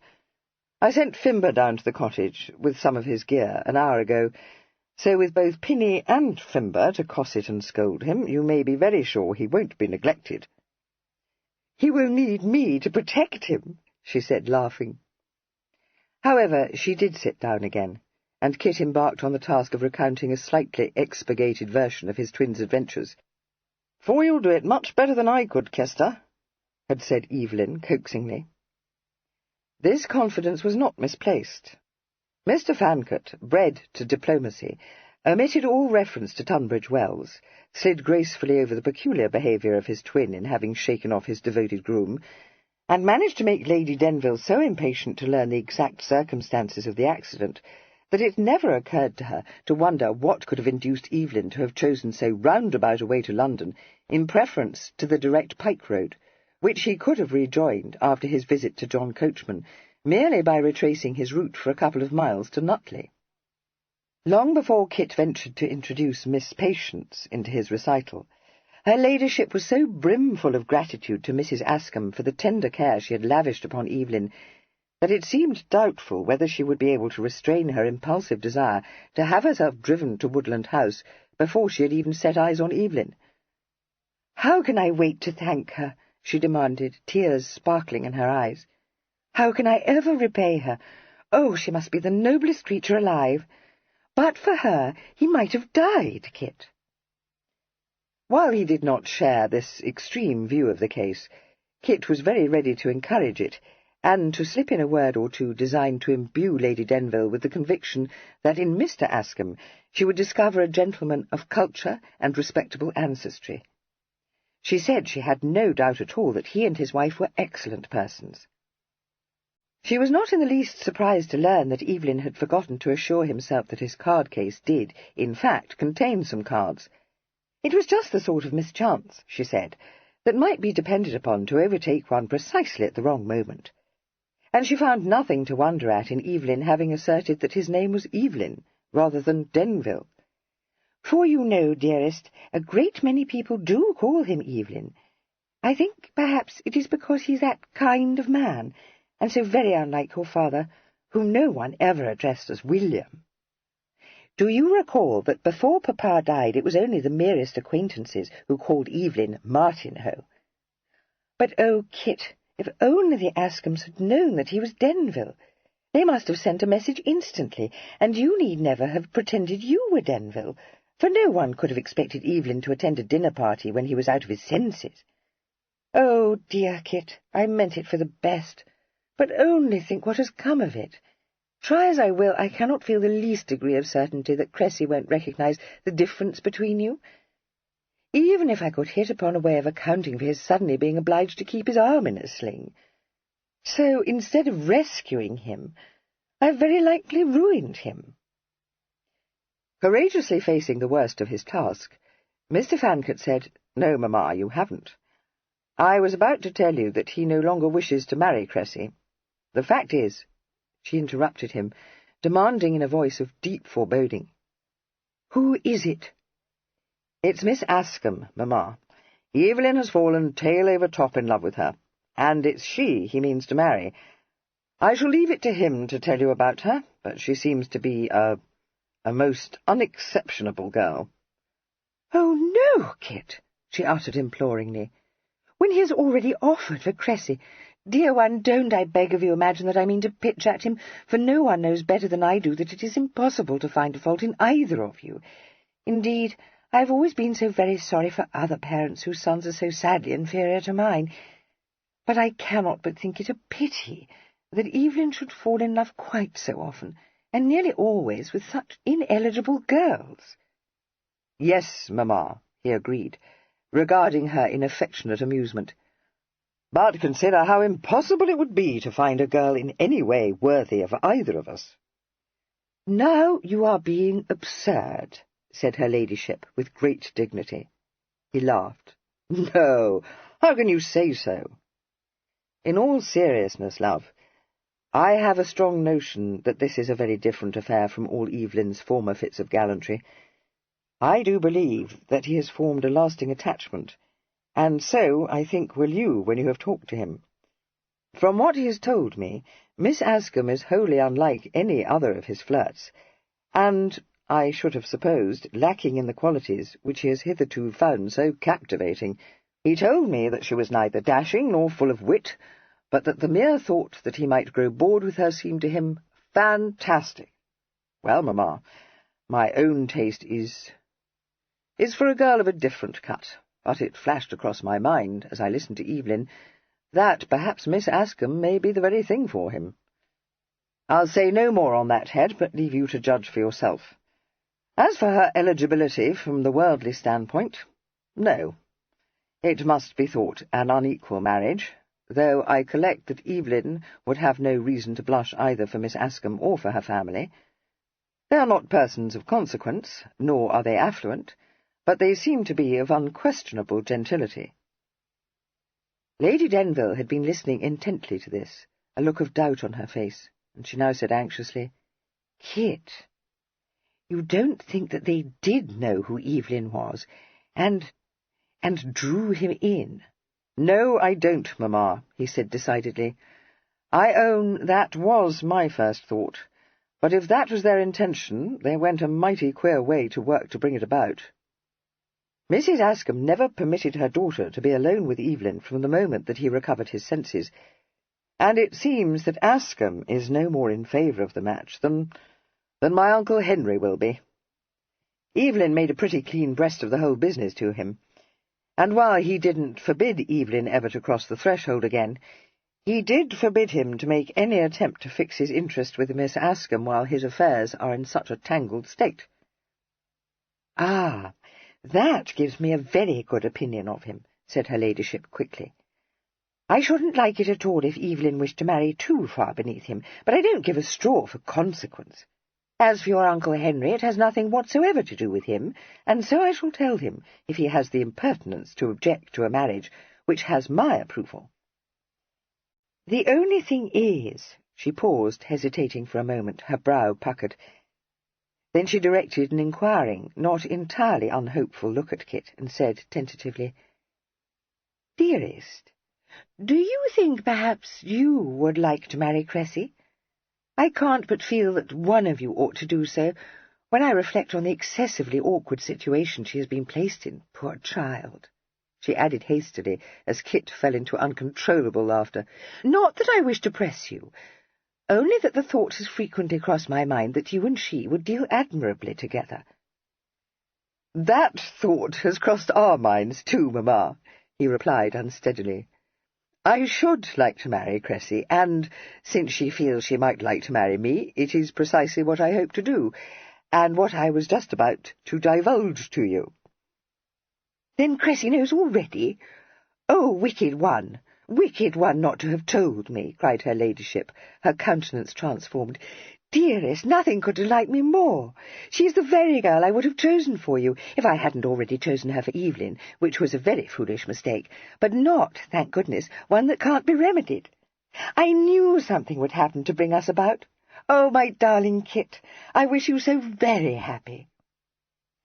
Kit thanked her, but ventured to point out to her that her felicitations were a little premature, since several difficulties still blocked the way to a happy issue. She acknowledged the truth of this, but with unabated cheerfulness, saying, "To be sure, but they are only trifling ones. We shall be obliged to confess the whole to Lady Staveley, for one thing, and I don't think we dare hope that she won't cut up dreadfully stiff, do you? Of course, we could keep it a secret from her, but I am much inclined to think it would be wrong to do so." "Yes, Mamma, so am I," agreed Kit. She nodded. "I knew you would say so, because if Evelyn is determined to marry Miss Ascombe, it would be bound to put Lady Staveley in a much worse pet when she saw the notice of his engagement in the Gazette, and had been thinking all the time that he was promised to Cressy. And, of course, Staveley may not be quite pleased. But you may depend upon it that that odious creature, Albinia Gillyfoot, will take good care he gives his consent." "Yes, Mamma, very possibly, but there is a far worse obstacle confronting us," Kit said gently. "When you say that Evelyn's marriage has nothing to do with my uncle, are you not forgetting the circumstances which prompted Evelyn to offer for Cressy?" She stared at him, the bewilderment in her face slowly changing to consternation. She looked stricken for an instant, but even as he stretched out his hand to her in quick remorse, she made a recover. She clasped his hand, giving it a reassuring squeeze, and said, gallantly smiling at him, "Are you remembering my tiresome debts? Oh, my darling, you must neither of you waste a moment's thought on them. As though I could be so monstrous as to set anything so paltry against the happiness of my sons. Besides, I've been in debt for years and years, and have grown to be perfectly accustomed to it. I shall bring myself about. Well, of course I shall. I've always contrived to do so, even when matters seem to be quite desperate." She gave his hand a pat and released it. "So now that we have settled that, dearest, you must go away, because it must be 10 o'clock already, and I am not yet fully dressed." Mr. Fancourt, never one to waste his time in argument which he knew to be futile, abandoned his attempt to bring his parent to a sense of the size and urgency of her embarrassments. Bestowing a fond embrace upon her, he informed her, just in case he might previously have omitted to do so, that he loved her very much, and left her to Miss Rimpton's ministrations. He found the Cliffs and Cressy assembled in the breakfast-parlour, and it said much for his ability to shine in the world of diplomacy that not even Cressy suspected that while he responded with every appearance of interest and amiability to the various utterances of his relations, his mind was preoccupied with two problems. The first, and more immediate, was how to gain access to Lord Silverdale, and to this he found a possible answer. The second seemed to be insoluble. Lady Denville, presently joining the party, bade everyone good morning, hoped in her pretty, solicitous way that her sister-in-law had slept well, and said, as she took her seat at the table, "Dearest Cressy, this afternoon we must have a delightful cause together, you and I." As the sparkling glance that accompanied these words was as eloquent as it was mischievous, Kit intervened, asking with all the heartiness of a host bent on arranging every detail of the day what his guests would like to do that morning. Attention was certainly drawn away from Lady Denville, but the responses Kit received must have disappointed such a host as he was trying to impersonate. But as his only desire was to snatch a private interview with Cressy, he was very well satisfied with them. His cousin said moodily that he didn't know. Cosmo, whom the humdrum pattern of an ordinary day in a country house exactly suited, said that he would read and write letters until the post came in. Cressy, who was having much ado not to laugh, kept her eyes lowered and did not attempt to speak. And Mrs. Cliff, who was anxiously watching her son, returned no answer, but suddenly declared that Ambrose might say what he chose, but she was persuaded that he had a boil forming on his neck.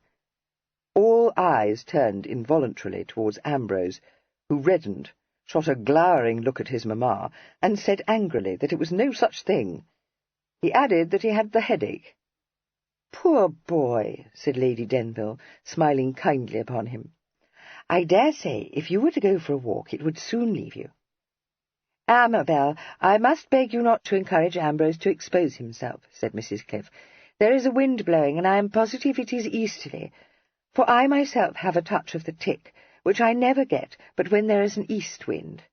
It would be fatal for Ambrose to stir out of doors when he is already not quite the thing. For with his constitution, you know, any disorder is very likely to lay him up for a fortnight." "Is it?" said Lady Denville, gazing at her nephew with the awed interest of one confronted with some rare exhibit. "Poor boy! How awkward it must be for you to be obliged to remain indoors whenever the wind is in east, because so often it is." "Well, well, we need not make mountains out of molehills," said Cosmo testily. "I don't deny that his constitution is sickly, but—" "Nonsense, Cosmo, how can you talk so?" exclaimed his sister. "I'm sure he isn't sickly, even if he has got a little headache." She smiled encouragingly at Ambrose, sublimely unconscious of having offended all three Cliffs. Ambrose, because, however much he might dislike having an incipient boil pointed out, he was proud of his headaches, which often earned for him a great deal of attention. Cosmo, because he had for some years subscribed to his wife's view of the matter, finding in Ambrose's delicacy an excuse for his sad want of interest in any manly sport, and Emma, because she regarded any suggestion that her only child was not in a deplorable state of debility as little short of an insult. "I fear," said Cosmo, "that Ambrose has never enjoyed his cousin's robust health." "Your sister cannot be expected to understand delicate constitutions, my dear," said Emma. "I dare say the twins never suffered a day's illness in their lives." "No, I don't think they did," replied Lady Denville with a touch of pride. "They were the stoutest couple. Of course, they did have things like measles and whooping cough, but I can't recall that they were ever ill. In fact, when they had whooping cough, one of them, was it you, dearest, climbed up the chimney after a starling's nest?" "No, that was Kit," said Mr. Fancourt. "So it was," she agreed, twinkling at him. "But how terrible!" exclaimed Emma. "Yes, wasn't it? He came down looking exactly like a blackamoor, and brought so much soot down with him that everything in the room seemed to be covered with it. I don't think I ever laughed so much in my life." "Laughed?" gasped Emma. "Laughed when one of your children was in danger of falling and breaking his neck? Well, I don't think he could have done that, though I suppose he might have broken his legs or got stuck in the chimney. I do remember wondering how we were to get him out if he did stick tight. However, it would have been a great waste of time to get into a worry about the twins, because they were forever falling out of trees or into the lake or off their ponies, and nothing dreadful ever happened to them," said Lady Denville serenely. Mrs. Cliff could only shudder at such callous unconcern, while Ambrose, quite mistakenly supposing that these reflections were directed at his own less adventurous career, fell into obvious sulks. Lady Denville, having disposed of the tea and bread and butter which constituted her breakfast, then excused herself, saying, as she got up from the table, "Now I must leave you, because Nurse Pinner seems not to be very well, and it would be too unkind in me not to visit her, and perhaps take her something to tempt her appetite." "Some fruit," said Kit hastily. She gave a little chuckle, and said, irrepressible mischief in her voice, "Yes, dearest, not quails." "Quails!" ejaculated Cosmo, shocked beyond measure. "Quails for your old nurse, Amabel?" "No, Evelyn thinks some fruit would be better." I should have thought that some arrowroot or a supporting broth would have been more suitable, said Emma. That set her incorrigible sister-in-law's eyes dancing wickedly. Oh, no, I assure you it wouldn't be. Particularly not the arrowroot, which she abominates. Dear Emma, how uncivil it is in me to run away, as I must. But I am persuaded you must understand how it is. Her lovely smile embraced her seething younger son. Dearest, I leave our guests in your hands. Oh, and I think a bottle of port, don't you? So much more supporting than mutton broth. So will you, if you please? Don't tease yourself, Mamma, he interrupted, holding open the door for her. I'll attend to that. To be sure, I might have known you would, she said, wholly unaffected by the quelling look she received from him. You will know just what will be most acceptable. I sometimes wonder, said Cosmo in accents of the deepest disapproval, as Kit shut the door behind her ladyship, whether your mother has taken entire leave of her senses, Denville. Mr. Fancourt might be incensed by his wayward parent's behaviour, but no more than the mildest criticism was needed to make him show hackle. Do you, sir? He said, dangerously affable. Then it affords me great pleasure to be able to reassure you. Mr. Cliff's understanding was not superior, but only a moonling could have failed to read the challenge behind the sweet smile that accompanied these words. Reddening, he said, I imagine I may venture, without impropriety, to animadvert upon the conduct of one who is my sister. Do you, sir? Said Kit again, and with even more affability. Mr. Cliff, rising and going towards the door with great stateliness, expressed the hope that he had rather too much force of mind to allow himself to be provoked by the top loftiness of a mere nephew who was, like many other bumptious sprigs, too ready to sport his canvas, and withdrew in good order. Mindful of the charge laid upon him, Kit then turned his attention to his aunt, with polite suggestions for her entertainment. She received these with a slight air of affront, giving him to understand that her day would be spent in laying slices of lemon peel on her son's brow, burning pastils, and, if his headache persisted, applying a cataplasm to his feet. He listened gravely to this dismal programme, and with a solicitude which placed a severe strain upon Miss Staveley's self-command, and caused Ambrose to glare at him in impotent rage, suggested that in extreme cases a blister to the head was often found to be beneficial. Apparently feeling that he had discharged his obligations, he then invited Miss Staveley to take a turn in the shrubbery with him. Miss Staveley, prudently refusing to meet his eye, said, with very tolerable composure, that would be very agreeable, and subsequently afforded him the gratification of realizing, had he been considering the matter, that she was eminently fitted to become the wife of an ambassador by containing her bubbling amusement until out of sight of the house, when pent-up giggles overcame her and rapidly infected her somewhat harassed escort. Mr. Fancourt, the first to recover, said, "Yes, I know, Cressy, but there is nothing to laugh at in the fix we are now in, I promise you. I imagine you've guessed already that my abominable twin has reappeared." "Oh, yes," she managed to utter. "From the moment Godmamma said, 'Not quails,' with such a quizzing look at you." Mr. Fancourt grinned, but expressed his inability to understand why no one had ever yet murdered his beloved mamma. Miss Staveley cried out upon him for saying anything so unjust and improper, but she became rather more sober as she listened to the tale of Evelyn's adventure.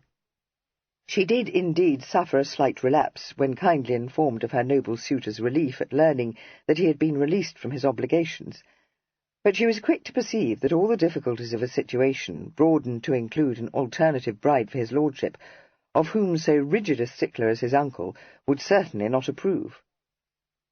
"Oh, dear," she said distressfully, "that is unfortunate. What is to be done?" He responded frankly, "I haven't the least notion.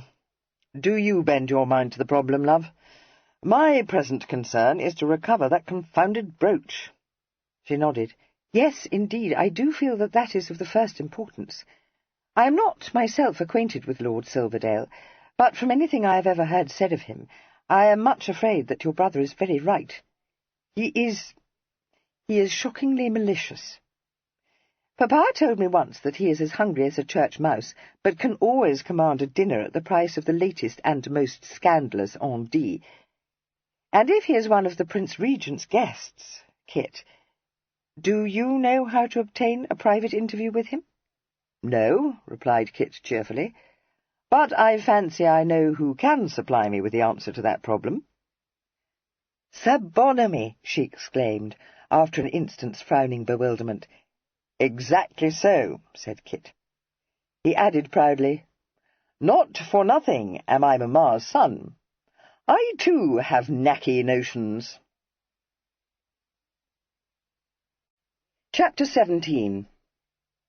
A luncheon, consisting of sundry cold meats, cakes, jellies, and fruit, was always served at noon in the apartment known as the little dining-room. It had been Kit's intention to have lain in wait for Sir Bonamy to issue forth from his bedroom, in the hope of being able to exchange a few words with him before he joined the other guests downstairs.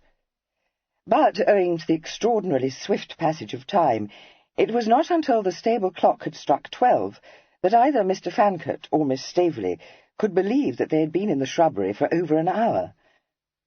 A glance at Kit's watch, however, sent them hurrying back to the house, where they found the rest of the party, with the single exception of the Dowager, already discussing luncheon. Although Mr. and Mrs. Cliff later agreed that modern damsels were permitted a regrettable freedom which would never have been countenanced when they were young, no one made any comment on the tardy and simultaneous arrival of the truants, Lady Denville even going so far as to smile at them. Ambrose had allowed himself to be persuaded by his mother to partake of a few morsels of food to keep up his strength, but the Dowager had sent down a message by her maid, excusing herself from putting in an appearance until later in the day. "Nothing to cause alarm," Lady Denville told Cressy. "Her maid says that she passed a wakeful night, and so finds herself just a trifle down-pinned today." "I thought she would," said Sir Bonamy, putting up his quizzing glass, the better to inspect a raised chicken pie. "Too much cross and jostle work last night." He looked up to shake his head in fond reproof at his hostess. "You shouldn't have invited Maria Dersingham, my lady." "I am so very sorry, Cressy." But Cressy, with a cheerfulness which Mrs. Cliff considered to be very unbecoming in a granddaughter, assured Lady Denville that, although the excitement of encountering her ancient ally and present enemy might have been a little too much for her, Grandmamma had much enjoyed the evening. "So she did," nodded Sir Bonamy. "Mind you, it was touch and go until we came to the calves' ears. That's when she took the lead in milling. Wonderful memory your Grandmamma has, my dear Miss Staveley." His vast bulk shook with his rumbling laugh. "Popped in as pretty a hit as I hope to see over Maria Dersingham's guard. By the by, my lady, that was a capital Italian sauce your cook served with the calves' ears." It was left to Lady Denville to express the sentiments of the rest of the company, which she promptly did, saying, "Yes, but what happened about calves' ears, Bonamy?" "No, no," he replied, still gently shaking. "I'm not one to go on the high gab, my lady, and I'll tell no tales. I'll take a mouthful of the pie, Denville, and just a sliver of ham." Interpreting this in a liberal spirit, Kit supplied him with a large wedge of pie, and flanked it with half a dozen slices of ham. Mrs. Cliff, who had never ceased to marvel at his appetite, turned eyes of mute astonishment towards her sister-in-law, who told Bonamy severely that a little fruit and a biscuit, if he was ravenous, was all he ought to permit himself to eat in the middle of the day. She added that she herself rarely ate luncheon at all. "Yes, yes, but you have not so much to keep up," said Sir Bonamy, blenching at the thought of such privation. "Well, if you didn't eat so much, you wouldn't have so much to keep up either," she pointed out. Her brother, strongly disapproving of this candid speech, directed a quelling look at her, and pointedly changed the subject, saying that he trusted she had found Nurse Pinner suffering from no serious disorder. "Nothing infectious, I hope?" "Oh, no, just a trifle out of sorts," she replied. "Infectious!" exclaimed Mrs. Cliff. "My dear sister, how can you tell that it is not? How imprudent of you to have visited her. I wish you had not done so." "Nonsense, Emma. A mere colic." Mrs. Cliff's fears seemed to have been allayed. Kit saw, with some foreboding, that his mamma had become suddenly a little pensive, and quaked inwardly. Never, he reflected, did she look more soulful than when she was hatching some outrageous scheme. He tried to catch her eye, but she was looking at Cressy, who had finished her luncheon, and was sitting with her hands folded patiently in her lap. "Dear child, you wish to go upstairs to see your grandmamma," she said. "You know we don't stand on ceremony, so run away immediately. Give her my love, and tell her how much I hope to see her presently, and then come to my drawing-room. That is, if Lady Staveley can spare you, of course." She waited until Cressy had left the room, and then addressed herself to Kit. "Dearest, your uncle's asking me if Pinny's disorder is infectious puts me in mind of something I think I should tell you. Oh, and Ambrose, too, perhaps. I wouldn't mention it in Cressy's presence. Not that I think she would have taken fright, for she has a great deal too much common sense. But she might speak of it to Lady Staveley, and I would not for the world cast her into high fidgets. It is all nonsense, but I wish you will neither of you go into the village just at present. Though you may depend upon it, if there is an epidemic disease there, one of the servants will contract it and spread it all over the house. However—" But at this point she was interrupted, Mrs. Cliff demanding in palpitating accents, "What disease? For heaven's sake, Amabel, tell me this instant." "Why, none at all, Emma," replied her ladyship, laughing. "It is only one of Pinny's tales. Merely because one or two of the villagers complain of sore throats, she will have it that they have contracted scarlet fever." "Such stuff!" "Scarlet fever? Oh, my dear Emma, there is not the least occasion for any of us to fly into a fuss," Lady Denville said earnestly. "Pinny always thinks that if one has nothing more than a cold in the head, one is sickening for a fatal complaint. Why, she once said there was typhus in the village." She broke off, wrinkling her brow. "Well, now I come to think of it, she was quite right. But this is a very different matter, and I do beg of you not to take fright." She had said enough. Mrs. Cliff, pallid with dismay, declared distractedly that nothing could prevail upon her to remain another hour in such a plague-stricken neighbourhood. Amabel might think her timorous and uncivil, but she must understand that every consideration must yield to the paramount need to remove her only son out of danger. Lady Denville, to Kit's intense admiration, managed to beseech her not to fly from Ravenhurst, without in any way lessening her alarm. Cosmo, when dramatically appealed to, wavered, and Ambrose, who had been dragged to Ravenhurst against his will, and had been wishing himself otherwhere from the moment he had crossed the threshold, seized the first opportunity that offered of lending his mother his support. He did not think the air at Ravenhurst salubrious. He had not cared to mention it before, but he had been feeling out of sorts for several days. A hint that a few weeks spent at Brighton might prove beneficial was well taken by Mrs. Cliff, but met with a flat veto from Cosmo, visibly appalled by the very thought of sojourning at so expensive a resort. In the end, and after much argument, it was settled that they should go to Worthing, where, according to what Mrs. Cliff had learned from the Dowager, there were several excellent boarding-houses which provided an extraordinary degree of comfort at very moderate charges. Here, protected from the chilling blasts of the north and east winds by the downs, Ambrose would be able to bathe, or to ride along the sands without running the risk of contracting an inflammation of the lungs. There were also 3 respectable libraries, at 2 of which newspapers and magazines were received every morning and evening, and at least 1 very reliable doctor, of whom the Dowager spoke in terms of rare encomium.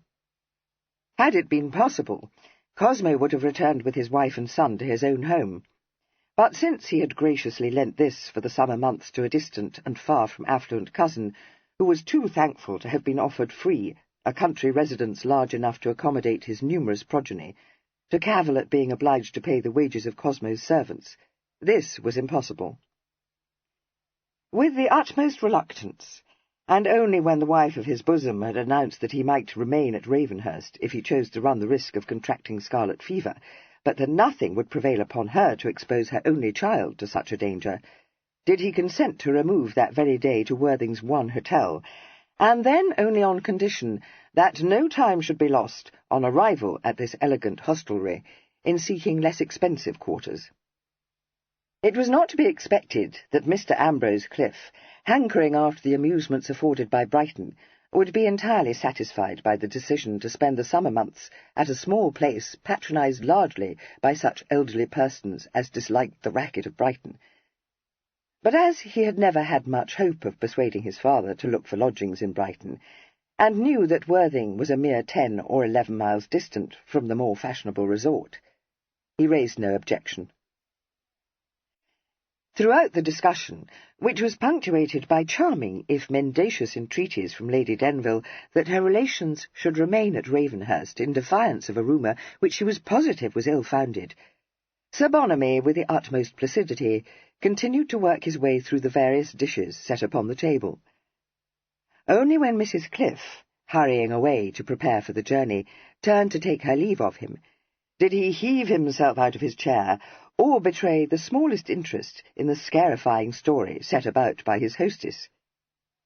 She, declaring her intention of rendering dear Emma every assistance in the arduous task of packing her trunk, shepherded the 3 Cliffs out of the room, but turned back, exclaiming that she had forgotten to pick up her reticule, for the purpose of confiding hurriedly to her son and her cicisbeo that it was all a hum, and that she had felt that the Cliffs must be induced to go away.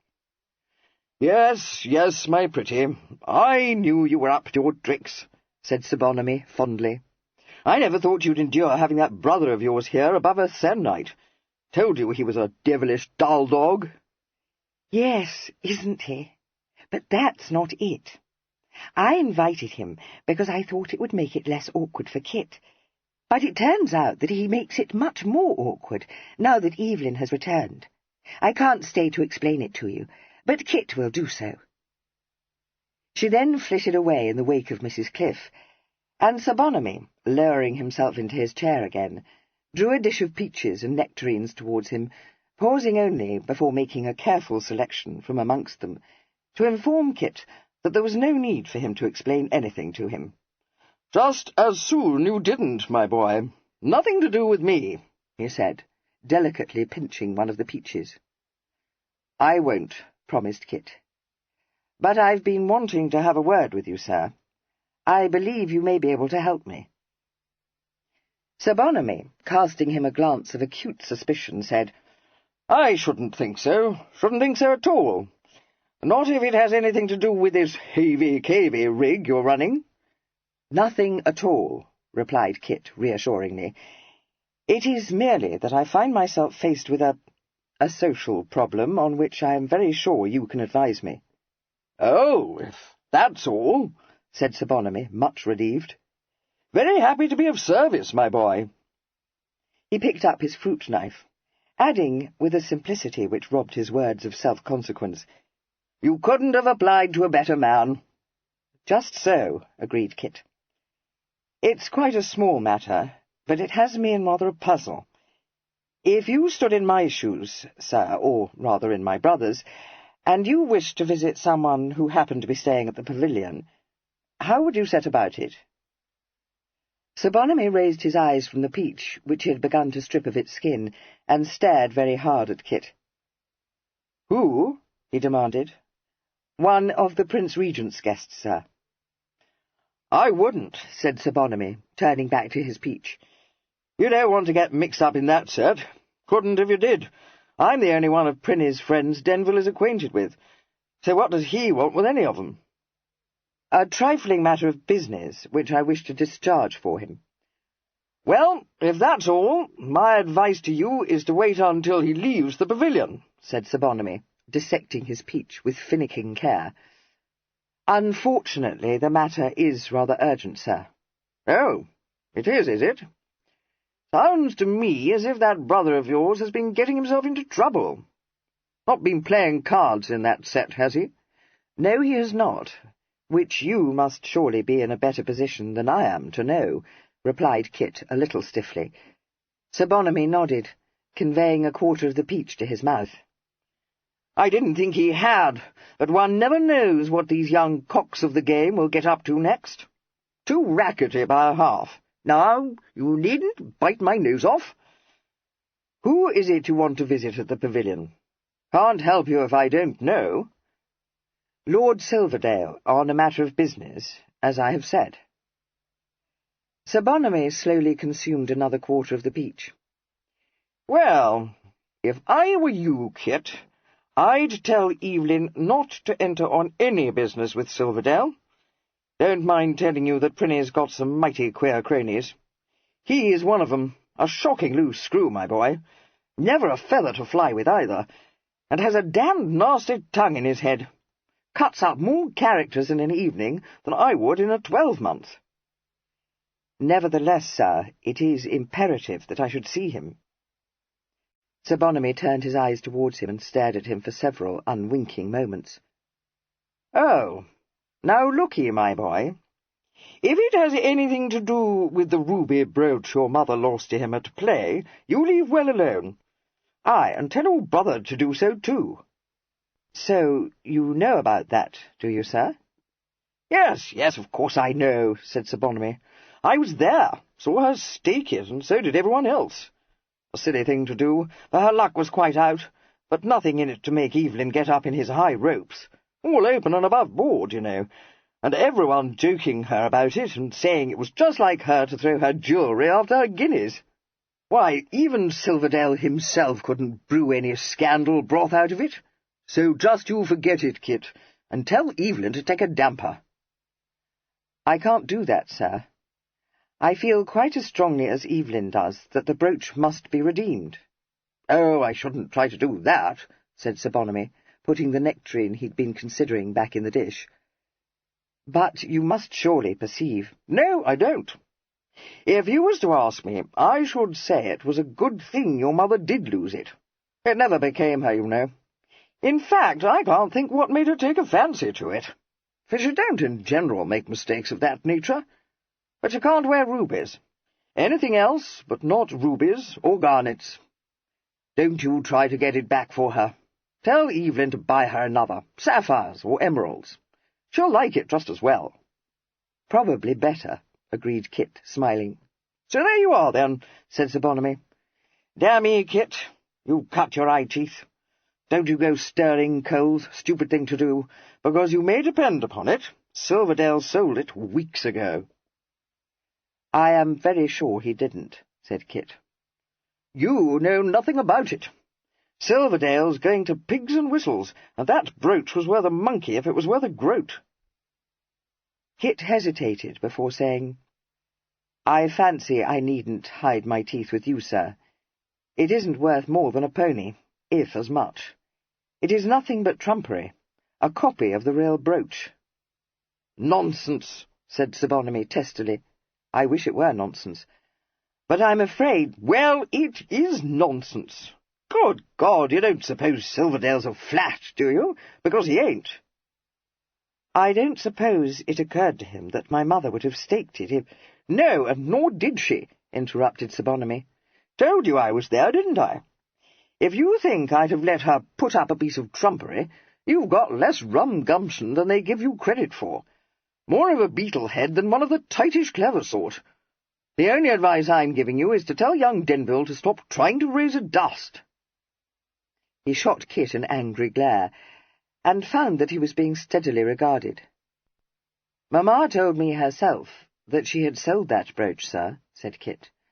I recall, furthermore, that she also told me that you had several times sold trinkets for her. Well, I didn't sell that brooch for her. Did you ever sell any of her jewellery, sir? Now look ye, Kit, I've had enough of you trying to nose out what's no concern of yours, said Sir Bonamy in a blustering tone. Damn me if you're not getting to be as bad as your brother. Well, I won't have it. Couple of impudent halflings I knew when you were fubsy, muffin-faced brats in the same cradle. What your mother saw in you I never could make out." Kit could not help laughing, but said, "That's all very well, sir, but it won't do, you know. It is very much our concern, and you know that too." Sir Barnaby, who was looking hot and harassed, groped for his snuff-box, and fortified himself with a liberal pinch. "Now you listen to me, my boy," he said. "You've no reason to meddle, either of you. No one knows anything about the business, and never will. So if you're afraid of its leaking out and starting a scandal—" "Believe me, sir, I'm not in the least afraid of that, and nor will Evelyn be." "For God's sake, Kit, don't go blabbing it all to Evelyn," begged Sir Barnaby, alarmed. "It's bad enough having to put up with you poking and prying into my business without having that young make-bait buzzing round me like a hornet. I knew your mother before you was born or thought of. And what's more, if it hadn't been for Denville, I might have been your father.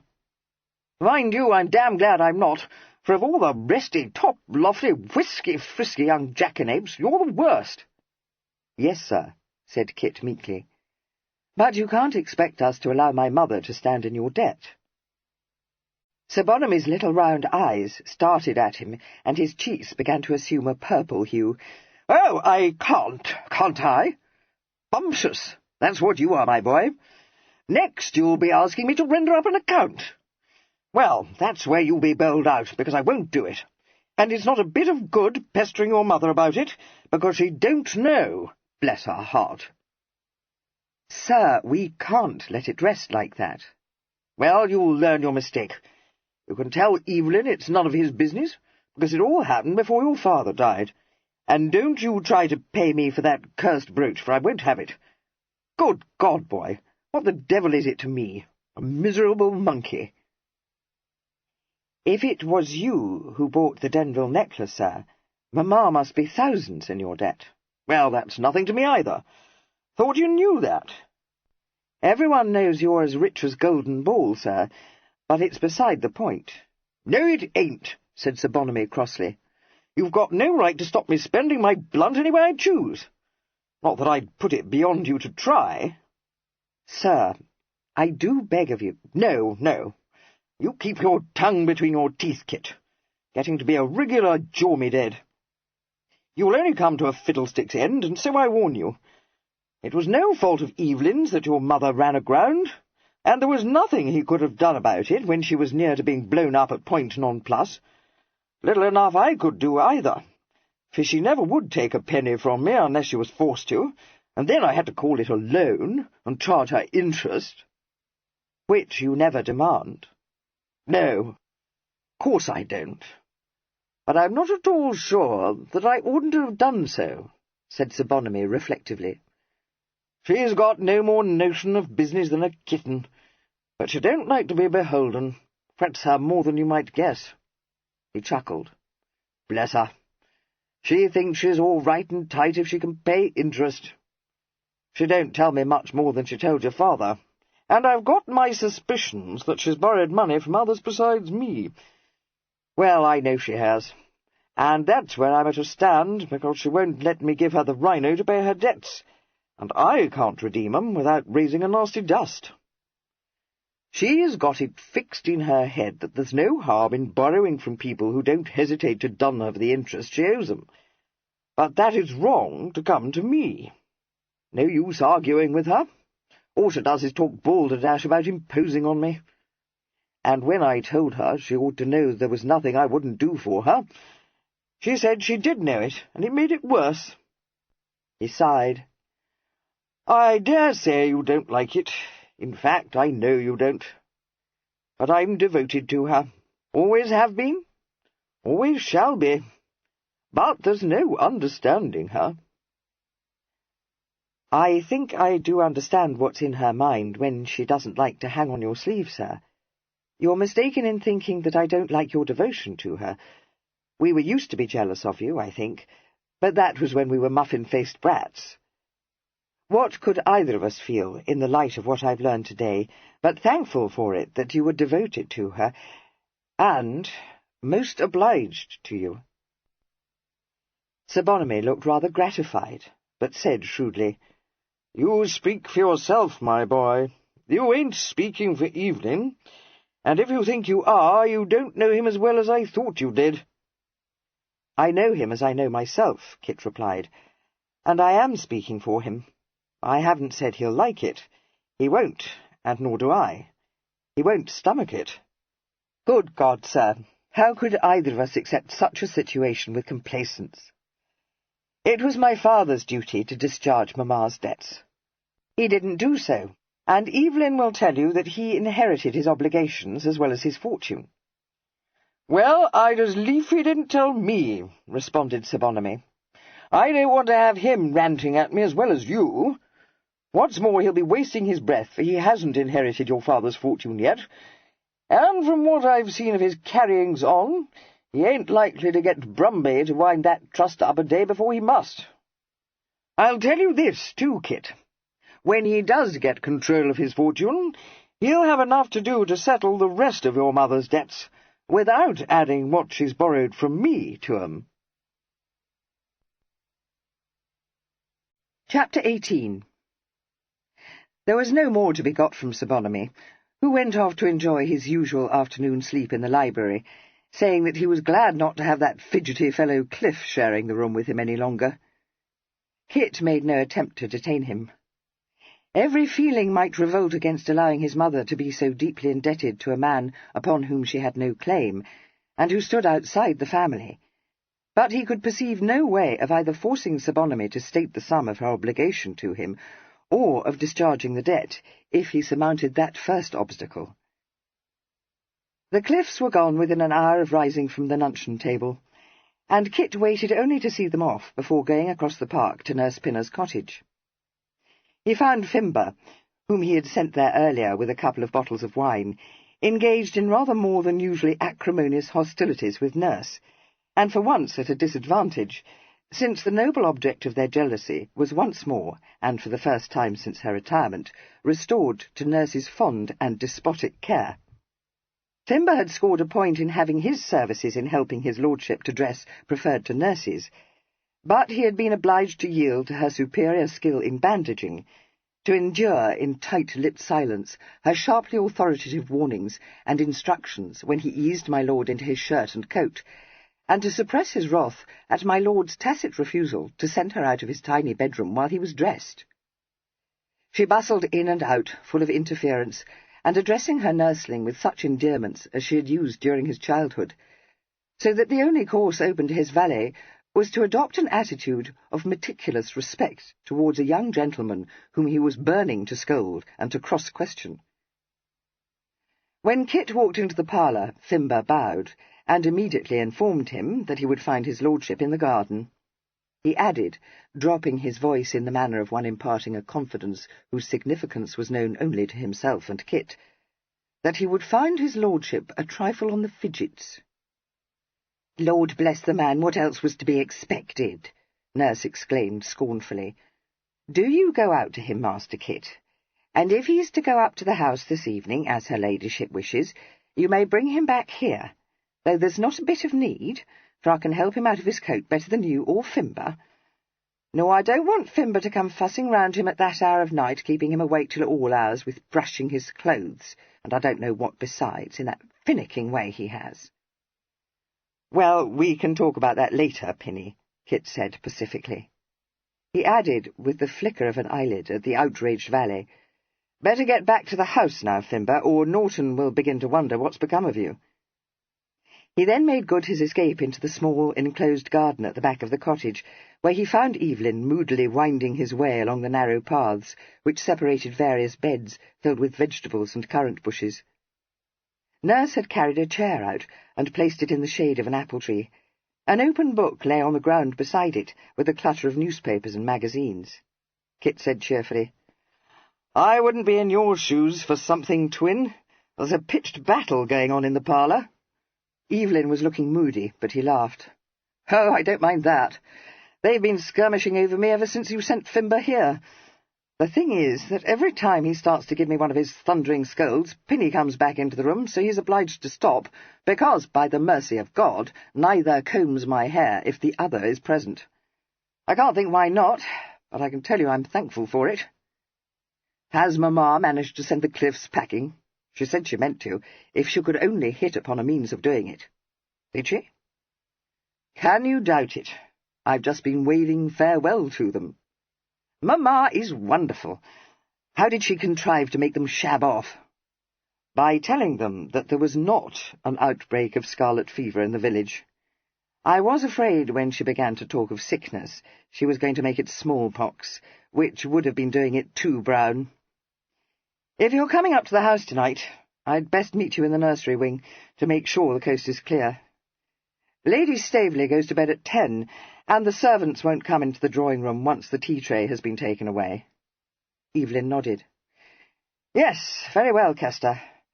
I think I'll go to Tunbridge Wells tomorrow. There's one piece of business I can settle, and if I stay cooped up here for much longer, I shall go mad. I should think you might, agreed Kit, but you can't go to Tunbridge Wells, for all that. Oh, for God's sake, Kester, don't you start talking fustian about my broken shoulder, Evelyn exclaimed irritably. I wasn't thinking about your shoulder. The fact is, Eve, you can't go anywhere until I've disappeared. How are you to get there? Challow can't drive you there in the curricle, because for one thing, someone would be bound to see you and recognise you, and, for another, he can't take the curricle out secretly, you know. But he can take it out at your orders and bring you here in it, Evelyn pointed out, an impish gleam in his eyes. Then, dear twin, you can take my place here in hiding, and I can go to Tunbridge Wells. Leaving my guests to fend for themselves. I would, if the matter were of any particular urgency, but as it doesn't seem to be, no. Evelyn sighed. I suppose not. But you'll have to leave them if you mean to go to Brighton in my stead. I don't. I came to talk to you about that, Kit said. Let's sit down. He dragged Evelyn's chair up to a wooden bench, and himself sat on the bench. You won't like this, he warned Evelyn, but you've got to know it. He drew from his pocket the roll of bills Evelyn had given him, and handed it to him. Here are your flimsies. They won't be needed. The brooch was not counterfeit. I doubt whether any of Mamma's jewellery is, not even the necklace she says she sold on your behalf. Evelyn frowned at him, flushing slightly. What the devil do you mean? She told me herself she had sold the brooch, and had had it copied. Yes, that's what she told me. But she also told me that she had several times employed Ripple to sell trinkets for her, which I imagine you didn't know. You may be very sure I didn't. Well, the long and the short of it, Eve, is that Ripple never sold anything for her. He gave her the price of that brooch, and what he told her was a copy of it. Evelyn stiffened, his hand closing on the roll of bills so tightly that his knuckles whitened. His eyes blazed for an instant, then he lowered them to his clenched hand and opened his fingers. Why didn't you give him this, then? Kit shrugged, half smiling. You may be able to. I found I couldn't. Kester, he had no right. No. It is intolerable, Evelyn said in a suffocating voice. How much does Mamma owe him? I don't know. He wouldn't tell me. He will tell me. He won't, Eve, or anyone. I think you had better hear what passed between us. Evelyn nodded, his lips compressed. But when Kit reached the end of his unquestioned recital, the white, angry look had left his face, and although he still frowned, there was a softer light in his eyes. He did not speak immediately, but a rather bitter smile curled his lips, and presently he said, My father left me one thing I forgot to mention last night. Humiliation. I shan't be rid of that until I've repaid Ripple.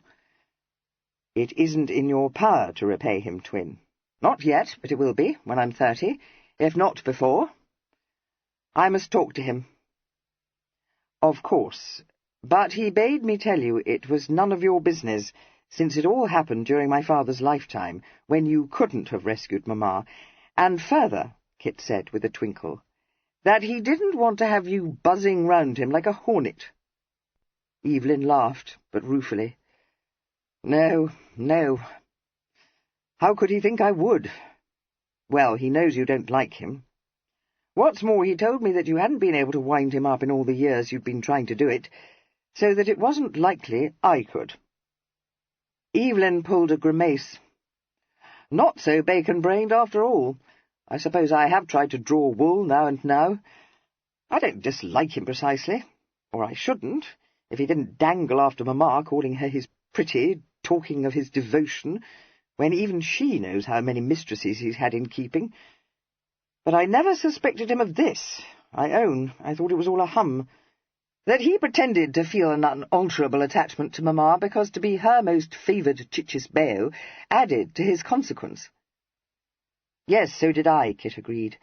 I think now, however, that he is devoted to her in his way, good-natured, too, and certainly generous, though he says himself that a few thousand here and there meant nothing to him. I must see him, Evelyn said in a fretting tone. He has placed me under an obligation, and however much I hate it, I am very sensible of it, and must tell him so, and make it plain to him that I hold myself responsible, in my father's place, for Mamma's debts. You will do as you think right, Kit said equably. You have also to consider, you and Mamma and I, where you should go until I am safely out of the country. You can't remain cooped up here, and while Lady Staveley is known to be at Ravenhurst, you can't go to London, or to Brighton. It's a pity I didn't break my neck instead of my shoulder. That would have solved all our problems, remarked Evelyn. He turned his head to look at Kit, and added quickly, No, I don't mean that. Only funning, Kester. Not one of your more diverting jokes, brother, replied Kit. I mean it hasn't sent me into whoops, precisely. I know, don't rake me down, Evelyn begged in a penitent voice.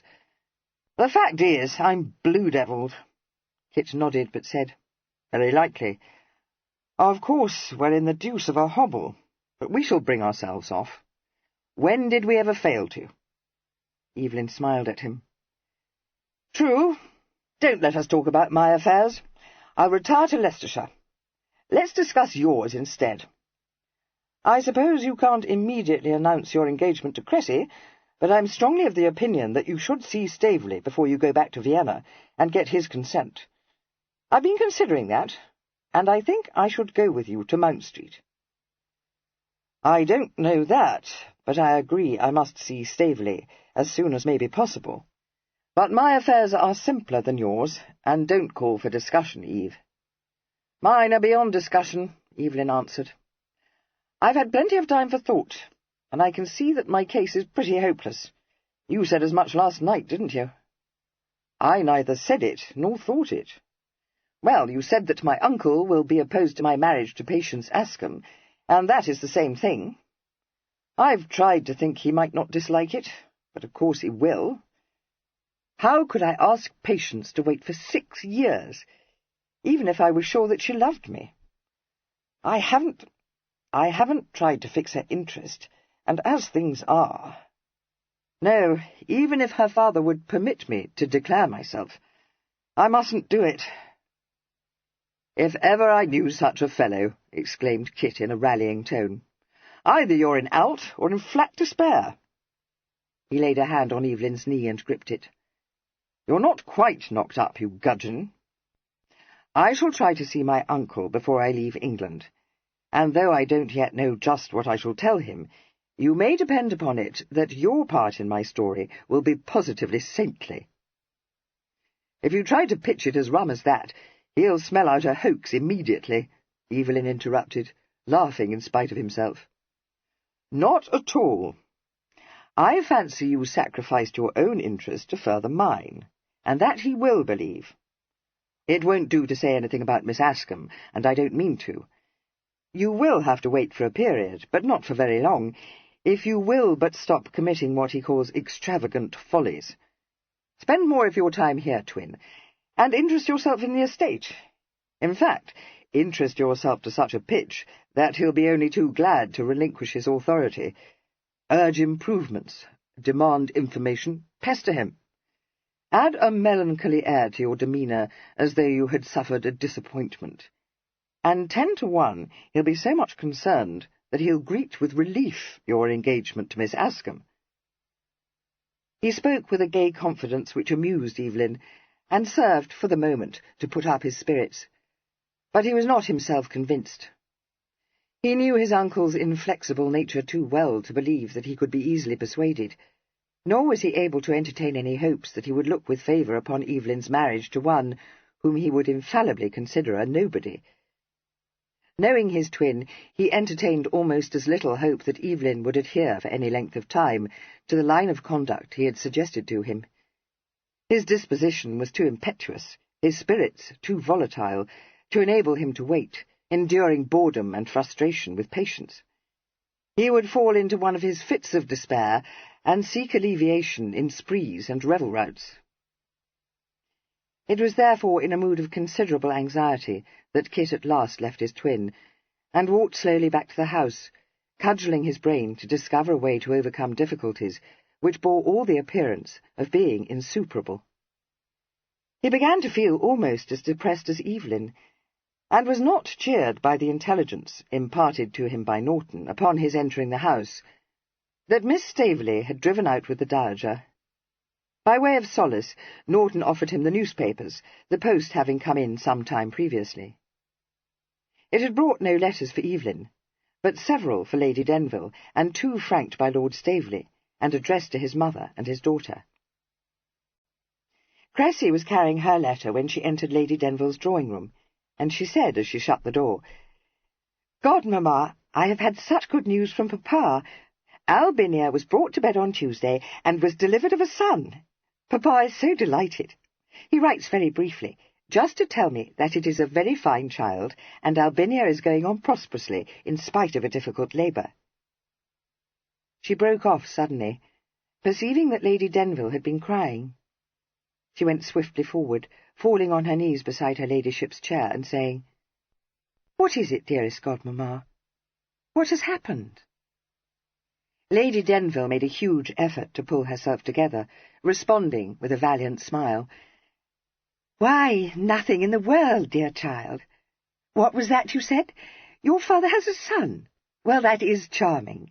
At least, I suppose one must say it is, though for my part I consider he should have been content with his daughter, for it isn't as though he had no brothers to succeed him, and I cannot think that any son of Albinia Gillyfoot's will be anything but an odious child." Cressy gave an involuntary giggle, but said, "Never mind that. Only tell me, what has happened to distress you, ma'am?" Her eyes fell upon a closely written sheet of paper, lying on the table at Lady Denville's elbow. "You have received disturbing news, ma'am? I do most sincerely trust you haven't suffered a bereavement? One of your sisters or your brothers?" "Oh, no, nothing of that nature," Lady Denville assured her. "Much, much worse. Of course, I should be excessively sorry to hear that any of them had died, but I shouldn't cry about it, because I hardly ever see any of them, and Baverstock and Amelia I positively dislike. To own the truth, it made me feel very low when I saw Evelyn this morning, just when Kit had made me so happy, too. Dearest Cressy, indeed I am overjoyed. You are the very wife for my darling Kit, and so I've been thinking for the past se'nnight." Emerging from her ladyship's scented embrace, Cressy blushed, laughed, and said, "Thank you, ma'am. I hope I may prove you right. I only know that he is the very husband for me. But why did it make you feel low to see Evelyn? Do you fear he may be worse injured than Kit thinks?" "Oh, no, I shouldn't think so. To be sure, he does look rather pulled, poor lamb, but that's nothing. Cressy, did Kit tell you about Miss Ascombe?" "To be sure he did. I understand she is a very beautiful and sweet girl." "Well, she may be," said Lady Denville doubtfully, "but her name is Patience." "How pretty," said Cressy in encouraging accents. Rather Quakerish and refreshingly unusual." "Do you think so?" Lady Denville grew still more doubtful. But I fear she is Quakerish, Cressy, and, try as I will, I cannot feel that she will suit Evelyn. You know, my love, and I can say this to you now without any hiding of the truth, the girls he has previously fallen in love with have all been very lively and dashing. Cressy smiled. But he has quite quickly fallen out of love with them, hasn't he, ma'am?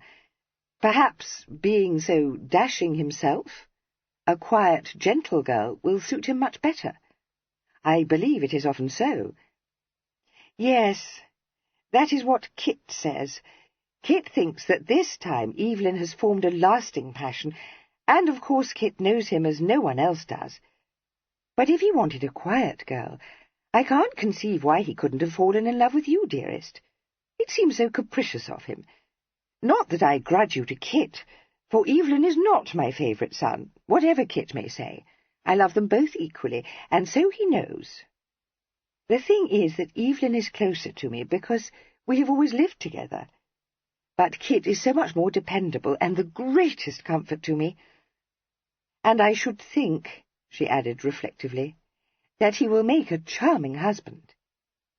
Yes, so do I, agreed Cressy, her eyes warm with amusement. She clasped one of Lady Denville's hands and ventured to say, I feel, too, that Miss Ascombe will make a charming wife. No, said her ladyship decidedly, not charming, Cressy. A good wife, I dare say. In fact, I'm sure of it. And it does make me feel very low, because she sounds to me to be such an insipid girl. Cressy patted her hand. Oh, no, I am persuaded you won't think her so. I expect she is shy, merely. Lady Denville looked at her in an awed way. Cressy, she has been reared on the strictest principles, and her mamma is full of propriety, and Evelyn says that they are all of them truly good and saintly. Indeed, he described Patience to me as an angel. Well, dearest, I wouldn't for a moment deny that that is most admirable, but I find saintly persons excessively uncomfortable, and I cannot live with an angel. But must you live with her, ma'am? No, and I don't mean to. I told Evelyn so when he offered for you, for it never answers. Only, when I began to think of living by myself, Cressy, do you think I could afford to do so? I should be obliged to buy a house, for I don't feel I could hire one, and I will not live in some dreadful, shabby-genteel quarter of the town, or miles and miles from anywhere, like Upper Grosvenor Place, where poor Augusta Sandhayes removed to, when Sandhayes lost a great deal of money on change, and said they must hold household. And only think of the cost of the servants, and the carriages, and all the things I never have paid for. Her eyes filled. And when I consider that I have never been able to keep out of debt when I didn't pay for such things, how could I possibly do so when I shall be obliged to? The question was unanswerable. Cressy sat back on her heels, a very thoughtful expression in her eyes, but she said nothing. The truth of Lady Denville's words had struck home. She had not previously considered the matter, but she was well enough acquainted with her ladyship to realize that the income necessary to maintain her in the style to which she was accustomed must be far in excess of even the most handsome jointure. She realized, too, having a great deal of common sense, that it would be folly to suppose that she would reduce her expenditure. She was quite incapable of doing so. As though she had read the thought in Cressy's mind, Lady Denville said, It is of no use to tell me I must practice economy, because I can't. Whenever I have tried to do so, it has only led to much more expense.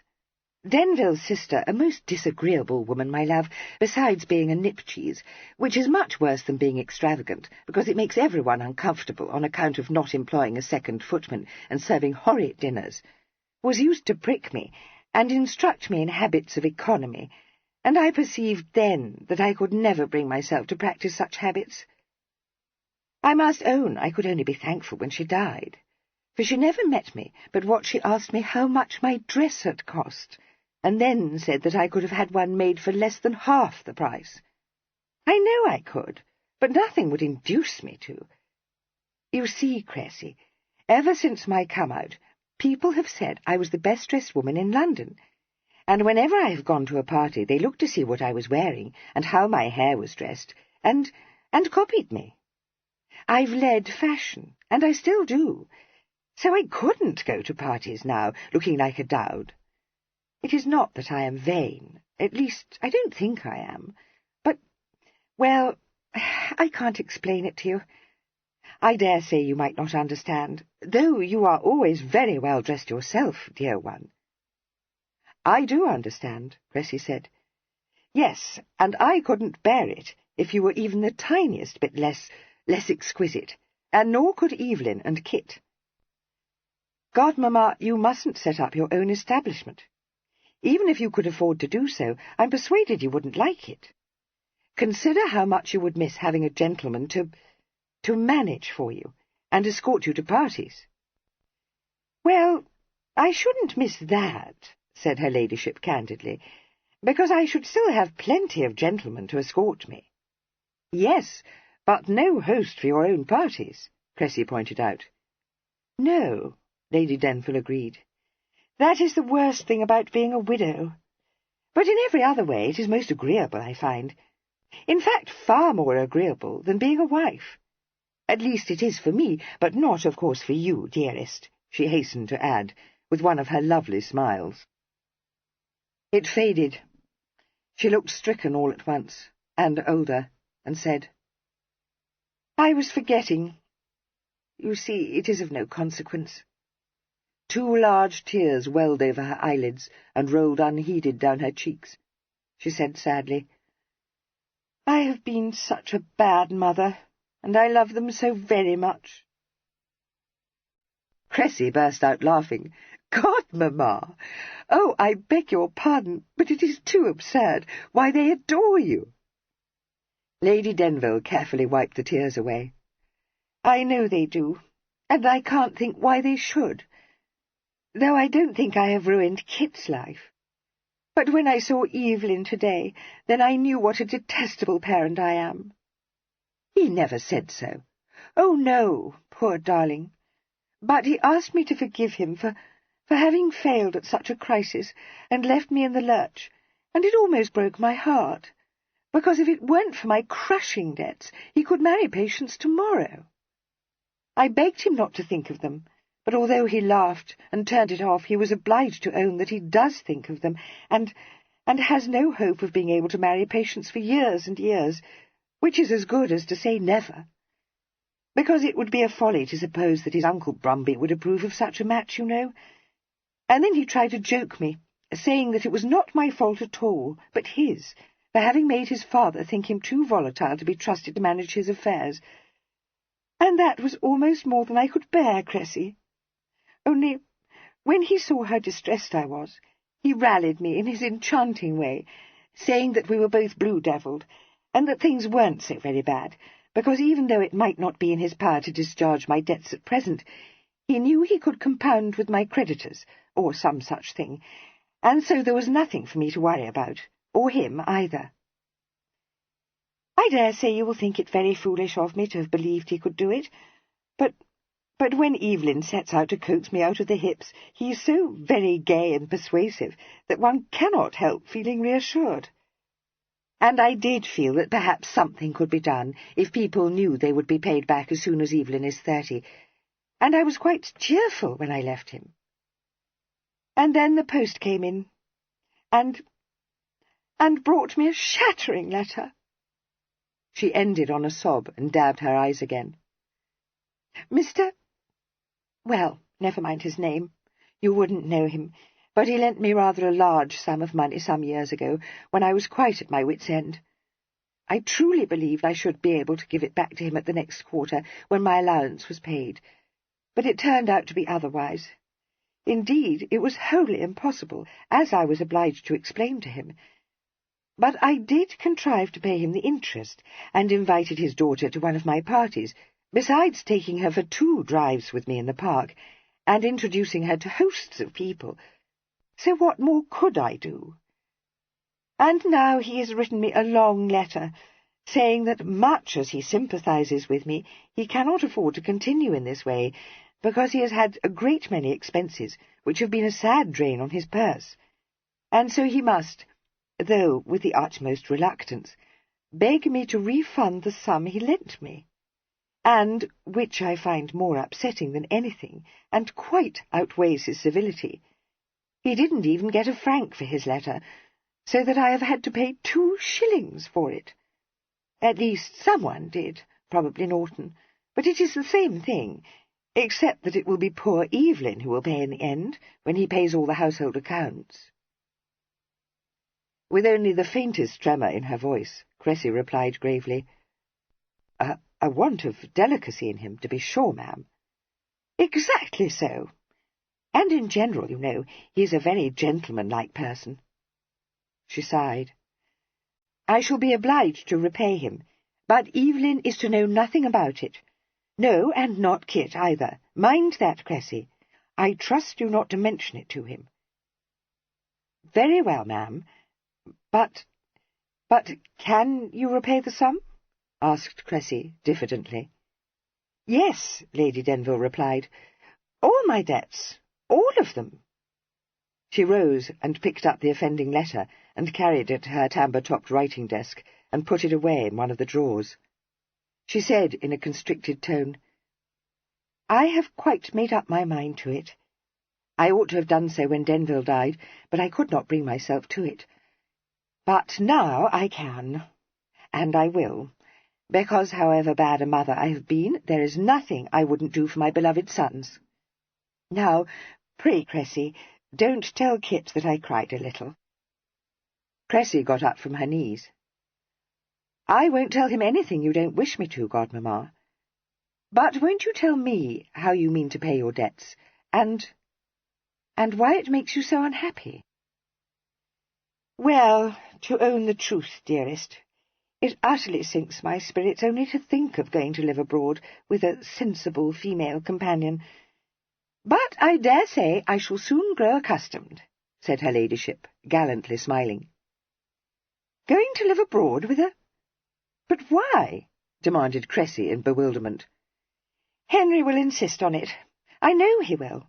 Once before, when the twins were babies, he and Louisa, his sister, persuaded Denville that that was the only thing to be done with me, because— Oh, there were so many reasons, but it is a long time ago now, and it never happened because the continent became quite unsafe on account of Napoleon, which is why I never could dislike him as much as others did.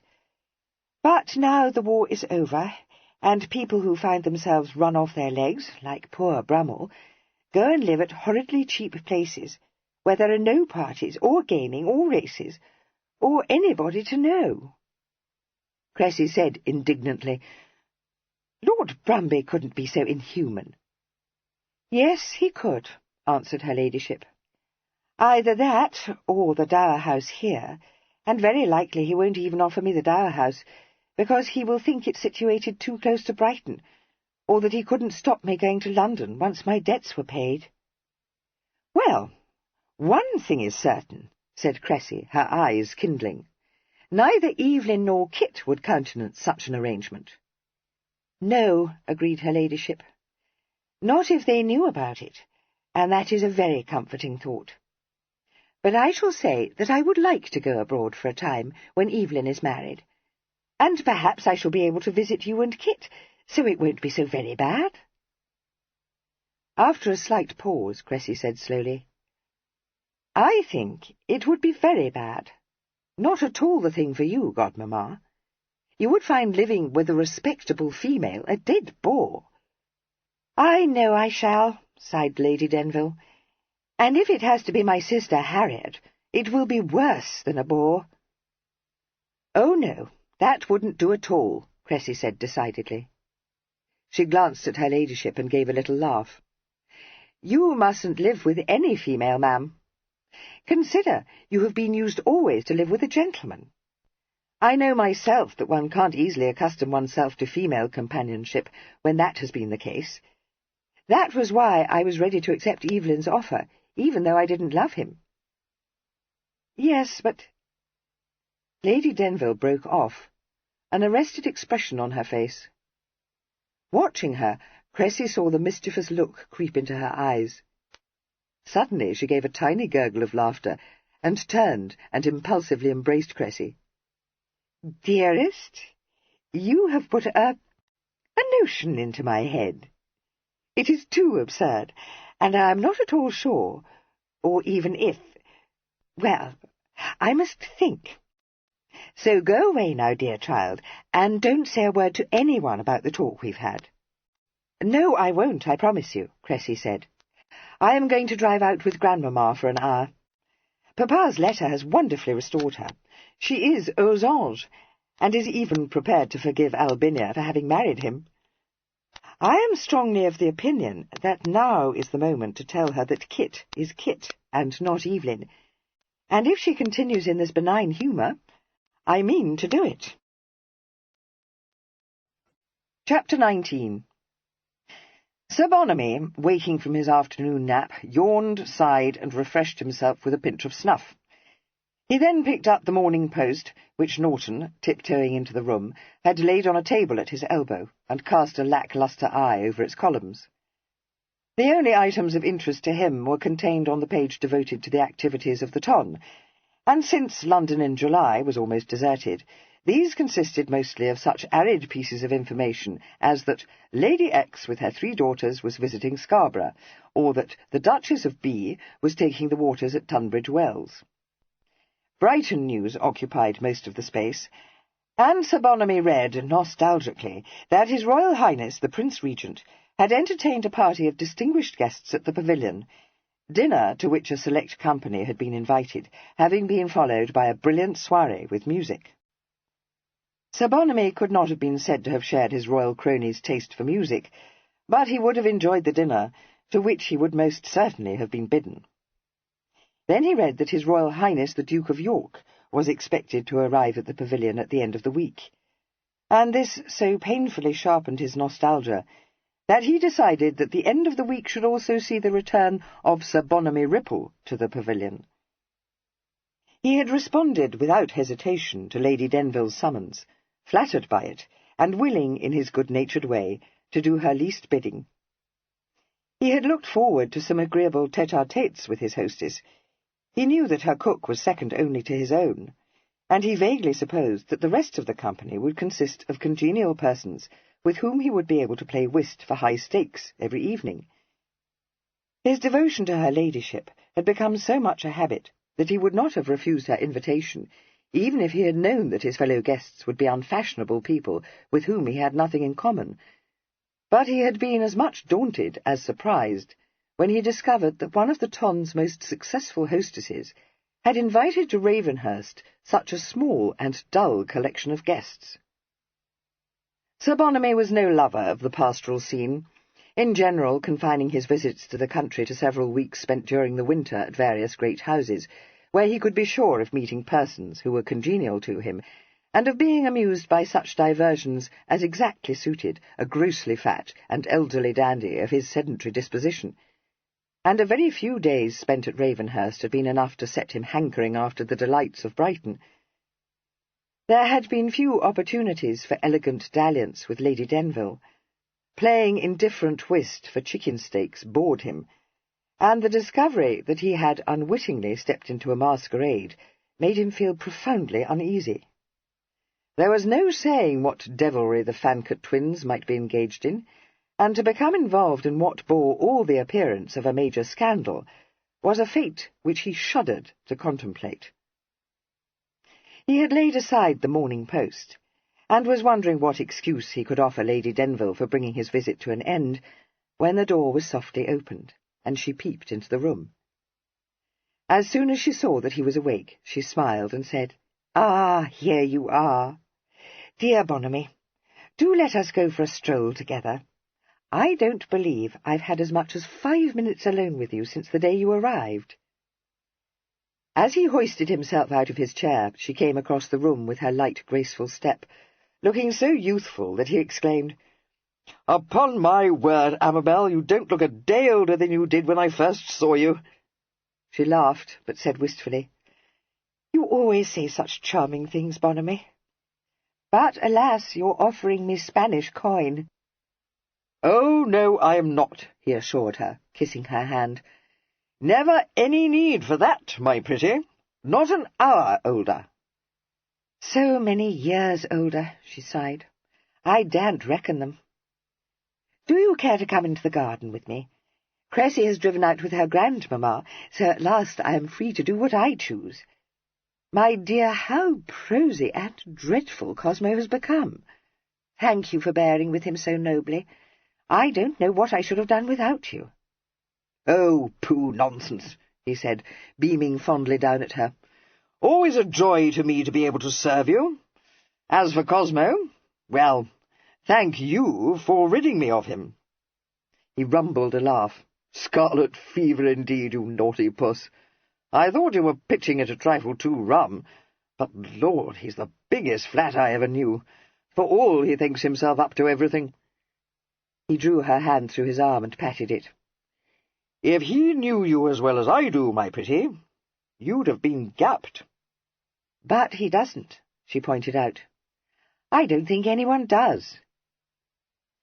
He was so much gratified by this that he could only heave an eloquent sigh, squeezing her arm and growing pink in the face.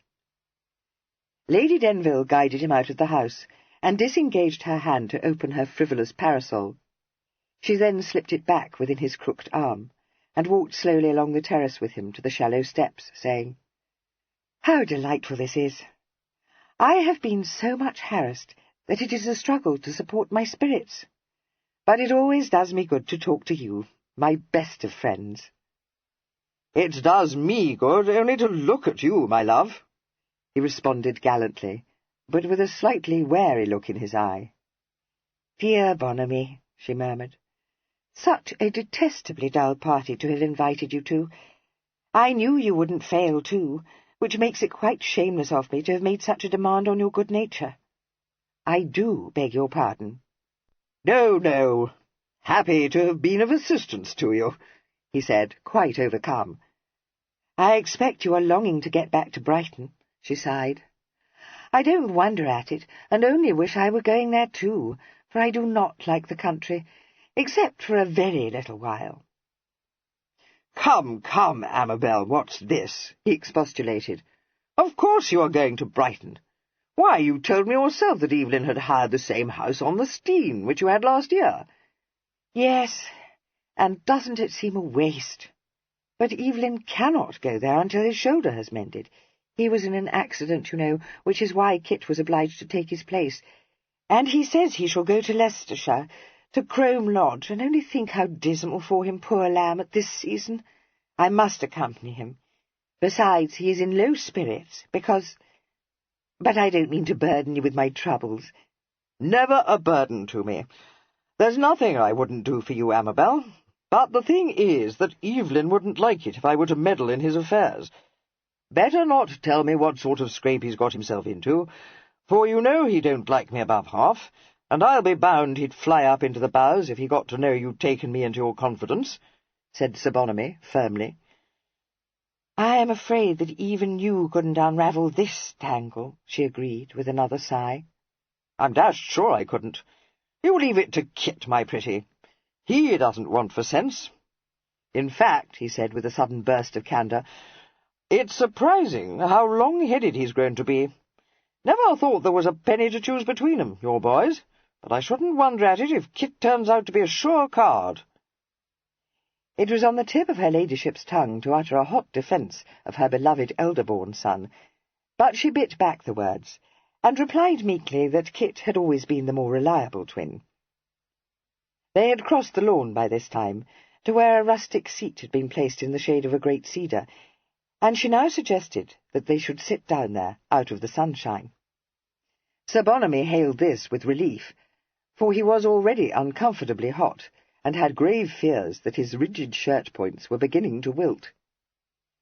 He lowered himself onto the seat beside her ladyship, and mopped his brow. Lady Denville, looking deliciously cool, shut up her parasol and leaned back, observing that there was nothing so exhausting as walking in such sultry weather. She then fell silent, gazing ahead with so much melancholy in her expression that Sir Bonamy began to feel perturbed. After a long pause, he laid one of his pudgy hands on hers and said, "Now, my pretty, you mustn't let yourself get into the hips. Depend upon it, Kit will make all tidy." She gave a little start, and turned her head to smile at him. "I wasn't thinking of that. I was, remembering. Do you ever look back over the years, Bonamy? It does sink one's spirits a little. So long ago, so many mistakes, so much unhappiness. But there are happy memories too, of course. Do you recall the first time we met?" "Aye, as if it were yesterday, and so I shall to the end of my life. All in white you were, my lovely one, with your glorious gold hair glinting under just a light powder, and your eyes like sapphires. I fell in love with you the instant I saw you, swore I'd win your hand, or remain a bachelor, which I have done. And what's more, I was never tempted to break that oath, for no man, my pretty, that loved you," said Sir Bonamy earnestly, conveniently forgetting the several articles of virtue whom he had subsequently maintained at enormous expense, "could ever feel the smallest tendre for any other female." Lady Denville, recalling one veritable incognita, and at least 3 high-flyers who had enjoyed Sir Bonamy's protection, stifled a giggle, and said soulfully, "And Papa married me to Denville. We danced together, didn't we? And the next day you sent me a bouquet of white and yellow roses, so many that there was no counting them. That should be a happy memory, but it makes me want to cry. Not that I mean to do so," she added, with one of her dancing gleams of mischief, "for there is nothing so tedious as a female who turns herself into a watering-pot. I've never done that, have I?" "Never," he declared, raising her hand to his lips. "Well, I hope it will be set down in my favour in the judgment book, and I do feel it may be, for I haven't had a happy life. One shouldn't speak ill of the dead, and I perfectly realise that poor Denville had as much to bear as I had, well, almost as much. The truth is that we were each of us deceived in the other, and should never, never have been married." She wrinkled her brow. "I've often wondered why he believed himself to have fallen in love with me, for he disapproved of me amazingly, and he was so cold, so formal, that even now it makes me shiver to remember it."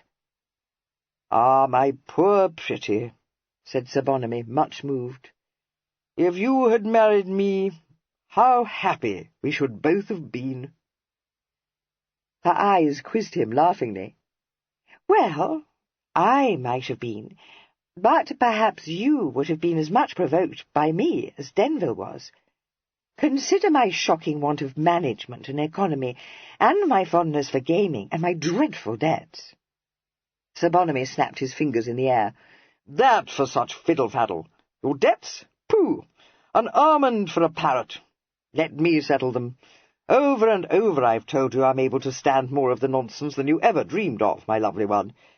It don't do to be prating like some counter-coxcomb, but I'm no chicken, nabob. Well, I'm not a nabob at all, of course. I inherited my fortune, and how much I'm worth I can't tell you, for it don't signify. Even you couldn't spend the half of it." "Good gracious, Bonamy, you must be rich," she countered. "I am," he said simply. "Richest man in the kingdom, for I fancy I have a trifle the advantage of Golden Ball. Much good it does me. I had as lief be living on a mere competence, for I've not a soul to spend it on, Amabel, and it didn't win me the only thing I wanted. You may say it's of no consequence. No consequence at all." Since she was well aware that he lived in the height of luxury, maintaining, in addition to his mansion in Grosvenor Square, establishments at Brighton, Newmarket, York, and Bath, to which slightly outmoded resort he occasionally retired when his constitution demanded rehabilitation, stabling teams of prime cattle on no fewer than 5 of the main post-roads, and gaming for preposterous stakes either at Watier's or at Oatlands, the residence of his extremely expensive crony, the Duke of York. She had no overmastering desire to avail herself of this permission, but, although her lips quivered, and there was just the suspicion of a choke in her voice, she responded with a shake of her head. "No, indeed. How very sad it is, my dear friend. How empty your life has been. How lonely." "Aye, so it has," he agreed, struck for the first time in many years by the truth of this sympathetic remark. He took her hand again, pressing it to his own very warm and slightly damp one, and said with great earnestness, "All the use I ever had for my wealth was to bestow it upon you, my dear. It's yours for the asking, and always will be. Only let me take your debts on my shoulders. Let me—" She interrupted him, raising her beautiful eyes to his face and saying, "Bon ami, are you, after all these years, asking me to marry you?" There was a stunned pause. Sir Bonamy's round eyes stared down into hers. They were never expressive, but they were now more than ordinarily blank, and the rich colour faded perceptibly from his pendulous cheeks. 26 years earlier he had been a suitor for her hand. During the years of her marriage he had been her constant and devoted cavaliere servente, and very agreeably had those years slipped past.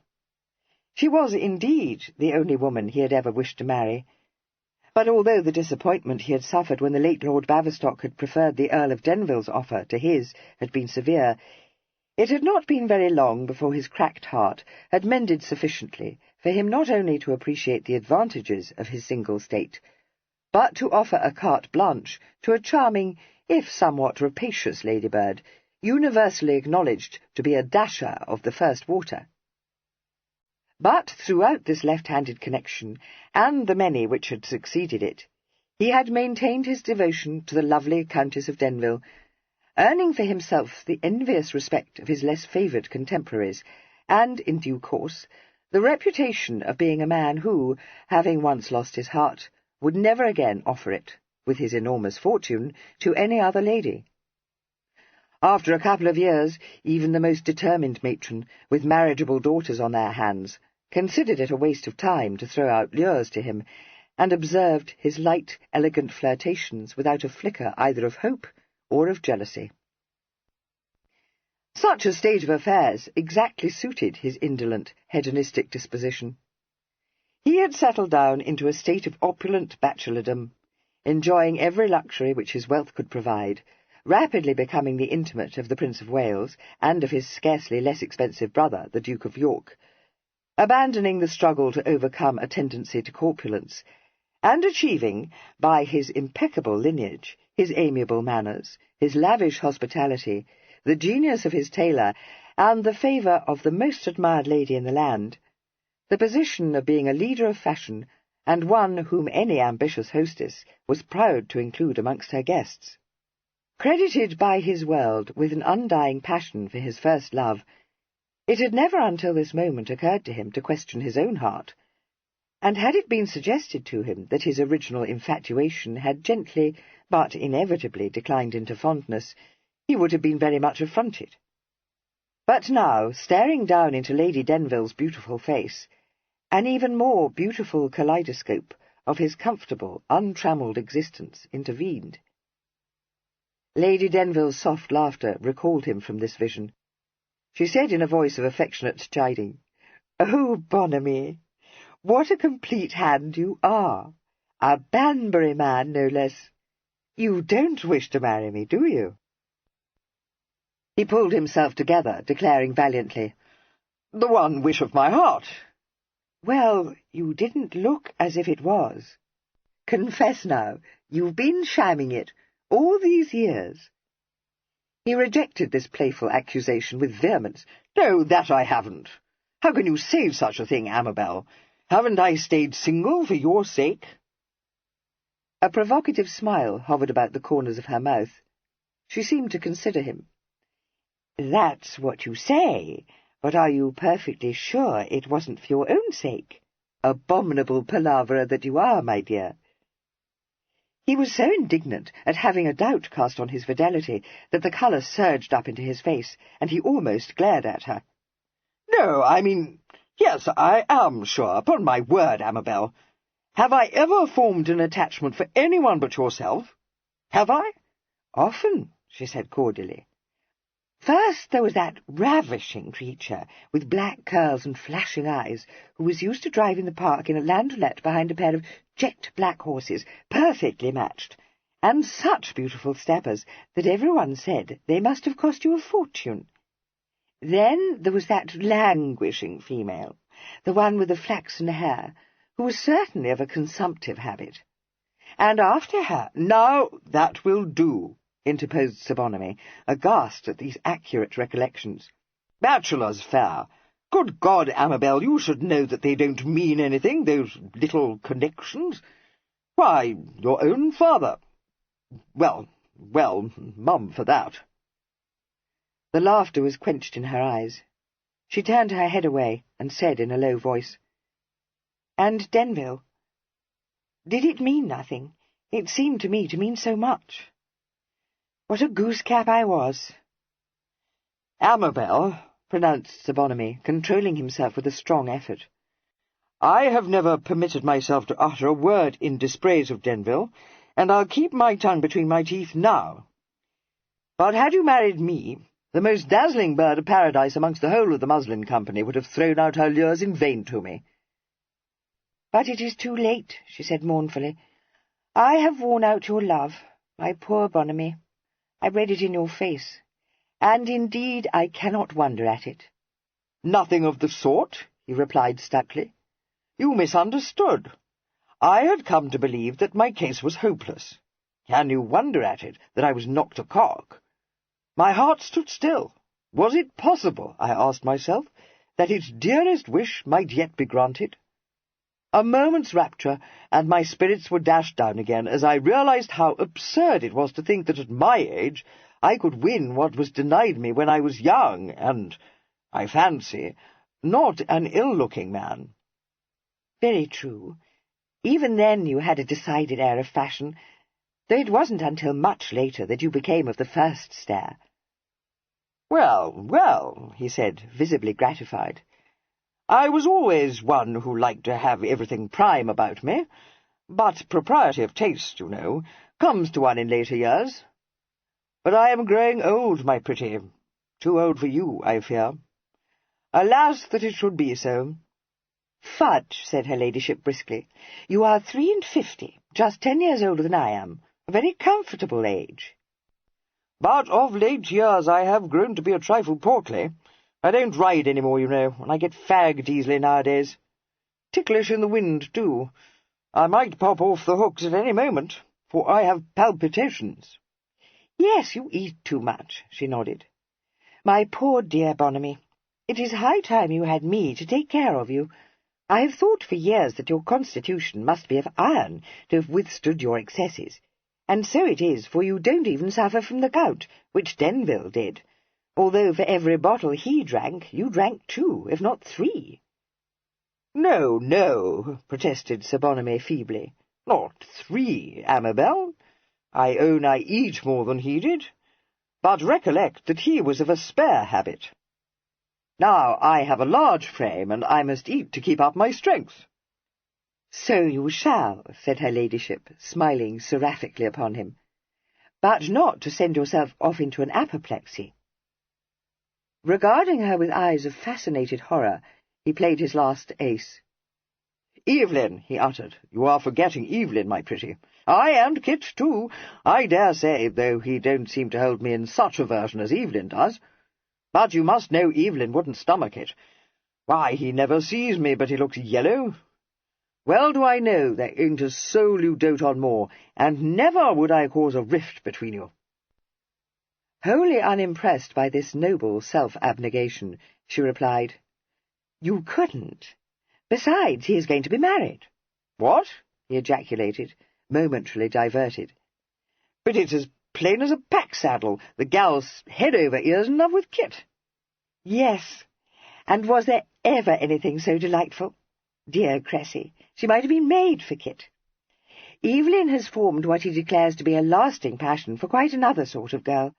Kit believes it may well be so, but she sounds to me to be positively Quakerish. The daughter of a mere country gentleman, perfectly genteel. But only picture to yourself how ineligible Brumby will think her. And one of those pale, saintly females, reared in the strictest respectability. "You don't mean it," gasped Sir Bonamy, staggered by this disclosure. "I do mean it," she asserted, tears sparkling on her curling eyelashes. She brushed them hurriedly away. "Evelyn thinks I shall love her, but I have the most melancholy conviction that I shan't, Bonamy, and what is more, I don't think she will love me, do you?" "No," he replied candidly, "not if she's Quakerish.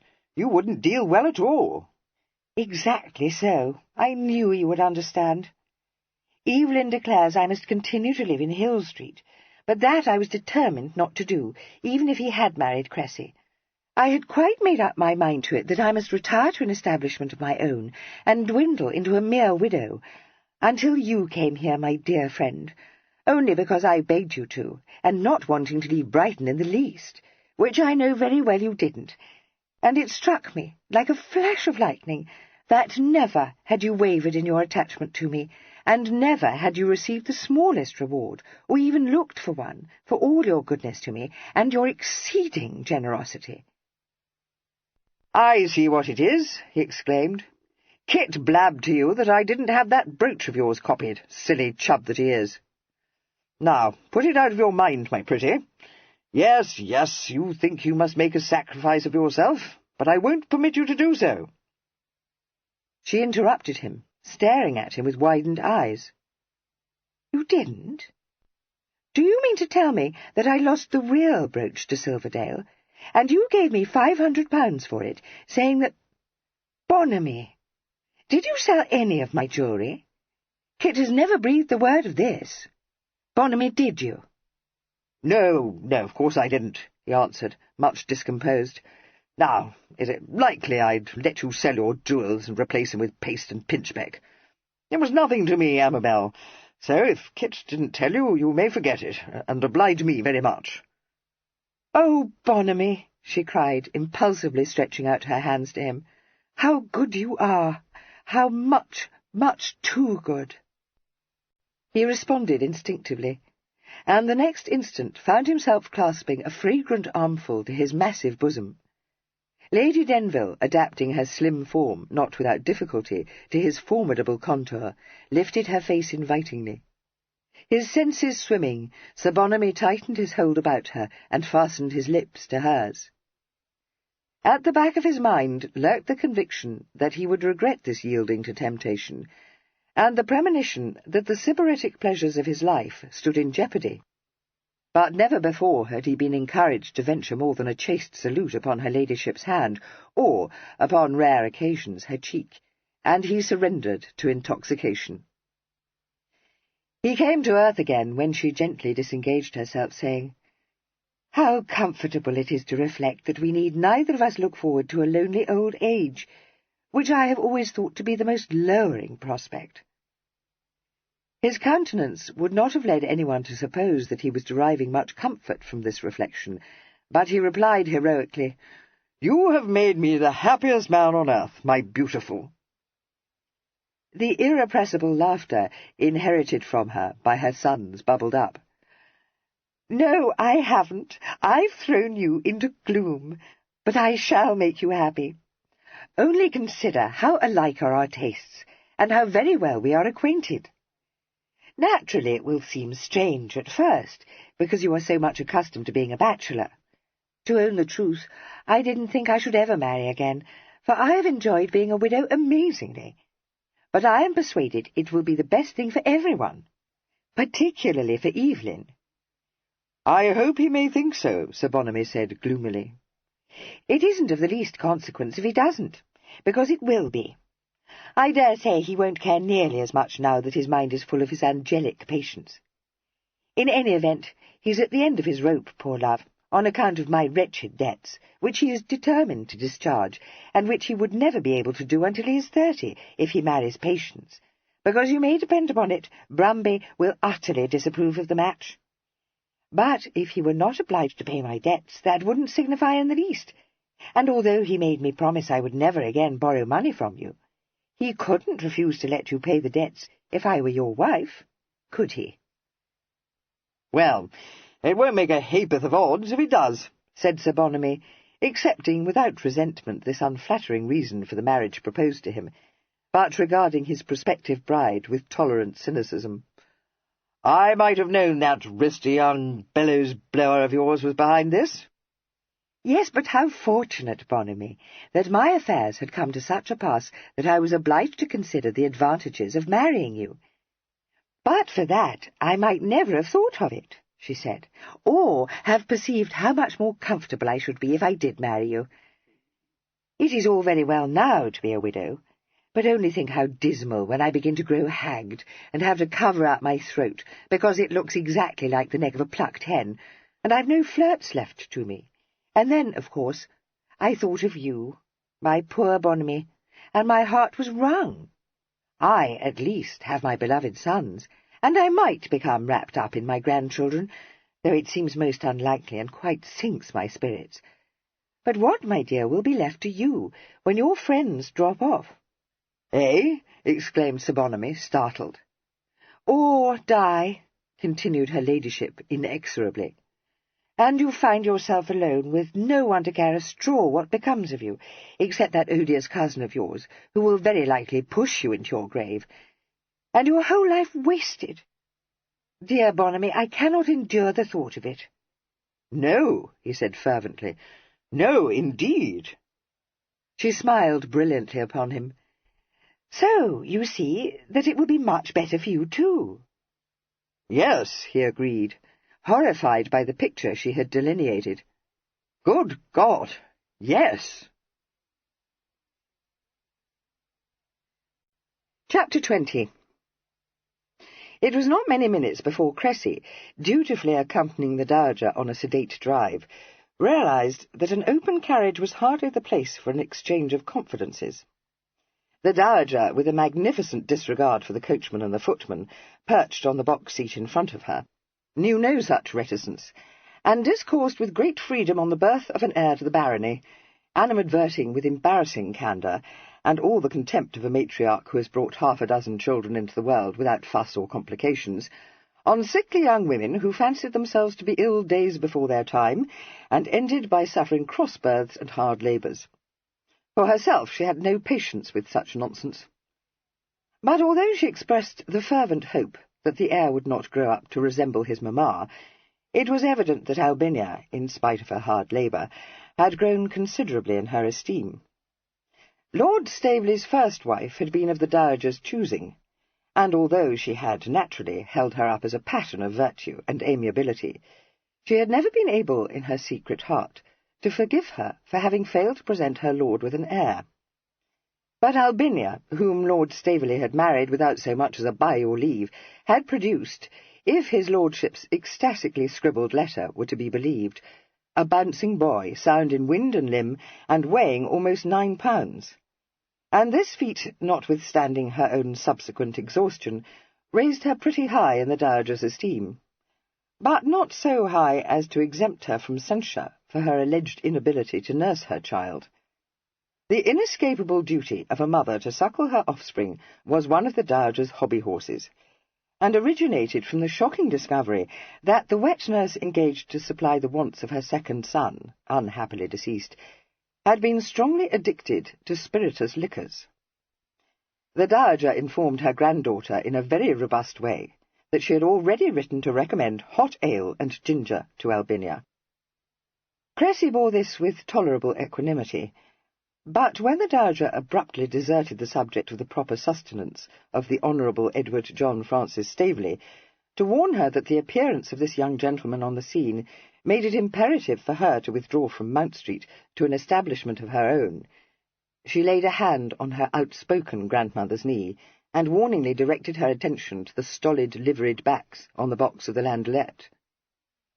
The Dowager appeared to appreciate the propriety of this reminder. She said, "Drat these open carriages! I never could abide 'em.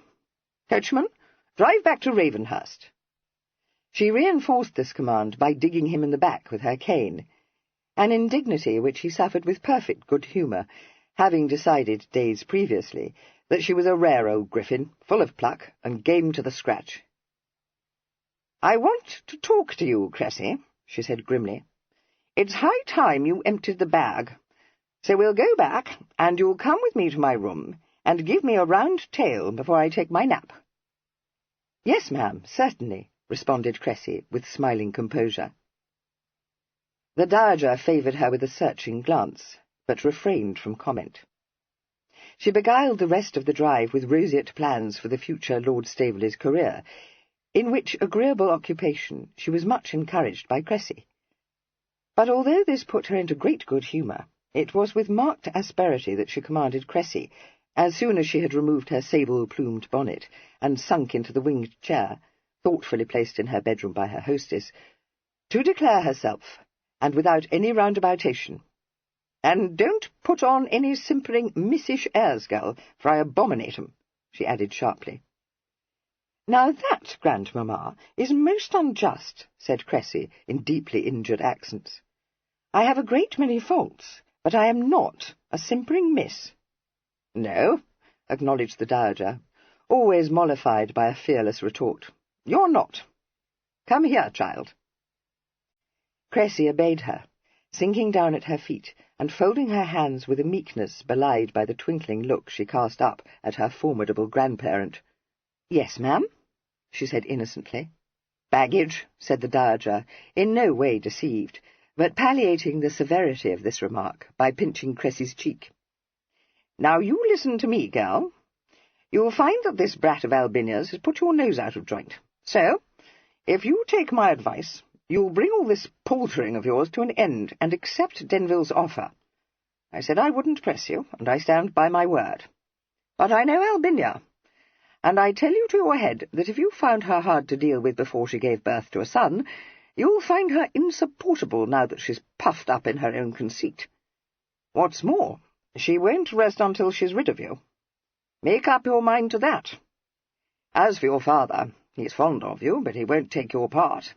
He's a weak man. None of my sons ever had an ounce of spunk between them. Took after their father, more's the pity. Bag and baggage policy was all you could look for in any of them." "Well, I shouldn't wish Papa to take my part, ma'am, or rather, I know that it would be very improper to encourage him to do so." "It wouldn't, Fadge, if you did. If Albinia ain't a shrew, I'm much mistaken." "Impossible," Cressy said, laughing at her.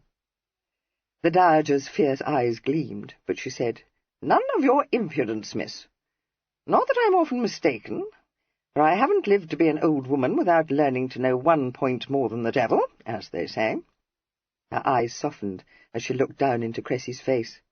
"Never mind that.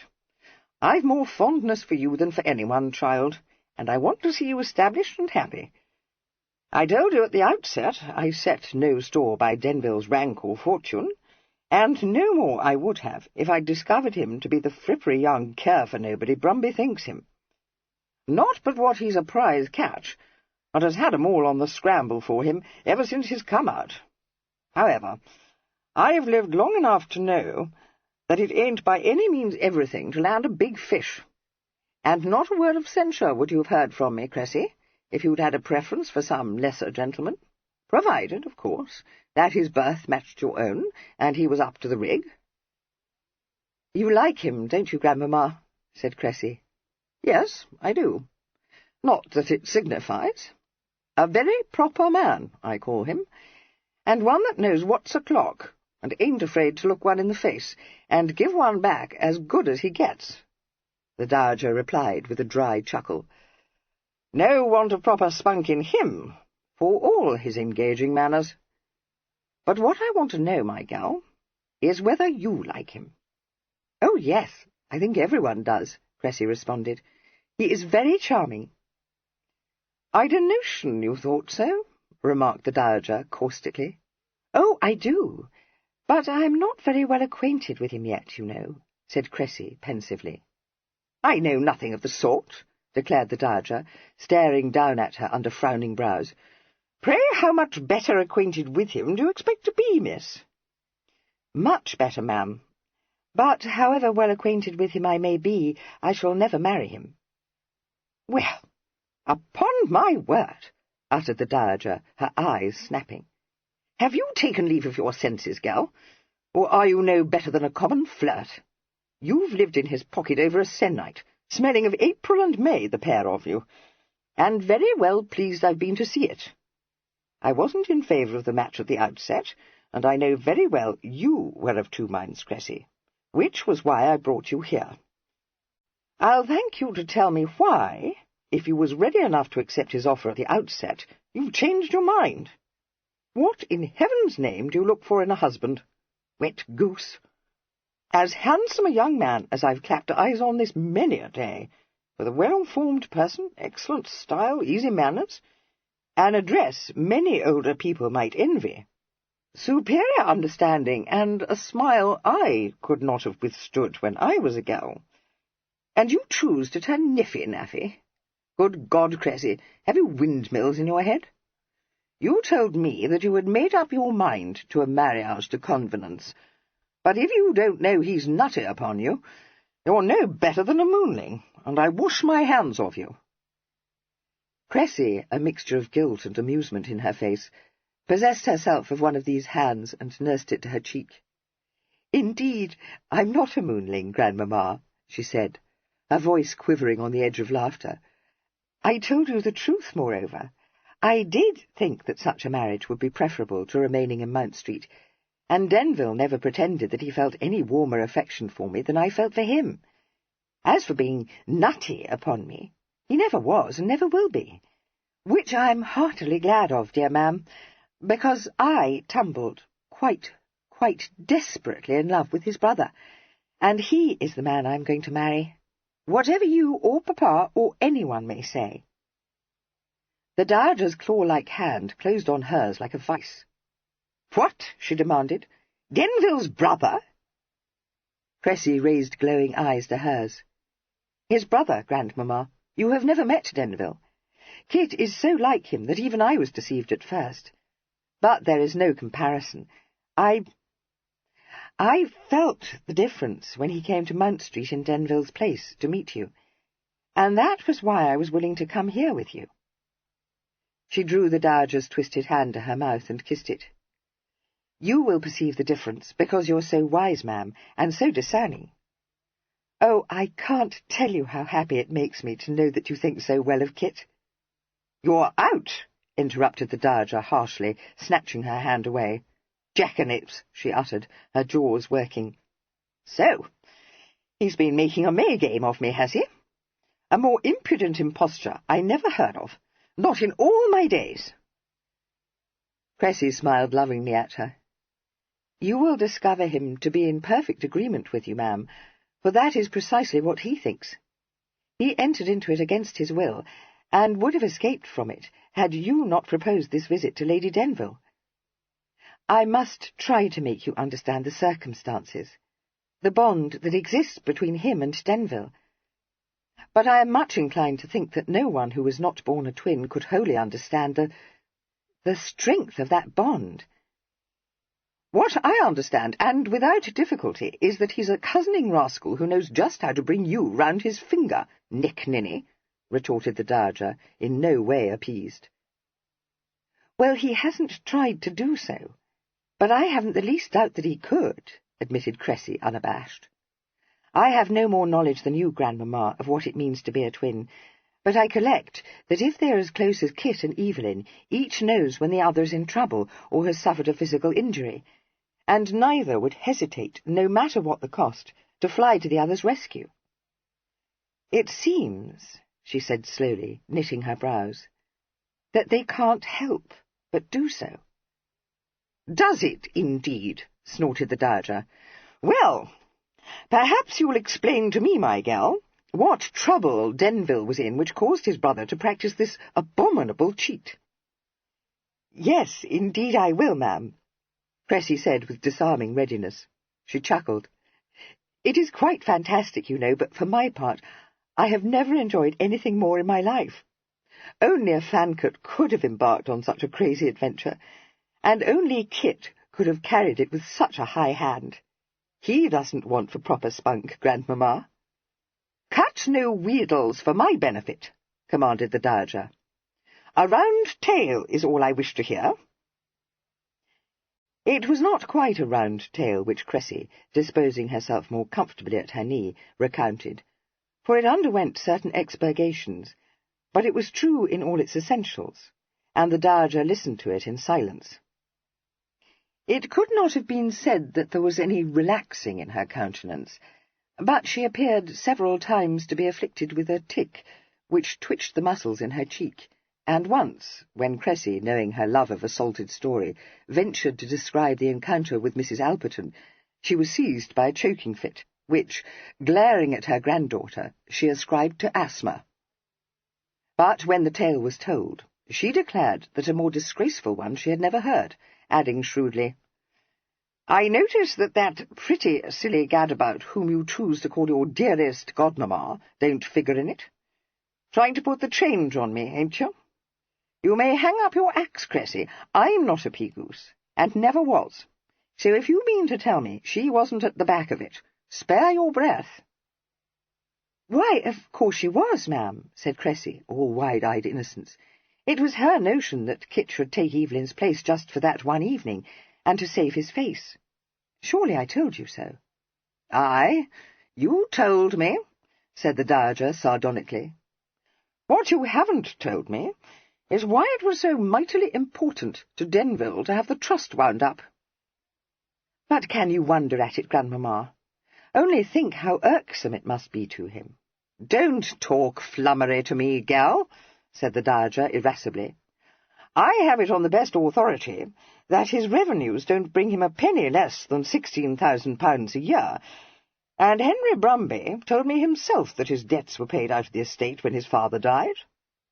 Her eyes narrowed. "His mother's debts, eh? You needn't put yourself to the trouble of denying it. It's common knowledge she's been at a standstill these dozen years and more. Means to settle them, does he? Well, I don't think the worse of him for that. But what such a caper-witted, fly-away waste-thrift has ever done to deserve so much devotion, I shall never know, if I live to be 100. Her crooked fingers worked amongst the folds of her silken skirt. Cressy said nothing, and after a moment or two she brought her piercing gaze back to the girl's face. "A pretty piece of business you've made of it between you," she said scathingly. "Understand me, miss. I'll have no scandal attached to our name. Good God, it must be common knowledge by now that you stand upon the brink of an engagement to Denville. What do you imagine your father will have to say when he learns of this?" "He will await your decision, Grandmamma," Cressy answered calmly. "You know that as surely as I do. I hope it may be in my favour, in Kit's favour, because I love you both, and to marry without your approval couldn't but throw a cloud over my happiness." She raised her eyes, giving the Dowager look for look. "But in less than a 12-month, ma'am, I shall come of age, and neither you nor Papa will have the power to prevent my marriage to Kit." "If," said the Dowager, after a pregnant silence, "I had ever dared to speak so to my grandmother, I should have been soundly whipped and confined to my bedchamber on bread and water for a se'nnight." The gravity vanished from Cressy's face. "No, would you, ma'am? How very brave your parents must have been." "Hussy," said the Dowager, putting up her hand to hide her quivering mouth. "Don't think you can come over me with your impertinence. Pull the bell. I am out of all patience with you, and fagged to death as well. Look at the time. I should have been laid down on my bed half an hour ago. Not an hour left before I shall be obliged to rig myself out for dinner, and not a wink of sleep shall I get, thanks to you, you ungrateful, abandoned, unnatural baggage. Go away. And don't flatter yourself that you've won my support, because you haven't." Retiring discreetly from the presence, Cressy closed her eyes in momentary thankfulness before running down the stairs in search of Mr. Fancourt. Admirably though she had concealed it, it had been with considerable trepidation that she had admitted the Dowager into the secret of the hoax practised upon her. The result of her disclosure had, so far, been more hopeful than she had allowed herself to expect. At no time had she indulged her fancy with the thought that her tyrannical grandparent would instantly bestow her blessing on a union which, besides being undeniably inferior to the one first submitted for her approval, bore all the signs of being attended by exactly the sort of scandalous on-dits which were most obnoxious to a high-bred dame of her age and generation. She had rather entertained a lively fear that the Dowager would fly into a towering rage, which might even impel her to sweep herself and her granddaughter off to Worthing that very day. She had certainly, and justifiably, taken a violent pet. But to Cressy's experienced eye, no thought of proceeding to extremes had so much crossed her mind. Even more significantly, and very much to Cressy's relief, she had not instantly summoned her hostess to account for her perfidy. Instead, and in a querulous voice which belonged to a vexed and bewildered old lady rather than to an infuriated despot, she had abused her erring granddaughter, not for having lent herself to a disgraceful hoax, but for having caused her to lose half an hour's sleep. Grandmamma, thought Cressy shrewdly, wanted time for reflection, and that circumstance alone was enough to encourage optimism in the initiated. The battle was by no means won. Grandmamma might yet prove hard to handle, but she had undoubtedly been amused by certain aspects of the outrageous story unfolded to her, and equally undoubtedly she had taken a strong fancy to Mr. Christopher Fancourt. In Cressy's judgment, all now depended upon that resourceful gentleman's ability to discover a discreet way of extricating himself and her from a situation which gave every promise of affording the ton matter for unlimited gossip and conjecture. She ran him to earth in the library, but he was not alone. Even as she spoke his name, she saw that Sir Bonamy was present, and she drew back, murmuring an apology. Kit was standing with his hand on the back of a chair, confronting Sir Bonamy, seated on a sofa, his hands on his knees, and an expression of resignation on his countenance. Kit turned his head quickly, saying in rather an odd voice, "Don't go, Cressy. Sir Bonamy knows the truth about us, and won't object, I believe, to my disclosing to you the unexpected news which he has just broken to me." "No," said Sir Bonamy, preparing to heave himself to his feet. "No sense in objecting to it. Mark me, if it ain't all over the county before the cat can lick her ear." "Pray don't get up, sir," Cressy said, coming across the room to lay a restraining hand on his arm.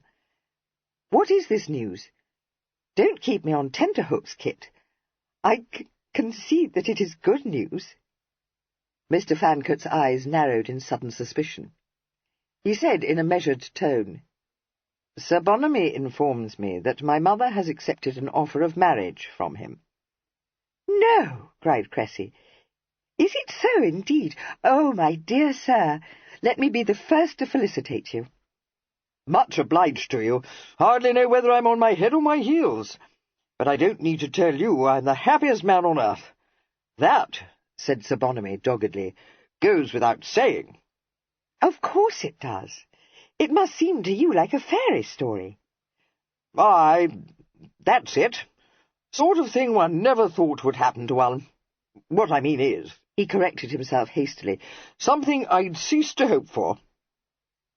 Kit had been looking decidedly grim, but Cressy, stealing a glance at him, was relieved to see that his ready sense of humour had been roused by the dejected picture presented by his parent's successful suitor, softening the lines about his mouth and bringing the laughter back into his eyes. But he said, with perfect gravity, "You must find it hard to realize your good fortune, sir." "Yes, well, I do," confessed Sir Bonamy. "At my time of life, you know, a thing like this takes some getting used to. Yes, and another thing. I can't but ask myself if your mother will be happy married to me. Now, tell me, Kit, do you think she might regret it?" "No," said Kit. "I am very much inclined to think, sir, that you will neither of you regret it."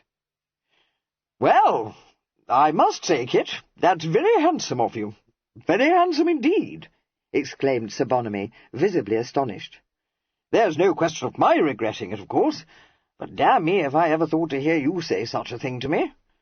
To tell you the truth, I thought you cut up pretty stiff. I could hardly wish for a kinder or more indulgent husband for her, Kit said, smiling. You'll cosset her to death. Aye, so I will. But did you wish any man to marry her? No, certainly not any man, but one who loved her and could be trusted to take care of her, yes. What I do not wish is to see her setting up an establishment of her own, and getting her affairs into heaven only knows what sort of a tangle. No, by God, ejaculated Sir Bonamy, I hadn't thought of that, but you're very right, my boy. It wouldn't do at all. At least I shan't have that to worry about. You won't have anything to worry about, Cressy assured him. Will you think me very saucy if I say that never did a knight more thoroughly deserve to win his lady than you, dear sir? No, no, protested Sir Bonamy, much discomposed. Nonsense! Very obliging of you to say so, but no such thing.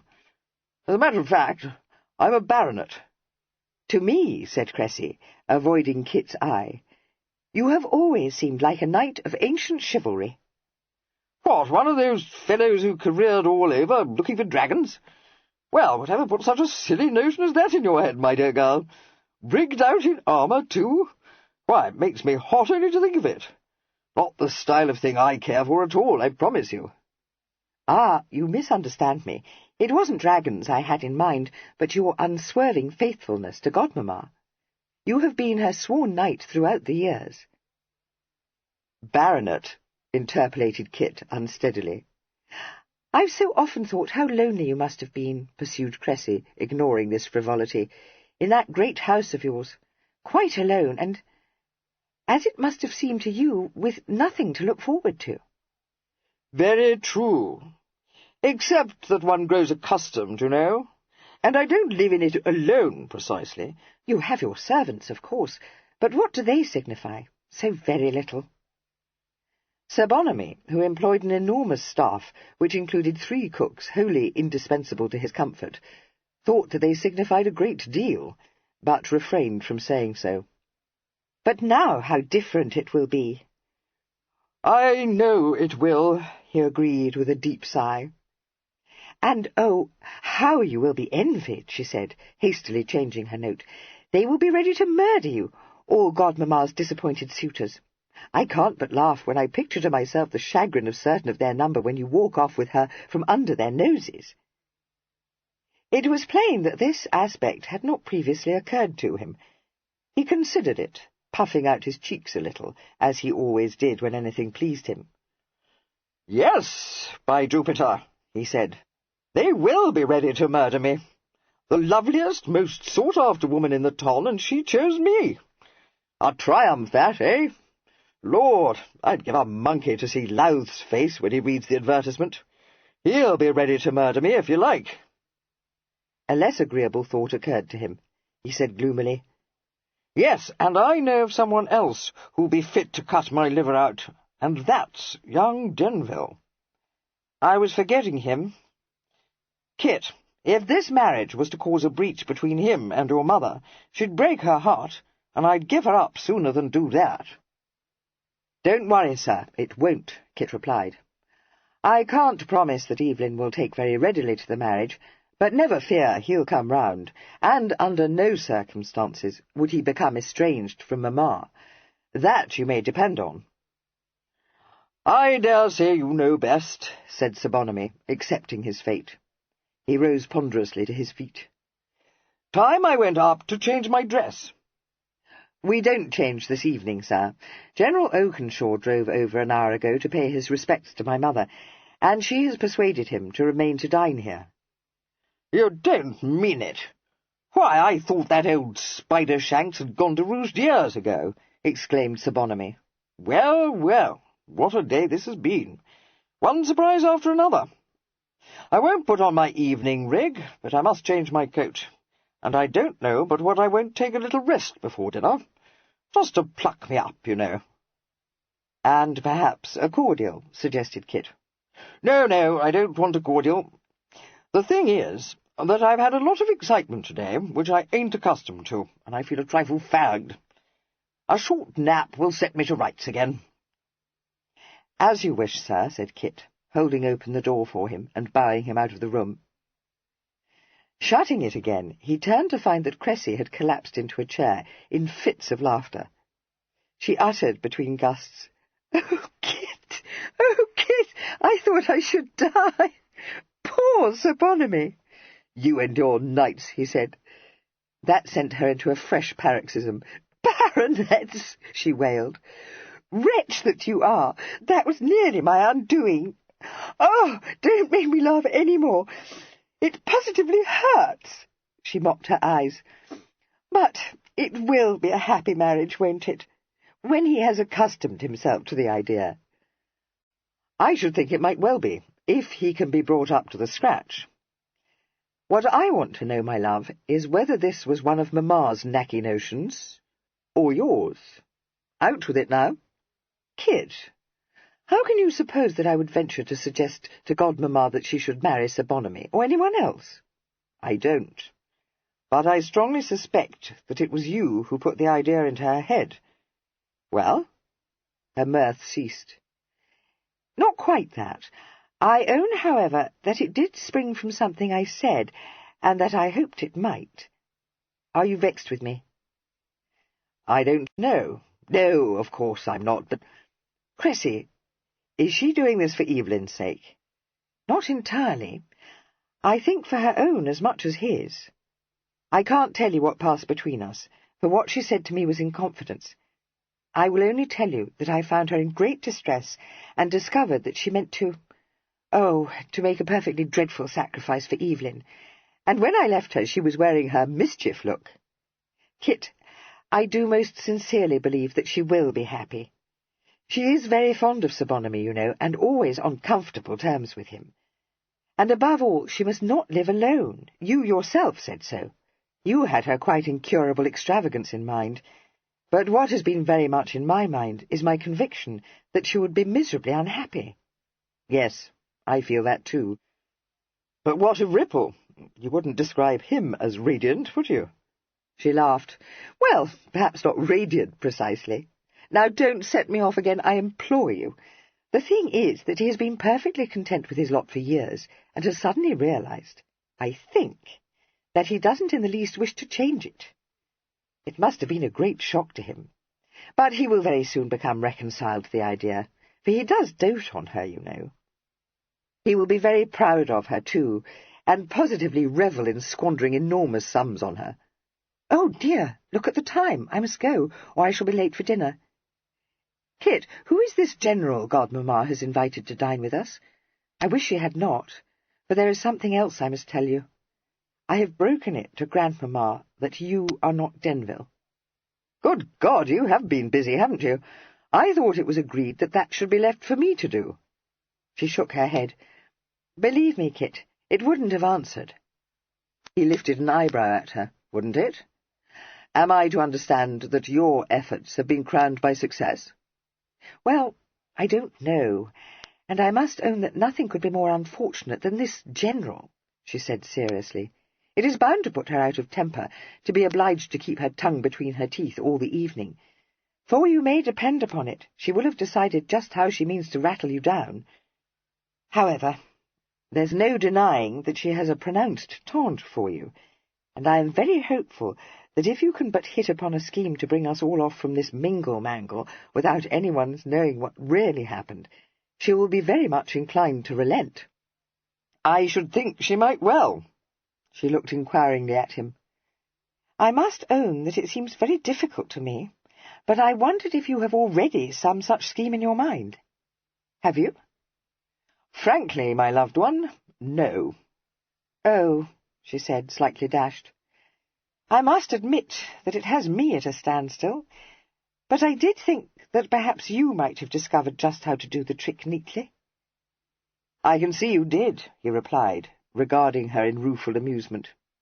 "Believe me, adorable, it is only with the utmost reluctance that I shatter an illusion so flattering to myself, But sooner or later the truth will out. Better, I dare say, to make a clean breast of it immediately. Cressy, my darling, if your mind is set on becoming the wife of a brilliant diplomatist, cry off at once. For I must confess to you that I, too, am wholly at a standstill. Her gravity melted into laughter. "Oh, Kit, you detestable creature! How dare you think me such a widgeon as to cherish illusions? I know that you'll do the trick." Mr. Fancourt, having dealt suitably with this moving declaration of his loved one's faith in his superior intellect, said affably, still holding her in his arms, "To be sure I shall. After all, I have 20 minutes to consider the problem before we sit down to dinner, haven't I? As for the task of breaking the news of Mamma's approaching nuptials to Eve, not to mention cajoling him into accepting it with at least the semblance of complaisance, 20 seconds, I dare say, will be time enough for me."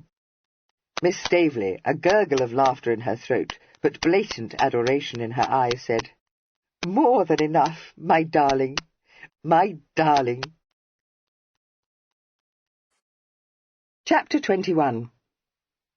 Dinner at Ravenhurst that evening was not destined to be ranked amongst Lady Denville's more successful parties. She, indeed, deriving consolation from the reflection that no one for whose opinion she cared a rush would ever know anything about it, sparkled with all her usual brilliance. But her harassed son showed signs of preoccupation. Miss Staveley was in a quake. The dowager, too long-headed to denounce in the presence of a stranger the irreclaimable hedge-bird seated beside her at the head of the table, was understandably filled with a thwarted rage, which caused her to snap the nose off anyone so unwise as to address her. And General Oakenshaw was revolted by the discovery that his ancient rival, whom he variously stigmatized as a chaw-bacon, a bag-pudding, a ludicrously fat Bartholomew baby, and a contemptible barber's block, was not only an honoured guest at Ravenhurst, but was apparently on terms of the most regrettable intimacy with his hostess. The only person, in fact, who enjoyed the party was Sir Bonamy Ripple. He had joined the rest of the company without the smallest expectation of enjoyment. The recuperative nap to which he had pinned his faith had been denied him. He had been unable to close his eyes, and he arose from his uneasy couch feeling as blue as Megrim, and much inclined to suspect that he had received notice to quit. But when he entered the saloon in which the remaining members of the party were gathered, his sinking spirits revived.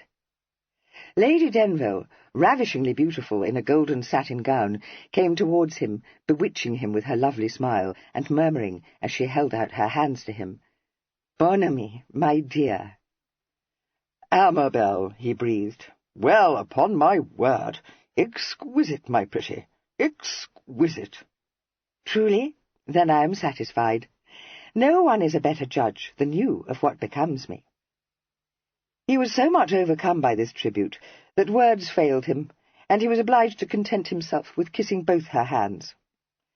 Straightening himself from a bow which caused his Cumberland corset to creak ominously, he became aware of General Oakenshaw, and realized with immense satisfaction that that distinguished gentleman was observing this passage with blatant revulsion. From that moment his subsequent enjoyment of the evening was assured. Raising his quizzing-glass to his eye, he ejaculated, "God bless my soul! Oakenshaw!" Then, allowing his quizzing-glass to fall, he surged forward, holding out his hand and saying, with an apologetic air which deceived no one, "My dear sir, you must forgive me for not immediately recognizing you. But when one begins to grow old, you know, one's memory fails.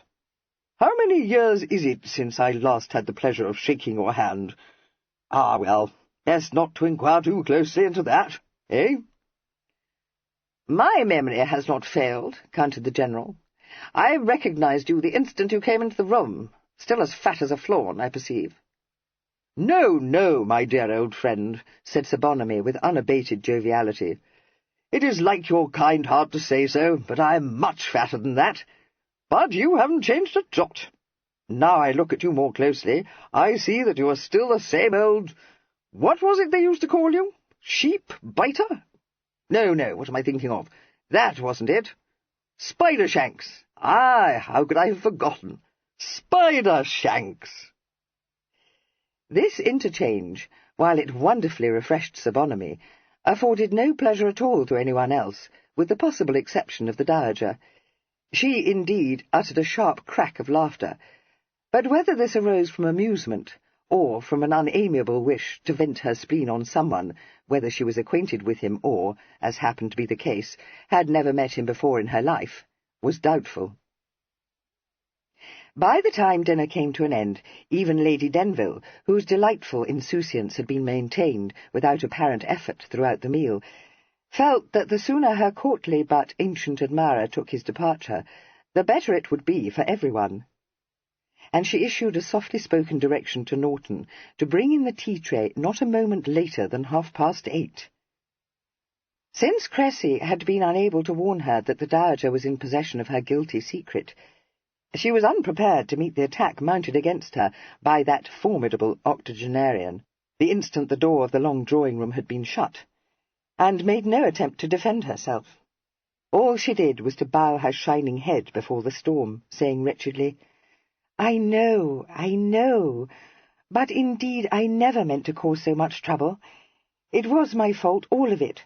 Say what you like to me, ma'am, but pray, pray don't lay the blame at poor Kit's door." In the event, this spiritless behaviour stood her in excellent stead, as Cressy, on the brink of picking up the cudgels in her defence, providentially realised. The Dowager said crossly, "For heaven's sake, don't start to cry, Amabel. You're a pea-goose, and always were, and that's all there is to it. As for your precious Kit, you may leave him to fight his own battles. He has enough effrontery for anything." From this, Cressy, who had been doing her best to entertain the General when the Dowager exchanged a brief but pungent discourse with Mr. Fancourt during the course of dinner, deduced thankfully that he had not sunk beyond recall in her grandmother's opinion. "I have something to say to you, young man," had said the Dowager in a voice that was not less intimidating for being discreetly lowered. "I know it, ma'am," he had responded. "I only wish that I could think of anything more to say to you than, 'Forgive me,' but I can't." "I collect," she said, glaring at him, "that you fancy you have only to smile at me to bring me round your thumb." "Indeed I don't," he replied, looking startled. "Just as well. Next you will have the audacity to say you regret your conduct."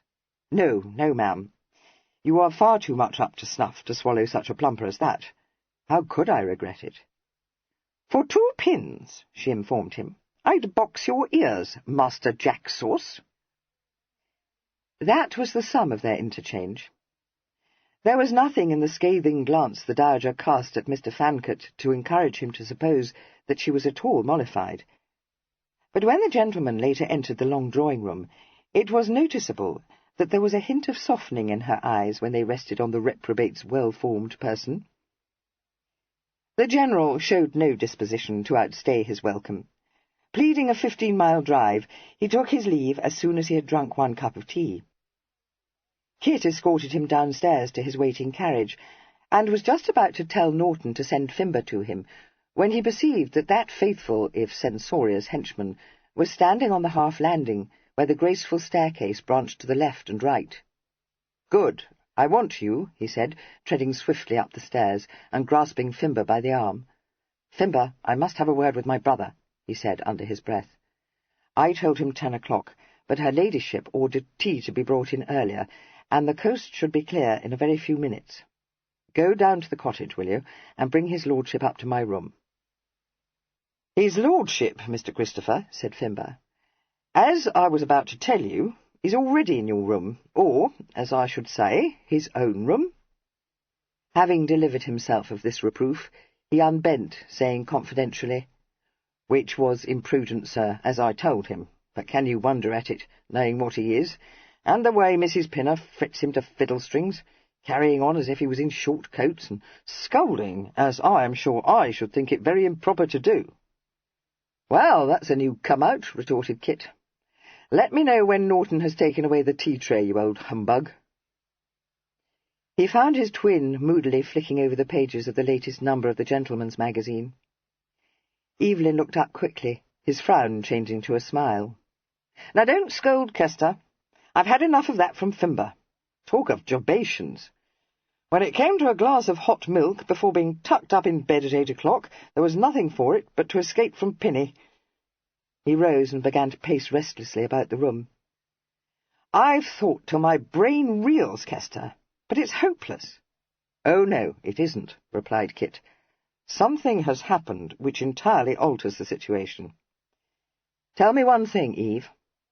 If you were not faced with the burden of our treasured parents' debts, and you were free to marry Miss Ascombe, would you be prepared to endure the trust until such time as it may take you to convince my uncle that you are very well able to manage your own affairs?" "Yes, I dare say. But since I am faced with that burden—" "No, you're not, brother," interrupted Kit. "Oh, am I not?" said Evelyn, a flash in his eyes. "I've already told you, Kester, that I will not, under any circumstances whatsoever, permit you to saddle a responsibility which is mine, and mine only." "I'm not going to saddle it, so come down from your high ropes. Now listen, Eve. I have some news for you, which I know very well you won't like, but which you must stomach. Mamma has accepted an offer of marriage from Ripple." "What?" Evelyn exclaimed thunderously. "It isn't possible."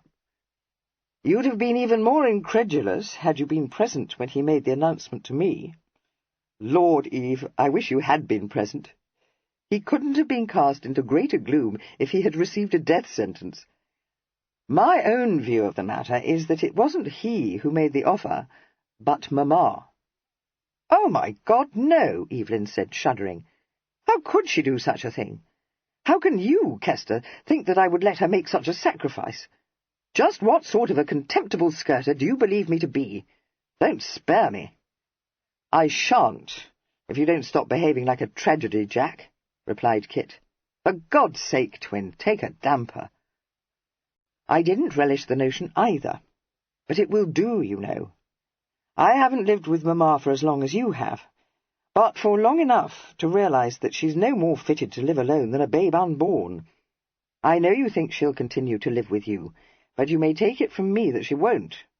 Well, what do you imagine will be the outcome if she sets up an establishment of her own?" I know, Kester, but I should rather think you might.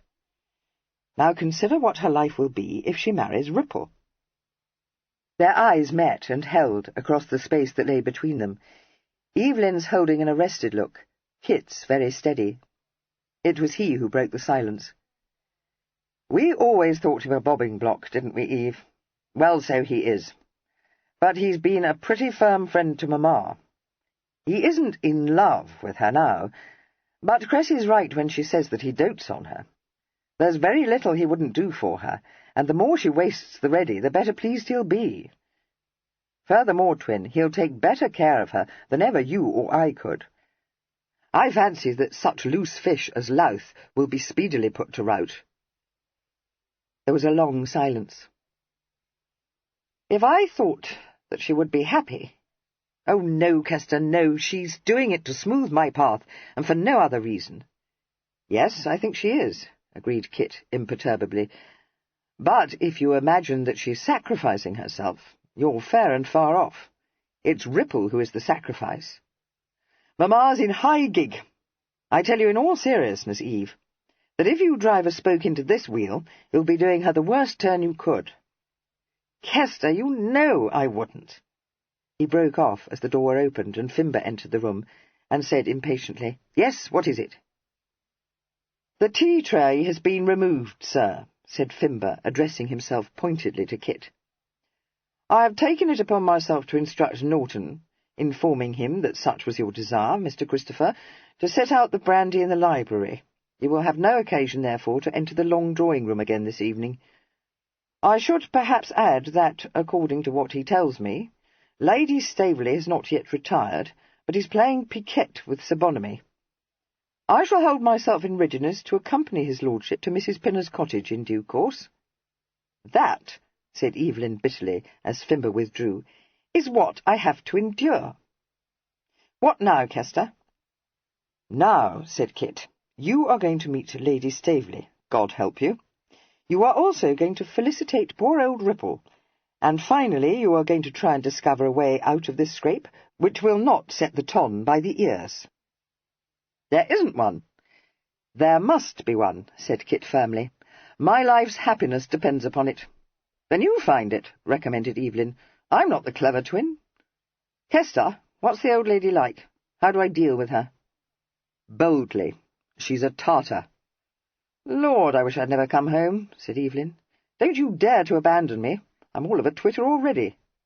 Courage, brother, said Kit, opening the door into the long drawing-room. They entered the room together and paused for a moment on the threshold. The dowager, who had just picked up the cards dealt her by Sir Bonamy, laid them down again, staring at the twins in astonishment. She did not speak, but the sudden gleam in her eyes informed her granddaughter that she was not unappreciative of the picture, quite unconsciously presented by the Fancourt twins. Apart, they were held to be very fine young men. Together, with the candlelight glinting on their burnished heads, they were so striking that the dowager, like many before her, was dazzled into thinking them the most handsome men she had ever beheld.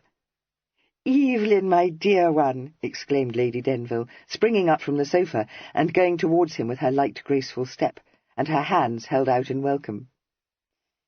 He took one in his own left hand and kissed it, murmuring wickedly, "You are smart tonight, love. Dressed like Christmas beef." She chuckled, and would have led him forward, but he put her gently aside, and advanced down the room alone to where the dowager sat. If he was in a quake, no trace of it was apparent in his bearing. He bowed, and with a smile quite as disarming as Kit's, said, "I owe you an apology, Lady Staveley, but indeed I couldn't help it." In spite of herself, her lips twitched, and she put out her hand. "So, you are Denville, are you?" she said. You'd better beg my granddaughter's pardon, young man." "Why, yes," he agreed, his mother's mischievous look in his eyes, and turned towards Cressy, holding out his hand. "So I do, Cressy, but you are very well rid of me, you know." She had risen to her feet, and as she laughed, giving him her hand, he kissed it, and then her cheek, saying, "I wish you every happiness, my dear." "Thank you. May I return that wish?" she said demurely. The smile in his eyes acknowledged the sly allusion, but he replied audaciously, "Indeed, I'm excessively happy to have you for a sister." He turned his head. "Hester?" Kit strolled forward, but his eyes were on Cressy, warmly appreciative. Evelyn said, "If I have any right to this hand, may I bestow it on my brother, Miss Staveley? He is much more worthy of it than I am, but that I needn't tell you." "Thank you, twin, that will do," said Kit, receiving the hand and clasping it strongly. Evelyn laughed, and turned away to confront Sir Bonamy. He looked down at him, laughter dying, and his smile a little rigid. "Kit tells me, sir, that I must offer you my felicitations." Sir Bonamy, regarding him with all the wariness of one faced with a cobra, said, Yes, very much obliged to you, Denville. That is, if you have no objection." "Eh?" exclaimed the dowager. She looked sharply from Sir Bonamy to Lady Denville. "So that's it, is it? Upon my word." "Yes, ma'am," corroborated Lady Denville sunnily. "That's it. Sir Bonamy has done me the honour to ask me to marry him, and I have accepted his offer." "You have you? Well," said the dowager trenchantly, "if that's so, it's the only sensible thing I've ever known you do, Amabel." Sir Bonamy, paying no heed to this, seized the opportunity to say, in an urgent undervoice, "Not if you dislike it, Denville. Naturally, it's the dearest wish of my heart, but no need for you to take snuff. Only have to tell me, for I wouldn't come between you and your mother for the world." Over his hapless head the twins' eyes met for an instant of unholy joy. No more than Kit could Evelyn resist the appeal of the ludicrous. The rigidity melted from his smile. He produced his snuff-box from his pocket, unfobbed it with an expert flick, and offered it to Sir Bonamy, saying, "Take snuff? Yes, indeed. Will you try my sort, sir?" "Well, That isn't precisely what I meant, but thank you, my boy. I've often wondered what your mixture is. A touch of old Havre, I fancy, and a suspicion, no more, of French prize, added, of course, to just so, sir. And you will not find it dry. Sir Bonamy, helping himself to a pinch, was shaken by one of his rumbling laughs. Ah, that was where I was a trifle too knowing for Kit. Told you about it, did he? He hasn't your deft way of opening his box, either. Oh, he will never acquire that, said Evelyn. His taste is for cigars. No, uttered Sir Bonamy, profoundly shocked. The Dowager broke in impatiently on this digression. Now listen to me, she commanded, driving her cane into the carpet with an imperative thud. Very pretty talking, all of this, but if you think, any of you, that I'll give my consent to this havey-cavey business, you very much mistake the matter.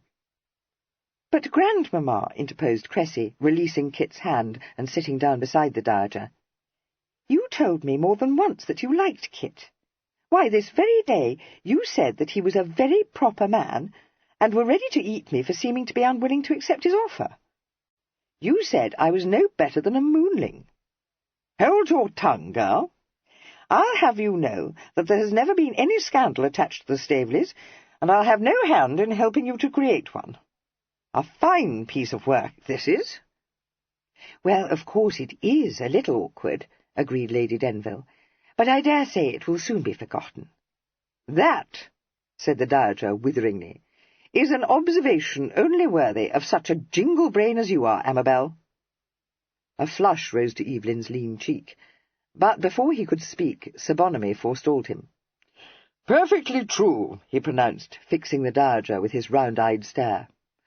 I never knew a scandal that wasn't precious soon ousted by another. What's more, he added, pointing a stubby finger at her and wagging it, if it hadn't been for that dashed silly notice in the Morning Post, there ain't a soul worth of rush who would have known anything about this affair. Yes, Evelyn struck in. Who was responsible for that notice? Not you, Mamma. No, indeed, Lady Denville replied indignantly. I may be jingle-brained, but never have I been guilty of vulgarity. No one said you had, said the Dowager testily, and for once in her life disconcerted. We all know it was Albinia who was responsible for that. Not that it's proved against her, mind, but I'm not one to blink what's as plain as the nose on your face. It was her doing, no question about it. I wrote instantly to tell her that I knew it, and not one word has she dared to set down on paper in reply. And if she thinks that because she has given Staveley an heir she'll hear no more of the business, she will very soon learn her mistake. But, pursued the old lady, making a gallant recovery, I'll thank you all to remember that pretty well every member of the family believes that it was you, Denville, whom they were invited to meet in my son's house, and you who had made her an offer. What's that? Demanded Sir Bonamy, continuing to fret the Dowager with his unnervingly blank stare. It ain't to be supposed they'll spread it about that they was hoaxed. They'll do what you bid 'em, my lady. Not all of them, replied the Dowager unexpectedly. Staveley saw fit to gather his relations together, stock and block, and there were several sprigs there I never saw before in my life, and don't wish to see again. That's very true, said Lady Denville. Only think of that tiresome young man who pestered Kit to buy a horse, which I know poor Evelyn doesn't want to own. Luckton, ejaculated Evelyn. Kester, you didn't. Kit, who had seated himself a little apart from the rest of the group, replied briefly, Nothing else I could do. Gudgeon, said Evelyn, an abominable screw. Why didn't you consult Jallow? He won no answer at all to this inquiry, Kit having relapsed into frowning abstraction. He took no part in the lively discussion that followed, although once or twice he showed that he was not wholly deaf to it, by raising his eyes from contemplation of his own clasped hands to glance thoughtfully at one or other of the disputants. If the Dowager was brought to own that, despite his perfidy, she would be very well pleased to see her granddaughter married to Kit, only that hitherto pattern of superior sense and propriety herself maintained, in what the Dowager did not scruple to inform her was an unbecomingly highty-tighty manner, her unshakable indifference to public opinion. Lady Denville was fully alive to the necessity of concealing, by unexplained means, the true facts of the case from the world. Evelyn, knowing that these could only be extremely prejudicial, if not fatal, to his twin's career, came down heavily on the Dowager's side, and threw Sir Bonamy into disorder by demanding whether he, an experienced exponent of the established mode, was sincere in declaring that no one would think anything more of the hoax than that it was a very good joke. "But it's something you have frequently done before," urged Cressy. "Would people be so very much shocked?" "I should hope they would be," replied Evelyn tartly. "Good God, Cressy, I'd a better opinion of your understanding. Of course we have done it before, but only for the sport of it. That was one thing. This is quite another." "Oh, dear, that is exactly what Kit said," exclaimed Lady Denville guiltily. "I ought never to have asked him to do it. It is all my wretched fault. Only I was fully persuaded that you would have done the same thing for him." The swift change in his expression betrayed the difference that lay between his own mercurial temperament and Kit's more evenly balanced one. The frown of fretting anxiety vanished.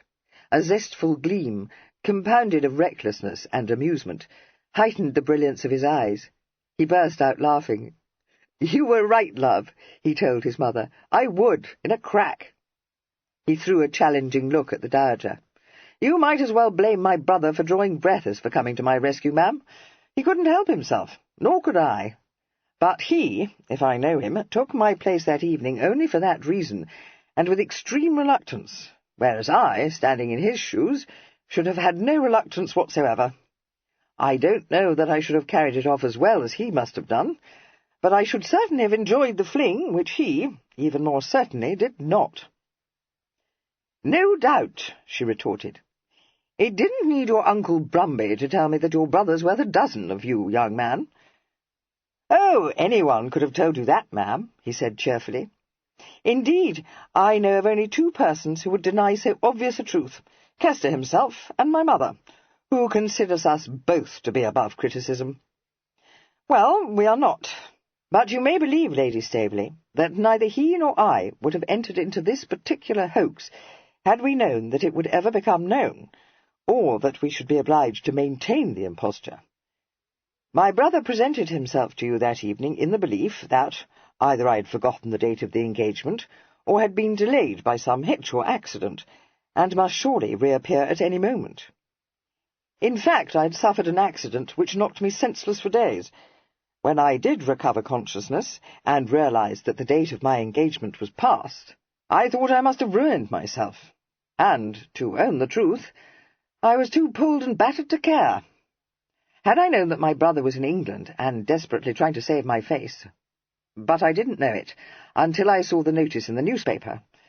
By that time he had not only been forced to keep up the pretense, which, once having been entered into, he couldn't abandon without, as he believed, serving me the worst possible turn, but he had fallen in love with Cressy, and she with him.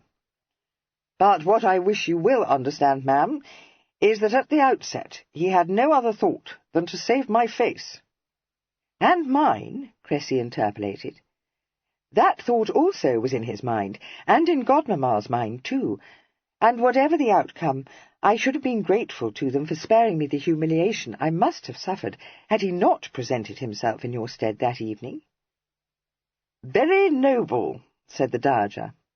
She added, in the querulous tone of a very old lady rapidly approaching exhaustion, "I don't want to hear any more of your glib-tongued pittle-pattle.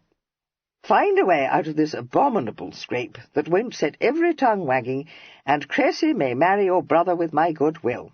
And that's my last word." "Well, if that's so, a way must be found," said Evelyn. "But the only way I can see is for Kester to continue to be me, and for me to be him." The Dowager threw him a contemptuous glance. Cressy laughed, and Sir Bonamy paid no heed. But Lady Denville said earnestly, "No, no, dearest, that would never do. Only think how awkward it would be for you in Vienna, trying to make everyone believe you were Kit, when I dare say you don't know anything about foreign affairs, or even who anyone is." "For heaven's sake, don't be such a widgeon," snapped the Dowager, quite exasperated. "And if you can think of nothing better to do in this past Denville than to cut silly jokes—" "Not at all," said Evelyn incorrigibly. "Kester could perform his part without the least difficulty, but Mamma is far from being a widgeon. She has detected in a flash the flaw in my scheme. I had never the least turn for politics." "Or I," interposed Kit, getting up, "for the management of estates." He came forward and said, addressing himself to the Dowager, "May I make a suggestion, ma'am? I know how tired you must be, but I think it's just possible that there is a way out of the tangle." "Ah," breathed Cressy, raising her eyes to his in a glowing look of confidence. "I knew you would find it. Oh, I knew it, my dearest dear." Chapter 22. "Well, it's to be hoped he has," said the Dowager irascibly. "But of course he has," said Evelyn, shocked by her evident want of faith in his twin's ingenuity. "Go on, Kester, tell us." Kit could not help laughing, but he coloured a little and said, "I will, but I'm afraid the scheme I have in mind is pretty makeshift. I think it covers all the difficulties, but I may have left something out of account. The devil of it is that there are so many of them." He glanced round the circle. "Well, it seems to me that the most urgent need is to restore Evelyn to his rightful position.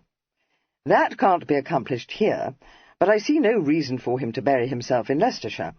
He need go no further than to Hill Street.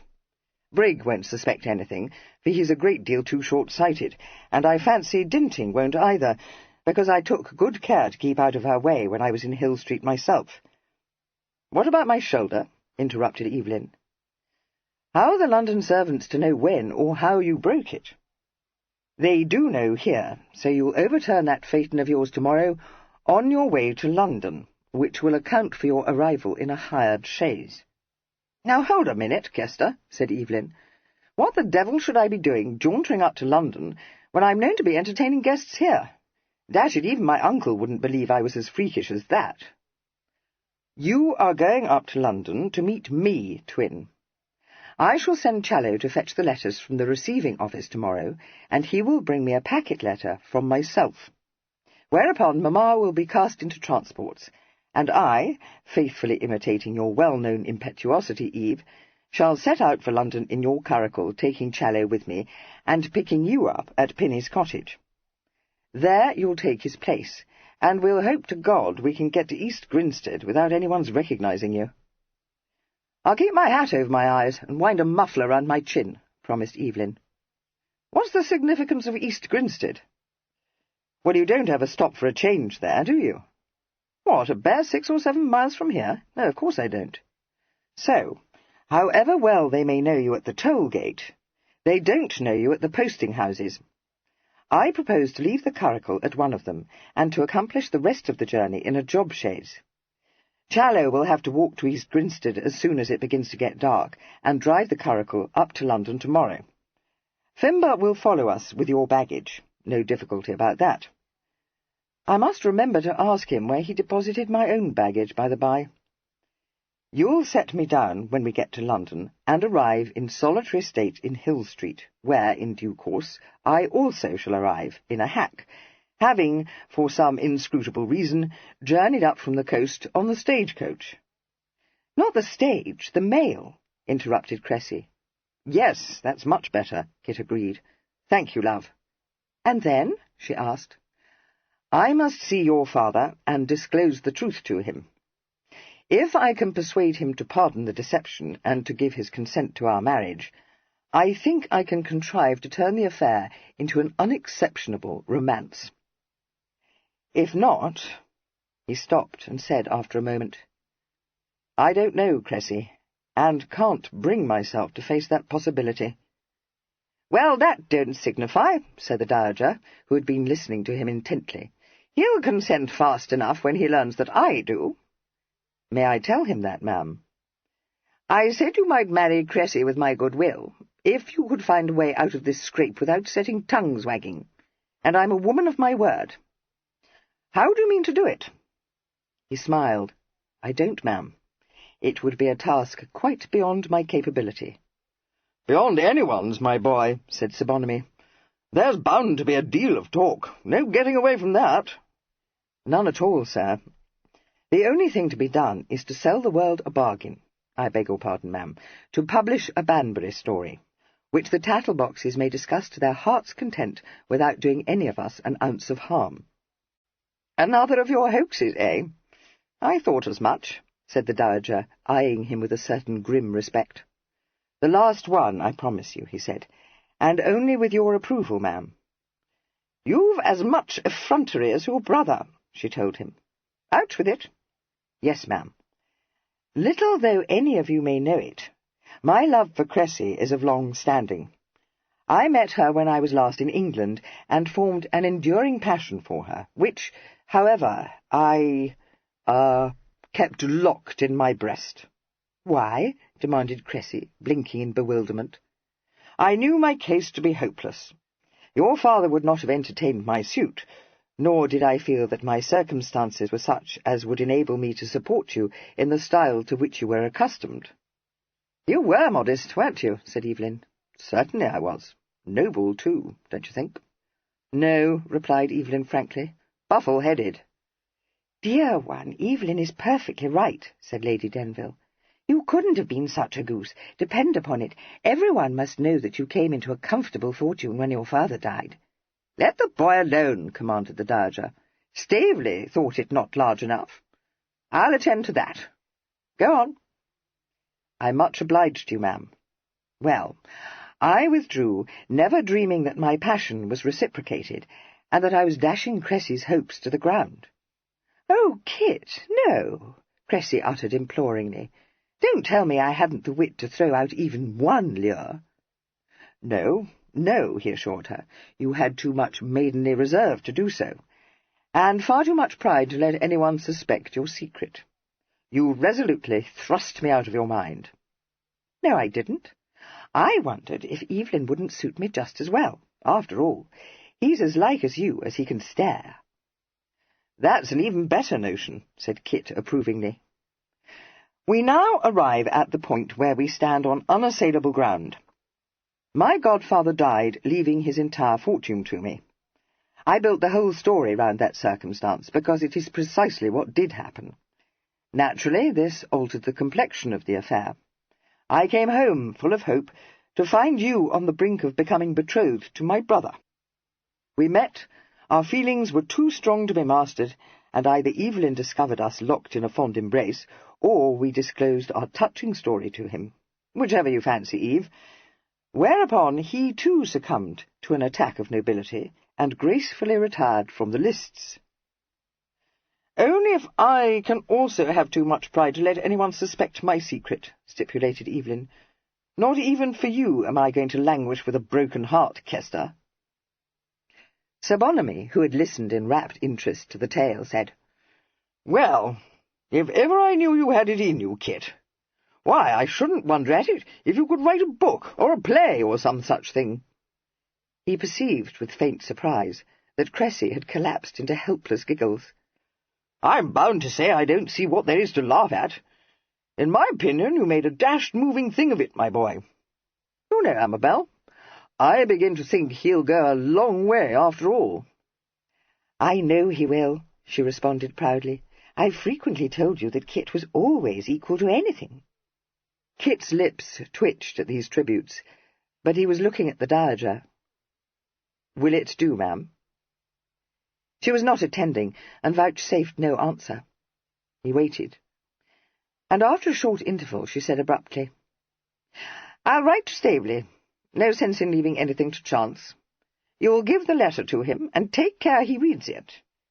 I never in my life listened to a sicklier, stupider story, but from what I've seen of you, all you would do, if I was to tell you I wouldn't have it, would be to think of something even more outrageous. Cressy, you may give me your arm. I'm going to bed, for I'm fagged to death." She bade the assembled company a cursory good night, but informed Kit, holding open the door for her, that she would thank him not to get himself hanged while she was still alive, and able to feel the shame of being connected with a gallows bird. After that, she allowed him to kiss her hand, and withdrew, leaning heavily on Cressy's arm. "Kester, if you do indeed mean to spread this story, we must give it a new touch. You could no more tell it as it stands than I could.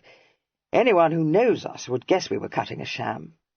"Good God, we aren't going to spread it," replied Kit.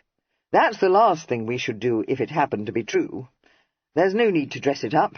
We have only to put Fimber and Challow in possession of the bare bones of it, and leave them to tell it as they please. Give Challow half an hour amongst his cronies at the Running Footman, and I'll lay you any odds you like that there'll be upwards of a dozen garbled versions spreading all over London within a day. Lord, how many times has Challow favoured you with a choice morsel of gossip? If Staveley consents to Cressy's marriage, he'll be only too glad to adopt the story, and I don't mean to tell Mamma what sort of touch to give it." "Oh, no," agreed Lady Denville. "I know just how I shall tell it, if anyone ventures to ask me any questions, when the advertisement of the engagement appears. Of course, only my particular friends will venture, but I know one who will, and it won't matter a rush if not another soul does." "For my part," said Sir Bonamy firmly, "I shall say I ain't on the high gab." "That's the ticket, sir," said Kit, grinning at him. "Give 'em a set-down." "Yes, but do you think it might give people quite a wrong notion?" suggested Lady Denville. "Could you, perhaps, say that it is a most touching romance?"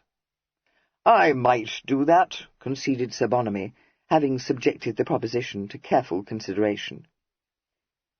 "What do you think Evelyn should say, Kit?" asked her ladyship anxiously. "Nothing whatsoever," he replied. "That's fortunate," remarked his twin. "All Evelyn has to do," said Kit, answering the doubtful question in her ladyship's eyes, "is to behave exactly as he would if the story were true. Poker up, assume an air of distant civility, look down his nose. You know what he is when he gets on his high ropes, Mamma." "And how, you uppish jack-in-the-pulpit, do you mean to answer the curious?" inquired Evelyn. "If it please your lordship, or even if it doesn't," retorted Kit, "I shan't be obliged to answer them, because by the time the news is out I shall be in Vienna. Now don't eat me. Before I make good my escape, I am going to divulge my apocryphal story to the person for whose benefit it was principally designed. And if you imagine, Eve, that—" He broke off as the door opened and looked quickly round. But it was Cressy who came into the room, and, as she told him, only to bid him good night, and to tell him that she had left the Dowager chuckling. "I said I was positive you would make a stir in the world, and that's what set her off.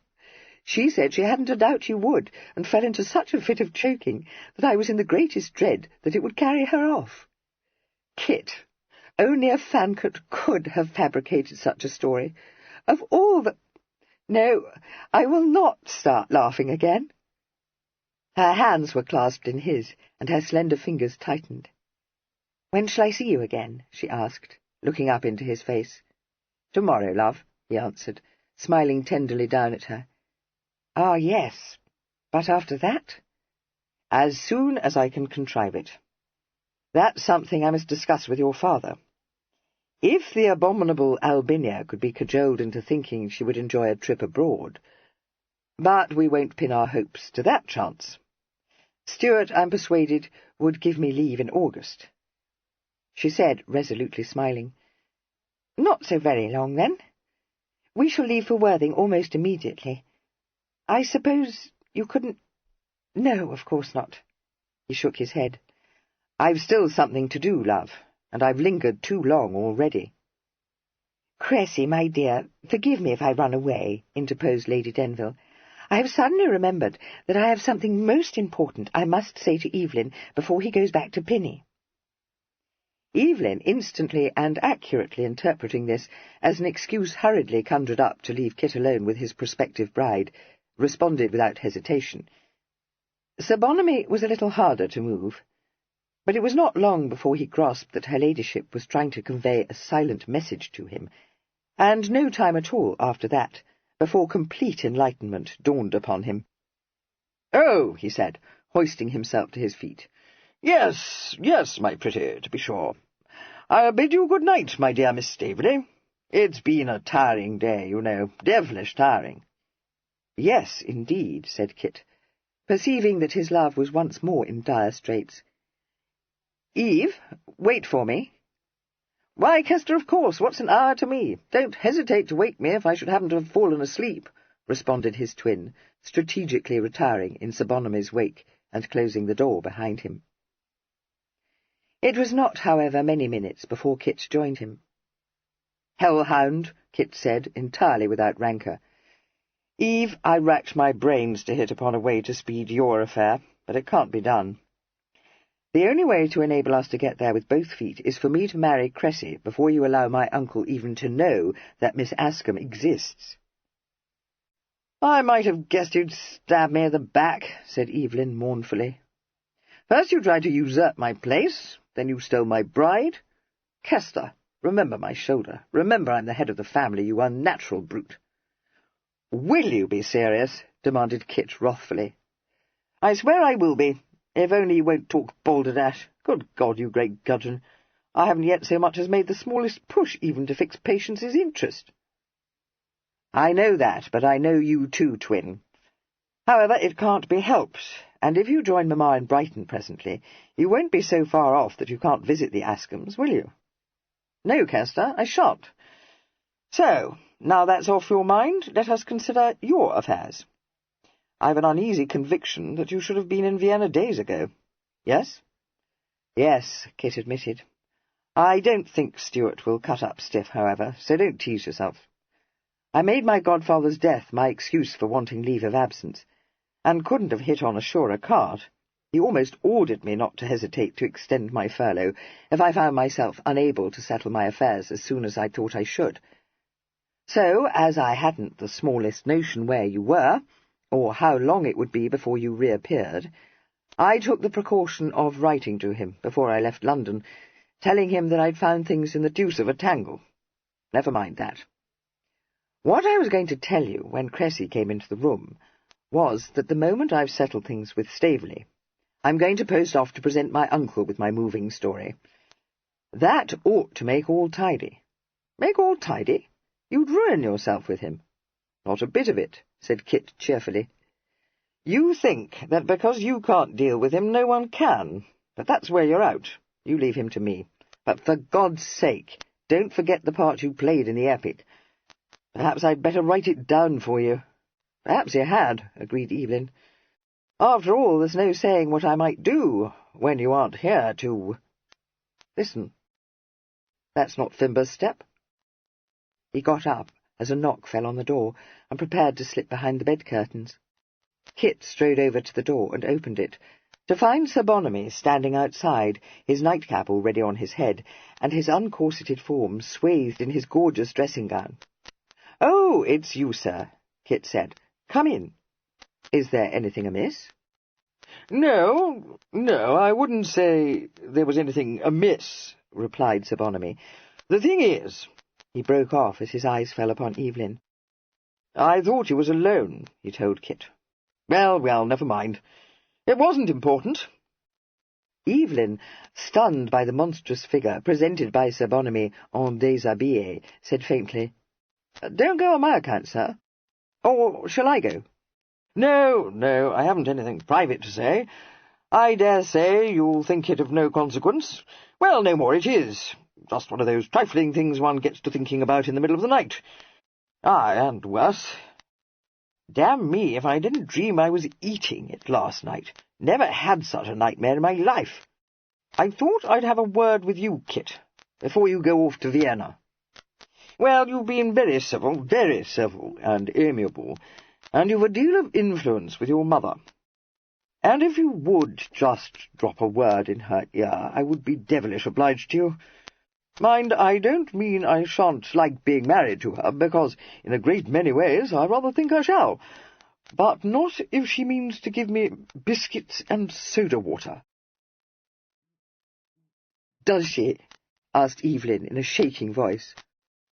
"Of course she doesn't," said Kit. "I wouldn't say that," said Sir Bonamy. "You remember her telling me I ought to live on biscuits and soda water?" "I can't say I do, sir. But if she did, she was only funning, I promise you." "Ah, but you never know what notions a female will take into her head. What's more, they always get their own way. Ask Evelyn if you don't believe me. You ain't much in the petticoat line yourself, I fancy." "Not very much, sir," acknowledged Kit. "I'll take your word for it, however, and won't fail to speak to Mamma." Sir Bonamy, much moved, shook him warmly by the hand, and thanked him with heartfelt sincerity, saying that he could now seek his bed without dreading a recurrence of his hideous nightmare. He then surged out of the room, just as Lady Denville, looking like a water-nymph, in a dressing-gown composed of layer upon layer of diaphanous material dyed every shade of green, emerged from her own bedchamber. He shrank instinctively, but she positively recoiled. "Great heavens! Bonamy!" Overcoming his discomposure, he said, putting a bold face on it, "Not wearing my corsets. I know you don't like 'em. You told me so." Recovering from her initial shock, she floated up to him, laying a fragile hand on his arm and saying, "Dearest friend, you must be mistaken. How could I have said such a thing?" "No, I'm not," asserted Sir Bonamy, fixedly regarding her. "You begged me to give up straight-lacing." "I must have been mad," said her ladyship. "And," continued Sir Bonamy, hope in his eyes, "you said I creaked." "Now that," conceded her ladyship, "I do recall. But don't give it another thought, my dear. I have grown perfectly accustomed to it. Never abandon your Cumberland corset, I beg you." "You know what, my pretty," said Sir Bonamy, care wiped from his brow. "You've taken a weight off my mind. Damn me, I am the happiest man alive. Bless you, my lovely one." Lady Denville, emerging unruffled from an overwhelming embrace, dismissed him in the kindest way to his allotted bedchamber, and joined her sons, saying, as she entered the room, "Poor Bonamy! I am quite shocked to think that I never before realized how much he needs me to take care of him." "I don't think he realizes it either, Mamma," said Kit. "No, not yet, but I promise you he will. Naturally, it came as a dreadful shock to him, but already he is beginning to grow more cheerful," she added, as this drew wails from her distressingly afflicted sons, each of whom was clinging to a heavily carved bedpost. Wicked ones, you are not to laugh at him." "Only give me leave to tell him you won't feed him on biscuits and soda water," gasped Kit. At that, her own enchanting ripple of laughter bubbled up. "Oh, poor lamb! As though I could be so inhuman. I should think it would kill him. Tell him that I shan't interfere in any way. I shall, of course, but he will never know it, so you needn't scruple to say that, dearest." It was Evelyn who laughed the most at this, and inevitably he whose laughter quite suddenly vanished. He said vehemently, "Don't do it, Mamma, don't do it. You can't. You must know you can't." She replied quite seriously, "That is exactly what I thought myself, when I made up my mind that I would do it. But do you know, my dear one, the more I think about it, the more I believe that I shall positively enjoy being married to Bonamy. That's what I came to tell you, because I know you don't like it, and I haven't been able to snatch a word with either of you since it happened. And suddenly it occurred to me that I shan't be a dowager after all. You can't think what a relief that is to me." She drew his handsome head down and kissed him. "So now you'll let Fimber take you back to Pinny, my dearest, and you won't worry about anything, because there is nothing more you can worry about." Kit came to the rescue, just as he... Her voice cracked, and she turned swiftly to hug her younger son convulsively. "Oh, my darling," she said, "thank you. I'm not going to say another word, because I should cry if I did, and I look hideous when I do that. Good night, my precious ones." The twins were left confronting one another. "You'll grow accustomed to it, Eve," said Kit, faintly smiling. "She will enjoy being married to him." "Yes," said Evelyn. He raised his eyes to Kit's, and a reflection of Kit's smile glimmered in them. "I don't propose to embarrass you, Kester, by enlarging on what our beloved parent said, or mercifully left unsaid." "Well, thank God for that," said Kit. "Just so. I do hope we shall never be obliged to say anything to each other. Why the devil should we? I haven't the least idea. Give the bell a tug, Kester. I'm going to bed. In the words of our future father-in-law, it's been a tiring day." "Devilish tiring," instantly responded his twin.